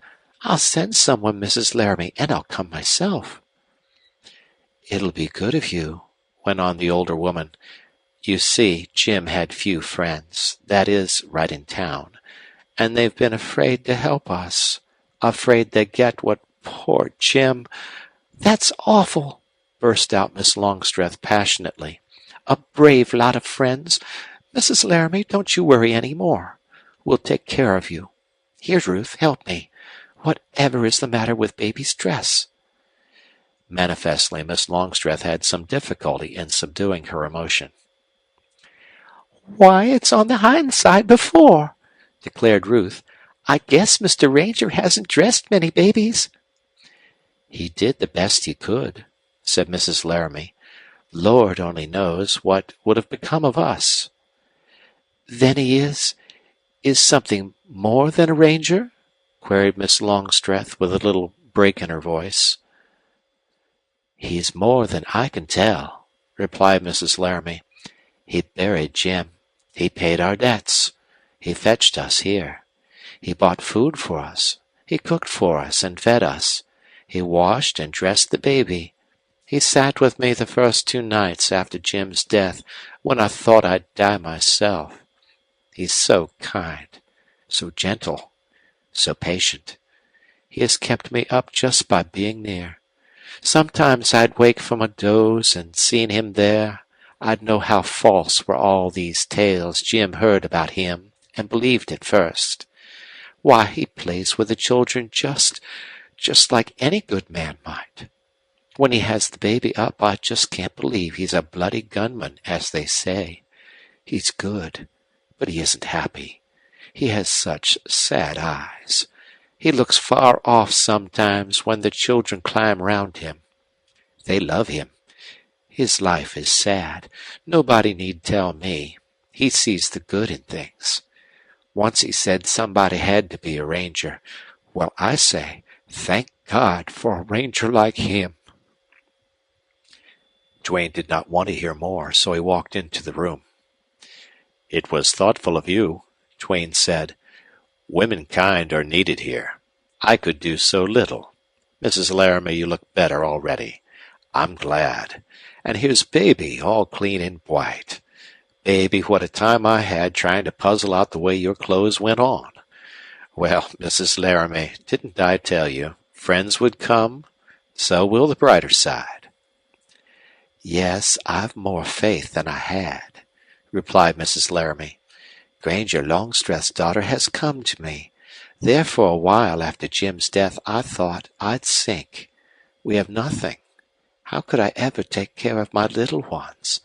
But I'm gaining courage to— Mrs. Laramie, do not distress yourself any more, said Miss Longstreth. I shall see you are well cared for, I promise you. Miss Longstreth, that's fine, exclaimed Duane. It's what I'd have expected of you. It must have been sweet praise to her, for the whiteness of her face burned out in a beautiful blush. And it's good of you, too, Miss Herbert, to come, added Duane. Let me thank you both. I'm glad I have you girls as allies in part of my lonely task here. More than glad for the sake of this good woman and the little ones. But both of you be careful about coming here alone. There's risk. And now I'll be going. Goodbye, Mrs. Laramie. I'll drop in again tonight. Goodbye. Mr. Ranger, wait, called Miss Longstreth as he went out.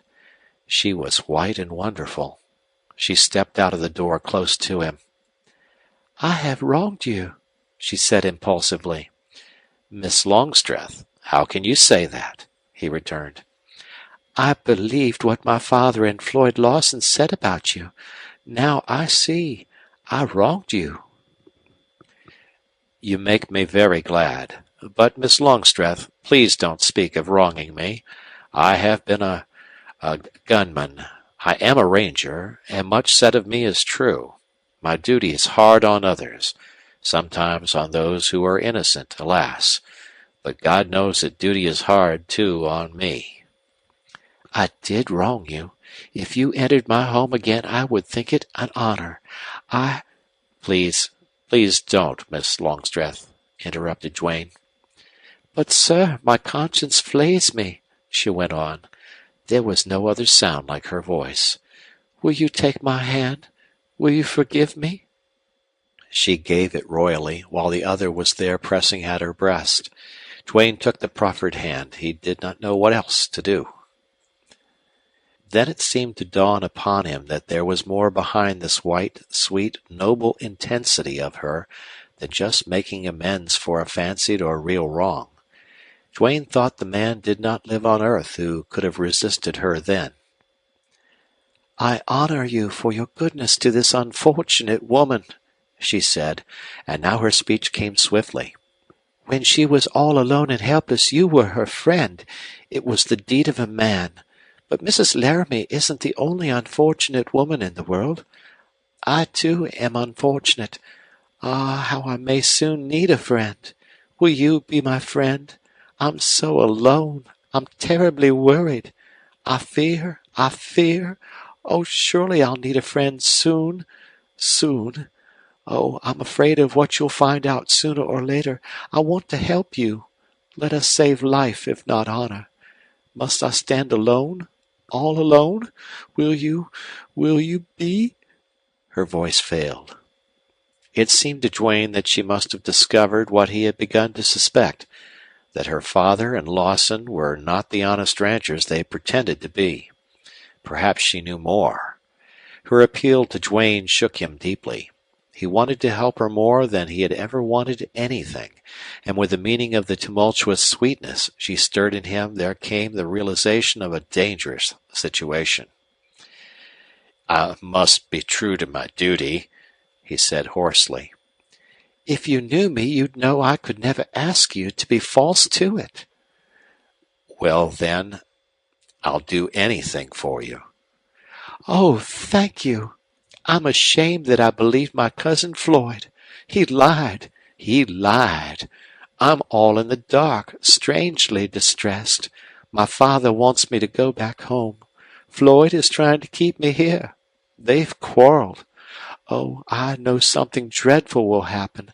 I know I'll need you if... Will you help me?" "Yes," replied Duane, and his look brought the blood to her face. End of chapter. Chapter 19.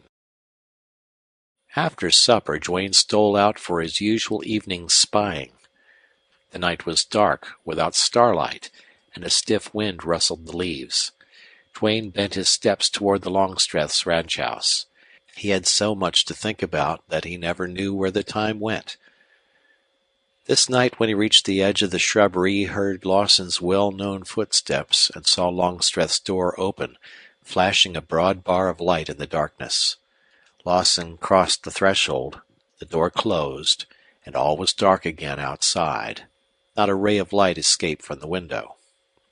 Little doubt there was that this talk with Longstreth would be interesting to Duane. He tiptoed to the door and listened, but could only hear a murmur of voices. Besides, that position was too risky.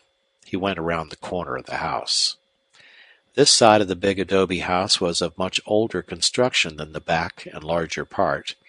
There was a narrow passage between the houses, leading from the outside through to the patio. This passage now afforded Duane an opportunity, and he decided to avail himself of it in spite of the very great danger. Crawling on very stealthily, he got under the shrubbery to the entrance of the passage. In the blackness, a faint streak of light showed the location of a crack in the wall. He had to slip in sidewise. It was a tight squeeze, but he entered without the slightest noise.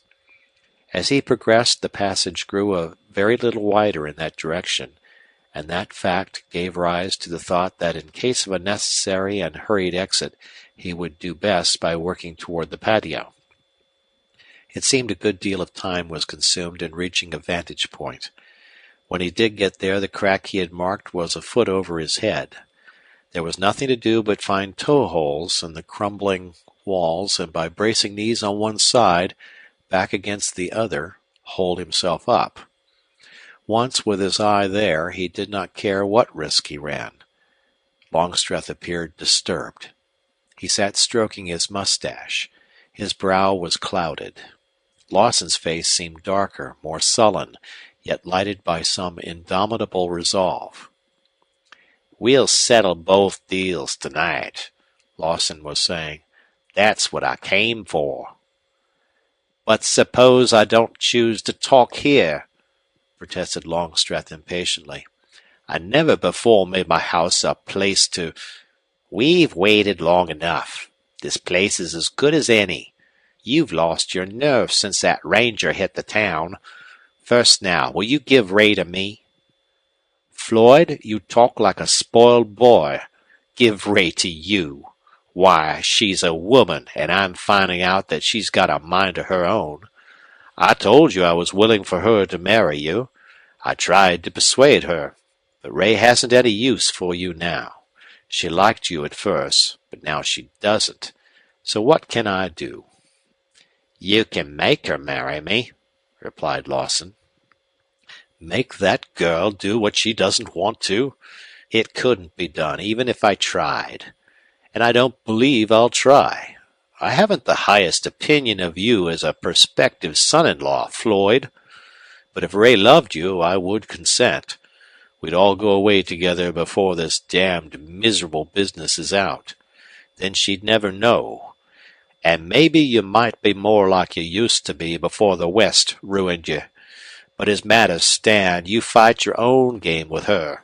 And I'll tell you now, you'll lose. What'd you want to let her come out here for? Demanded Lawson hotly. It was a dead mistake. I've lost my head over her. I'll have her or die. Don't you think if she was my wife I'd soon pull myself together? Since she's come, we've none of us been right, and the gang has put up a holler. No, Longstreth, we got to settle things tonight. Well, we can't settle what Ray's concerned in right now, replied Longstreth, rising. Come on, we'll ask her. See where you stand. They went out, leaving the door open. Duane dropped down to rest himself and to wait. He would have liked to hear Miss Longstreth's answer, but he could guess what it would be. Lawson appeared to be all Duane had thought him, and he believed he was going to find out presently that he was worse. The men seemed to be absent a good while, though that feeling might have been occasioned by Duane's thrilling interest and anxiety. Finally he heard heavy steps. Lawson came in alone. He was leaden-faced, humiliated. Then something abject in him gave place to rage. He strode the room. He cursed. Then Longstreth returned, now appreciably calmer. Duane could not but decide that he felt relief at the evident rejection of Lawson's proposal. "Don't fuss about it, Floyd," he said. "You see I can't help it. We're pretty wild out here, but I can't rope my daughter and give her to you as I would an unruly steer." "Longstreth, I can make her marry me," declared Lawson thickly. "How?" "You know the hold I got on you, the deal that made you boss of this rustler gang?" "It isn't likely I'd forget," replied Longstreth grimly. "I can go to Ray, tell her that, make her believe I'd tell it broadcast, tell this ranger, unless she'd marry me." Lawson spoke breathlessly, with haggard face and shadowed eyes.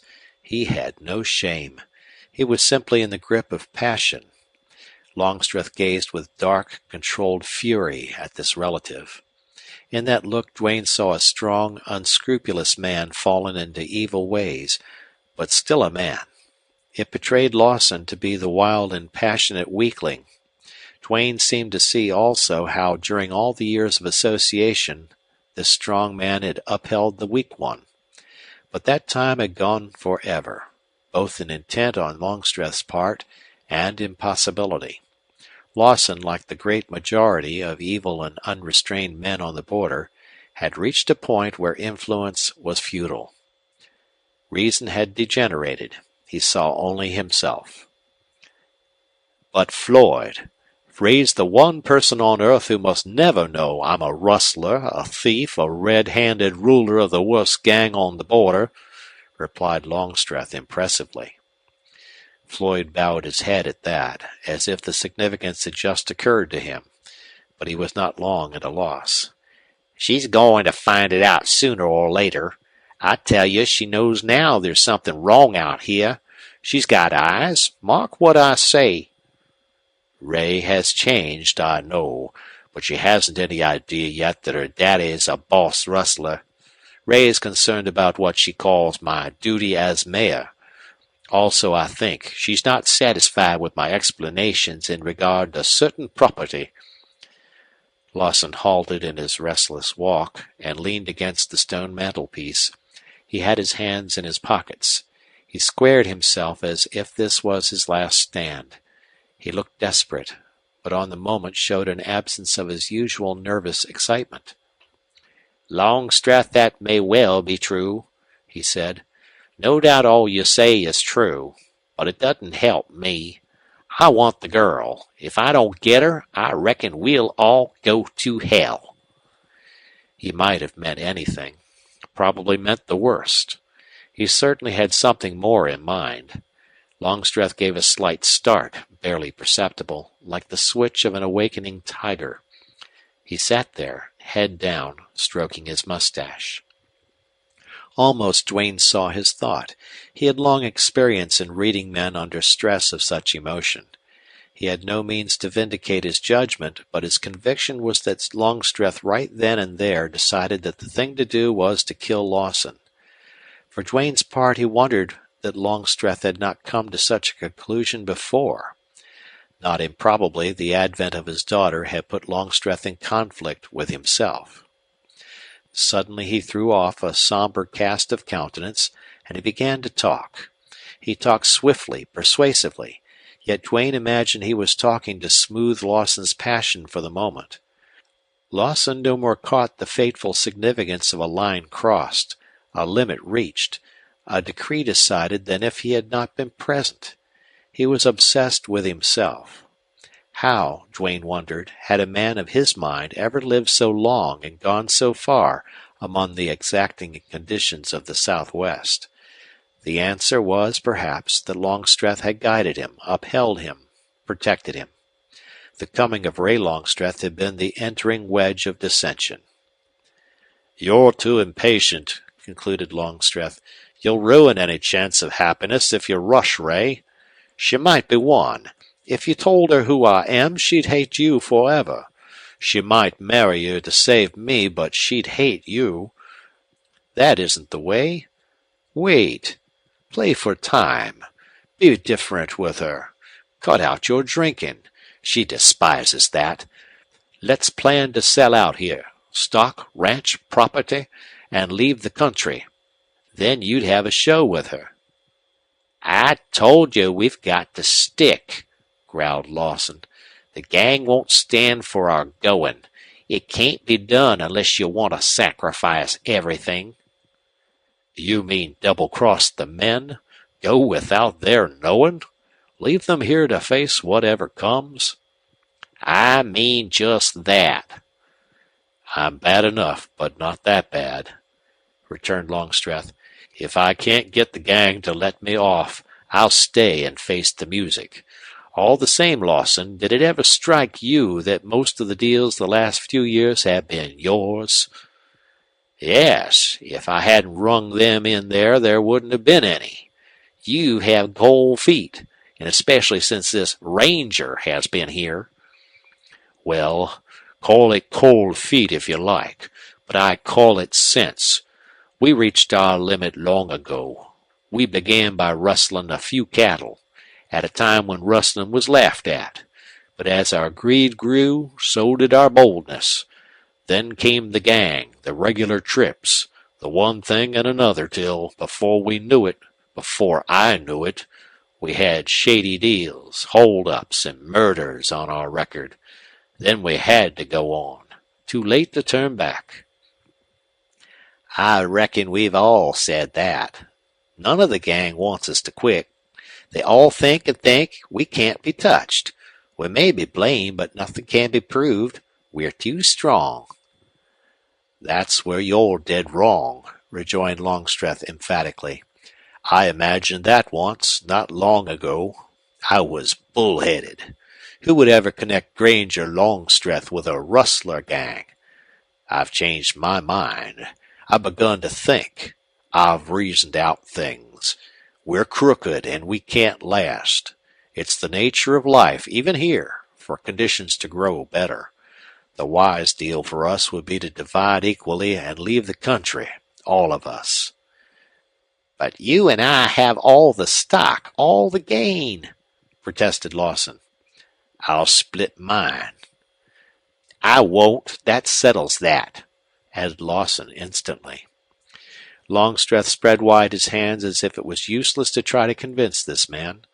Talking had not increased his calmness, and he now showed more than impatience. A dull glint gleamed deep in his eyes. "Your stock and property will last a long time, do you lots of good when this ranger—" "Bah!" hoarsely croaked Lawson.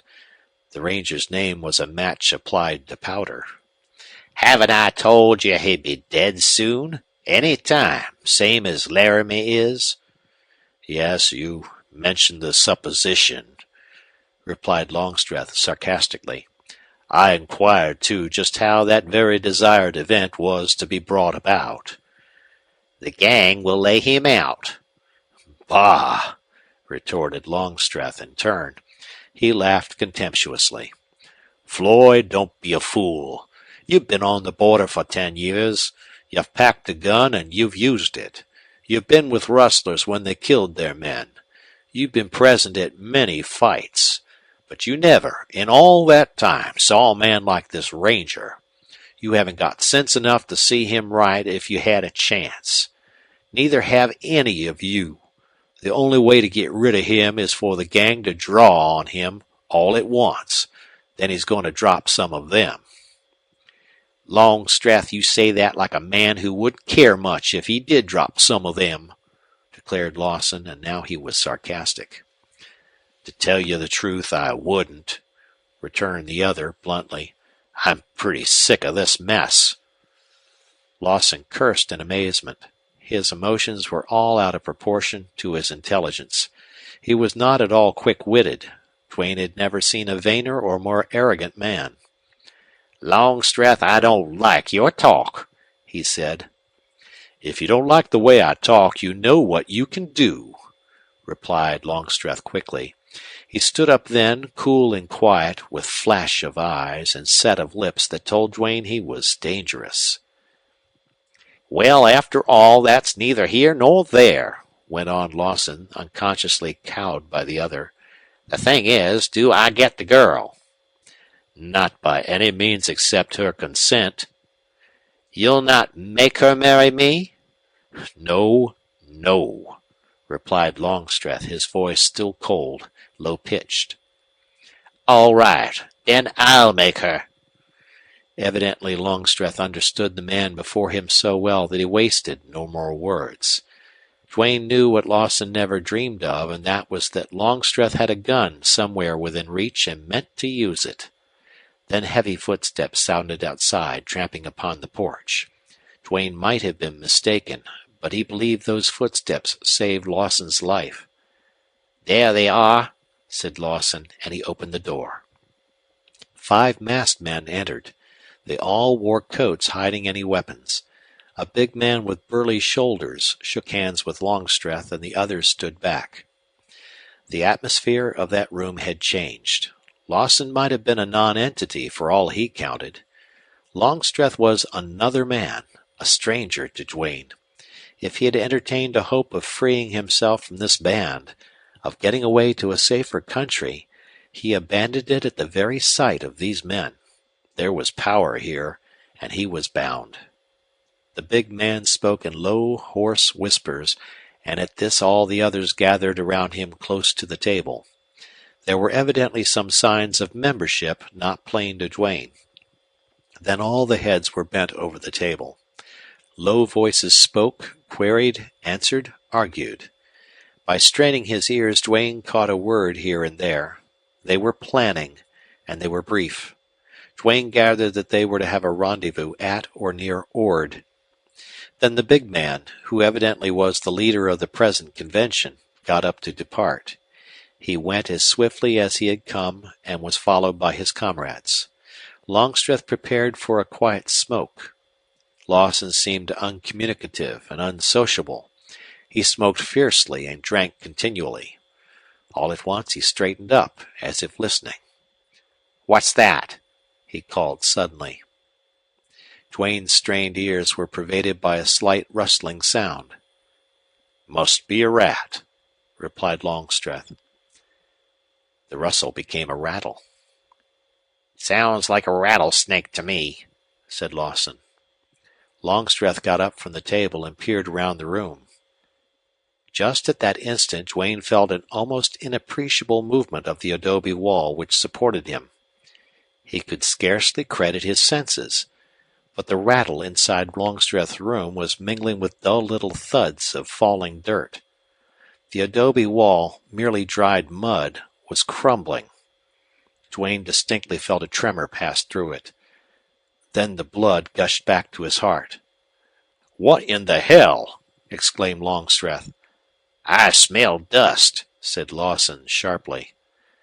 That was the signal for Duane to drop down from his perch, yet despite his care he made a noise.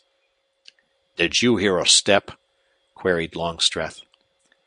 No one answered, but a heavy piece of the adobe wall fell with a thud. Duane heard it crack, felt it shake. "There's somebody between the walls," thundered Longstreth. Then a section of the wall fell inward with a crash.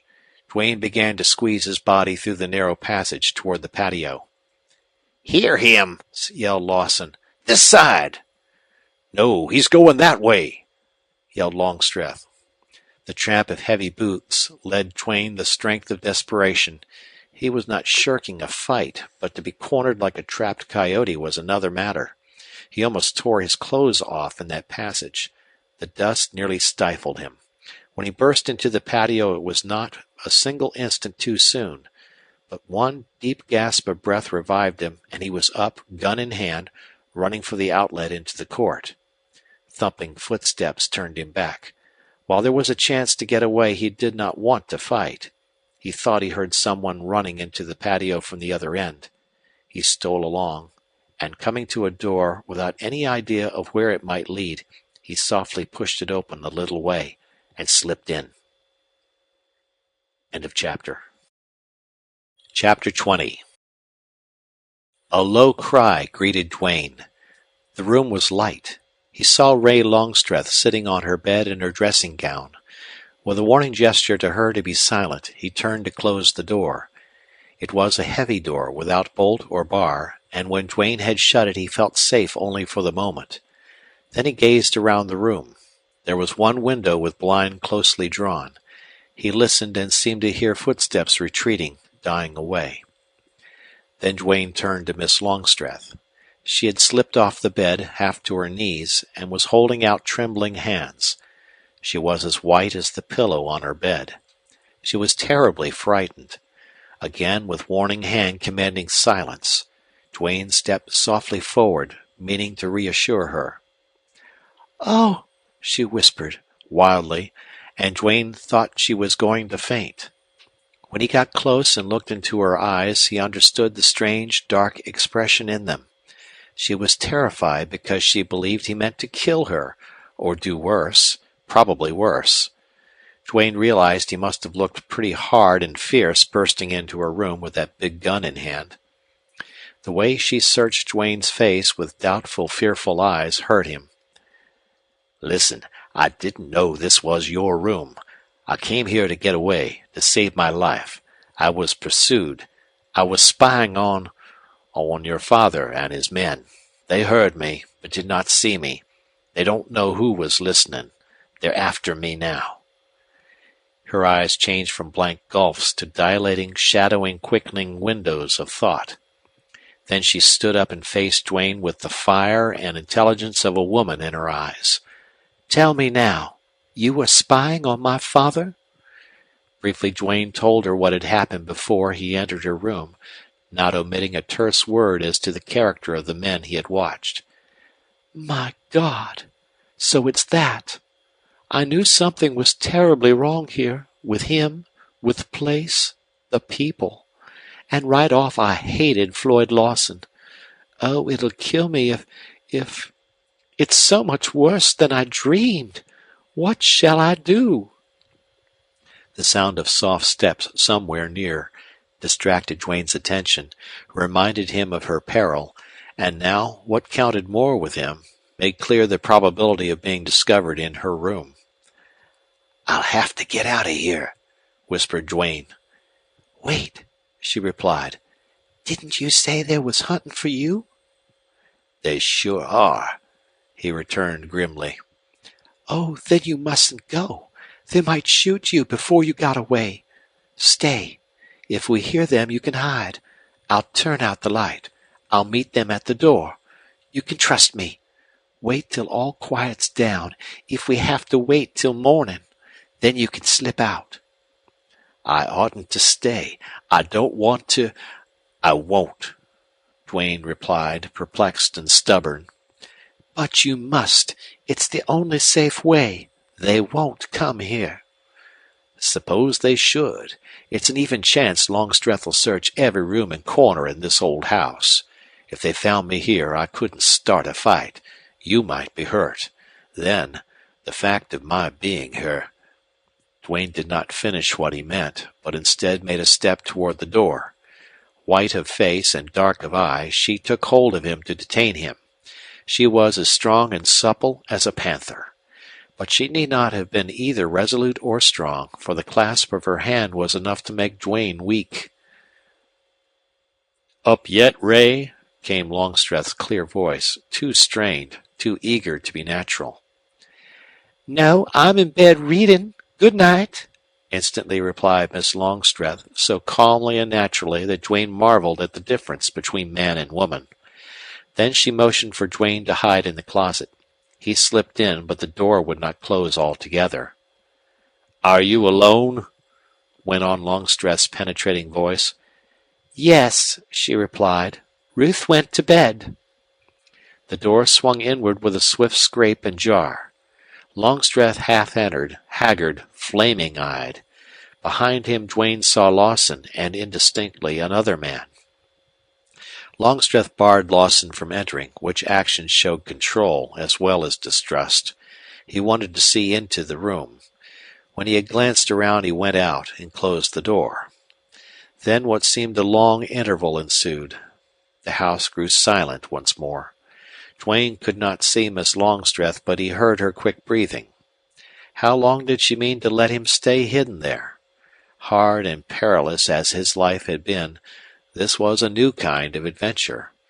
He had divined the strange softness of his feeling as something due to the magnetism of this beautiful woman. It hardly seemed possible that he, who had been outside the pale for so many years, could have fallen in love. Yet that must be the secret of his agitation. Presently he pushed open the closet door and stepped forth. Miss Longstreth had her head lowered upon her arms and appeared to be in distress. At his touch she raised a quivering face. "I think I can go now, safely," he whispered. "Go then if you must, but you may stay till you're safe," she replied. I couldn't thank you enough. It's been hard on me, this finding out. And you, his daughter. I feel strange. I don't understand myself well. But I want you to know, if I were not an outlaw, a ranger, I'd lay my life at your feet." "Oh, you've seen so little of me," she faltered. "All the same, it's true, and that makes me feel more the trouble my coming caused you." "You will not fight my father?" "Not if I can help it. I'm trying to get out of his way." "But you spied upon him." "I am a ranger, Miss Longstreth." "And oh, I am a rustler's daughter," she cried. "That's so much more terrible than I suspected. It was tricky cattle deals I imagined he was engaged in, but only tonight I had strong suspicions aroused." "How? Tell me." "I overheard Floyd say that men were coming tonight to arrange a meeting for my father at a rendezvous near Ord. Father did not want to go. Floyd taunted him with a name." "What name?" queried Duane. "It was Cheseldine." "Cheseldine! My God! Miss Longstreth, why did you tell me that?" "What difference does that make?" "Your father and Cheseldine are one and the same," whispered Duane hoarsely. "I gathered so much myself," she replied miserably. "But Longstreth is father's real name." Duane felt so stunned he could not speak at once. It was the girl's part in this tragedy that weakened him. The instant she betrayed the secret, Duane realized perfectly that he did love her. The emotion was like a great flood. "Miss Longstreth, all this seems so unbelievable," he whispered. "Cheseldine is the rustler chief I've come out here to get. He's only a name. Your father is the real man. I've sworn to get him. I'm bound by more than law or oaths. I can't break what binds me. And I must disgrace you, wreck your life. Why, Miss Longstreth, I believe I love you. It's all come in a rush. I'd died for you if I could. How fatal, terrible this is. How things work out." She slipped to her knees with her hands on his. "You won't kill him?" she implored. "If you care for me, you won't kill him?" "No, that I promise you."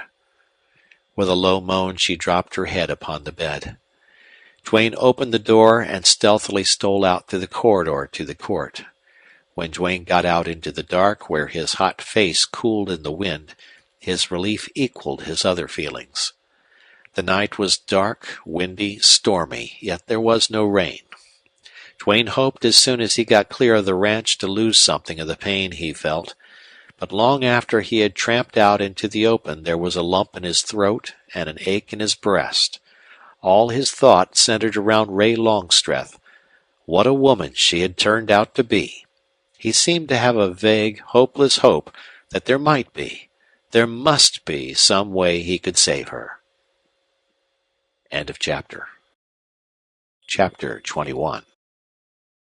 Before going to sleep that night, Duane had decided to go to Ord and try to find the rendezvous where Longstreth was to meet his men. These men Duane wanted even more than their leader. If Longstreth, or Cheseldine, was the brains of that gang, Poggin was the executor. It was Poggin who needed to be found and stopped. Poggin and his right-hand men. Duane experienced a strange, tigerish thrill. It was thought of Poggin more than thought of success for McNally's plan. Duane felt dubious over this emotion. Next day he set out for Bradford. He was glad to get away from Fairdale for a while, but the hours and the miles in no wise changed the new pain in his heart. The only way he could forget Miss Longstreth was to let his mind dwell upon Poggin, and even this was not always effective. He avoided Sanderson, and at the end of the day and a half he arrived at Bradford. The night of the day before he reached Bradford, number 6, the mail and express train going east, was held up by train robbers. The Wells Fargo messenger killed over his safe, the mail clerk wounded, the bags carried away.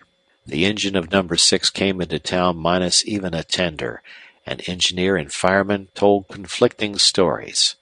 A posse of railroad men and citizens, led by a sheriff Duane suspected was crooked, was made up before the engine steamed back to pick up the rest of the train. Duane had the sudden inspiration that he had been cudgeling his mind to find, and, acting upon it, he mounted his horse again and left Bradford unobserved. As he rode out into the night, over a dark trail in the direction of Ord, he uttered a short, grim, sardonic laugh at the hope that he might be taken for a train robber. He rode at an easy trot most of the night, and when the black peak of Ord Mountain loomed up against the stars he halted, tied his horse, and slept until dawn. He had brought a small pack, and now he took his time cooking breakfast. When the sun was well up he saddled Bullet, and, leaving the trail where his tracks showed plain in the ground, he put his horse to the rocks and brush. He selected an exceedingly rough, roundabout, and difficult course to Ord, hid his tracks with the skill of a long-hunted fugitive, and arrived there with his horse winded and covered with lather. It added considerable to his arrival that the man Duane remembered as Fletcher and several others saw him come in the back way through the lots and jump a fence into the road. Duane led Bullet up to the porch where Fletcher stood wiping his beard. He was hatless, vestless, and evidently had just enjoyed a morning drink. "Howdy, Dodge," said Fletcher laconically. Duane replied, and the other man returned the greeting with interest. "Jim, my hoss is done up. I want to hide him from any chance tourists as might happen to ride up, curious like." "Haw, haw, haw!" Duane gathered encouragement from that chorus of coarse laughter. "Well, if them tourists ain't too dern snooky, the hoss'll be safe in the 'dobe shack back of Bill's here. Feed thar, too, but you'll have to rustle water. Duane led Bullet to the place indicated, had care of his welfare, and left him there. Upon returning to the tavern porch, Duane saw the group of men had been added to by others, some of whom he had seen before. Without comment, Duane walked along the edge of the road, and wherever one of the tracks of his horse showed, he carefully obliterated it. This procedure was attentively watched by Fletcher and his companions. "Well, Dodge," remarked Fletcher as Duane returned, "that's safer'n praying for rain." Duane's reply was a remark as loquacious as Fletcher's, to the effect that a long, slow, monotonous ride was conducive to thirst. They all joined him, unmistakably friendly. But Nell was not there, and most assuredly not Poggin. Fletcher was no common outlaw, but whatever his ability, it probably lay in execution of orders. Apparently at that time these men had nothing to do but drink and lounge around the tavern. Evidently they were poorly supplied with money, though Duane observed they could borrow a peso occasionally from the bartender. Duane set out to make himself agreeable, and succeeded. There was card-playing for small stakes, idle jests of coarse nature, much bantering among the younger fellows, and occasionally a mild quarrel. All morning men came and went until, all told, Duane calculated he had seen at least 50. Toward the middle of the afternoon, a young fellow burst into the saloon and yelled one word, "Posse!" From the scramble to get outdoors, Duane judged that word and the ensuing action was rare in Ord. "What the hell?" muttered Fletcher as he gazed down the road at a dark, compact bunch of horses and riders. "First time I ever seen that in Ord. We're getting popular like them camps out of Valentine. Wish Phil was here, or Pocky. Now all of you gents keep quiet. I'll do the talking." The posse entered the town, trotted up on dusty horses, and halted in a bunch before the tavern. The party consisted of about 20 men, all heavily armed, and evidently in charge of a clean-cut, lean-limbed cowboy. Duane experienced considerable satisfaction at the absence of the sheriff, who he had understood was to lead the posse. Perhaps he was out in another direction with a different force. "Hello, Jim Fletcher," called the cowboy. "Howdy," replied Fletcher. At his short, dry response and the way he strode leisurely out before the posse, Duane found himself modifying his contempt for Fletcher. The outlaw was different now. "Fletcher, we've tracked the man to all but 3 miles of this place. Tracks as plain as the nose on your face. Found his camp. Then he hit into the brush and we lost his trail. Didn't have no tracker with us. Think he went into the mountains. But we took a chance and rid over the rest of the way, seeing Ord was so close. Anybody coming here late last night or early this morning?" "Nope," replied Fletcher. His response was what Duane had expected from his manner, and evidently the cowboy took it as a matter of course. He turned to the others of the posse, entering into a low consultation. Evidently there was difference of opinion, if not real dissension, in that posse. "Didn't I tell you this was a wild goose chase coming way out here?" protested an old hawk-faced rancher. "Them hoss tracks we follered ain't like any of them we seen at the water tank where the train was held up." "I'm not so sure of that," replied the leader. "Well, Guthrie, I follered tracks all my life." "But you couldn't keep to the trail this feller made in the brush." "Give me time, and I could. That takes time. And here you go hell-bent for election. But it's a wrong lead out this way. If you're right, this road agent, after he killed his pals, would have rid back right through town. And with them mailbags, supposin' they was greasers. Some greasers has sense, and when it comes to thievin', they sure cute."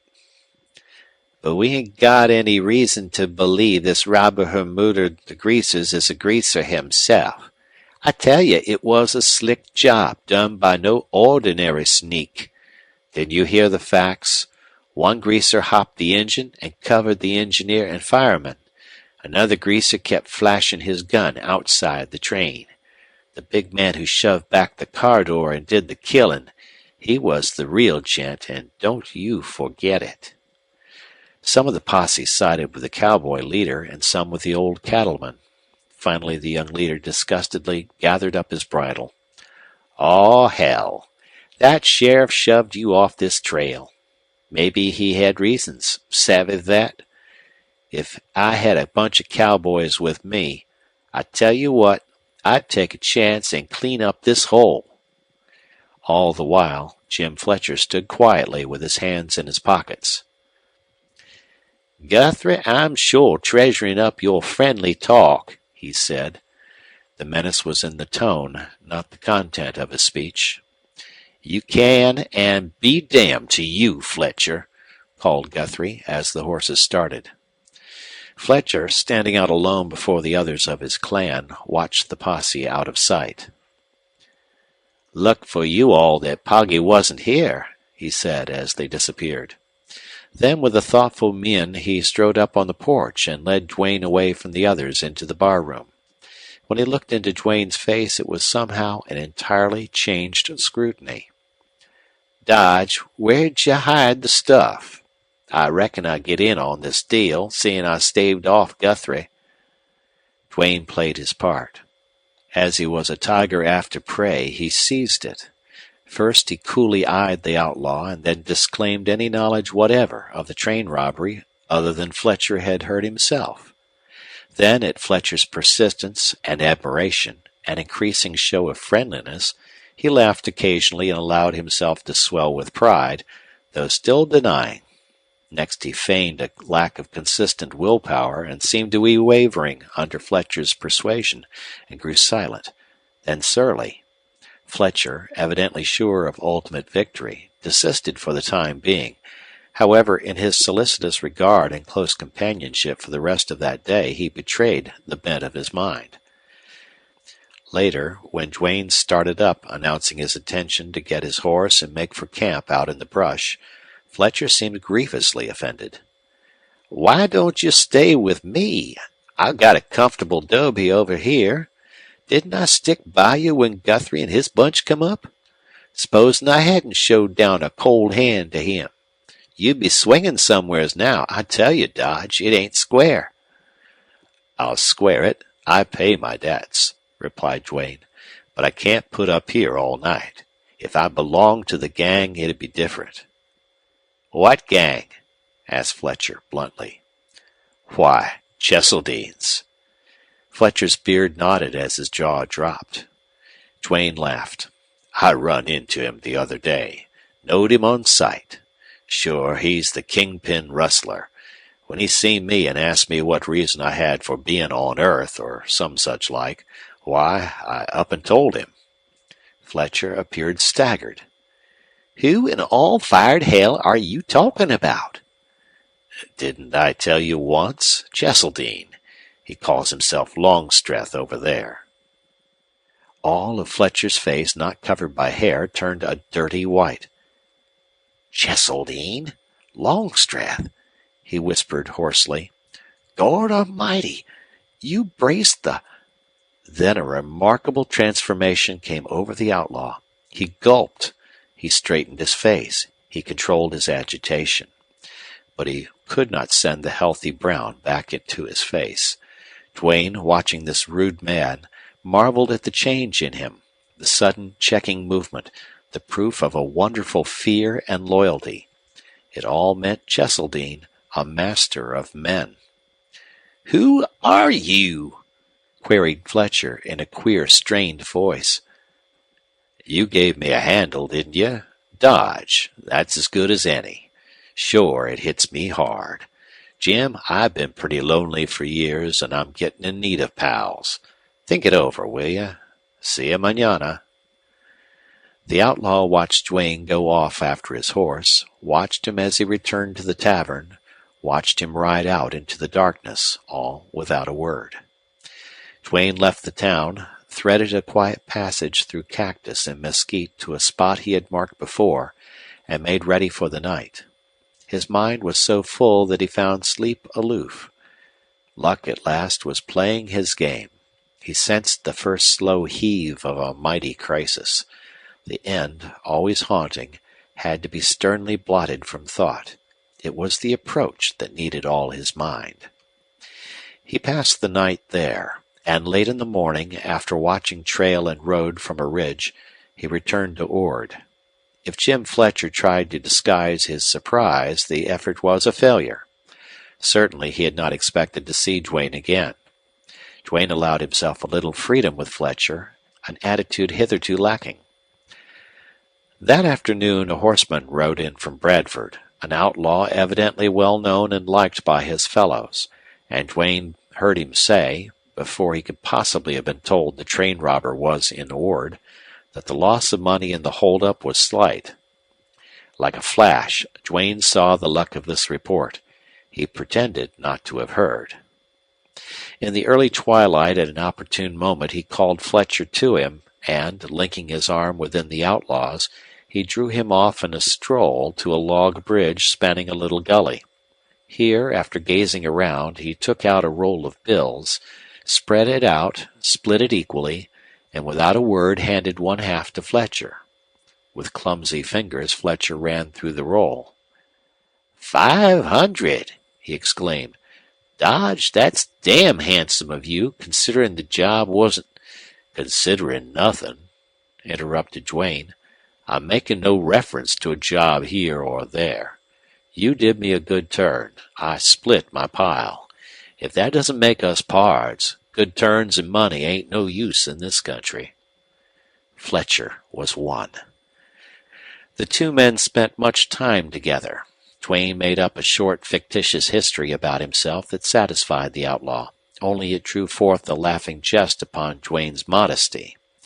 For Fletcher did not hide his belief that this new partner was a man of achievements. Nell and Poggin, and then Cheseldine himself, would be persuaded of this fact, so Fletcher boasted. He had influence. He would use it. He thought he pulled a stroke with Nell. But nobody on earth, not even the boss, had any influence on Poggin. Poggin was concentrated ice part of the time. All the rest he was bursting hell. But Poggin loved a horse. He never loved anything else. He could be won with that black horse Bullet. Cheseldine was already won by Duane's monumental nerve. Otherwise, he would have killed Duane. Little by little the next few days Duane learned the points he longed to know, and how indelibly they etched themselves in his memory. Cheseldine's hiding place was on the far slope of Mount Ord, in a deep, high-walled valley. He always went there just before a contemplated job, where he met and planned with his lieutenants. Then while they executed, he basked in the sunlight before one or another of the public places he owned. He was there in the Ord den now, getting ready to plan the biggest job yet. It was a bank robbery, but where, Fletcher had not as yet been advised. Then when Duane had pumped the now amenable outlaw of all details pertaining to the present, he gathered data and facts and places covering a period of 10 years. Fletcher had been with Cheseldine.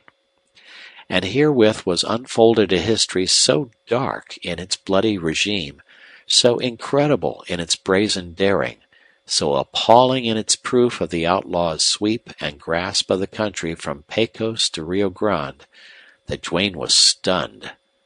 Compared to this Cheseldine of the Big Bend, to this rancher, stock buyer, cattle speculator, property holder, all the outlaws Duane had ever known sank into insignificance. The power of the man stunned Duane. The strange fidelity given him stunned Duane. The intricate inside working of his great system was equally stunning. But when Duane recovered from that, the old terrible passion to kill consumed him, and it raged fiercely, and it could not be checked. If that red-handed Poggin, if that cold-eyed, dead-faced Nell had only been at Ord, but they were not, and Duane, with help of time, got what he hoped was the upper hand of himself. End of chapter. Chapter 22. Again inaction and suspense dragged at Duane's spirit. Like a leashed hound with a keen scent in his face, Duane wanted to leap forth when he was bound. He almost fretted. Something called to him over the bold, wild brow of Mount Ord. But while Fletcher stayed in Ord waiting for Nell and Poggin, or for orders, Duane knew his game was again a waiting one. But one day there were signs of the long quiet of Ord being broken. A messenger strange to Duane rode in on a secret mission that had to do with Fletcher. When he went away, Fletcher became addicted to thoughtful moods and lonely walks. He seldom drank, and this in itself was a striking contrast to former behavior. The messenger came again. Whatever communication he brought, it had a remarkable effect upon the outlaw. Duane was present in the tavern when the fellow arrived, saw the few words whispered, but did not hear them. Fletcher turned white with anger or fear, perhaps both, and he cursed like a madman. The messenger, a lean, dark-faced, hard-riding fellow, reminding Duane of the cowboy Guthrie, left the tavern without even a drink and rode away off to the west. This west mystified and fascinated Duane as much as the south beyond Mount Ord. Where were Nell and Poggin? Apparently they were not at present with the leader on the mountain. After the messenger left, Fletcher grew silent and surly. He had presented a variety of moods to Duane's observation, and this latest one was provocative of thought. Fletcher was dangerous. It became clear now that the other outlaws of the camp feared him, kept out of his way. Duane let him alone, yet closely watched him. Perhaps an hour after the messenger had left, not longer, Fletcher manifestly arrived at some decision, and he called for his horse. Then he went to his shack and returned. To Duane, the outlaw looked in shape both to ride and to fight. He gave orders for the men in camp to keep close until he returned. Then he mounted. "Come here, Dodge," he called. Duane went up and laid a hand on the pommel of the saddle. Fletcher walked his horse, with Duane beside him, till they reached the log bridge, when they halted. "Dodge, I'm in bad with Nell," he said, "and it appears I'm the cause of friction between Nell and Poggy. Nell never had any use for me, but Poggy's been square, if not friendly. The boss has a big deal on, and here it's been held up because of this scrap. He's waiting over there on the mountain to give orders to Nell or Poggy, and neither one's showing up. I've got to stand in the breach, and I ain't enjoying the prospects." "What's the trouble about, Jim?" asked Duane. "Reckon it's a little about you, Dodge," said Fletcher dryly. "Nell hadn't any use for you that day. He ain't got no use for a man unless he can rule him. Some of the boys here have blabbed before I edged in with my say, and there's hell to pay. Nell claims to know something about you that'll make both the boss and Poggy sick when he springs it. But he's keeping quiet. Hard man to figure, that Nell. Reckon you better go back to Bradford for a day or so, then camp out near here till I come back." "Why?" "Well, because there ain't any use for you to get in bad, too. The gang will ride over here any day. If they're friendly, I'll light a fire on the hill there, say 3 nights from tonight. If you don't see it that night, you hit the trail. I'll do what I can. Jim Fletcher sticks to his pals. So long, Dodge." Then he rode away. He left Duane in a quandary. This news was black. Things had been working out so well. Here was a setback. At the moment, Duane did not know which way to turn, but certainly he had no idea of going back to Bradford. Friction between the two great lieutenants of Cheseldine. Open hostility between one of them and another of the chief's right-hand men. Among outlaws, that sort of thing was deadly serious. Generally, such matters were settled with guns. Duane gathered encouragement even from disaster. Perhaps the disintegration of Cheseldine's great band had already begun. But what did Nell know? Duane did not circle around the idea with doubts and hopes. If Nell knew anything, it was that this stranger in Ord, this new partner of Fletcher's, was no less than Buck Duane. Well, it was about time, thought Duane, that he made use of his name if it were to help him at all. That name had been McNally's hope. He had anchored all his scheme to Duane's fame. Duane was tempted to ride off after Fletcher and stay with him. This, however, would hardly be fair to an outlaw who had been fair to him. Duane concluded to await developments, and when the gang rode into Ord, probably from the various hiding places, he would be there ready to be denounced by Nell. Duane could not see any other culmination of this series of events than a meeting between Nell and himself. If that terminated fatally for Nell, there was all probability of Duane's being in no worse situation than he was now. If Poggin took up the quarrel... Here Duane accused himself again. Tried in vain to revolt from a judgment that he was only reasoning out excuses to meet these outlaws. Meanwhile, instead of waiting, why not hunt up Cheseldine in his mountain retreat? The thought no sooner struck Duane than he was hurrying for his horse. He left Ord, ostensibly toward Bradford, but once out of sight he turned off the road, circled through the brush, and several miles south of town he struck a narrow grass-grown trail that Fletcher had told him led to Cheseldine's camp. The horse tracks along this trail were not less than a week old, and very likely much more. It wound between low, brush-covered foothills, through arroyos and gullies lined with mesquite, cottonwood, and scrub oak. In an hour Duane struck the slope of Mount Ord, and as he climbed he got a view of the rolling, black-spotted country, partly desert, partly fertile, with long, bright lines of dry stream beds winding away to grow dim in the distance. He got among broken rocks and cliffs, and here the open, downward-rolling land disappeared, and he was hard put to it to find the trail. He lost it repeatedly and made slow progress. Finally he climbed into a region of all rock benches, rough here, smooth there, with only an occasional scratch of iron horseshoe to guide him.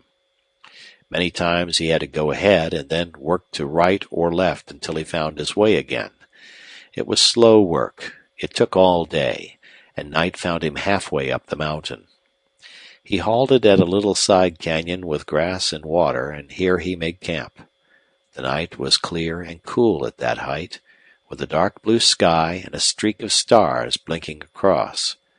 With this day of action behind him, he felt better satisfied than he had been for some time.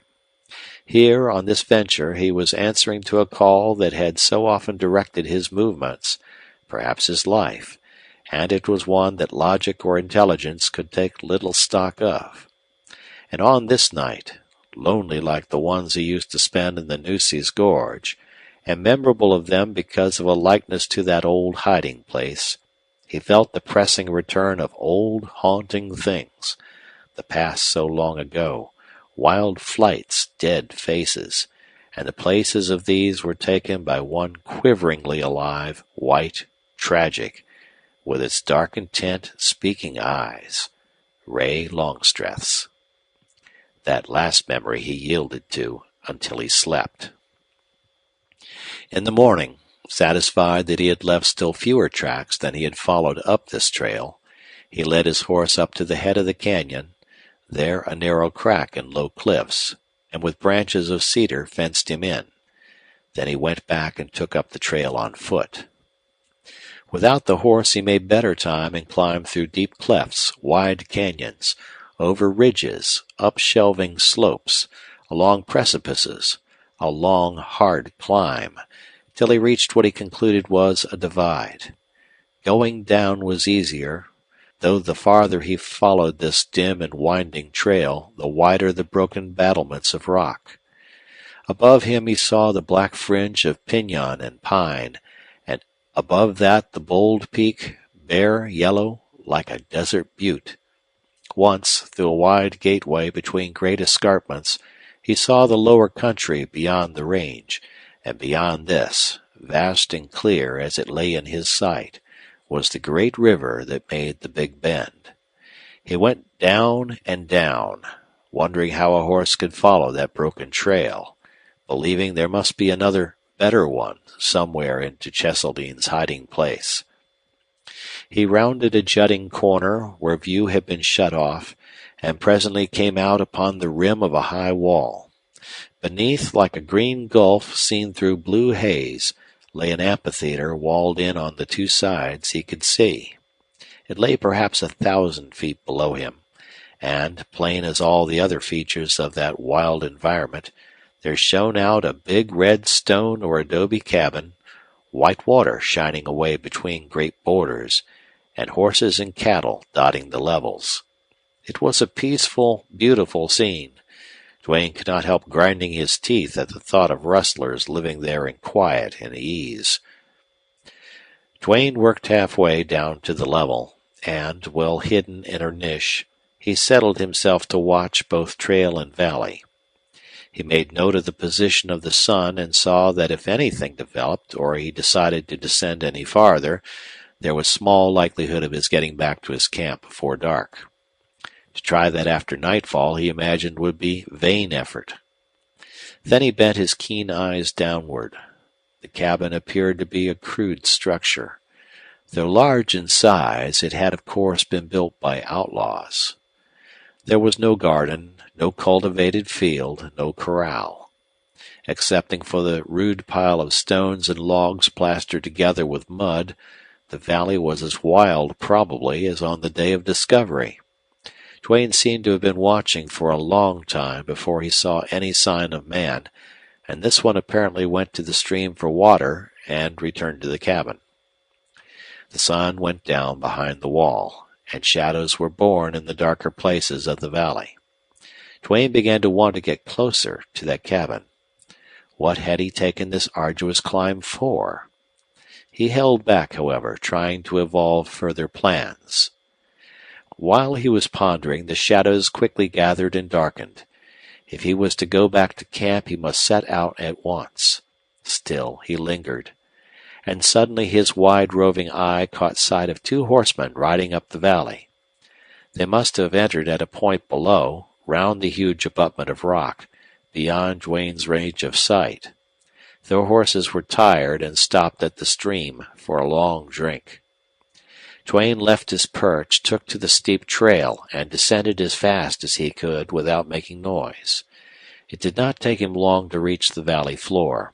It was almost level, with deep grass, and here and there clumps of bushes. Twilight was already thick down there. Duane marked the location of the trail, and then began to slip like a shadow through the grass and from bush to bush. He saw a bright light before he made out the dark outline of the cabin.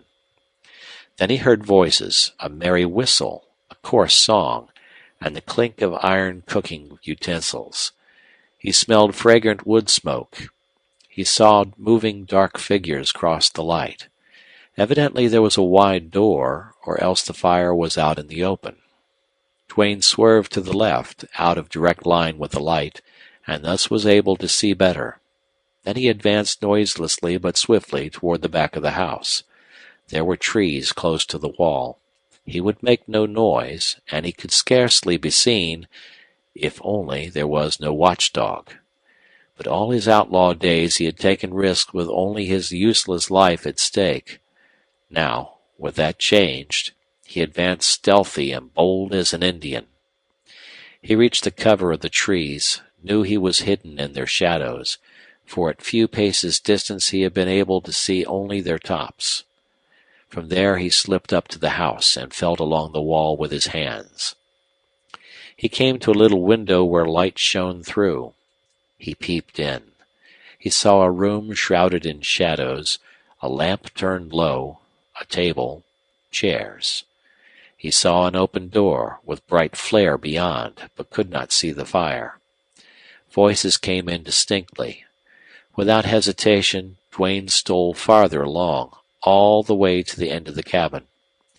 Peering round, he saw only the flare of light on bare ground. Retracing his cautious steps, he paused at the crack again, saw that no man was in the room, and then he went on round that end of the cabin. Fortune favored him. There were bushes, an old shed, a woodpile, all the cover he needed at that corner. He did not even need to crawl. Before he peered between the rough corner of wall and the brush growing close to it, Duane paused a moment. This excitement was different from that he had always felt when pursued. It had no bitterness, no pain, no dread. There was as much danger here, perhaps more, yet it was not the same. Then he looked.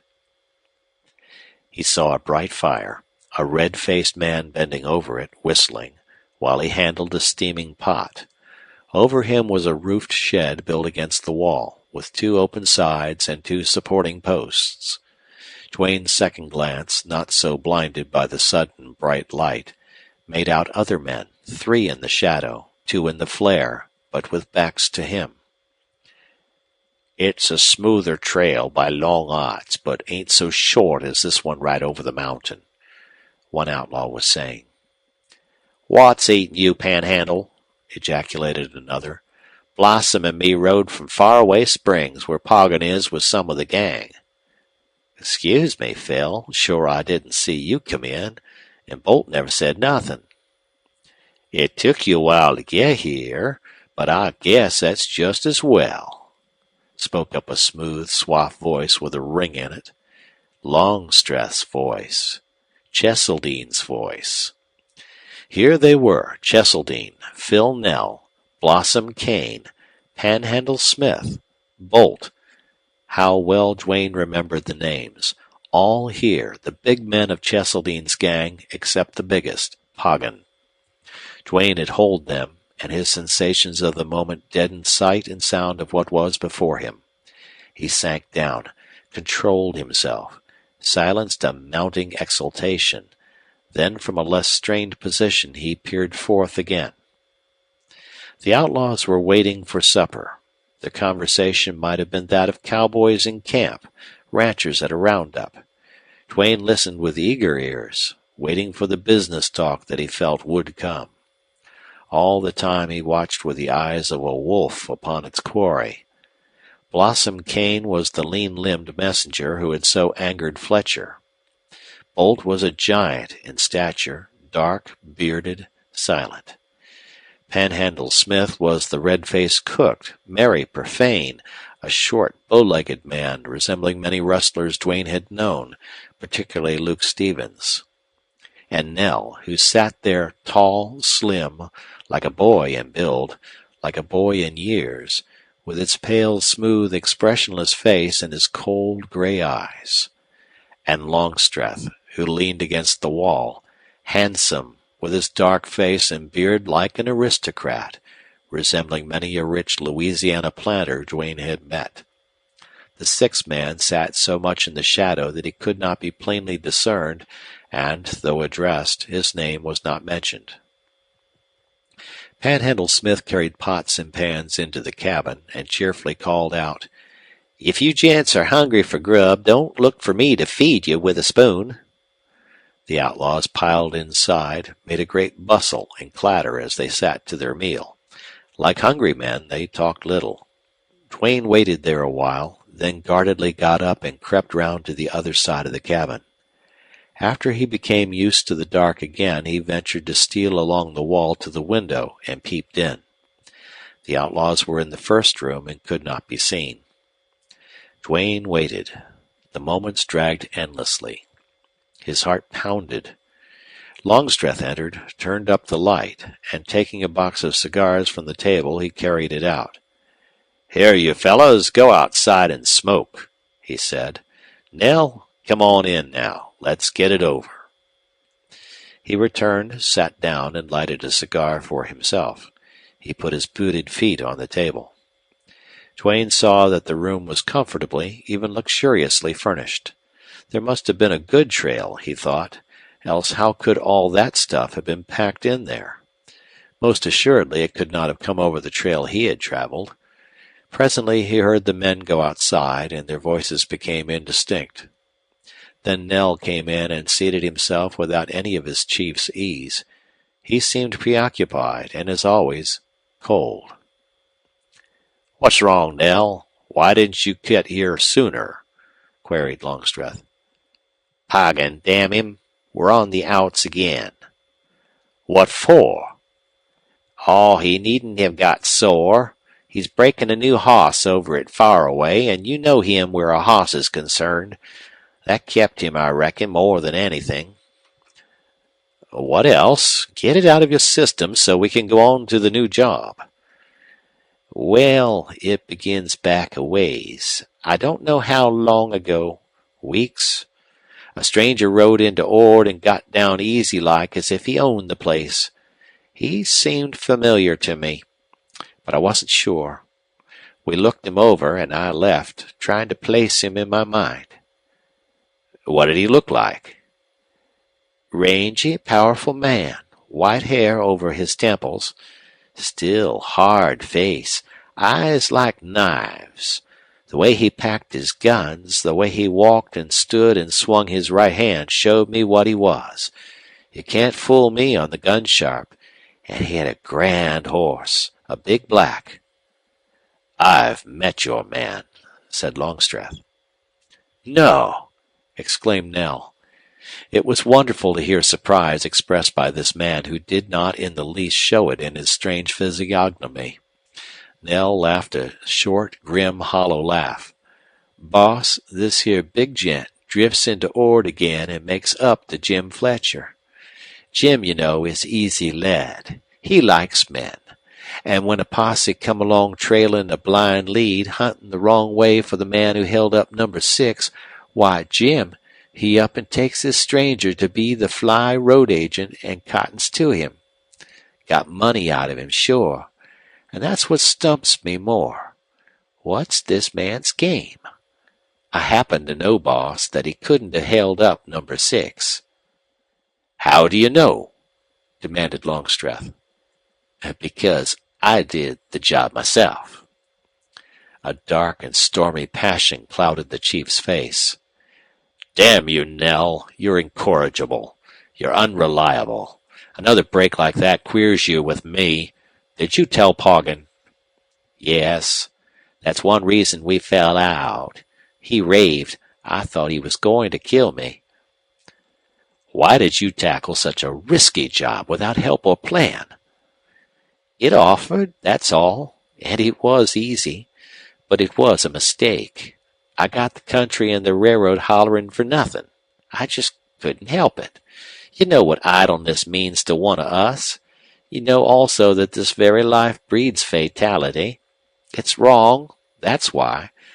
I was born of good parents, and I know what's right. We're wrong, and we can't beat the end, that's all. And for my part, I don't care a damn when that comes." "Fine, wise talk from you, Nell," said Longstreth scornfully. "Go on with your story." "As I said, Jim cottons to the pretender, and they get chummy. They're together all the time. You can gamble Jim told all he knew, and then some. A little liquor loosens his tongue. Several of the boys rode over from Ord, and one of them went to Poggin and says Jim Fletcher has a new man for the gang. Poggin, you know, he's always ready for any new man. He says if one doesn't turn out good, he can be shut off easy. He rather liked the way this new part of Jim's was boosted. Jim and Poggin's always hit it up together. So, until I got on the deal, Jim's pard was already in the gang without Poggin or you ever seeing him. Then I got to figuring hard. Just where had I seen that chap? As it turned out, I never had seen him, which accounts for my being doubtful. I'd never forget any man I'd seen. I dug up a lot of old papers from my kit and went over them. Letters, pictures, clippings, and all that. I guess I had a pretty good notion what I was looking for and who I wanted to make sure of. At last I found it. And I knew my man. But I didn't spring it on Poggin. Oh, no. I want to have some fun with him when the time comes. He'll be wilder than a trapped wolf. I sent Blossom over to Ord to get word from Jim, and when he verified all this talk, I sent Blossom again with a message calculated to make Jim hump. Poggin got sore, said he'd wait for Jim, and I could come over here to see you about the new job. He'd meet me in Ord. Nell had spoken hurriedly and low, now and then with passion. His pale eyes glinted like fire in ice, and now his voice fell to a whisper. "Who do you think Fletcher's new man is?" "Who?" demanded Longstreth. "Buck Duane." Down came Longstreth's boots with a crash, then his body grew rigid. "That Noose's outlaw! That two-shot ace of spades gun thrower who killed Bland, Alloway, and Hardin." Nell whispered this last name with more feeling than the apparent circumstance demanded. "Yes, and Hardin, the best one of the Rimrock fellows, Buck Duane." Longstreth was so ghastly white now that his black mustache seemed outlined against chalk. He eyed his grim lieutenant. They understood each other without more words. It was enough that Buck Duane was there in the Big Bend. Longstreth rose presently and reached for a flask, from which he drank, then offered it to Nell. He waved it aside. "Nell," began the chief, slowly, as he wiped his lips, "I gathered you had some grudge against this Buck Duane." "Yes." "Well, don't be a fool now, and do what Poggin or almost any of your men would. Don't meet this Buck Duane. I've reason to believe he's a Texas Ranger now." "The hell you say!" exclaimed Nell. "Yes. Go to Ord and give Jim Fletcher a hunch. He'll get Poggin, and they'll fix even Buck Duane." "All right. I'll do my best. But if I run into Duane—" "Don't run into him." Longstreth's voice fairly rang with the force of its passion and command. He wiped his face, drank again from the flask, sat down, resumed his smoking, and, drawing a paper from his vest pocket, he began to study it. "Well, I'm glad that's settled," he said, evidently referring to the Duane matter. "Now for the new job. This is October the 18th. On or before the 25th there will be a shipment of gold reach the Rancher's Bank of Val Verde. After you return to Ord, give Poggin these orders. Keep the gang quiet. You, Poggin, Kane, Fletcher, Panhandle Smith, and Bolt to be in on the secret and the job. Nobody else. You leave Ord on the 23rd, ride across country by the trail till you get within sight of Mercer. It's 100 miles from Bradford to Val Verde, about the same from Ord. Time your travel to get you near Val Verde on the morning of the 26th. You won't have to more than trot your horses. At 2 o'clock in the afternoon, sharp, ride into town and up to the Rancher's Bank. Val Verde's a pretty big town. Never been any holdups there. Town feels safe. Make it a clean, fast, daylight job. That's all. Have you got the details?" Nell did not even ask for the dates again. "Suppose Poggin or me might be detained?" he asked. Longstreth bent a dark glance upon his lieutenant. "You never can tell what'll come off," continued Nell. "I'll do my best." "The minute you see Poggin, you tell him. A job on hand steadies him. And I say again, look to it that nothing happens. Either you or Poggin carry the job through, but I want both of you in it. Break for the hills, and when you get up in the rocks where you can hide your tracks, head for Mount Ord. When all's quiet again, I'll join you here. That's all. Call in the boys." Like a swift shadow and as noiseless, Duane stole across the level toward the dark wall of rock. Every nerve was a strung wire. For a little while his mind was cluttered and clogged with whirling thoughts. from which, like a flashing scroll, unrolled the long, baffling order of action. The game was now in his hands. He must cross Mount Ord at night. The feat was improbable, but it might be done. He must ride into Bradford, 40 miles from the foothills, before 8 o'clock next morning.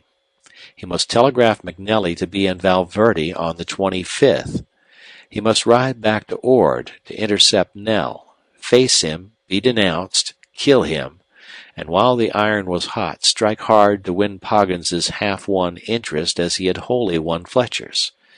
Failing that last, he must let the outlaws alone to bide their time in Ord, to be free to ride on to their new job in Valverde. In the meantime, he must plan to arrest Longstreth.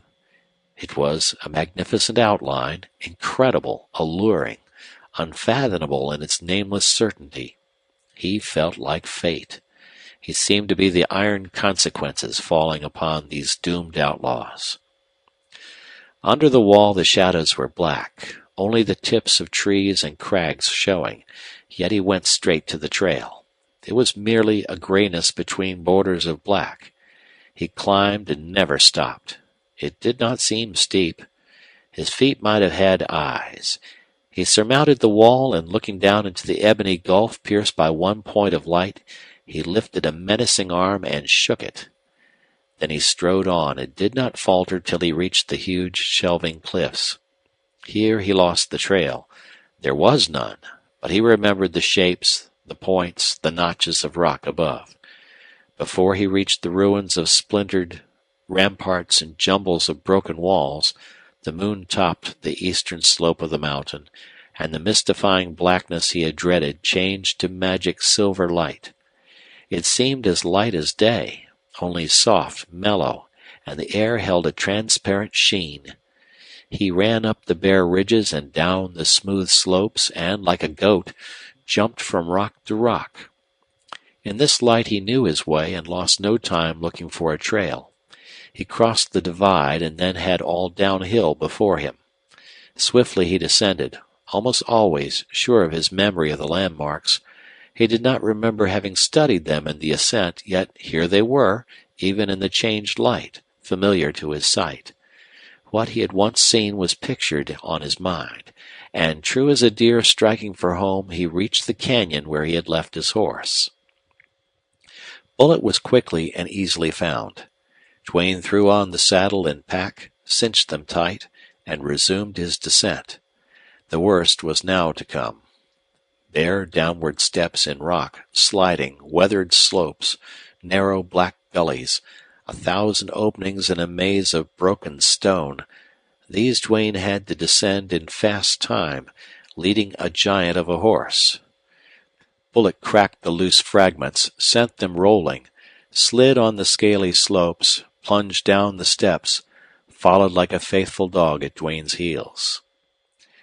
Hours passed as moments. Duane was equal to his great opportunity, but he could not quell that self in him which reached back over the lapse of lonely, searing years and found the boy in him. He who had been worse than dead was now grasping at the skirts of life, which meant victory, honor, happiness. Duane knew he was not just right in part of his mind. Small wonder that he was not insane, he thought. He tramped on downward, his marvelous faculty for covering rough ground and holding to the true course never before even in flight so keen and acute. Yet all the time a spirit was keeping step with him. Thought of Ray Longstreth as he had left her made him weak. But now, with the game cleared to its end, with the trap to spring, with success strangely haunting him, Duane could not dispel memory of her. He saw her white face, with its sweet, sad lips, and the dark eyes so tender and tragic, and time and distance and risk and toil were nothing. The moon sloped to the west. Shadows of trees and crags now crossed to the other side of him. The stars dimmed. Then he was out of the rocks, with the dim trail pale at his feet. Mounting Bullet, he made short work of the long slope and the foothills and the rolling land leading down to Ord. The little outlaw camp, with its shacks and cabins and row of houses, lay silent and dark under the paling moon. Duane passed by on the lower trail, headed into the road, and put Bullet to a gallop. He watched the dying moon, the waning stars, and the east. He had time to spare, so he saved the horse. Nell would be leaving the rendezvous about the time Duane turned back toward Ord. Between noon and sunset, they would meet. The night wore on. The moon sank behind low mountains in the west. The stars brightened for a while, then faded. Gray gloom enveloped the world, thickened, lay like smoke over the road. Then shade by shade it lightened, until through the transparent obscurity shone a dim light. Duane reached Bradford before dawn. He dismounted some distance from the tracks, tied his horse, and then crossed over to the station. He heard the clicking of the telegraph instrument, and it thrilled him. An operator sat inside reading. When Duane tapped on the window, he looked up with startled glance, then went swiftly to unlock the door. "Hello. Give me paper and pencil, quick," whispered Duane. With trembling hands the operator complied. Duane wrote out the message he had carefully composed. "Send this. Repeat it to make sure. Then keep mum. I'll see you again. Goodbye." The operator stared, but did not speak a word. Duane left as stealthily and swiftly as he had come. He walked his horse a couple miles back on the road and then rested him till break of day. The east began to redden. Duane turned grimly in the direction of Ord. When Duane swung into the wide, grassy square on the outskirts of Ord, he saw a bunch of saddled horses hitched in front of the tavern. He knew what that meant. Luck still favored him, if it would only hold. But he could ask no more. The rest was a matter of how greatly he could make his power felt. An open conflict against odds lay in the balance. That would be fatal to him, and to avoid it he had to trust to his name and a presence he must make terrible. He knew outlaws. He knew what qualities held them. He knew what to exaggerate. There was not an outlaw in sight. The dusty horses had covered distance that morning. As Duane dismounted, he heard loud, angry voices inside the tavern. He removed coat and vest, hung them over the pommel. He packed 2 guns, one belted high on the left hip, the other swinging low on the right side. He neither looked nor listened, but boldly pushed the door and stepped inside. The big room was full of men, and every face pivoted toward him. Nell's pale face flashed into Duane's swift sight, then Bolt's, then Blossom Kane's, then Panhandle Smith's, then Fletcher's, then others that were familiar, and last that of Poggin. Though Duane had never seen Poggin or heard him described, he knew him, for he saw a face that was a record of great and evil deeds. There was absolute silence. The outlaws were lined back of a long table upon which were papers, stacks of silver coin, a bundle of bills, and a huge gold-mounted gun. "Are you gents looking for me?" asked Duane. He gave his voice all the ringing force and power of which he was capable, and he stepped back free of anything with the outlaws all before him. Nell stood quivering, but his face might have been a mask. The other outlaws looked from him to Duane. Jim Fletcher flung up his hands. "My God, Dodge, what did you bust in here for?" he said plaintively, and slowly stepped forward. His action was that of a man true to himself. He meant he had been sponsor for Duane, and now he would stand by him. "Back, Fletcher," called Duane, and his voice made the outlaw jump. "Hold on, Dodge, and you all, everybody," said Fletcher. "Let me talk, seeing I'm in wrong here." His persuasions did not ease the strain. "Go ahead, talk," said Poggin. Fletcher turned to Duane. "Pard, I'm taking it on myself that you meet enemies here when I swore you'd meet friends. It's my fault. I'll stand by you if you let me." "No, Jim," replied Duane. But what did you come here for without the signal? Burst out Fletcher in distress. He saw nothing but catastrophe in this meeting. Jim, I ain't pressing my company none, but when I'm wanted bad. Fletcher stopped him with a raised hand. Then he turned to Poggin with a rude dignity. Poggy, he's my pard, and he's riled. I never told him a word that'd make him sore. I only said Nell hadn't no more use for him than for me. Now, what you say goes in this gang. I never failed you in my life. Here's my pard. I vouch for him. Will you stand for me? There's going to be hell if you don't, and us with a big job on hand. While Fletcher toiled over his slow, earnest persuasion, Duane had his gaze riveted upon Poggin. There was something leonine about Poggin. He was tawny. He blazed. He seemed beautiful as fire was beautiful. But looked at closer, with glance seeing the physical man instead of that thing which shone from him. He was of perfect build, with muscles that swelled and rippled, bulging his clothes, with a magnificent head and face of the cruel, fierce, tawny-eyed jaguar. Looking at this strange Poggin, instinctively divining his abnormal and hideous power, Duane had for the first time in his life the inward quaking fear of a man. It was like a cold-tongued bell ringing within him and numbing his heart. The old instinctive firing of blood followed, but did not drive away that fear. He knew. He felt something here deeper than thought could go. And he hated Poggin. That individual had been considering Fletcher's appeal. Jim, I ante up, he said. And if Phil doesn't raise us out with a big hand, why, he'll get called and your pard can set in the game. Every eye shifted to Nell. He was dead white. He laughed, and anyone hearing that laugh would have realized his intense anger, equally with an assurance that made him master of the situation. Poggin, you're a gambler, you are. The ace-high, straight flush hand of the Big Bend, he said with stinging scorn. I'll bet you my roll to a greaser peso that I can deal you a hand you'd be afraid to play. Phil, you're talking wild, growled Poggin with both advice and menace in his tone. If there's anything you hate, it's a man who pretends to be something else when he's not. That so? Poggin nodded in slow gathering wrath. Well, Jim's new pard, this man Dodge, he's not who he seems. Oh, he's a hell of a lot different. But I know him.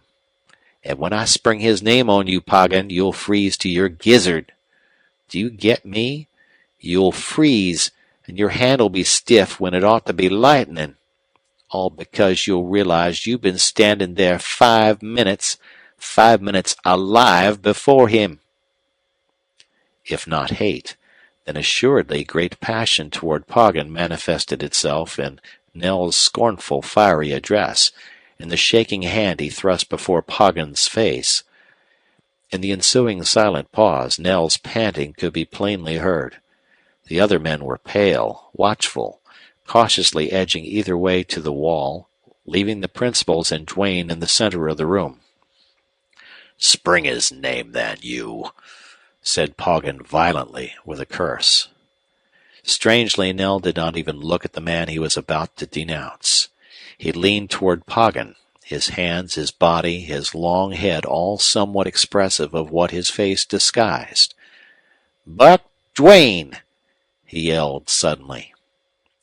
The name did not make any great difference in Poggin, but Nell's passionate, swift utterance carried the suggestion that the name ought to bring Poggin to quick action. It was possible, too, that Nell's manner, the import of his denunciation, the meaning back of all his passion, held Poggin bound more than the surprise. For the outlaw certainly was surprised, perhaps staggered at the idea that he, Poggin had been about to stand sponsor with Fletcher for a famous outlaw hated and feared by all outlaws.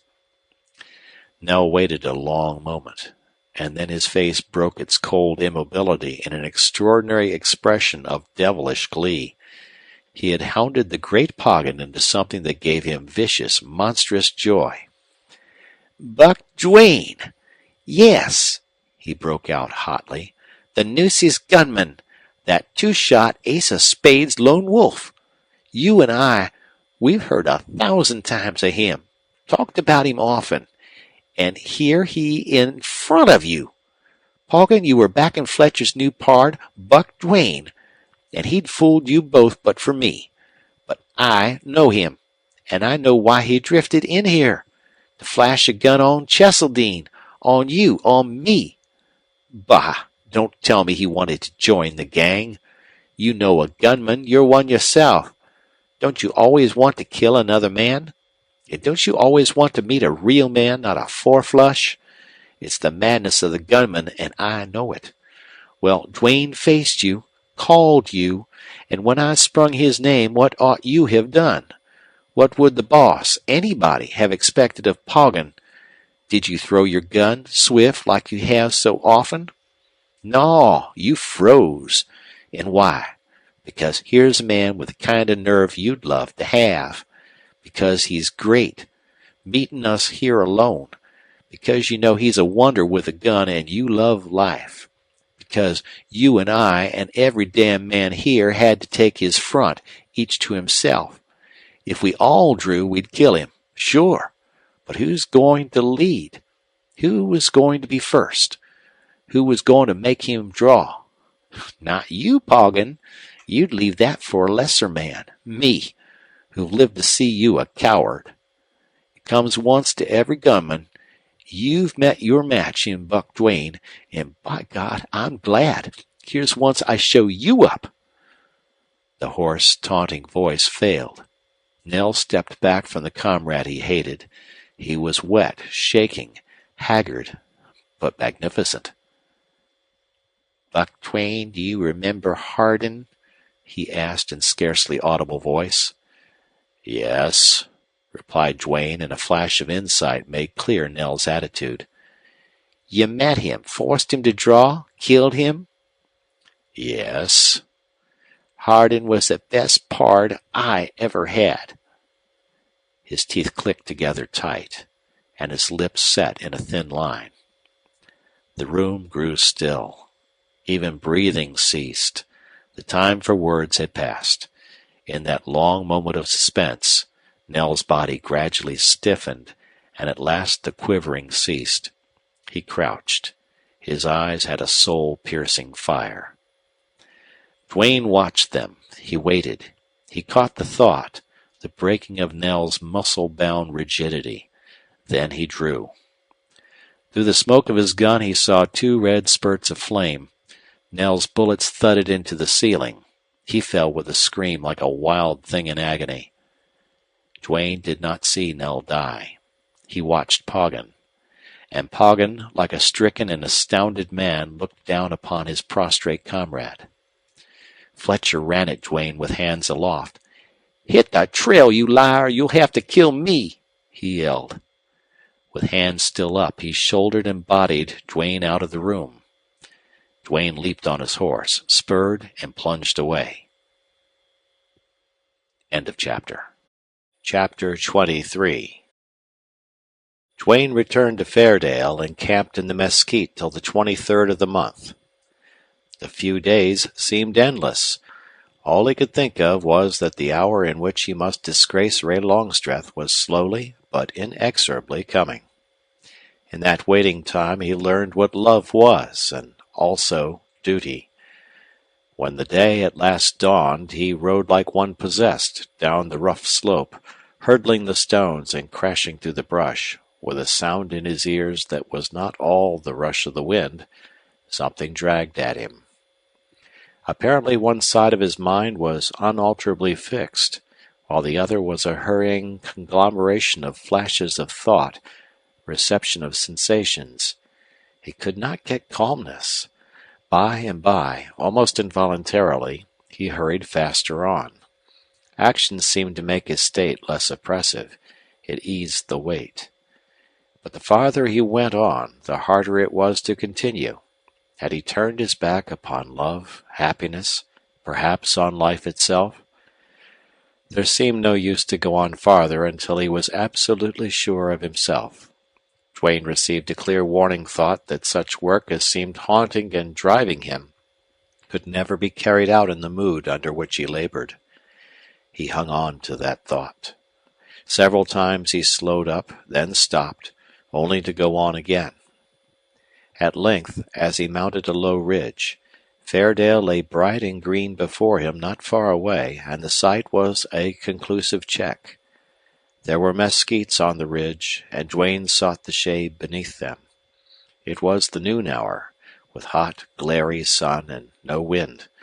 Here Duane had to have out his fight. Duane was utterly unlike himself. He could not bring the old self back. He was not the same man he once had been. But he could understand why. It was because of Ray Longstreth. Temptation assailed him. To have her his wife. It was impossible. The thought was insidiously alluring. Duane pictured a home.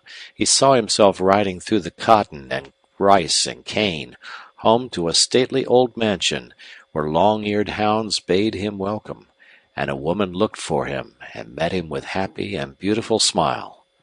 There would be children. And something new, strange, confounding with its emotion, came to life deep in Duane's heart. There would be children. Ray their mother.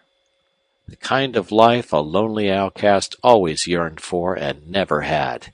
He saw it all, felt it all. But beyond and above all other claims came Captain McNally's. It was then there was something cold and deathlike in Duane's soul. For he knew, whatever happened, of one thing he was sure. He would have to kill either Longstreth or Lawson. Longstreth might be trapped into arrest, but Lawson had no sense, no control, no fear. He would snarl like a panther and go for his gun, and he would have to be killed. This of all consummations was the one to be calculated upon. Duane came out of it all bitter and callous and sore, in the most fitting of moods to undertake a difficult and deadly enterprise. He had fallen upon his old, strange, futile dreams, now rendered poignant by reason of love. He drove away those dreams.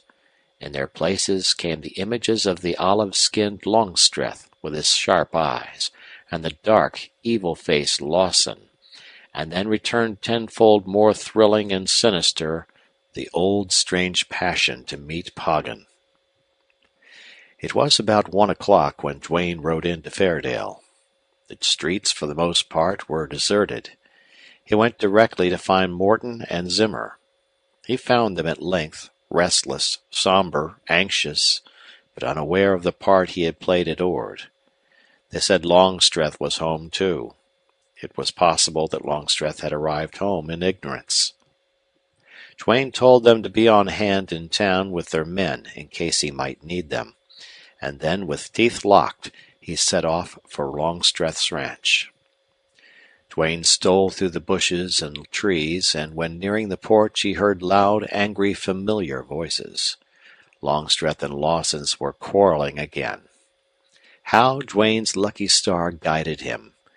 He had no plan of action, but his brain was equal to 100 lightning-swift evolutions. He meant to take any risk rather than kill Longstreth. Both of the men were out on the porch. Duane wormed his way to the edge of the shrubbery and crouched low to watch for his opportunity. Longstreth looked haggard and thin. He was in his shirt sleeves, and he had come out with a gun in his hand. This he laid on a table near the wall. He wore no belt.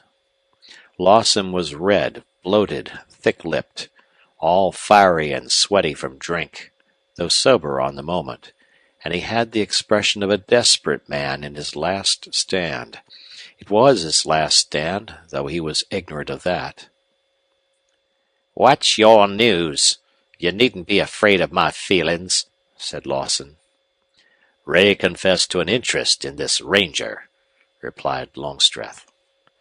Duane thought Lawson would choke. He was thick-necked anyway, and the rush of blood made him tear at the soft collar of his shirt.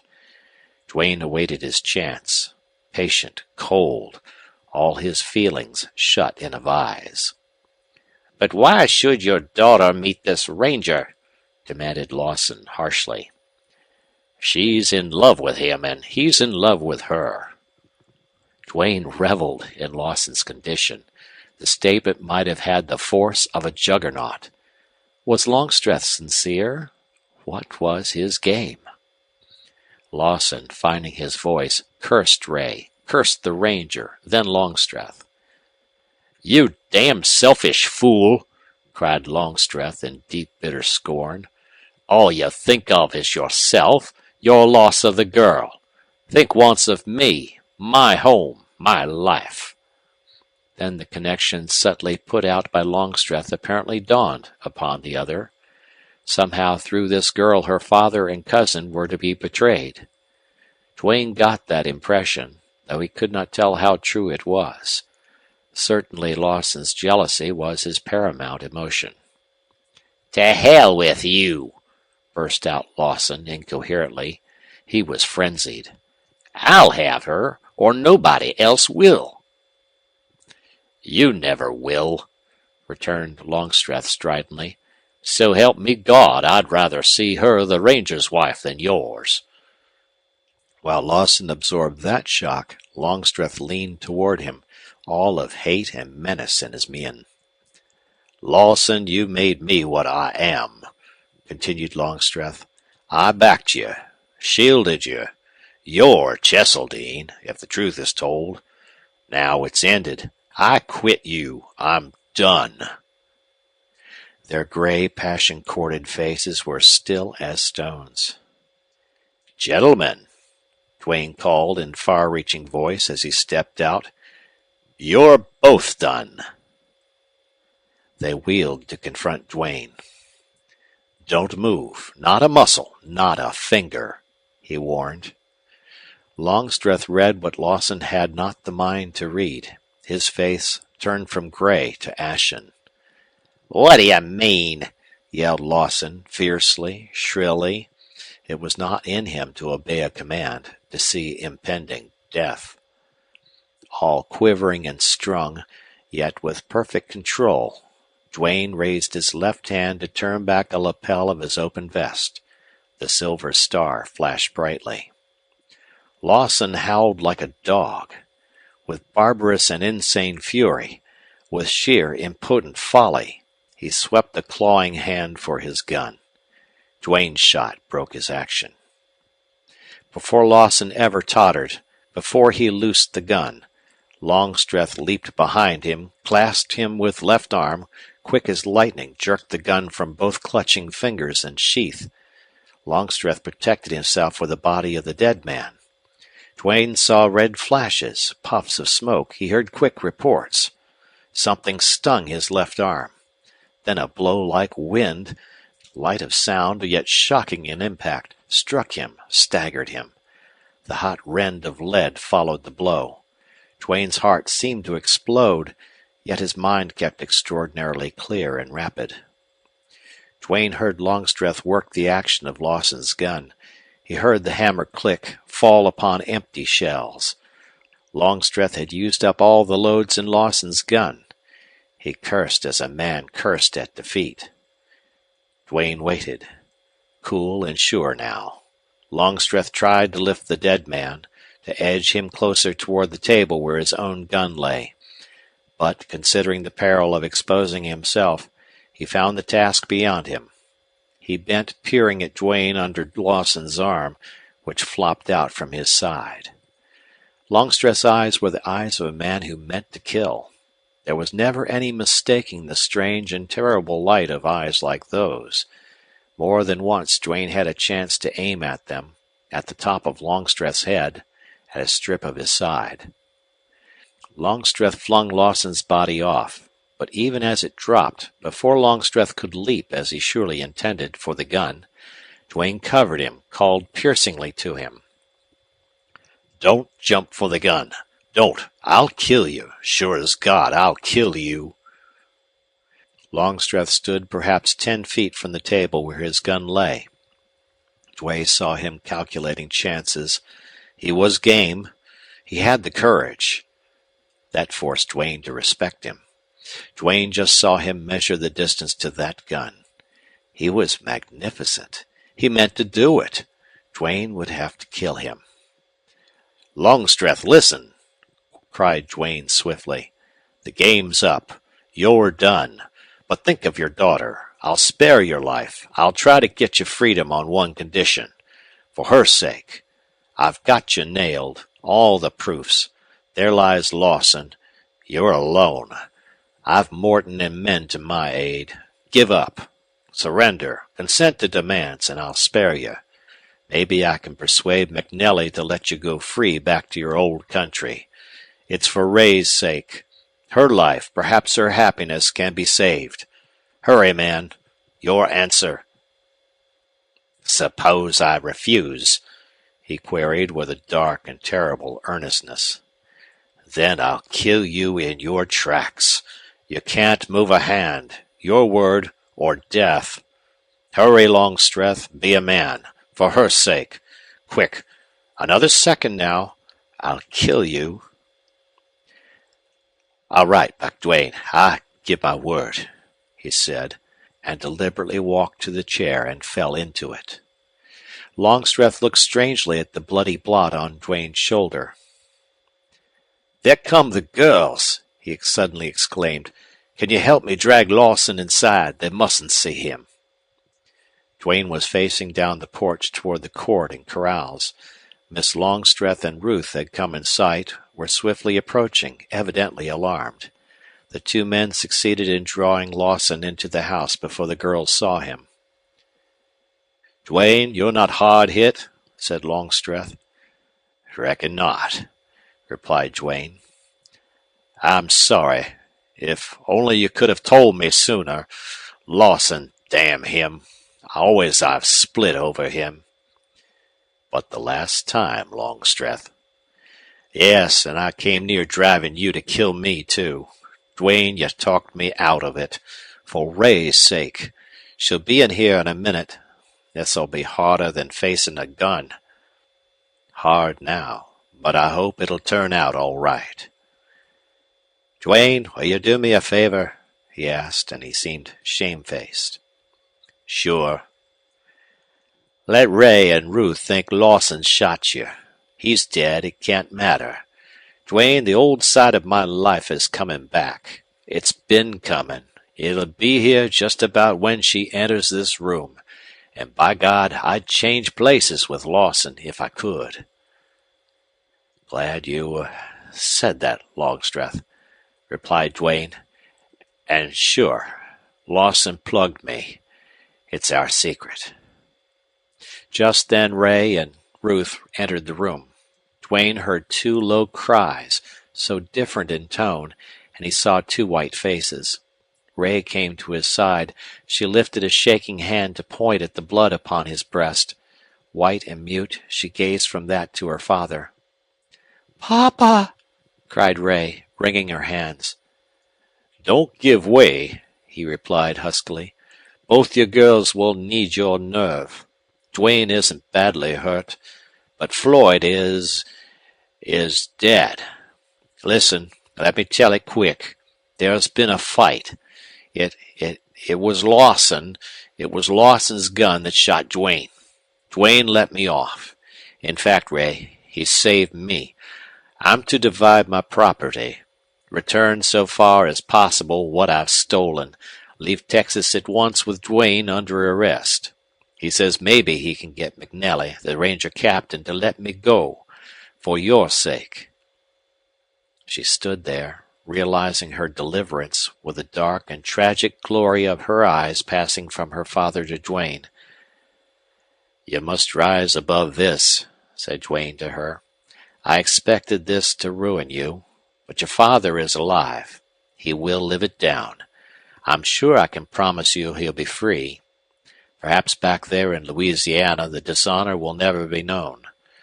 This country is far from your old home, and even in San Antonio and Austin a man's evil repute means little.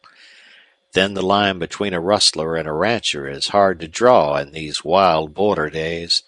Rustling is stealing cattle, and I once heard a well-known rancher say that all rich cattlemen had done a little stealing. Your father drifted out here, and, like a good many others, he succeeded. It's perhaps just as well not to split hairs, to judge him by the law and morality of a civilized country. Some way or other he drifted in with bad men.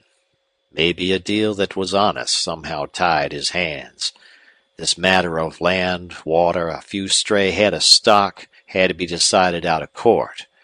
I'm sure in his case he never realized where he was drifting. Then one thing led to another, until he was face to face with dealing that took on crooked form. To protect himself he bound men to him, and so the gang developed. Many powerful gangs have developed that way out here. He could not control them. He became involved with them, and eventually their dealings became deliberately and boldly dishonest. That meant the inevitable spilling of blood sooner or later, and so he grew into the leader because he was the strongest. Whatever he is to be judged for, I think he could have been infinitely worse. End of chapter. Chapter 24. On the morning of the 26th, Duane rode into Bradford in time to catch the early train. His wounds did not seriously incapacitate him. Longstreth was with him, and Miss Longstreth and Ruth Herbert would not be left behind. They were all leaving Fairdale forever. Longstreth had turned over the whole of his property to Morton, who was to divide it as he and his comrades believed just. Duane had left Fairdale with his party by night, passed through Sanderson in the early hours of dawn, and reached Bradford as he had planned. That fateful morning found Duane outwardly calm, but inwardly he was in a tumult. He wanted to rush to Val Verde. Would Captain McNelly be there with his rangers, as Duane had planned for them to be? Memory of that tawny Poggin returned with strange passion. Duane had borne hours and weeks and months of waiting, had endured the long hours of the outlaw, but now he had no patience. The whistle of the train made him leap. It was a fast train, yet the ride seemed slow. Duane, disliking to face Longstreth and the passengers in the car, changed his seat to one behind his prisoner. They had seldom spoken. Longstreth sat with bowed head, deep in thought. The girls sat in a seat nearby and were pale, but composed. Occasionally the train halted briefly at a station.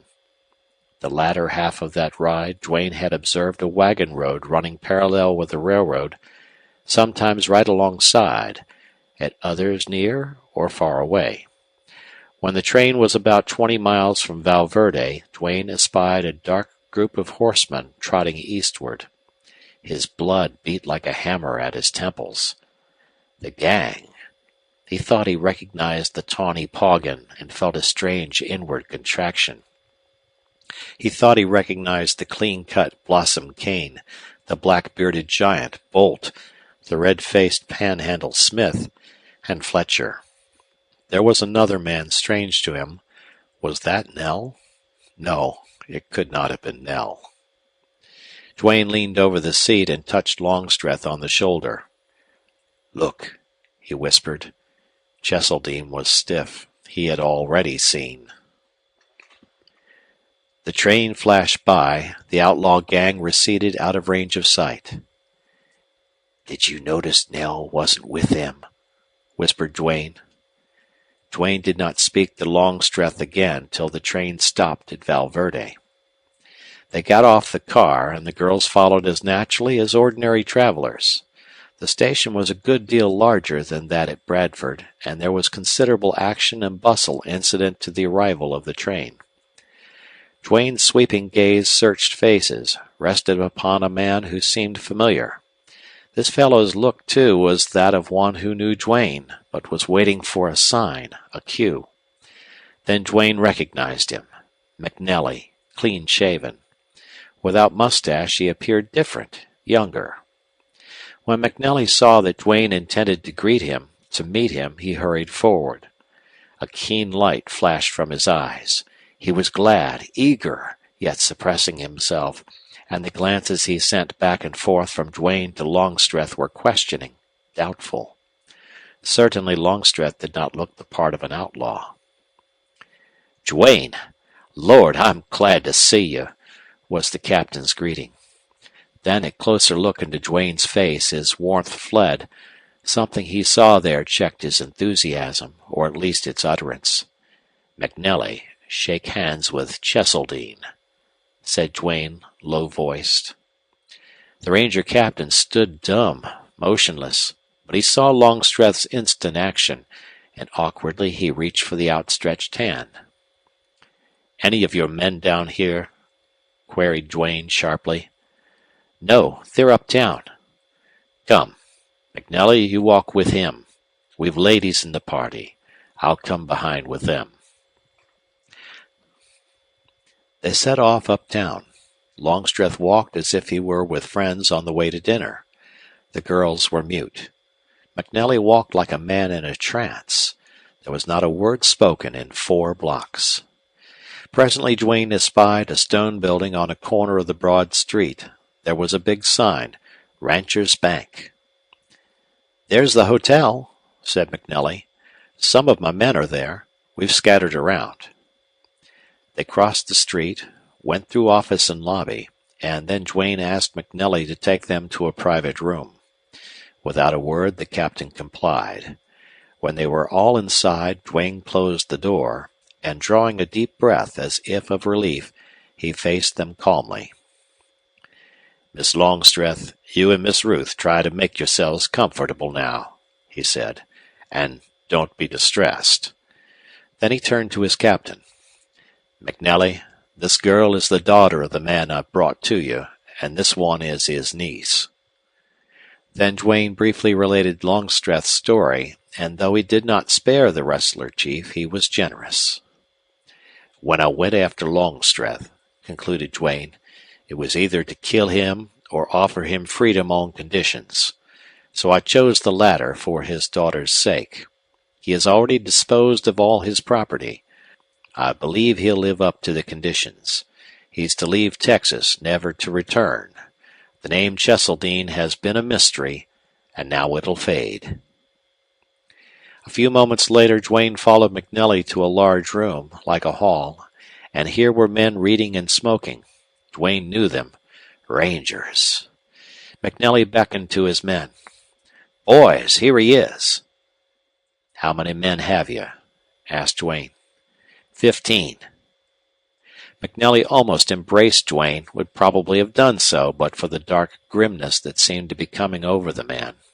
Instead, he glowed, he sputtered, he tried to talk, to wave his hands. He was beside himself, and his rangers crowded closer, eager, like hounds ready to run. They all talked at once, and the word most significant and frequent in their speech was outlaws. McNelly clapped his fist in his hand. "This'll make the adjutant sick with joy. Maybe we won't have it on the governor. We'll show them about the ranger service. Duane, how did you ever do it?" "Now, Captain, not the half nor the quarter of this job's done. The gang's coming down the road. I saw them from the train. They'll ride into town on the dot, 2:30. "How many?" asked McNelly. "Poggin, Blossom Kane, Panhandle Smith, Bolt, Jim Fletcher, and another man I don't know. These are the picked men of Cheseldine's gang. I'll bet they'll be the fastest, hardest bunch you Rangers ever faced." "Poggin, that's the hard nut to crack. I've heard their records since I've been in Valverde. Oh, where's Nell? They say he's a boy, but hell and blazes." "Nell's dead." "Ah!" exclaimed McNelly softly. Then he grew businesslike, cool, and of harder aspect. Duane, it's your game today. I'm only a ranger under orders. We're all under your orders. We've absolute faith in you. Make your plan quick so I can go around and post the boys who are not here. You understand there's no sense in trying to arrest Poggin, Kane, and that lot? Queried Duane. No, I don't understand that, replied McNelly bluntly. It can't be done. The drop can't be got on such men. If you meet them, they shoot, and mighty quick and straight. Poggin, that outlaw has no equal with a gun, unless he's got to be killed quick. They'll all have to be killed. They're all bad, desperate, no fear, are lightning in action. Very well, Duane. Then it's a fight. That'll be easier, perhaps. The boys are spoiling for a fight. Out with your plan now. But one man at each end of the street, just at the edge of town. Let him hide there with a rifle to block the escape of any outlaw that we might fail to get. I had a good look at the bank building. It's well situated for our purpose. But 4 men up in that room over the bank. 4 men, 2 at each open window. Let them hide till the game begins. They want to be there so in case these foxy outlaws get wise before they're down on the ground or inside the bank. The rest of your men put inside behind the counters where they'll hide. Now go over to the bank, spring the thing on the bank officials, and don't let them shut up the bank. You want their aid. Let them make sure of their gold. But the clerks and cashier ought to be at their desks or window when Poggin rides up. He'll glance in before he gets down. They make no mistake, these fellows. We must be slicker than they are, or lose. When you get the bank people wise, send your men over one by one. No hurry, no excitement, no unusual thing to attract notice in the bank. All right, that's great. Tell me, where do you intend to wait? Duane heard McNelly's question, and it struck him peculiarly. He had seemed to be planning and speaking mechanically. As he was confronted by the fact, it nonplussed him somewhat, and he became thoughtful, with lowered head. Where'll you wait, Duane? Insisted McNelly, with keen eyes speculating. I'll wait in front, just inside the door, replied Duane with an effort. Why? Demanded the captain. Well, began Duane slowly, Poggin will get down first and start in, but the others won't be far behind. They'll not get swift till inside. The thing is, they mustn't get clear inside, because the instant they do, they'll pull guns. That means death to somebody. If we can, we want to stop them just at the door. But will you hide? Asked McNelly. Hide? The idea had not occurred to Duane. There's a wide-open doorway, a sort of round hall, a vestibule, with steps leading up to the bank. There's a door in the vestibule, too. It leads somewhere. We can put men in there. You can be there. Duane was silent. See here, Duane, began McNelly nervously. You shan't take any undue risk here. You'll hide with the rest of us? No. The word was wrenched from Duane. McNelly stared, and then a strange, comprehending light seemed to flit over his face. Duane, I can give you no orders today, he said distinctly. I'm only offering advice. Need you take any more risks? You've done a grand job for the service already. You've paid me 1,000 times for that pardon. You've redeemed yourself. The governor, the adjutant general, the whole state will rise up and honor you. The game's almost up. We'll kill these outlaws, or enough of them to break forever their power. I say, as a ranger, need you take more risk than your captain? Still Duane remained silent. He was locked between two forces, and one, a tide that was bursting at its bounds, seemed about to overwhelm him.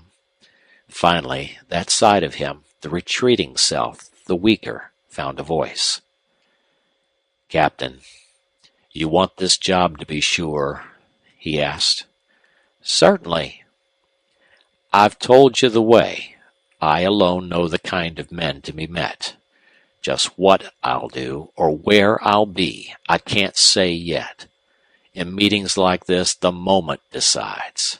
But I'll be there. McNally spread wide his hands, looked helplessly at his curious and sympathetic rangers, and shook his head. Now you've done your work, laid the trap. Is this strange move of yours going to be fair to Miss Longstreth? Asked McNally in significant low voice. Like a great tree chopped at the roots, Duane vibrated to that. He looked up as if he had seen a ghost. Mercilessly, the ranger captain went on. You can win her, Duane. Oh, you can't fool me. I was wise in a minute. Fight with us from cover, then go back to her. You will have served the Texas Rangers as no other man has. I'll accept your resignation. You'll be free, honored, happy. That girl loves you. I saw it in her eyes. She's... But Duane cut him short with a fierce gesture. He lunged up to his feet, and the Rangers fell back. Dark, silent, grim as he had been, still there was a transformation singularly more sinister, stranger. Enough. I'm done, he said somberly. I've planned. Do we agree, or shall I meet Poggin and his gang alone?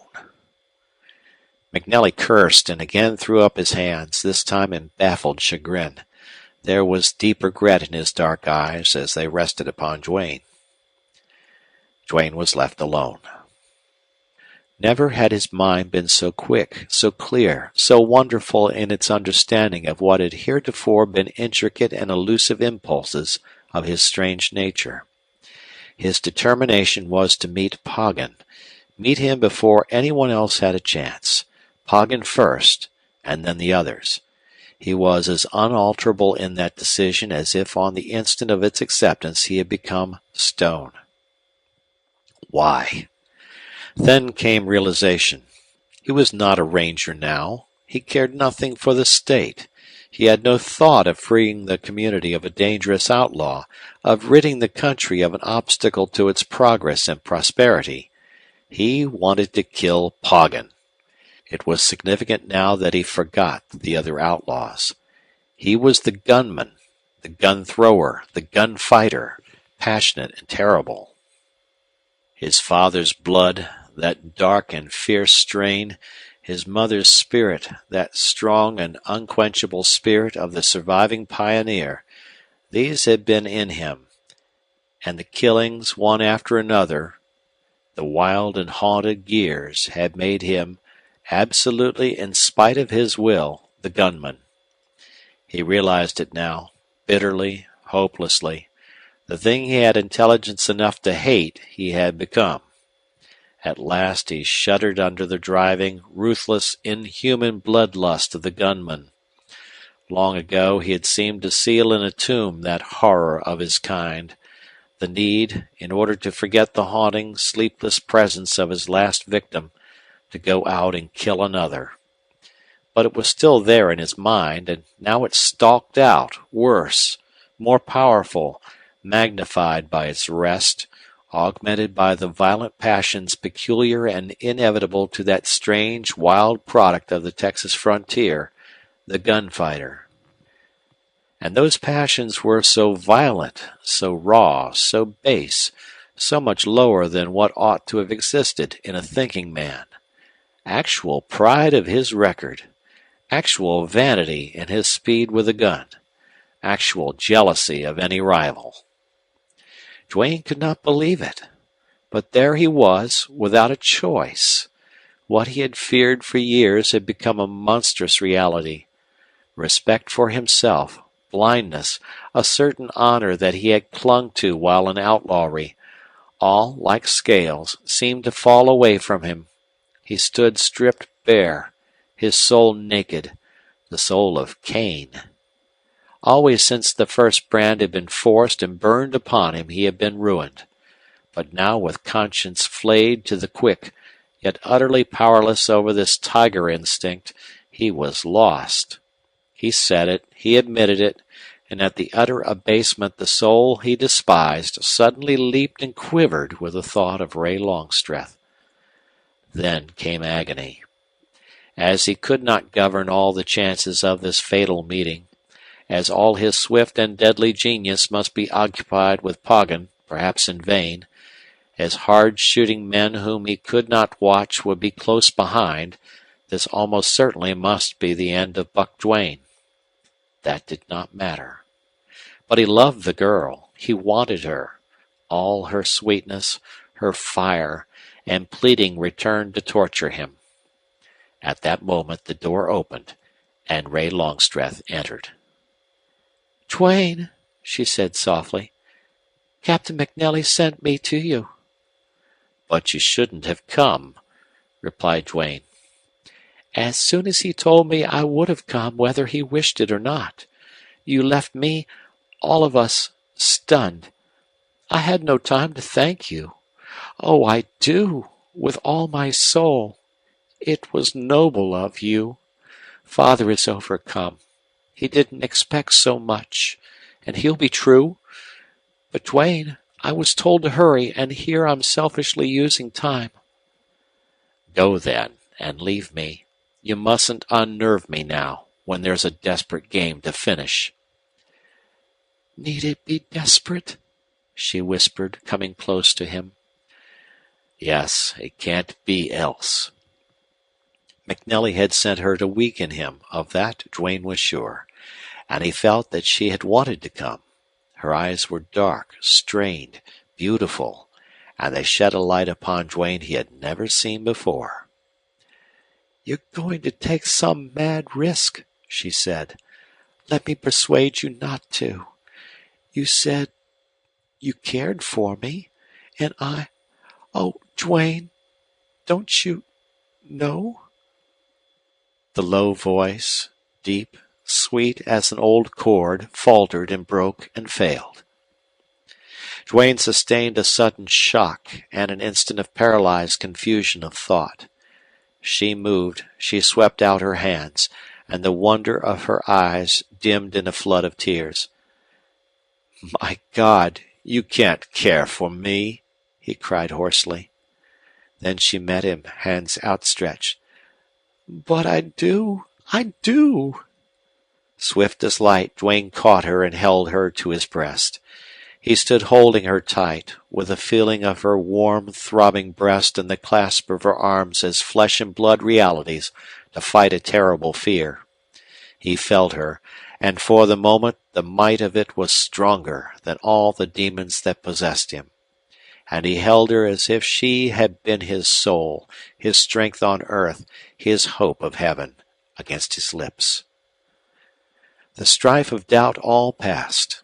He found his sight again, and there rushed over him a tide of emotion unutterably sweet and full, strong like an intoxicating wine, deep as his nature, something glorious and terrible as the blaze of the sun to one long in darkness.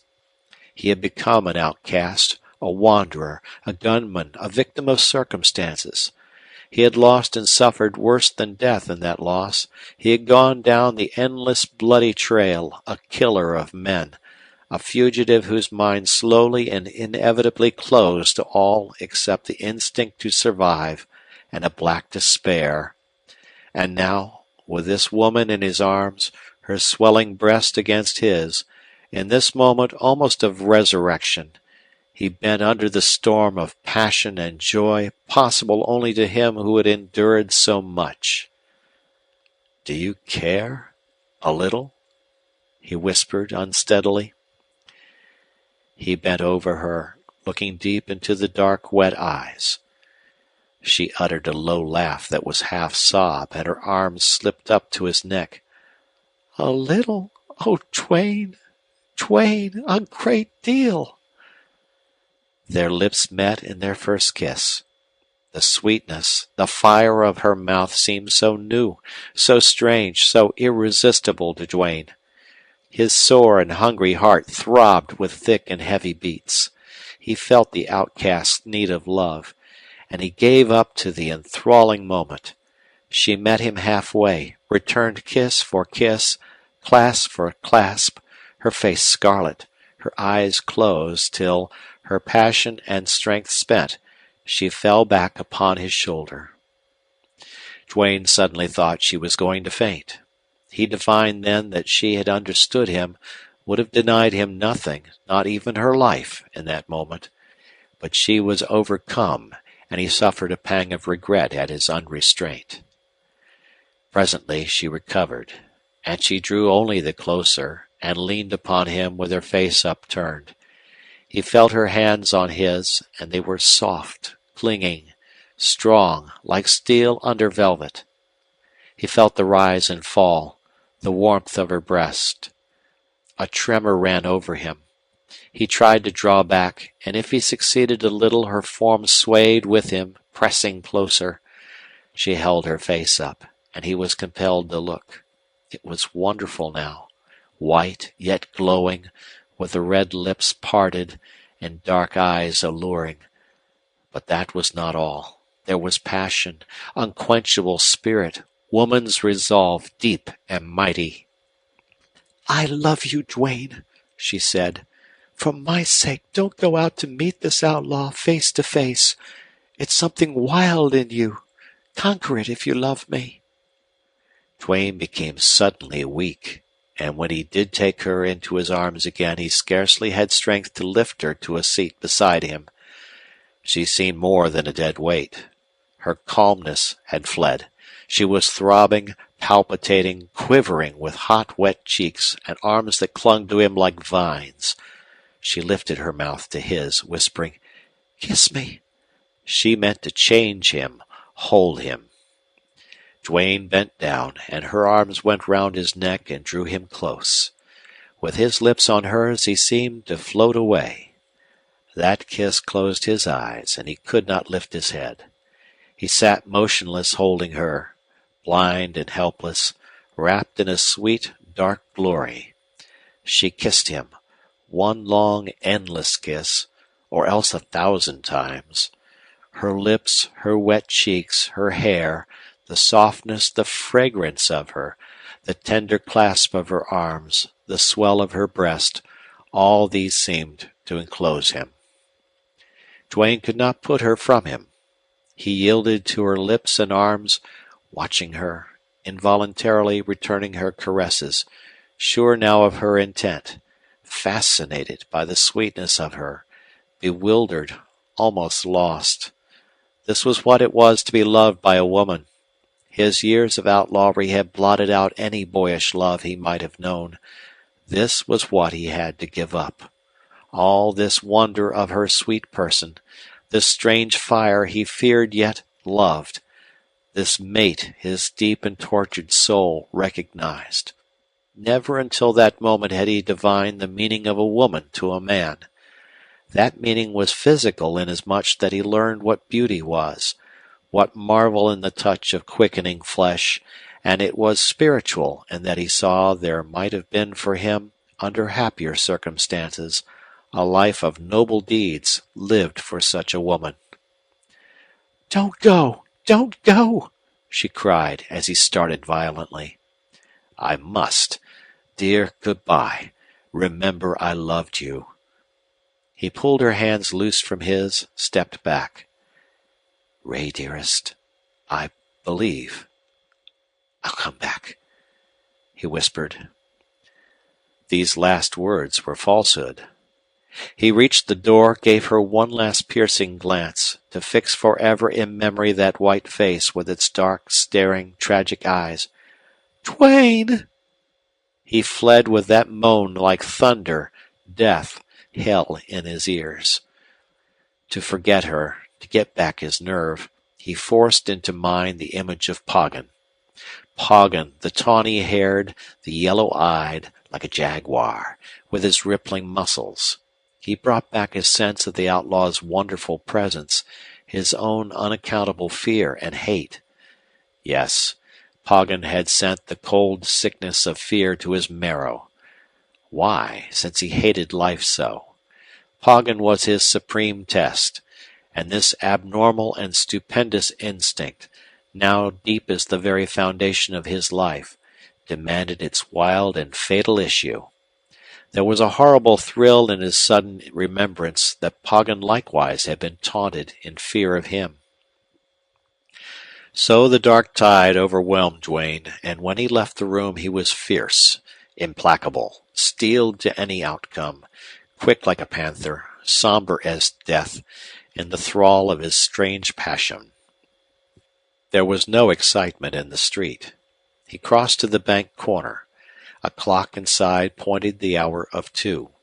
He went through the door into the vestibule, looked around, passed up the steps into the bank. The clerks were at their desks, apparently busy, but they showed nervousness. The cashier paled at sight of Duane. There were men, the Rangers, crouching down behind the low partition. All the windows had been removed from the iron grating before the desks. The safe was closed. There was no money in sight. A customer came in, spoke to the cashier, and was told to come tomorrow. Duane returned to the door. He could see far down the street, out into the country. There he waited, and minutes were eternities. He saw no person near him. He heard no sound. He was insulated in his unnatural strain. At a few minutes before 2:30, a dark, compact body of horsemen appeared far down, turning into the road. They came at a sharp trot, a group that would have attracted attention anywhere, at any time. They came a little faster as they entered town, then faster still. Now they were 4 blocks away, now 3, now 2. Duane backed down the middle of the vestibule, up the steps, and halted in the center of the wide doorway. There seemed to be a rushing in his ears through which pierced sharp, ringing clip-clop of iron hoofs. He could see only the corner of the street, but suddenly into that shot lean-limbed, dusty bay horses. There was a clattering of nervous hoofs pulled to a halt. Duane saw the tawny Poggin speak to his companions. He dismounted quickly. They followed suit. They had the manner of ranchers about to conduct some business. No guns showed. Poggin started leisurely for the bank door, quickening step a little. The others, close together, came behind him. Blossom Kane had a bag in his left hand. Jim Fletcher was left at the curb, and he had already gathered up the bridles. Poggin entered the vestibule first, with Kane on one side, Bolt on the other, a little in his rear. As he strode in, he saw Duane. "Hell's fire!" he cried. Something inside Duane burst, piercing all of him with cold. Was it that fear? "Buck Duane!" echoed Kane. One instant Poggin looked up and Duane looked down. Like a striking jaguar, Poggin moved. Almost as quickly, Duane threw his arm. The guns boomed almost together. Duane felt a blow just before he pulled trigger. His thoughts came fast, like the strange dots before his eyes. His rising gun had loosened in his hand. Poggin had drawn quicker. A tearing agony encompassed his breast. He pulled at random. Thunder of booming shots all about him. Red flashes, jets of smoke, shrill yells. He was sinking. The end. Yes, the end. With fading sight he saw Kane go down, then Bolt. But supreme torture, bitterer than death, Poggin stood, mane like a lion's, back to the wall, bloody-faced, grand, with his gun spouting red. All faded, darkened. The thunder deadened. Duane fell, seemed floating. There it drifted. Ray Longstreth's sweet face, white, with dark, tragic eyes, fading from his sight. Fading. End of chapter. The last chapter, 25. Light shone before Duane's eyes. Thick, strange light that came and went. For a long time dull and booming sounds rushed by, filling all. It was a dream in which there was nothing, a drifting under a burden, darkness, light, sound, movement, and vague, obscure sense of time, time that was very long. There was fire, creeping, consuming fire. A dark cloud of flame enveloped him, rolled him away. He saw then dimly a room that was strange, strange people moving about over him, with faint voices far away, things in a dream. He saw again clearly, and consciousness returned, still unreal, still strange, full of those vague and far-away things. Then he was not dead. He lay stiff like a stone, with a weight ponderous as a mountain upon him, and all his bound body racked in slow, dull-beating agony. A woman's face hovered over him, white and tragic-eyed, like one of his old haunting phantoms, yet sweet and eloquent. Then a man's face bent over him, looked deep into his eyes, and seemed to whisper from a distance, "Duane, Duane." Ah, he knew me. After that there was another long interval of darkness. When the light came again, clearer this time, the same earnest-faced man bent over him. It was MacNelly, and with recognition the past flooded back. Duane tried to speak. His lips were weak, and he could scarcely move them. "Poggin," he whispered. His first real conscious thought was for Poggin, ruling passion, eternal instinct. "Poggin is dead, Duane, shot to pieces," replied MacNelly, solemnly.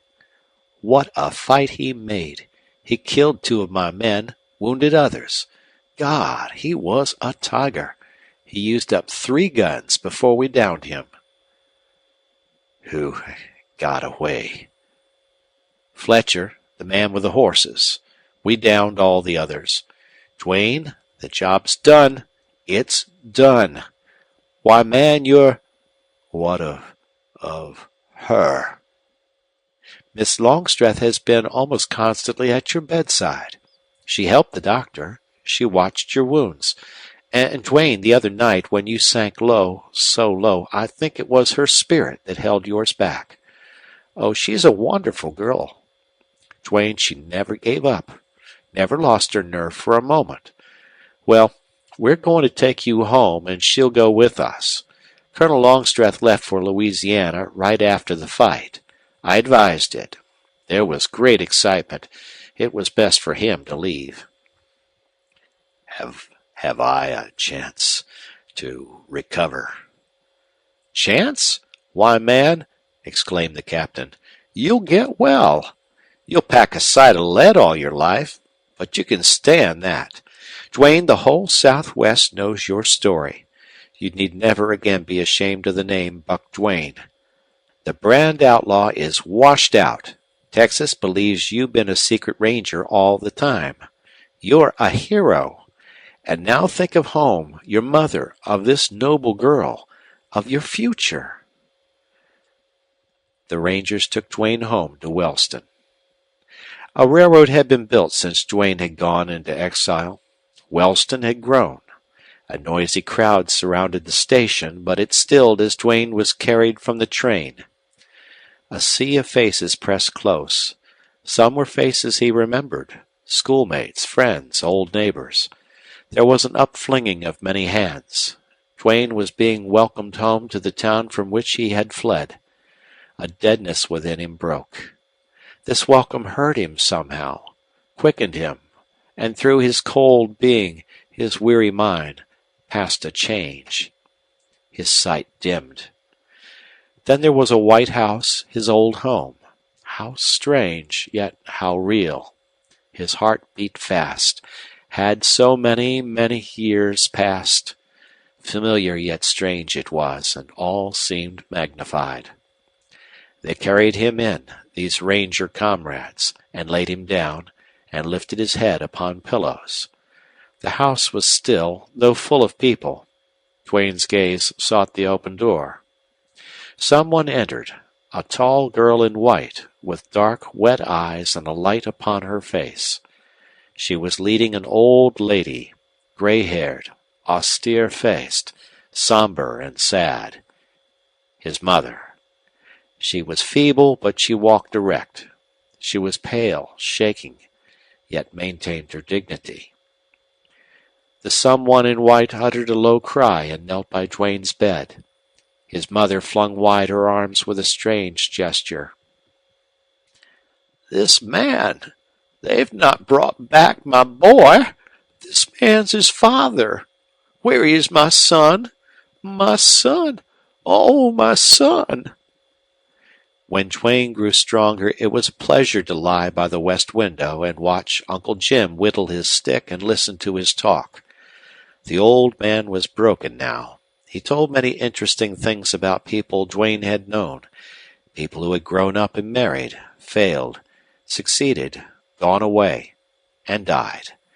But it was hard to keep Uncle Jim off the subject of guns, outlaws, fights. He could not seem to divine how mention of these things hurt Duane.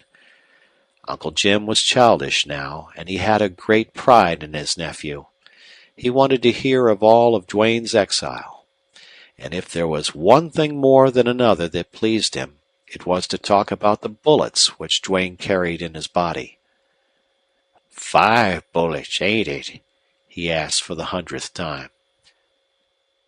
"5 in that last scrap. By gum! And you had 6 before?" "Yes, uncle," replied Duane. 5 and 6. That makes 11. By gum! A man's a man to carry all that lead. But, Buck, you could carry more. There's that nigger Edwards right here in Wellston. He's got a ton of bullets in him. Doesn't seem to mind them none.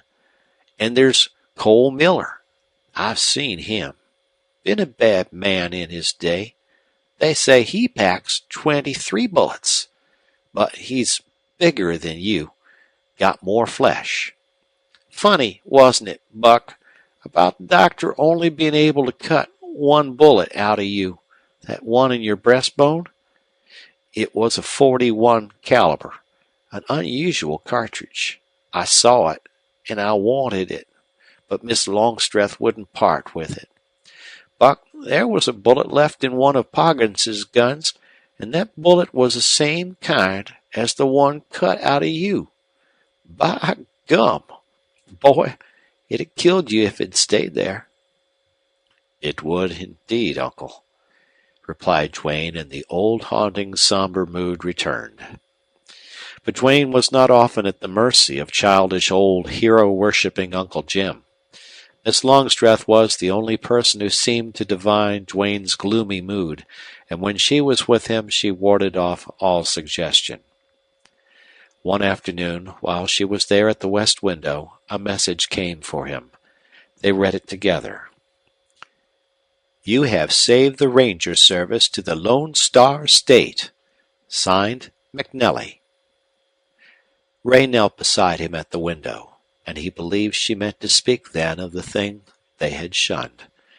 Her face was still white, but sweeter now, warm with rich life beneath the marble, and her dark eyes were still intent, still haunted by shadows, but no longer tragic. "I'm glad for McNelly's sake as well as the state's," said Duane. She made no reply to that and seemed to be thinking deeply. Duane shrank a little. "The pain, is it any worse today?" she asked instantly. "No, it's the same. It will always be the same. I'm full of lead, you know, but I don't mind a little pain." "Then it's the old mood, the fear?" she whispered. "Tell me." "Yes, it haunts me. I'll be well soon, able to go out. Then that hell will come back." "No, no," she said with emotion. "Some drunken cowboy, some fool with a gun, will hunt me out in every town, wherever I go," he went on miserably. "Buck Duane, to kill Buck Duane." Hush! Don't speak so. Listen, you remember that day in Val Verde when I came to you, plead with you not to meet Poggin? Oh, that was a terrible hour for me, but it showed me the truth. I saw the struggle between your passion to kill and your love for me. I could have saved you then had I known what I know now. Now I understand that thing which haunts you. But you'll never have to draw again. You'll never have to kill another man, thank God.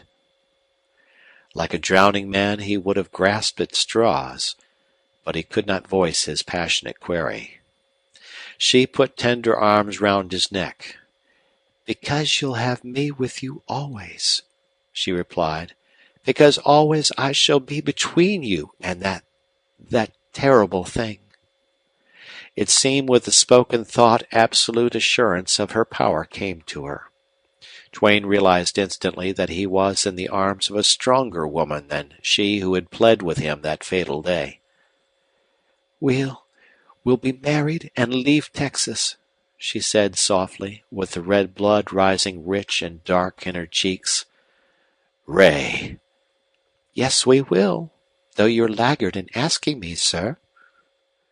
But, dear, suppose, he replied huskily, suppose there might be children, a boy with his father's blood. I pray God there will be. I do not fear what you fear, but even so he'll be half my blood. Duane felt the storm rise and break in him, and his terror was that of joy, quelling fear. The shining glory of love in this woman's eyes made him weak as a child. How could she love him? How could she so bravely face a future with him? Yet she held him in her arms, twining her hands round his neck and pressing close to him.